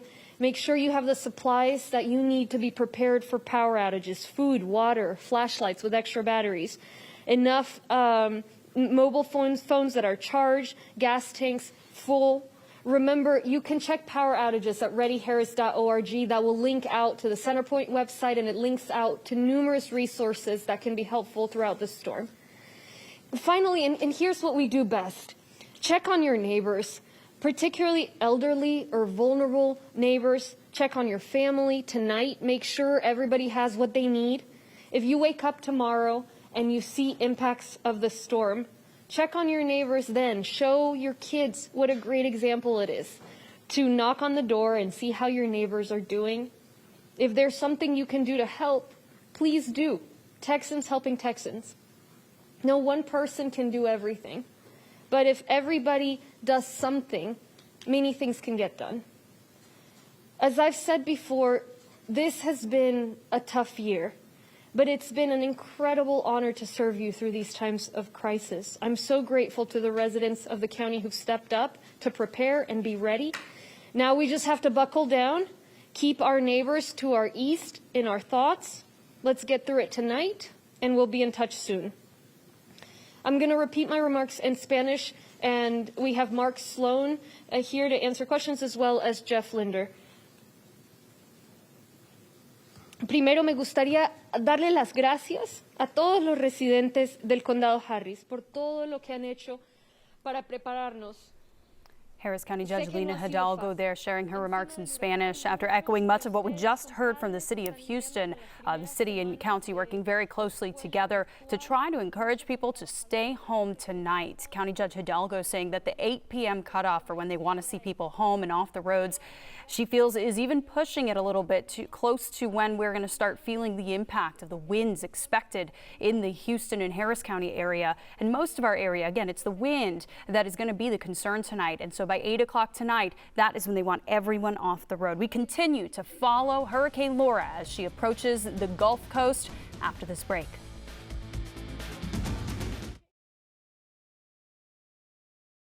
All right, everybody. So, of course, we're keeping a very close eye on the Gulf of Mexico. Hurricane Laura is expected to make landfall tonight into tomorrow morning, right there on the state lines between Texas and Louisiana. So we are definitely going to be keeping a very close eye on that. We'll likely be switching off and on our sister station, Fox 26 Houston's coverage right here on News Now. Just wanted to give you a heads up there. We are on standby for a news conference out of Orlando, Florida with the Magic. If that sounds familiar, it's the NBA team.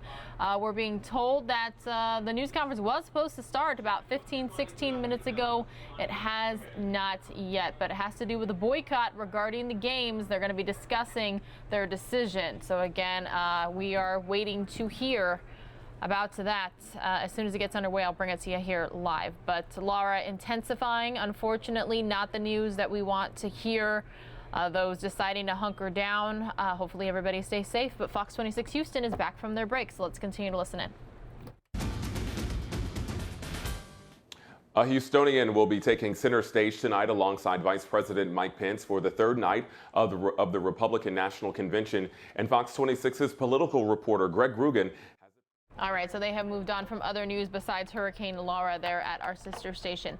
I'm going to keep you out in Texas. We're going to go on over to Fort Hood right now, where we unfortunately just got a sad update in regards to a soldier, We have learned, I'm trying to get all the information up right here for you. Give me 1 second, everybody. Sorry about that. I had it, and then I want to make sure I give you the proper information before I just play it for you.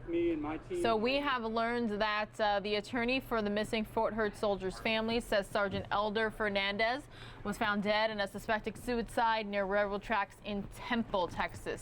And they just want to remind everybody that help is available to call the National Suicide Prevention Lifeline. That number, if you need it, 1-800-273-8255. That number again, 800-273-8255. So we're going to listen to the update from moments ago in Fort Hood, Texas. Go ahead, get with me and my team, and we will address those and try and answer those as promptly as possible. And anything that once we open this up, it's all going to be on the record, and you can attribute it, obviously, directly to who's speaking. So any questions on the ground rules? Or okay, they will be out momentarily.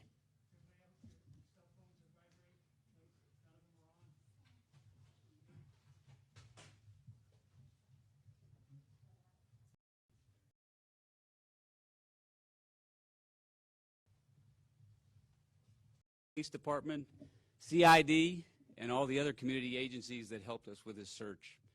We were truly hoping for a different result in reuniting Sergeant Fernandez with his family and the teammates that miss him dearly.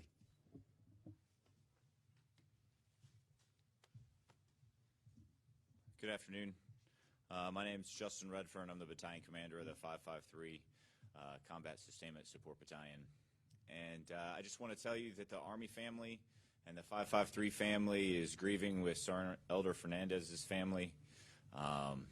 We have partnered with them almost from the very beginning. We share a great deal of grief across the formation as we expended a lot of resources searching for Elder. And at this time, we're thankful for those of us who were able to continue the search until it was terminated yesterday. At this time, we extend our deepest sympathies to Eugenio and Alina Fernandez, his father and mother, his aunt Isabel, and brother Elton. And as General Broadwater mentioned, we hope for a different result. Thank you.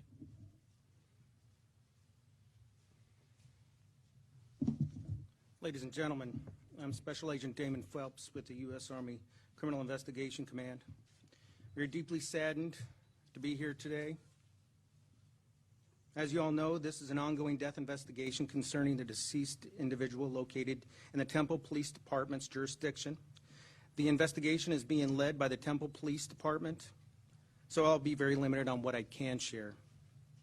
As the Temple Police Department released last night, early indications are the person found yesterday could be Sergeant Fernandez, but positive identification has not been made at this point.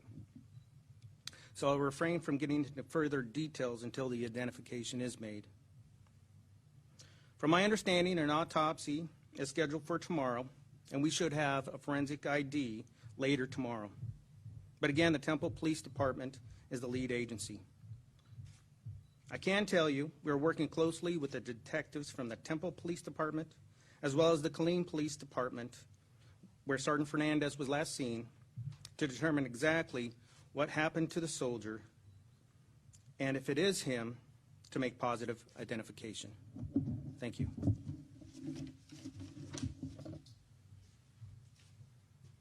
Thank you, everyone. That completes the opening statements. KXXV, you are up first, please.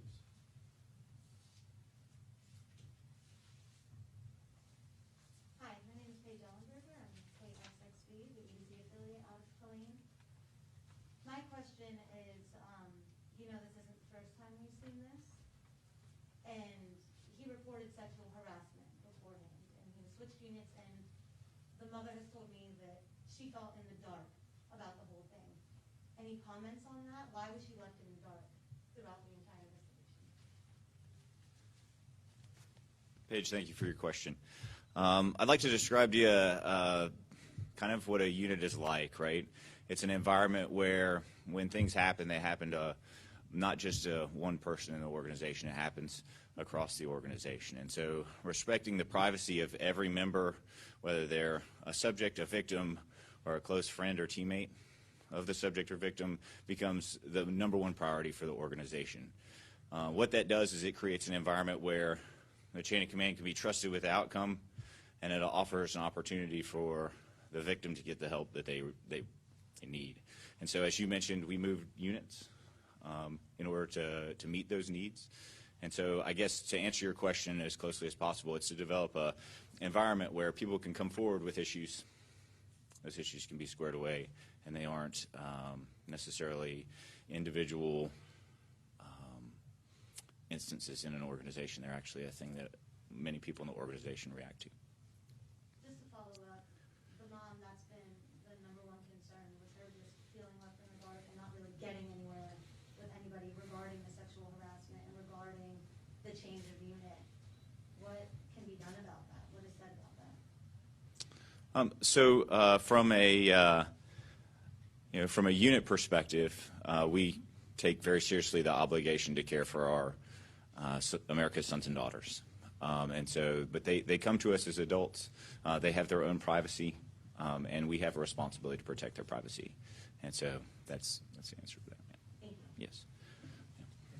Next up, KDH, Killeen Daily Herald. So I'm Thad Newman with the Killeen Daily Herald. So the family's attorney, Natalie Fawam, has mentioned to us, as well as to other news agencies, that there was a reported signed document where Sergeant Fernandez was supposed to be in the custody of his, or basically being watched by his chain of command. And we were just curious, and she also said that protocols were breached. So we're curious on the Army's comment on that and what signed document she's referring to.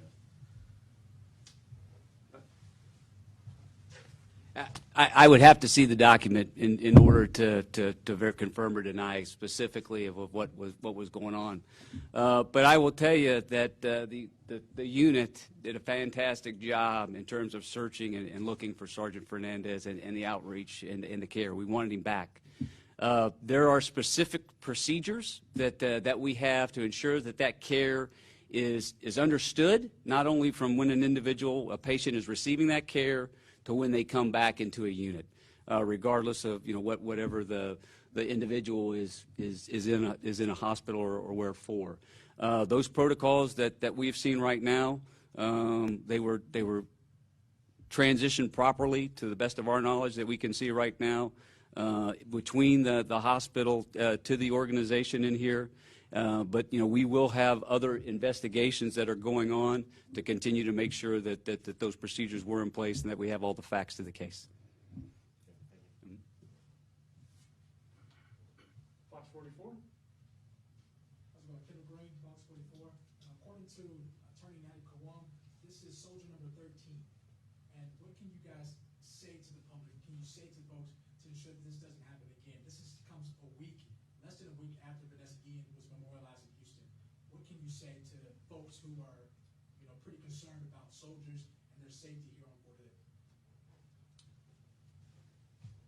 We're concerned for every soldier. That's the bottom line. We are a team, and we want to be the best team that we possibly can be, regardless of where we are, and ready to go at a moment's call. And so each one is individual, and I can't speak on behalf of all the instances that you bring up here, just because they're not involved in with different units. They're not all this unit that's right here. But I can tell you that it hurts. I mean, you have a teammate that is lost, that has friends, that has shared the same experiences and the same sacrifices that you have, and that we as an organization strive our best each and every day to make sure that we're taking care and being the best leaders that we possibly can for our soldiers. Was there anything done differently with the knowledge of other soldiers when you guys got knowledge that Sergeant Fernandez was having issues with sexual misconduct? Was there anything done differently because of that knowledge? I'll let CID kind of talk a little bit about that. Look, we take every sexual assault seriously. I mean, they are not investigated by us. They are investigated by an outside organization, CID, in order to do that. And then once those facts are brought out, then we deal with each and every one of those occurred accordingly so that justice is served. I can have CID kind of speak on that one. But yes, things were done differently in Sergeant Fernandez's case, and I can let the chain of command talk about that, just because there were other instances that the chain of command, we were concerned about Sergeant Fernandez and his well-being. And those factors and the involvement of the chain of command led to this constant search that we went out to the social media, that we went out to reach the community to make sure that Sergeant Fernandez that we could get him back as safely as possible. Cool. Do have a small prepared statement concerning the sexual assault allegation concerning Sergeant Fernandez. I can tell you that Sergeant Fernandez did report that he was sexually assaulted when somebody allegedly grabbed his buttocks. CID special agents fully investigated these allegations. Our investigation has been completed and is with the command and their legal team for further action if warranted. I can also share that the subject of the investigation took and passed a polygraph examination, and we found no witnesses that could corroborate Sergeant Fernandez's allegations. There was a thorough legal review, and the allegations were unsubstantiated. Thank you. You want to talk about the other? So I'll give you another follow-up in just a minute, but I did want to talk about the other concerns we had. Kevin, I think your question was there, Kendall? I'm sorry. Absolutely. Thank you for correcting me. I think what you're asking me is, were there indications that Sergeant Fernandez was struggling, right? I think that's really the question. And I can tell you from about mid-March, we noticed a change in his behavior. And the change in behavior preceded the unwanted touching. It preceded some of the other indicators that we saw.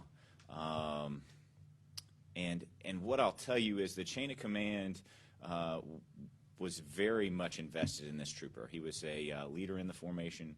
He was the CBRN expert, right, the 74 Delta in the organization, and he was the guidon bearer, right? It was a person that we felt was exemplary.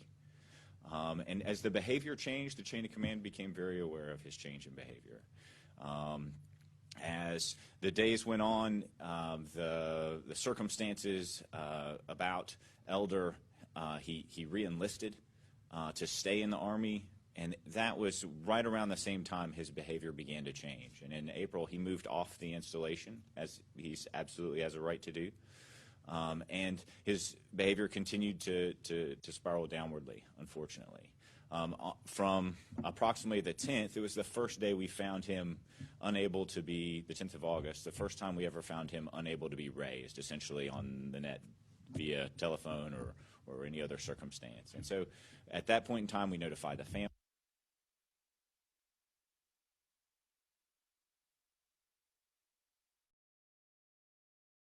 All right, everybody. So that was the update earlier on Sergeant Elder Fernandez from Fort Hood, Texas. We're taking a live look at the track of Hurricane Laura. I'm going to take you back out to our sister station, Fox 26 Houston's coverage. The other agencies. Now, the surge from this storm in the Gulf is anticipated to be 15 to 20 feet high, reaching from southwest Louisiana all the way to Jefferson County, meaning that right here in Orange County, it's going to take the full impact of that storm surge.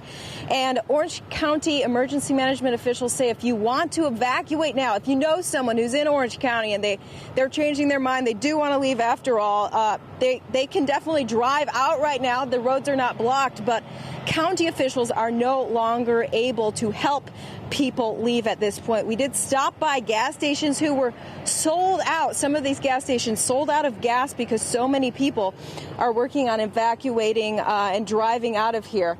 We saw buildings boarded up, and dispatchers, we are told dispatchers will be working the 911 calls throughout the night. And all they'll be able to do as this storm hits overnight is take notes of where people need to be rescued.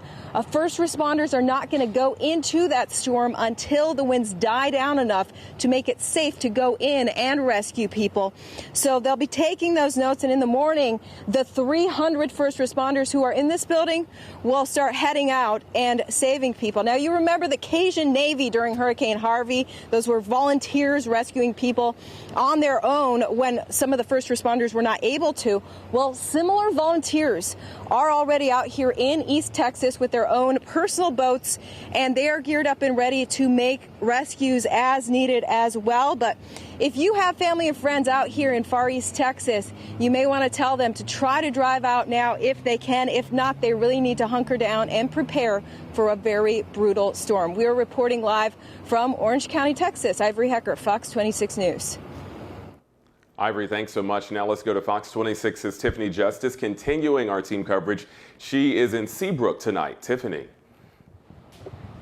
Hi, high winds and storm surges in low-lying areas is the main concern in this area. We did speak to the mayor of Seabrook. He says that he's really concerned about the high winds and the damage those can bring. We have been here in Seabrook for several hours. You have noticed and can notice the waters are a little bit more choppy.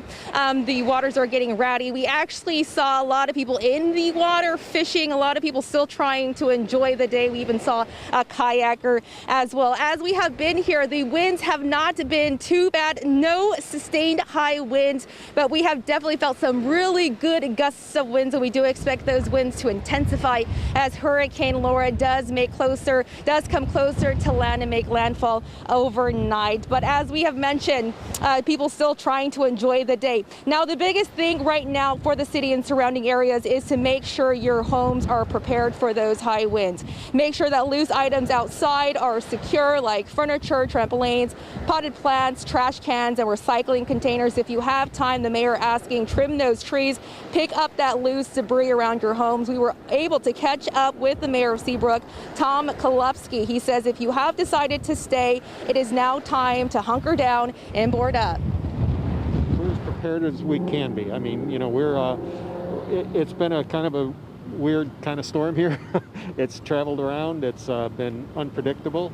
I think we finally see a light at the end of the tunnel. We are anticipating mostly wind. This is going to be a wind event, probably in the range of sustained 50-mile-an-hour winds. The surge will be somewhat minimal. We're expecting 3 to 5 feet, and that may be even lowered by the time the storm comes in to 2 to 3 feet. So, you know, we're prepared. We did have a voluntary evacuation for the city. At this point, I think most people have made their decision whether to stay or leave. I don't anticipate many more hitting the road. They still have a little bit of time, but time is running short.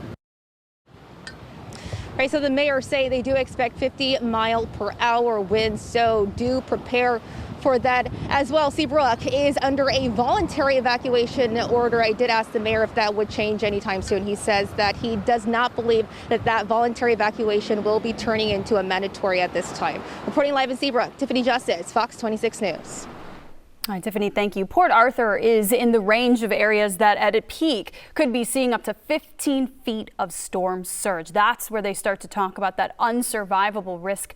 Fox 26's Randy Wallace has been out there for a couple days now, joining us with what he's seeing today. I see the winds picking up around you, Randy.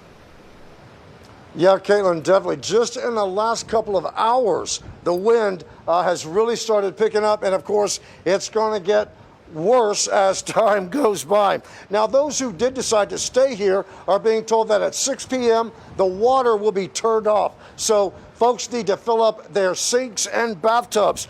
Time is ticking and the window closing. Those who want to evacuate must leave now. I mean right now, because the opportunity is no longer going to be there. Keep in mind, those who stay, there will be no police or any kind of first responders out to help you in any way. Once the winds hit about 40 miles an hour, the law enforcement, first responders, they're going to hunker down until Laura pretty much passes, and then they can get out and then they can work. Now, of course, some folks are going to be sticking it out, like every single hurricane. We talked to a fellow earlier who told us why he decided he was going to stay. Take a listen.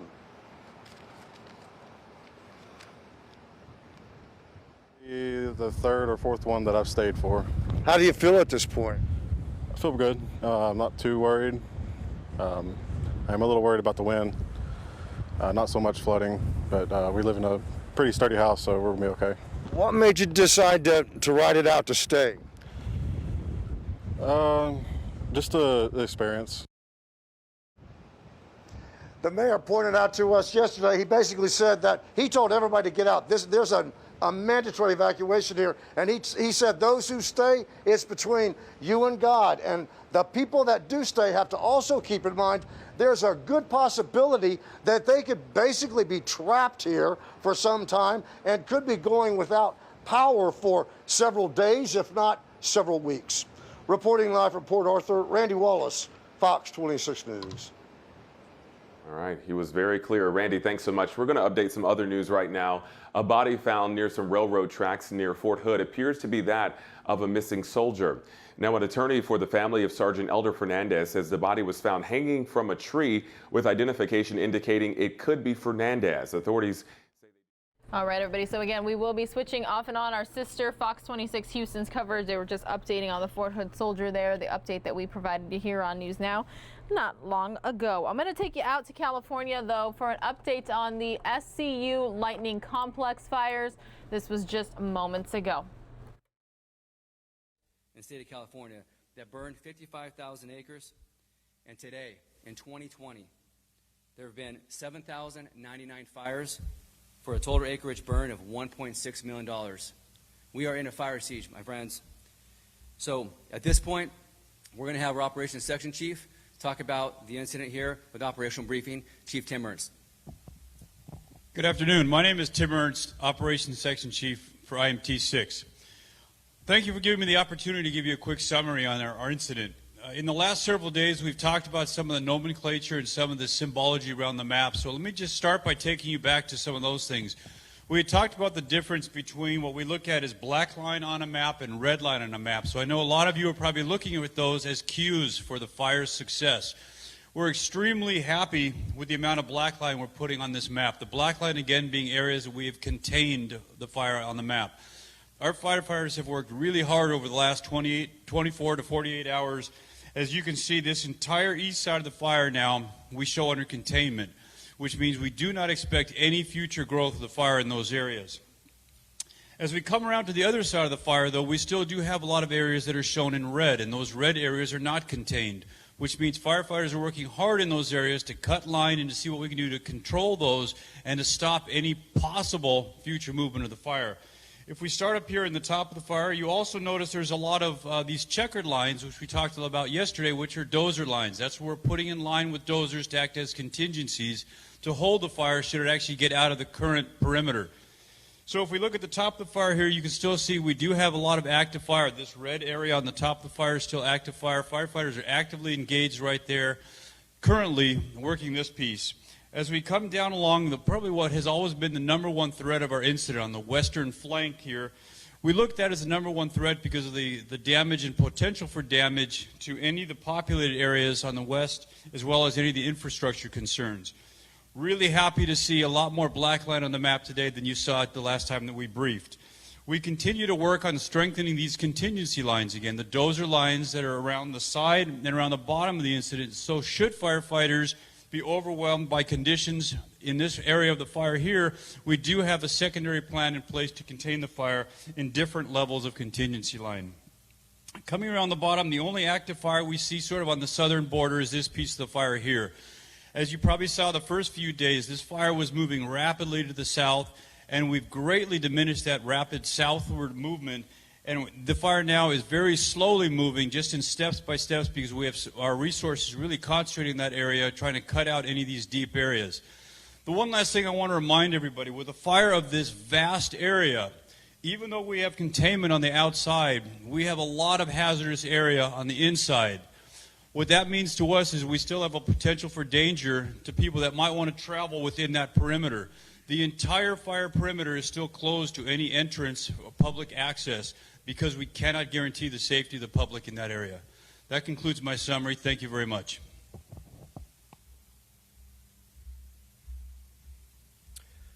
Hello, I'm Jake Hess. I'm the unit chief here assigned to the Santa Clara unit, and I'm also the agency administrator for the complex.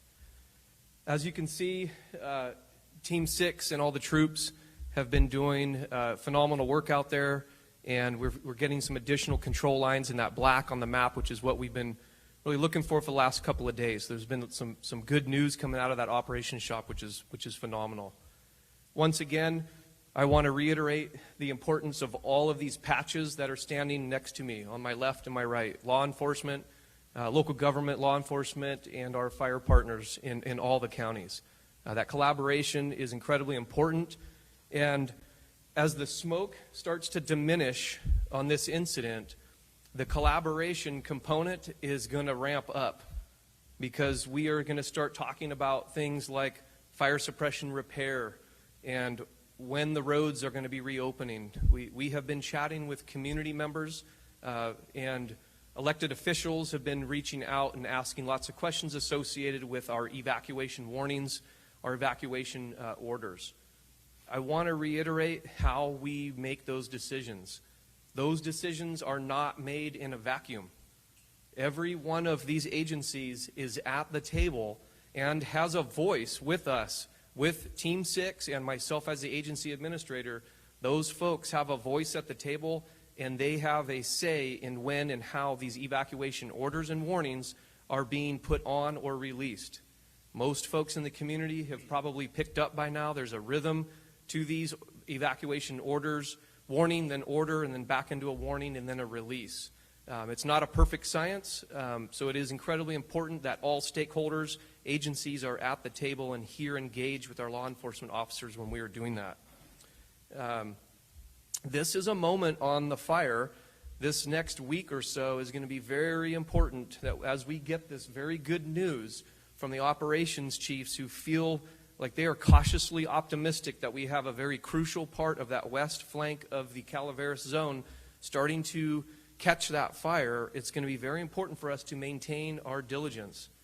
This is a point on the incidents where we start to see our folks become fatigued.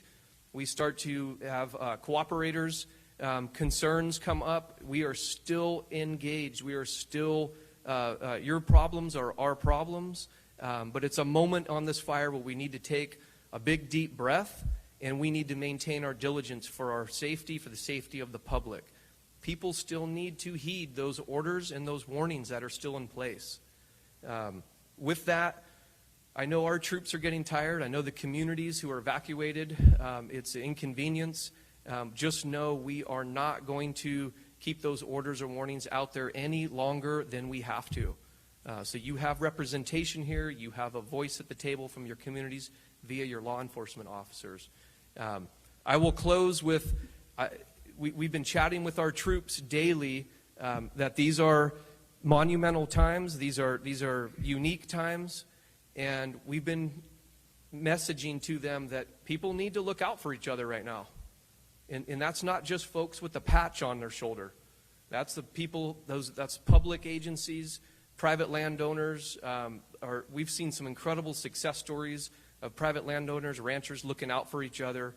And now that those folks are coming to the cooperator meetings, we are up-staffing those liaison shops so we can continue to engage with those folks safely. Thank you. I'm Lieutenant Jason Roy with the California Highway Patrol. The Highway Patrol is, public safety is our most important aspect, as long as all the other agencies here. And the Highway Patrol's commitment is to support all these agencies in incidents like this. So having that said, our role is a support role in this issue. We're doing traffic control points and security at those, and we're helping with evacuations. We're in every county that they mentioned. We have deployments in. So I would like to thank the public, first of all, for their patience at the traffic control points. I know there's a lot of communication going on, but make sure if you have to have a pass or permit to get in where you're going, make sure that you do it the way properly. Don't argue with the officers at the traffic control points. realize, as much as we realize that it's stressful for you, it's also stressful for the officers and the firemen that are out there in the field, because we're trying to do our job. And like I said, you need to stay out of the places that are dangerous to you. So public safety is our most important aspect of this. We're going to continue to be in a support role throughout this incident until its conclusion. And I would just like to thank everybody for their cooperation in the public, as well as all our allied agencies. Thank you.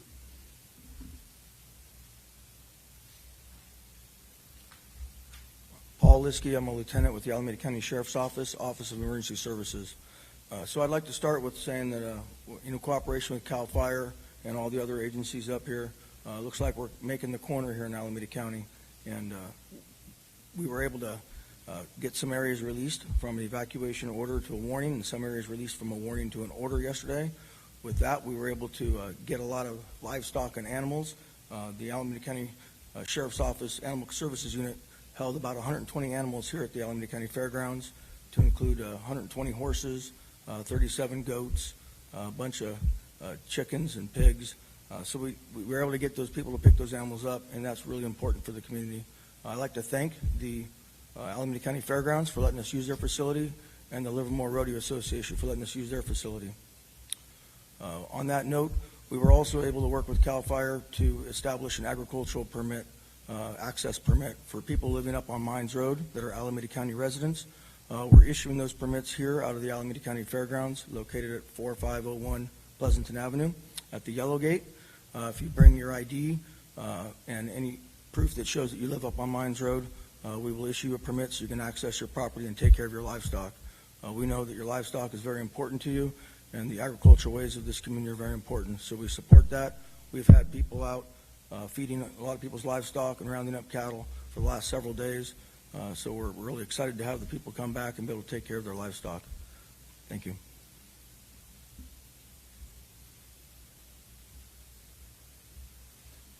Good afternoon. I'm Eric Moore. I'm Deputy Fire Chief with Alameda County Fire Department. And I just want to echo what Chief Hess has said. This is a partnership. We have a tremendous amount of fire resources that are represented here, not only at this incident, but throughout the state.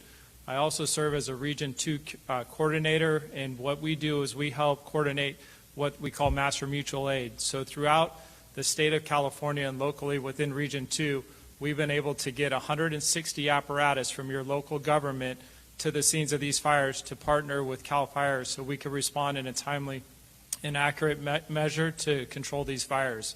And that means that we currently are staffing our fire stations to the level that we do throughout the year, and then additional staffing to make sure that we can respond to these incidents. And it's what we train year in and year out to do, to partner to make sure we deliver the highest level of fire service that we can to the communities we serve. And it's something that I think is really important for our citizens to know, that we're still able to staff our stations to the appropriate level and respond. So just with that, I'd like to say thank you to CAL FIRE for coming in and assisting with this fire. And as we move forward in the remaining fire season, that we're able to respond as we have to this fire. Thank you. Okay, thank you very much. So we just heard from our local leader, public servants right now. At this point, we're going to listen to our incident commander, Chief Mike Blankenheim.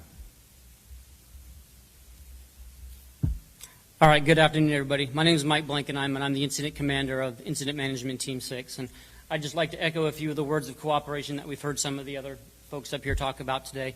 Without the cooperation of all the fire and law enforcement agencies and the public and private agencies maybe not represented up here today, this would not be a successful adventure. So again, thanks for your cooperation on that. And then just a few more closing remarks. We heard our operations section chief talk about line going in on the map and the black line going in. We're making good progress. But make no mistake about it, we have a long way to go. We've come a long way. I am really happy with the progress we are making on this. Mother Nature has cooperated with us a little bit in moderating the weather. But make no mistake about it, we have a long road ahead of us to get through that. So with that, a special thanks to the firefighters working on the line out there for their tireless efforts and the effort that's going to be required to come to help put this thing to bed once and for all. With that, I'd like to thank their families as well for supporting them. Without their support, the family support, the firefighters wouldn't be able to do their jobs. And last, and certainly not least, a thanks to the communities that are affected out here. from the urban communities and the suburban communities on the western side to the rural communities on the eastern side. Like Chief has said, your concerns are our concerns.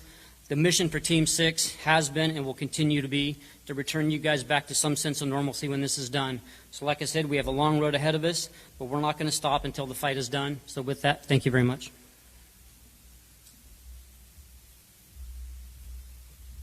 Thank you, Chief. Okay, at this time we'll open up for any questions anybody may have. Any questions out there? Okay, fantastic. So no questions. So what we're going to do is move right into our press conference in Espanol. All right, everybody, good afternoon. Thank you so much for watching News Now. I want to show you a live look here in Kenosha, Wisconsin, and that's because we are being told that we are moments away from an update from Wisconsin's Attorney General Josh Kaul. He will be having a briefing here in just a moment. So you can see all the media there are on standby. They are preparing for that update, and we will have it live for you here on News Now from Fox. So again, we are on standby for an update from the Wisconsin Attorney General Josh Kaul in Kenosha, Wisconsin. As soon as that gets underway, we will bring it to you right here on News Now. Meanwhile, though, I'm going to take you out to the state of Washington. They had a coronavirus update, their Department of Health, not long ago. I will keep you here on a double box for the update out of Kenosha so you know for sure that you're not missing a thing. Outbreak at Gebers Farm starting in July. I issued an order to help protect those critical workers and ensure a safer work environment. As I mentioned last week, the department is providing personnel, supplies, and materials to support the testing effort there. Our team on the ground began collecting samples for testing last Friday, and as of yesterday, they have collected a total of 2,918 samples. The team is working to collect about 30 samples more from their workers, at which point the initial testing required in the order will be complete. And we certainly remain committed to doing everything we can to help protect those workers and slow the spread of COVID-19 in this outbreak. I also want to share with you a brief update on our support for Kitsap Public Health District's outbreak investigation at St. Michael Medical Center in Bremerton. Yesterday, one of our infection prevention experts was on site at the hospital reviewing their infection control measures and will be providing additional recommendations to the hospital and to the health district. We remain in close coordination with local health on their outbreak investigation and continue to provide any consultation and assistance they need in controlling the outbreak. In addition to our support role for the local communicable disease epidemiology investigations, the department also conducts facility oversight under state hospital licensing regulations. Our regulatory office responsible for this facility oversight was made aware of the issue, and after assessing the situation, the case management team decided to authorize an investigation, and our team is currently on site. Our regulatory role is focused on ensuring the hospital has in place and is adhering to the necessary policies and procedures to protect patient safety and comply with state licensing laws. If we identify deficiencies during our regulatory investigation, we will issue a statement of deficiencies to the hospital, and the hospital would then be required to respond with a plan of correction for addressing those deficiencies. And we'll provide more information as the investigation continues. I want to end with earlier today, we sent out a press release updating the Safe Start guidance for the 5 counties that were in a version of the modified Phase 1 Safe Start. Those counties are Yakima, Benton, Franklin, and Chelan Douglas. We have been working with those counties over the last number of months, helping them with plans for safe start activities, and have been monitoring the situation with them. Governor and I and Vice Admiral Bono were over visiting some of those communities a number of weeks ago. And in the modified Phase 1, All right, everyone, I just want to give you a heads up. We don't have any control of this beeping sound that's coming on over this feed from the state of Washington from earlier. If it continues to be bad, I'm going to kind of fast forward a bit to hopefully get us past the audio interruption. But again, we don't have any control of the beeping sound that you're hearing. Plan were different from the approved activities in our roadmap to recovery for Yakima and Benton Franklin. Performed by specimen collection date. And as John just announced, we did recently change the methodology of how we're reporting out our COVID testing data. And just yesterday posted the data that was all reprocessed. As John explained, we, initially in the pandemic, were looking at the number of individuals tested for COVID, and we changed our methodology and are now showing the number of tests, total tests that are being performed. So all of the new data is up on our on the two dashboards that we use at the state. I encourage you all to take a look at it. This first graph just basically shows the number of tests by specimen collection date. And as you can see, over the last approximately 4 to 5 weeks of complete data, we have been testing about performing about 13,000 tests per day, and that testing volume has been pretty stable over time. The lightest bars over on the right-hand side represent data that's not yet complete. We gray out bars if we have not received 90% of the data. And we also made some changes to how many bars are grayed out on our different dashboard graphs. So you may have noticed that change instead.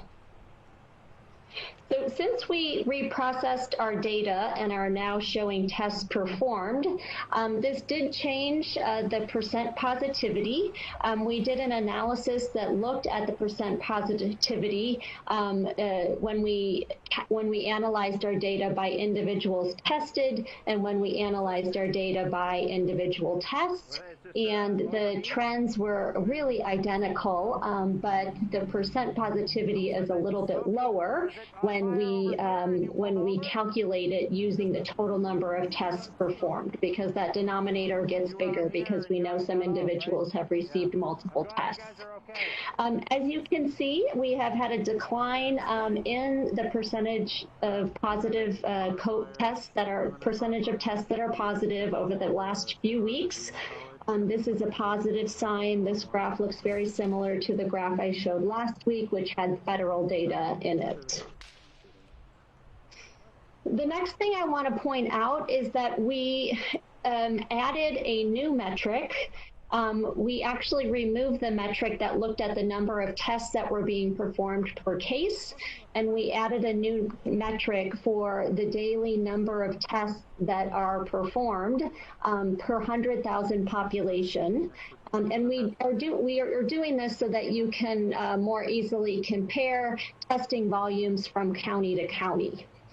So this graph currently shows that we are performing about 181 COVID tests per 100,000 population in our state. And it averages the tests performed over the last 7 days. We do not have a testing goal for this, target for this metric at this time, but may have a goal in the future. But just want to point this out to you. And as previous on this dashboard, you can click on any county and look at their percent positivity and the average daily number of COVID tests performed per 100,000 population. So I'll just really quickly show our epidemiologic curve. You all should be very used to this graph. This is our confirmed cases plotted by their date of illness onset. We have had a nice decline in cases being reported over the past few weeks, which is positive. And that is despite maintaining about 13,000 tests being performed in the state per day. However, when you look at our incident rate, we are still at about 110 cases being diagnosed per 100,000 population per 2-week period. And this is still quite a bit from our goal of being below 25 newly diagnosed cases per 100,000 people for a 2-week period. So this next graph shows the number of people admitted for laboratory confirmed COVID-19 infection by the hospital admission date. It does look like this graph has did flatten out around the end of July. And although the last several days of data are still preliminary, it does suggest that this graph is trending down. And then lastly, this is the number of deaths that have been reported by the date of their illness onset. We did see an increase in deaths over the summer as we had increasing amount of COVID activity in our state. And it's a little bit hard since this is our slowest data to know exactly what's going to happen with this graph, given that there are several weeks of data that are still incomplete. I think sort of we need to watch this graph a little bit longer, but given that COVID activity does appear to be decreasing throughout the state, I do think that this graph will hopefully turn down soon as well. So with that, I will pass it back over to you, Corey. Thank you, Dr. Larry. Next, we're going to Dr.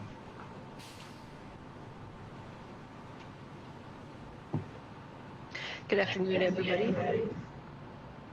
My name is Sharisa Patinos. I don't know if there's the same echo that you're all hearing that I am. Sounds like it's gone. Great, thank you. Good afternoon, everybody. My name is Sharisa Patinos. I just wanted to spend a couple minutes clarifying some of the information today, actually, that was updated yesterday by the CDC in terms of not needing to test close contacts. As you read within their guidance, they left it up to the states to decide whether the state felt that that was an appropriate recommendation or local health jurisdictions did. We want to make the point that testing close contacts is important.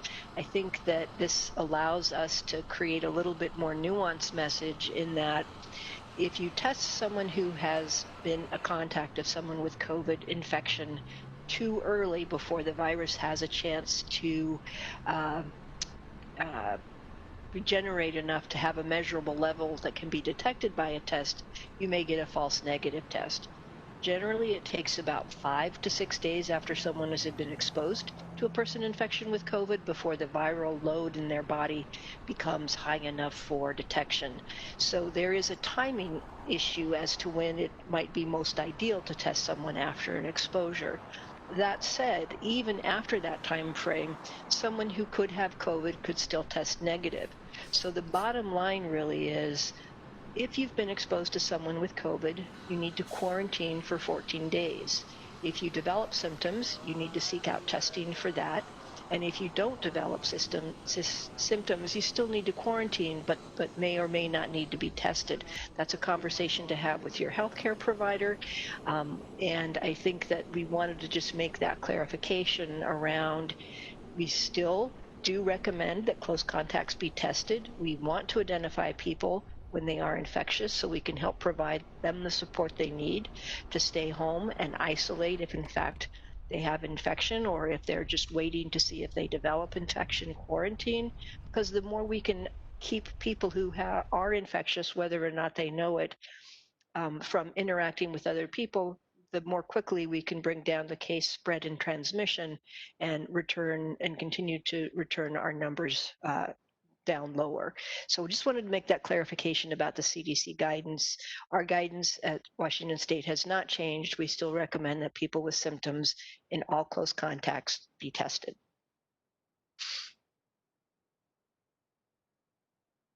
And I think I'll turn it back over to you, Corey.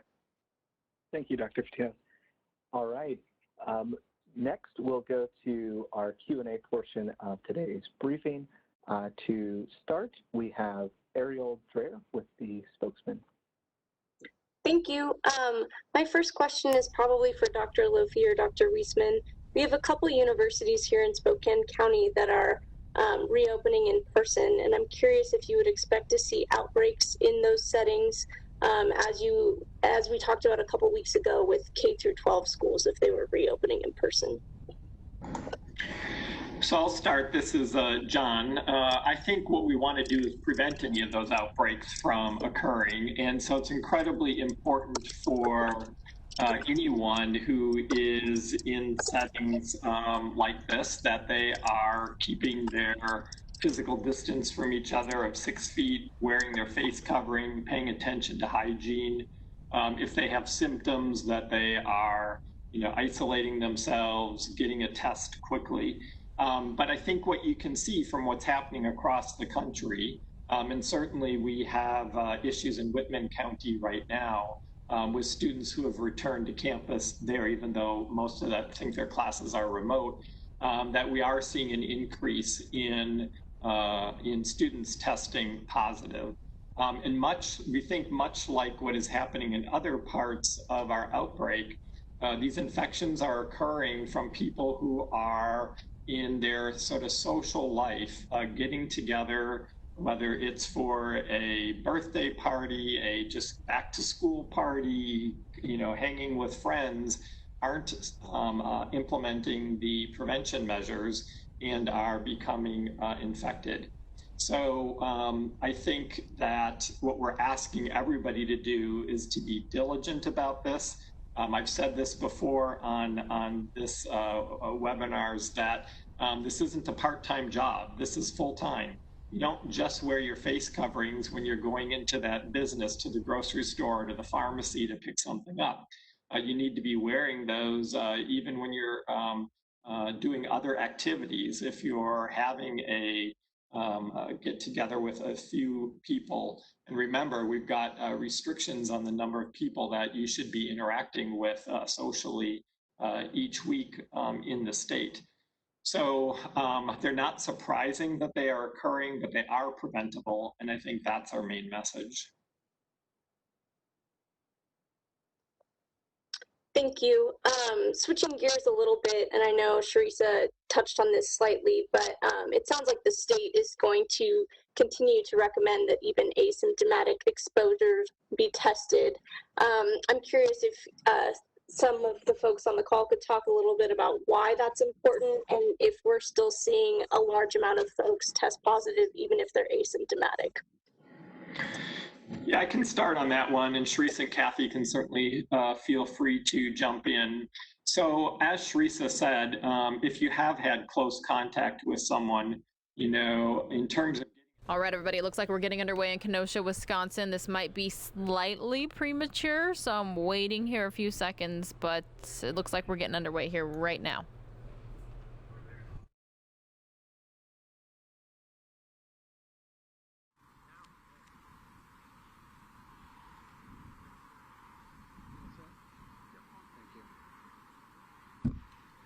Thank you for joining us today, everybody. I'm Wisconsin Attorney General Josh Kaul, and I'm here today to talk about two issues. First, I'm going to be providing an update on the status of an investigation into an officer-involved shooting incident that took place in Kenosha on Sunday evening. And then secondly, I'm also going to comment on some recent events that have taken place in Kenosha. So first, we're going to be providing some updated information about some of the basic facts that have been learned so far in the investigation. We are able to do that at this point because this is an ongoing investigation, and some of the interviews of material witnesses have now been conducted. So we now feel comfortable, consistent with the investigation, to release this information. We've sent out a press release that contains the details.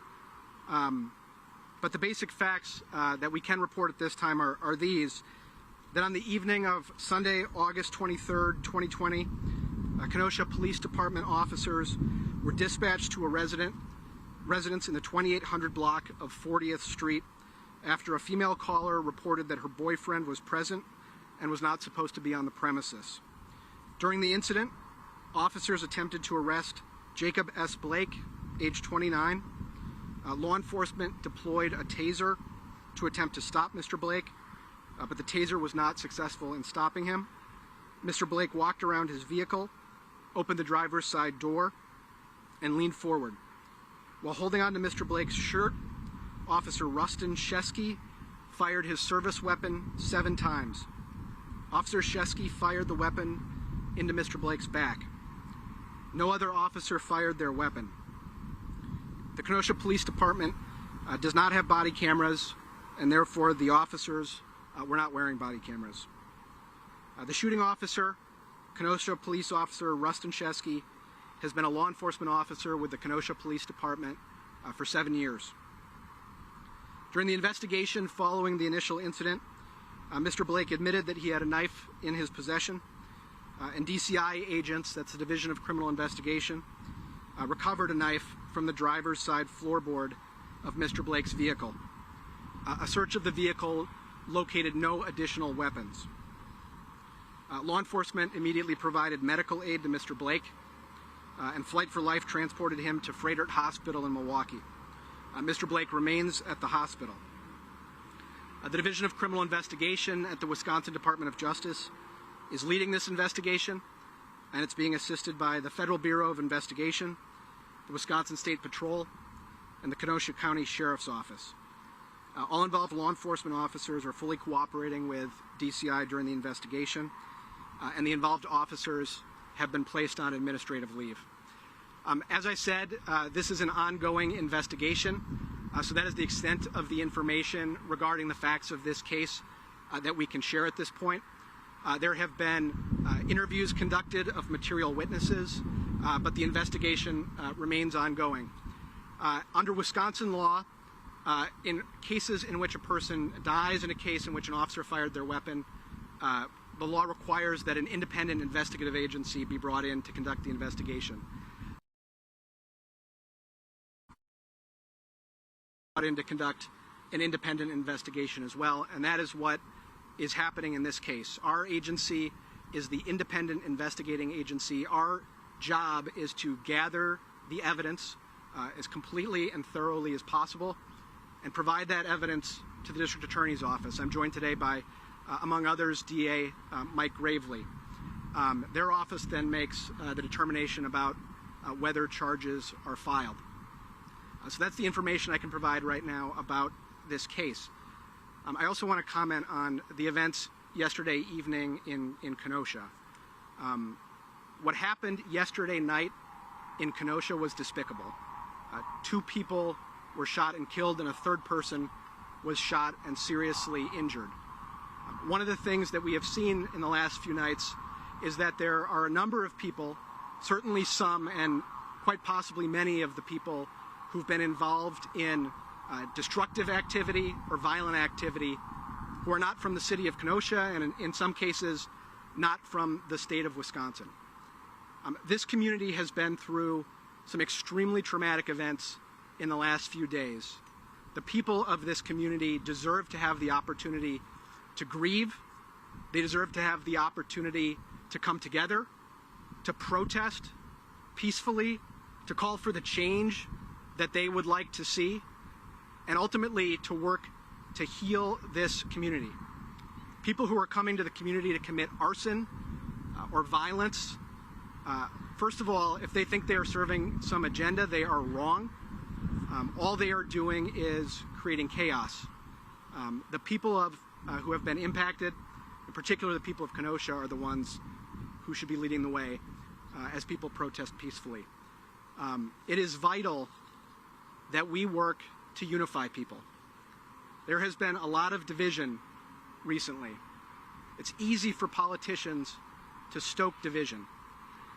But what we need to do is to come together as we work to strengthen our criminal justice system, as we work to call for justice in the system, and as we work to heal our communities.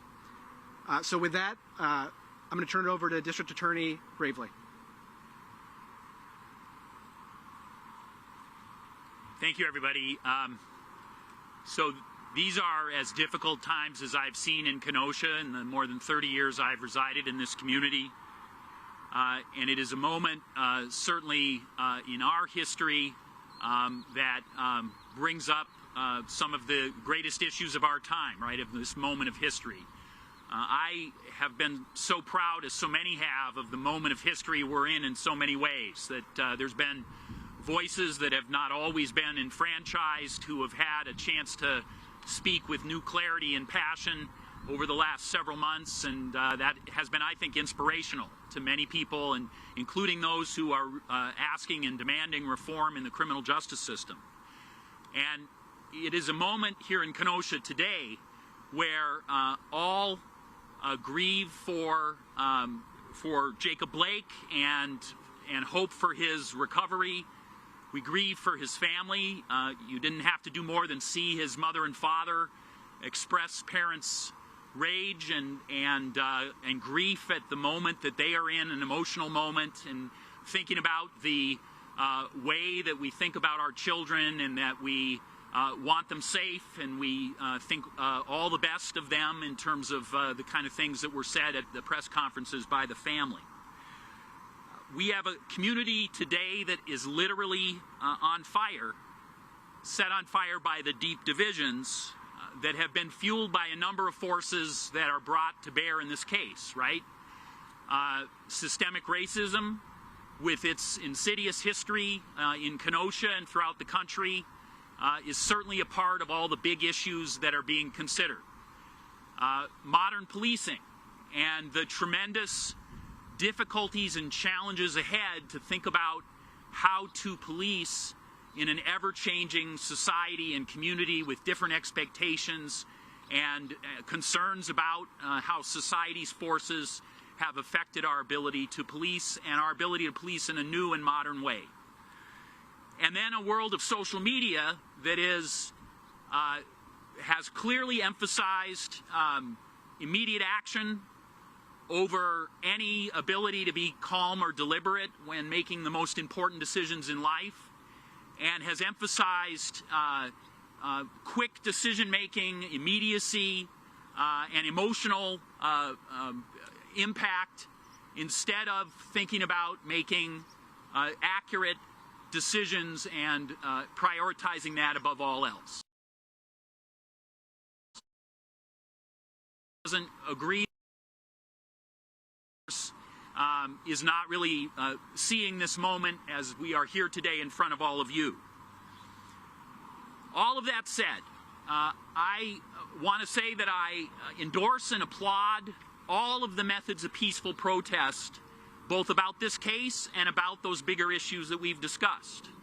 You know, I think it is gratifying to see folks like the Milwaukee Bucks, for instance, say that what they know about this case and the bigger issues it reflects are things that they felt so strongly about that they decided to make a dramatic statement in terms of boycotting play. Those kind of things are important, and they add to the debate. And the only thing I ask is that we understand that the destruction of property and that the violence that has too often occurred in this community over the last couple days does a disservice to this moment in history, and does a dramatic disservice to an ability for there to be a profound and complicated and absolutely necessary conversation. Okay, now I've said all that, and I've tried to talk in broad strokes, but I need to let you know specifically what the role of a prosecutor is in this particular moment in reviewing this case.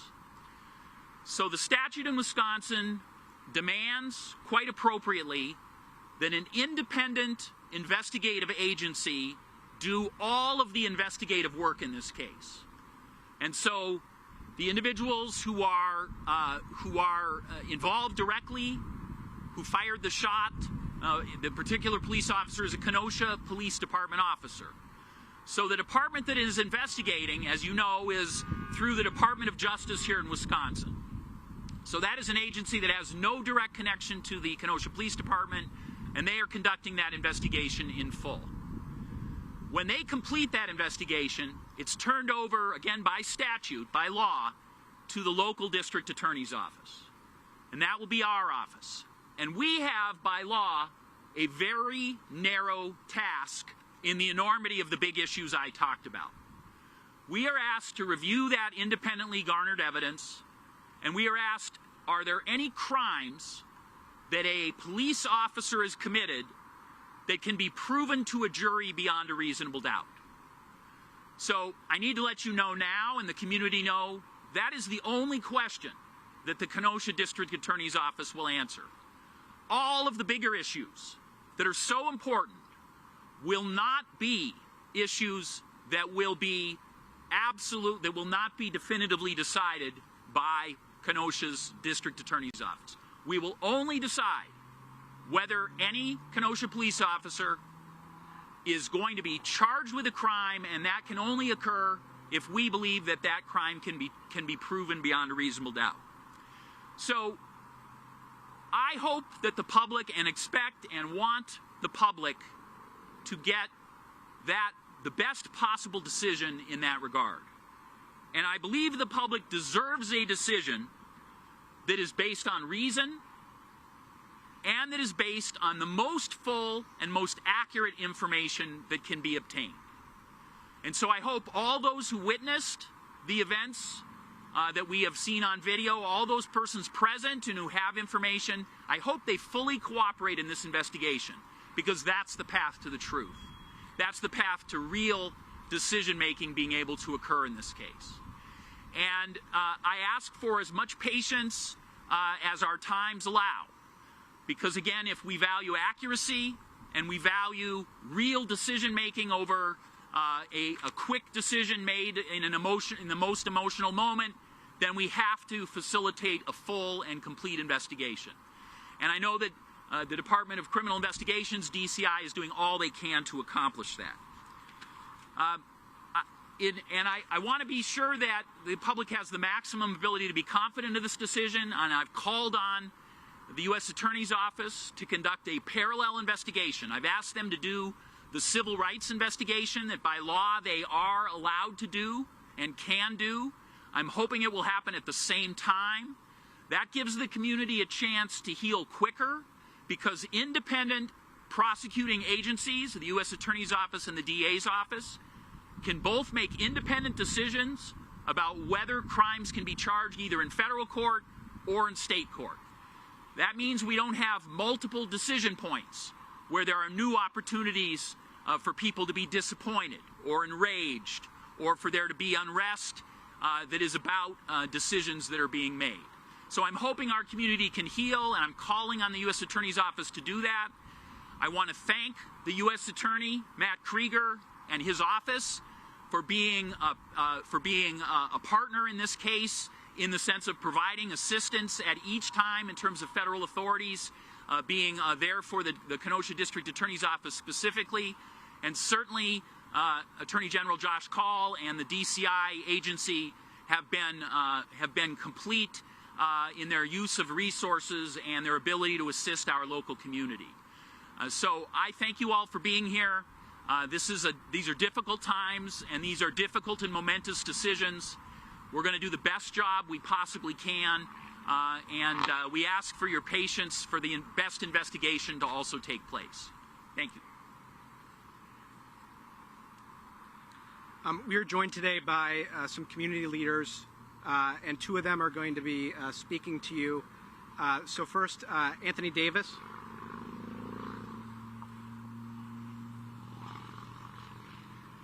Good evening. My name is Anthony Davis, local president of the NAACP here in Kenosha, and also a member of the Wisconsin State Conference, where we're being led by Wendell J. Harris. First of all, I'd like to give my thoughts and prayers to the family of Jacob Blake. They're going through a difficult time. And as it is said, you have to give a family time to deal with these situations. We know a lot of folks are trying to get to them each and every day. But in these times, give them some time to heal. We know that this incident came to Kenosha unexpectedly.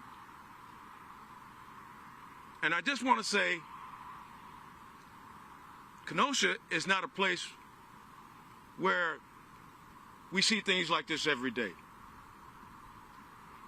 We need to come together. And I appreciate the state DA, Josh Call, and our local DA here in Kenosha coming to us and trying to share what they can at this time. The process, we know, is not going to be one that's going to be quick, but we know that we are part of the process here. And we ask, number one, have some patience. We also want everyone to understand we have to find a way to de-escalate what has been happening around here in our city. As I said, we are in the process of trying to mourn through this. But the path that has been taken by some individuals has not been appreciated. Let us have our say as a community. Let us be patient. And above all, let us keep God in the process. Thank you.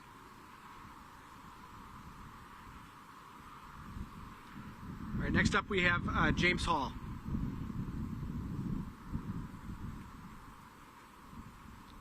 Good evening, everyone. I'm James Hall, the president and CEO of the Urban League Racing Kenosha.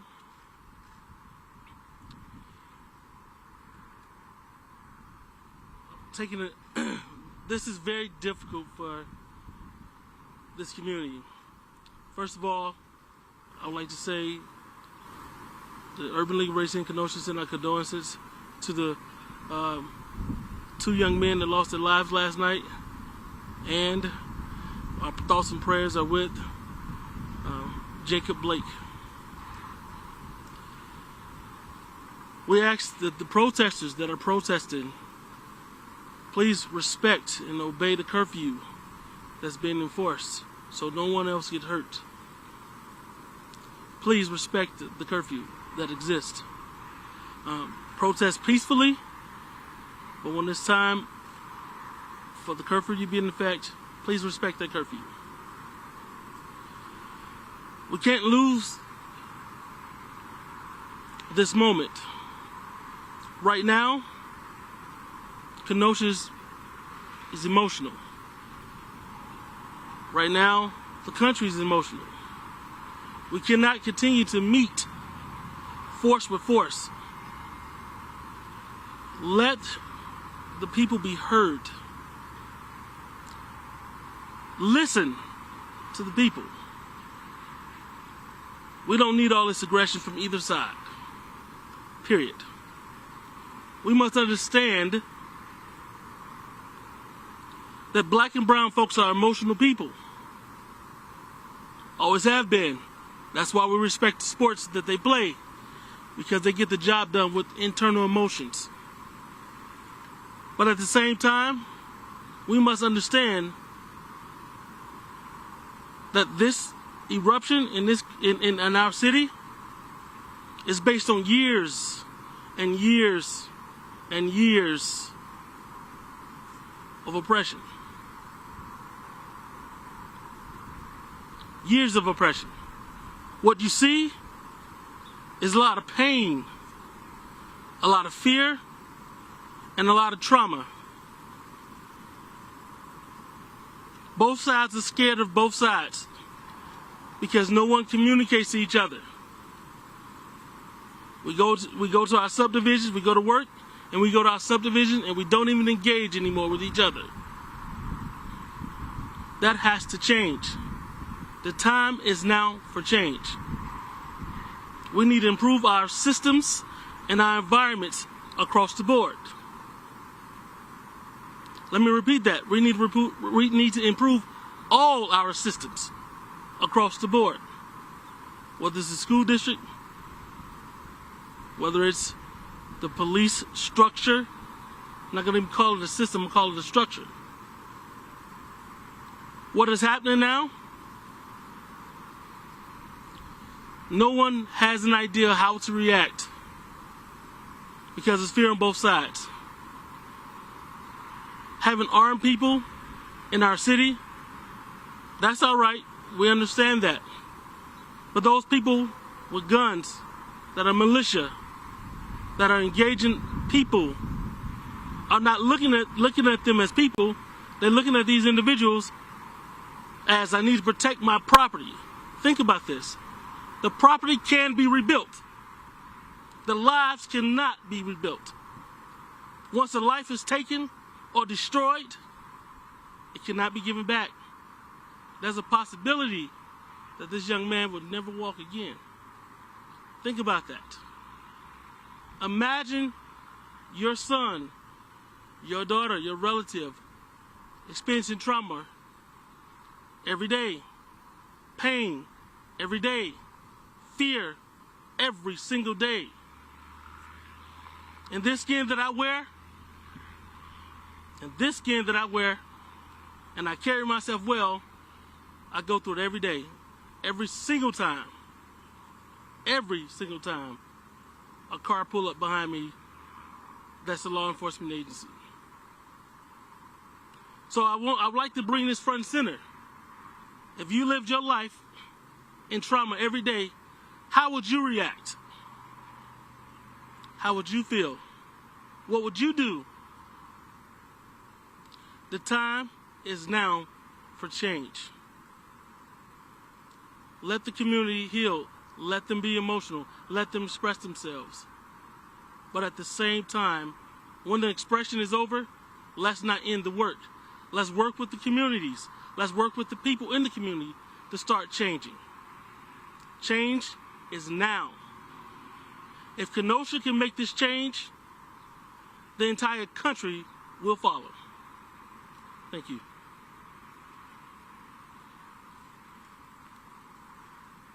Thank you to Mr. Hall. Thank you to Mr. Davis. Thank you to DA Gravely. And thank you to the others who have joined us here today. With that, I want to open it up for questions. Attorney General, can you give us an update, one, on how far you are in the investigation, and secondly, just on the process itself, when you want to have an independent investigation, if you refer the potential charges back over to the district attorney for Kenosha County, does that not defeat the purpose? Sort of talk to me a little bit about that process when they would work with police officers on an almost daily basis. Yeah, so first of all, the investigation is moving quickly. We have conducted interviews of some of the material witnesses in this case, and that's part of the reason we are able to provide the information that we provided today. But the investigation is still ongoing. What is critical from our perspective is that while we want to move as quickly as we can, that we do so consistently with a full and thorough investigation, so that what comes at the end of this process is based on a full and thorough investigation. Now, let me just finish the second part. Wisconsin law is set up so that there's an independent investigating agency, so that agencies don't investigate themselves. But under Wisconsin law, primary prosecutorial authority is with the district attorney. As DA Gravely mentioned, he has called for an outside prosecutorial review from the federal level as well. So we'll see what happens in that process. I can't speak to the details about precisely who was interviewed. What I can say is that many of the material witness interviews have taken place, and that's why we can provide the information we are today. You mentioned that a knife was recovered, and Mr. Blake later admitted to having it. Was that knife ever observed by officers in that tussle? Was he ever given commands to drop a knife? I can't provide any further information about those details. The information that we provided is based on information that we believe could be provided at this point because it's clear evidence, and because of the interviews that have taken place, we aren't concerned that it may impact subsequent interviews. Nearly half of Wisconsin's 20 biggest police departments don't have body cameras in they're citing the cost, it's got to be a problem for smaller police departments. Is the Department of Justice doing anything to make body cameras more accessible? I believe that the legislature, first of all, I believe that agencies that are conducting activities like tactical activities and patrol activities should have body cameras. The challenge that a lot of agencies face, as you mentioned, is the cost. And so I think our legislature needs to step up and make sure that agencies have the funds they need to obtain body cameras for their officers.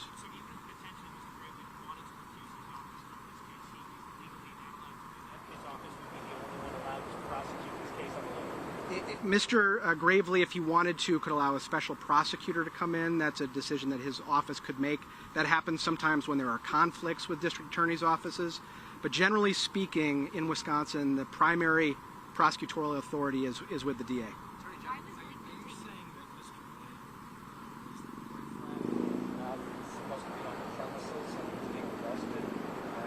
I was just describing the information that we had, and so we can't comment on any further information related to that.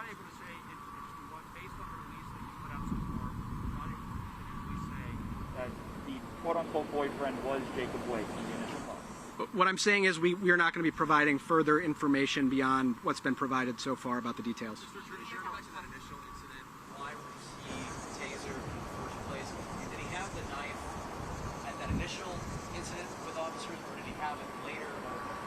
Again, the information we've provided so far are straightforward facts that are, we believe, going to be undisputed, and so we're limiting the scope of what we're providing to that information. It's been a few years since there were revisions to the way that DOJ does these investigations.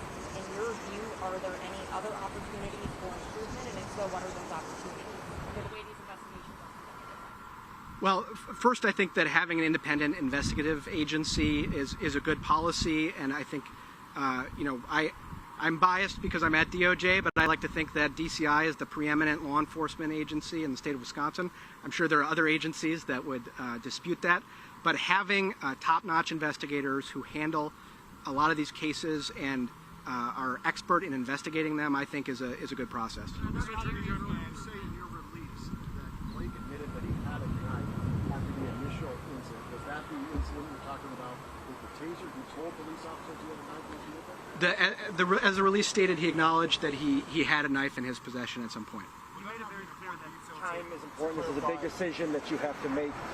How cognizant are you, though, that the time that you are taking and what's happening right now in Kenosha and the impact that has? We want to move as quickly as possible, but we're going to do that consistent with maintaining the integrity of this investigation. What's critical is that justice is done in this case, and the best way to go about getting justice is to have a full and thorough and vigorous investigation.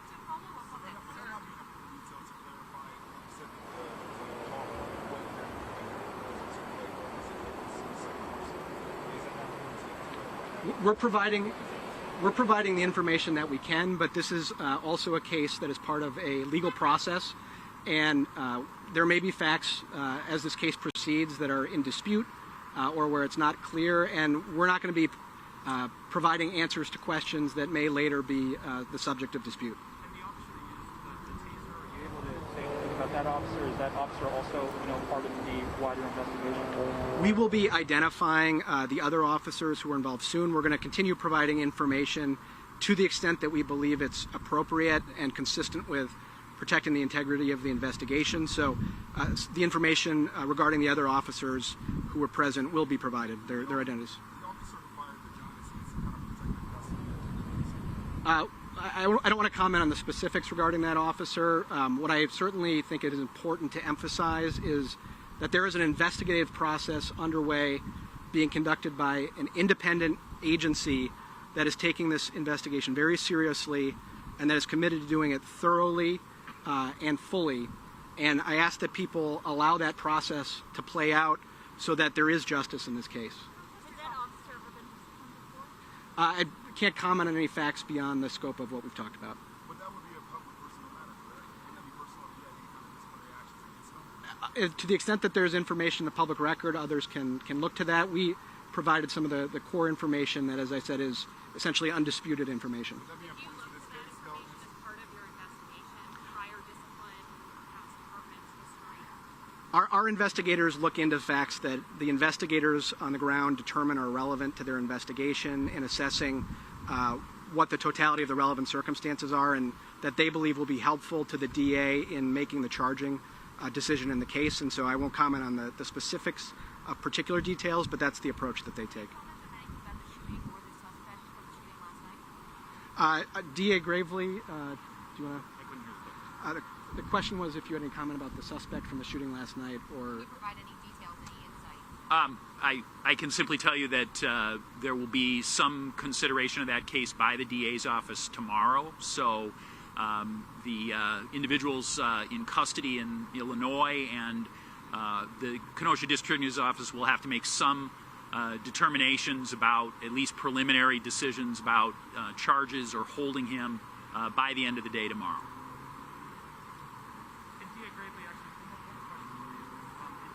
I'm having trouble hearing you. So. One more question for you, Yeah. tied to what I was asking the Attorney General before.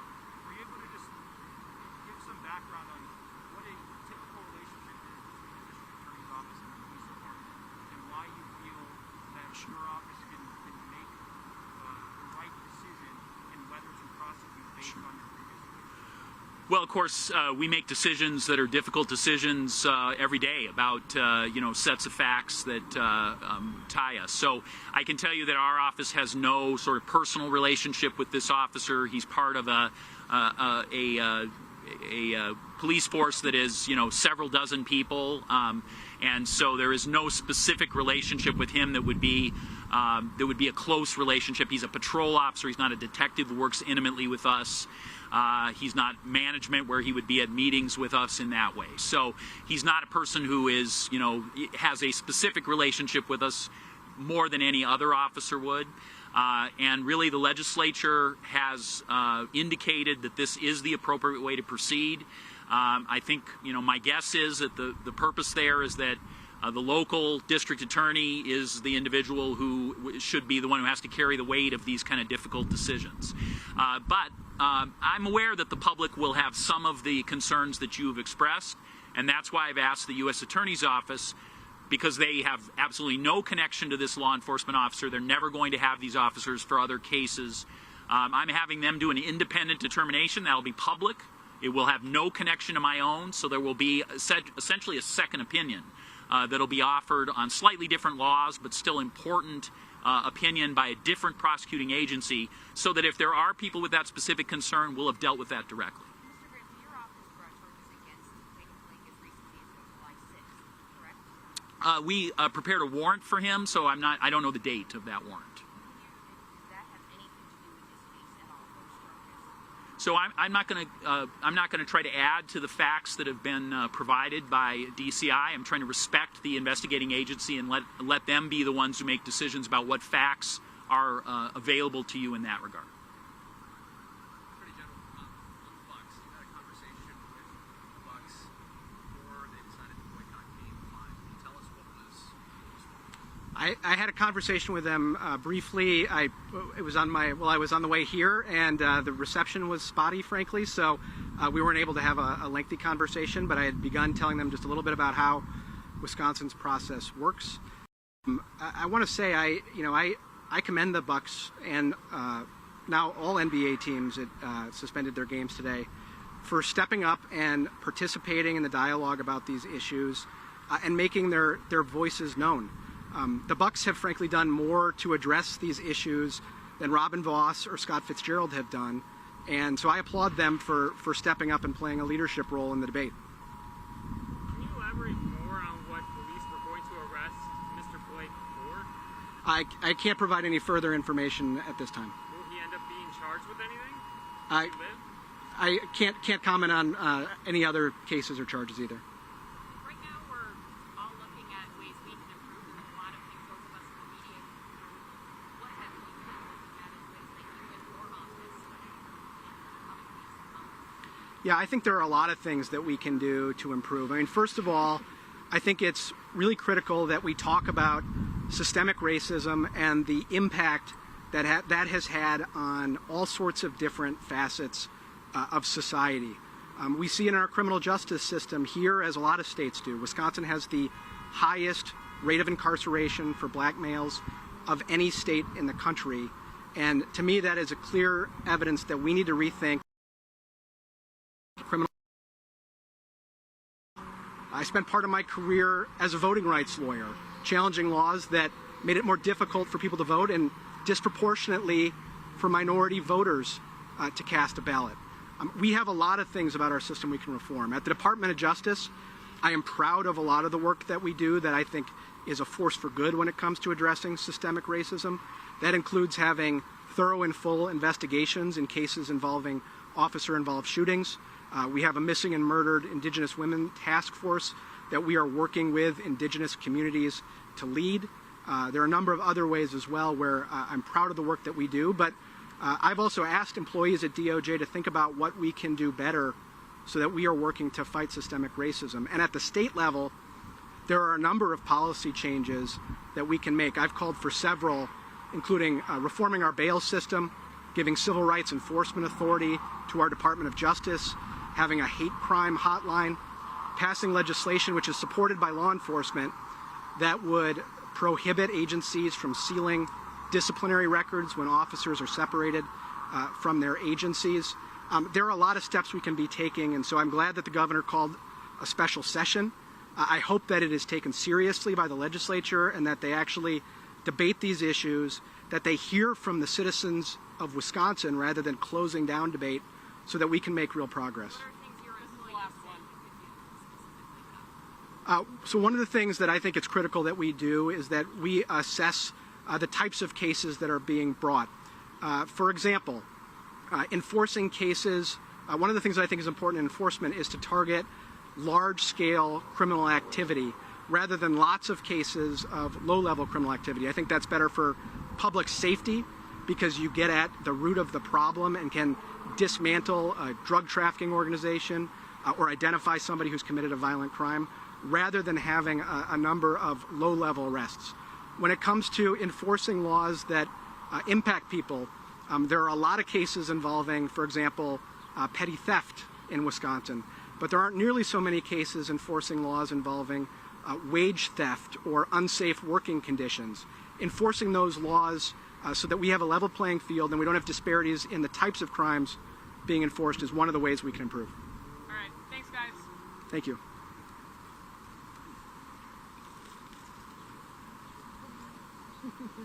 All right, everybody, that's the latest from Kenosha, Wisconsin. Pilar Arias here with you. I do want to show you a live protest that is happening in Los Angeles, California. Sky Fox over the scene there. I will be ending this stream. We are about 40 minutes away from the start of the Republican National Convention. So I want to show you about 40 minutes of last night's replay ahead of that, just to let you all know that we are covering it. Now, Hurricane Laura, obviously a huge catastrophic storm heading towards making landfall there right on the state line between Texas and Louisiana. I will be staying on top of that as well. There will likely be radar while we continue to replay last night's RNC. But again, I'm going to be ending this stream right now, launching the new stream. For those of you on the YouTube chat, I will be sharing the new stream link here for you in just a second. Let me figure out if I can find it for you.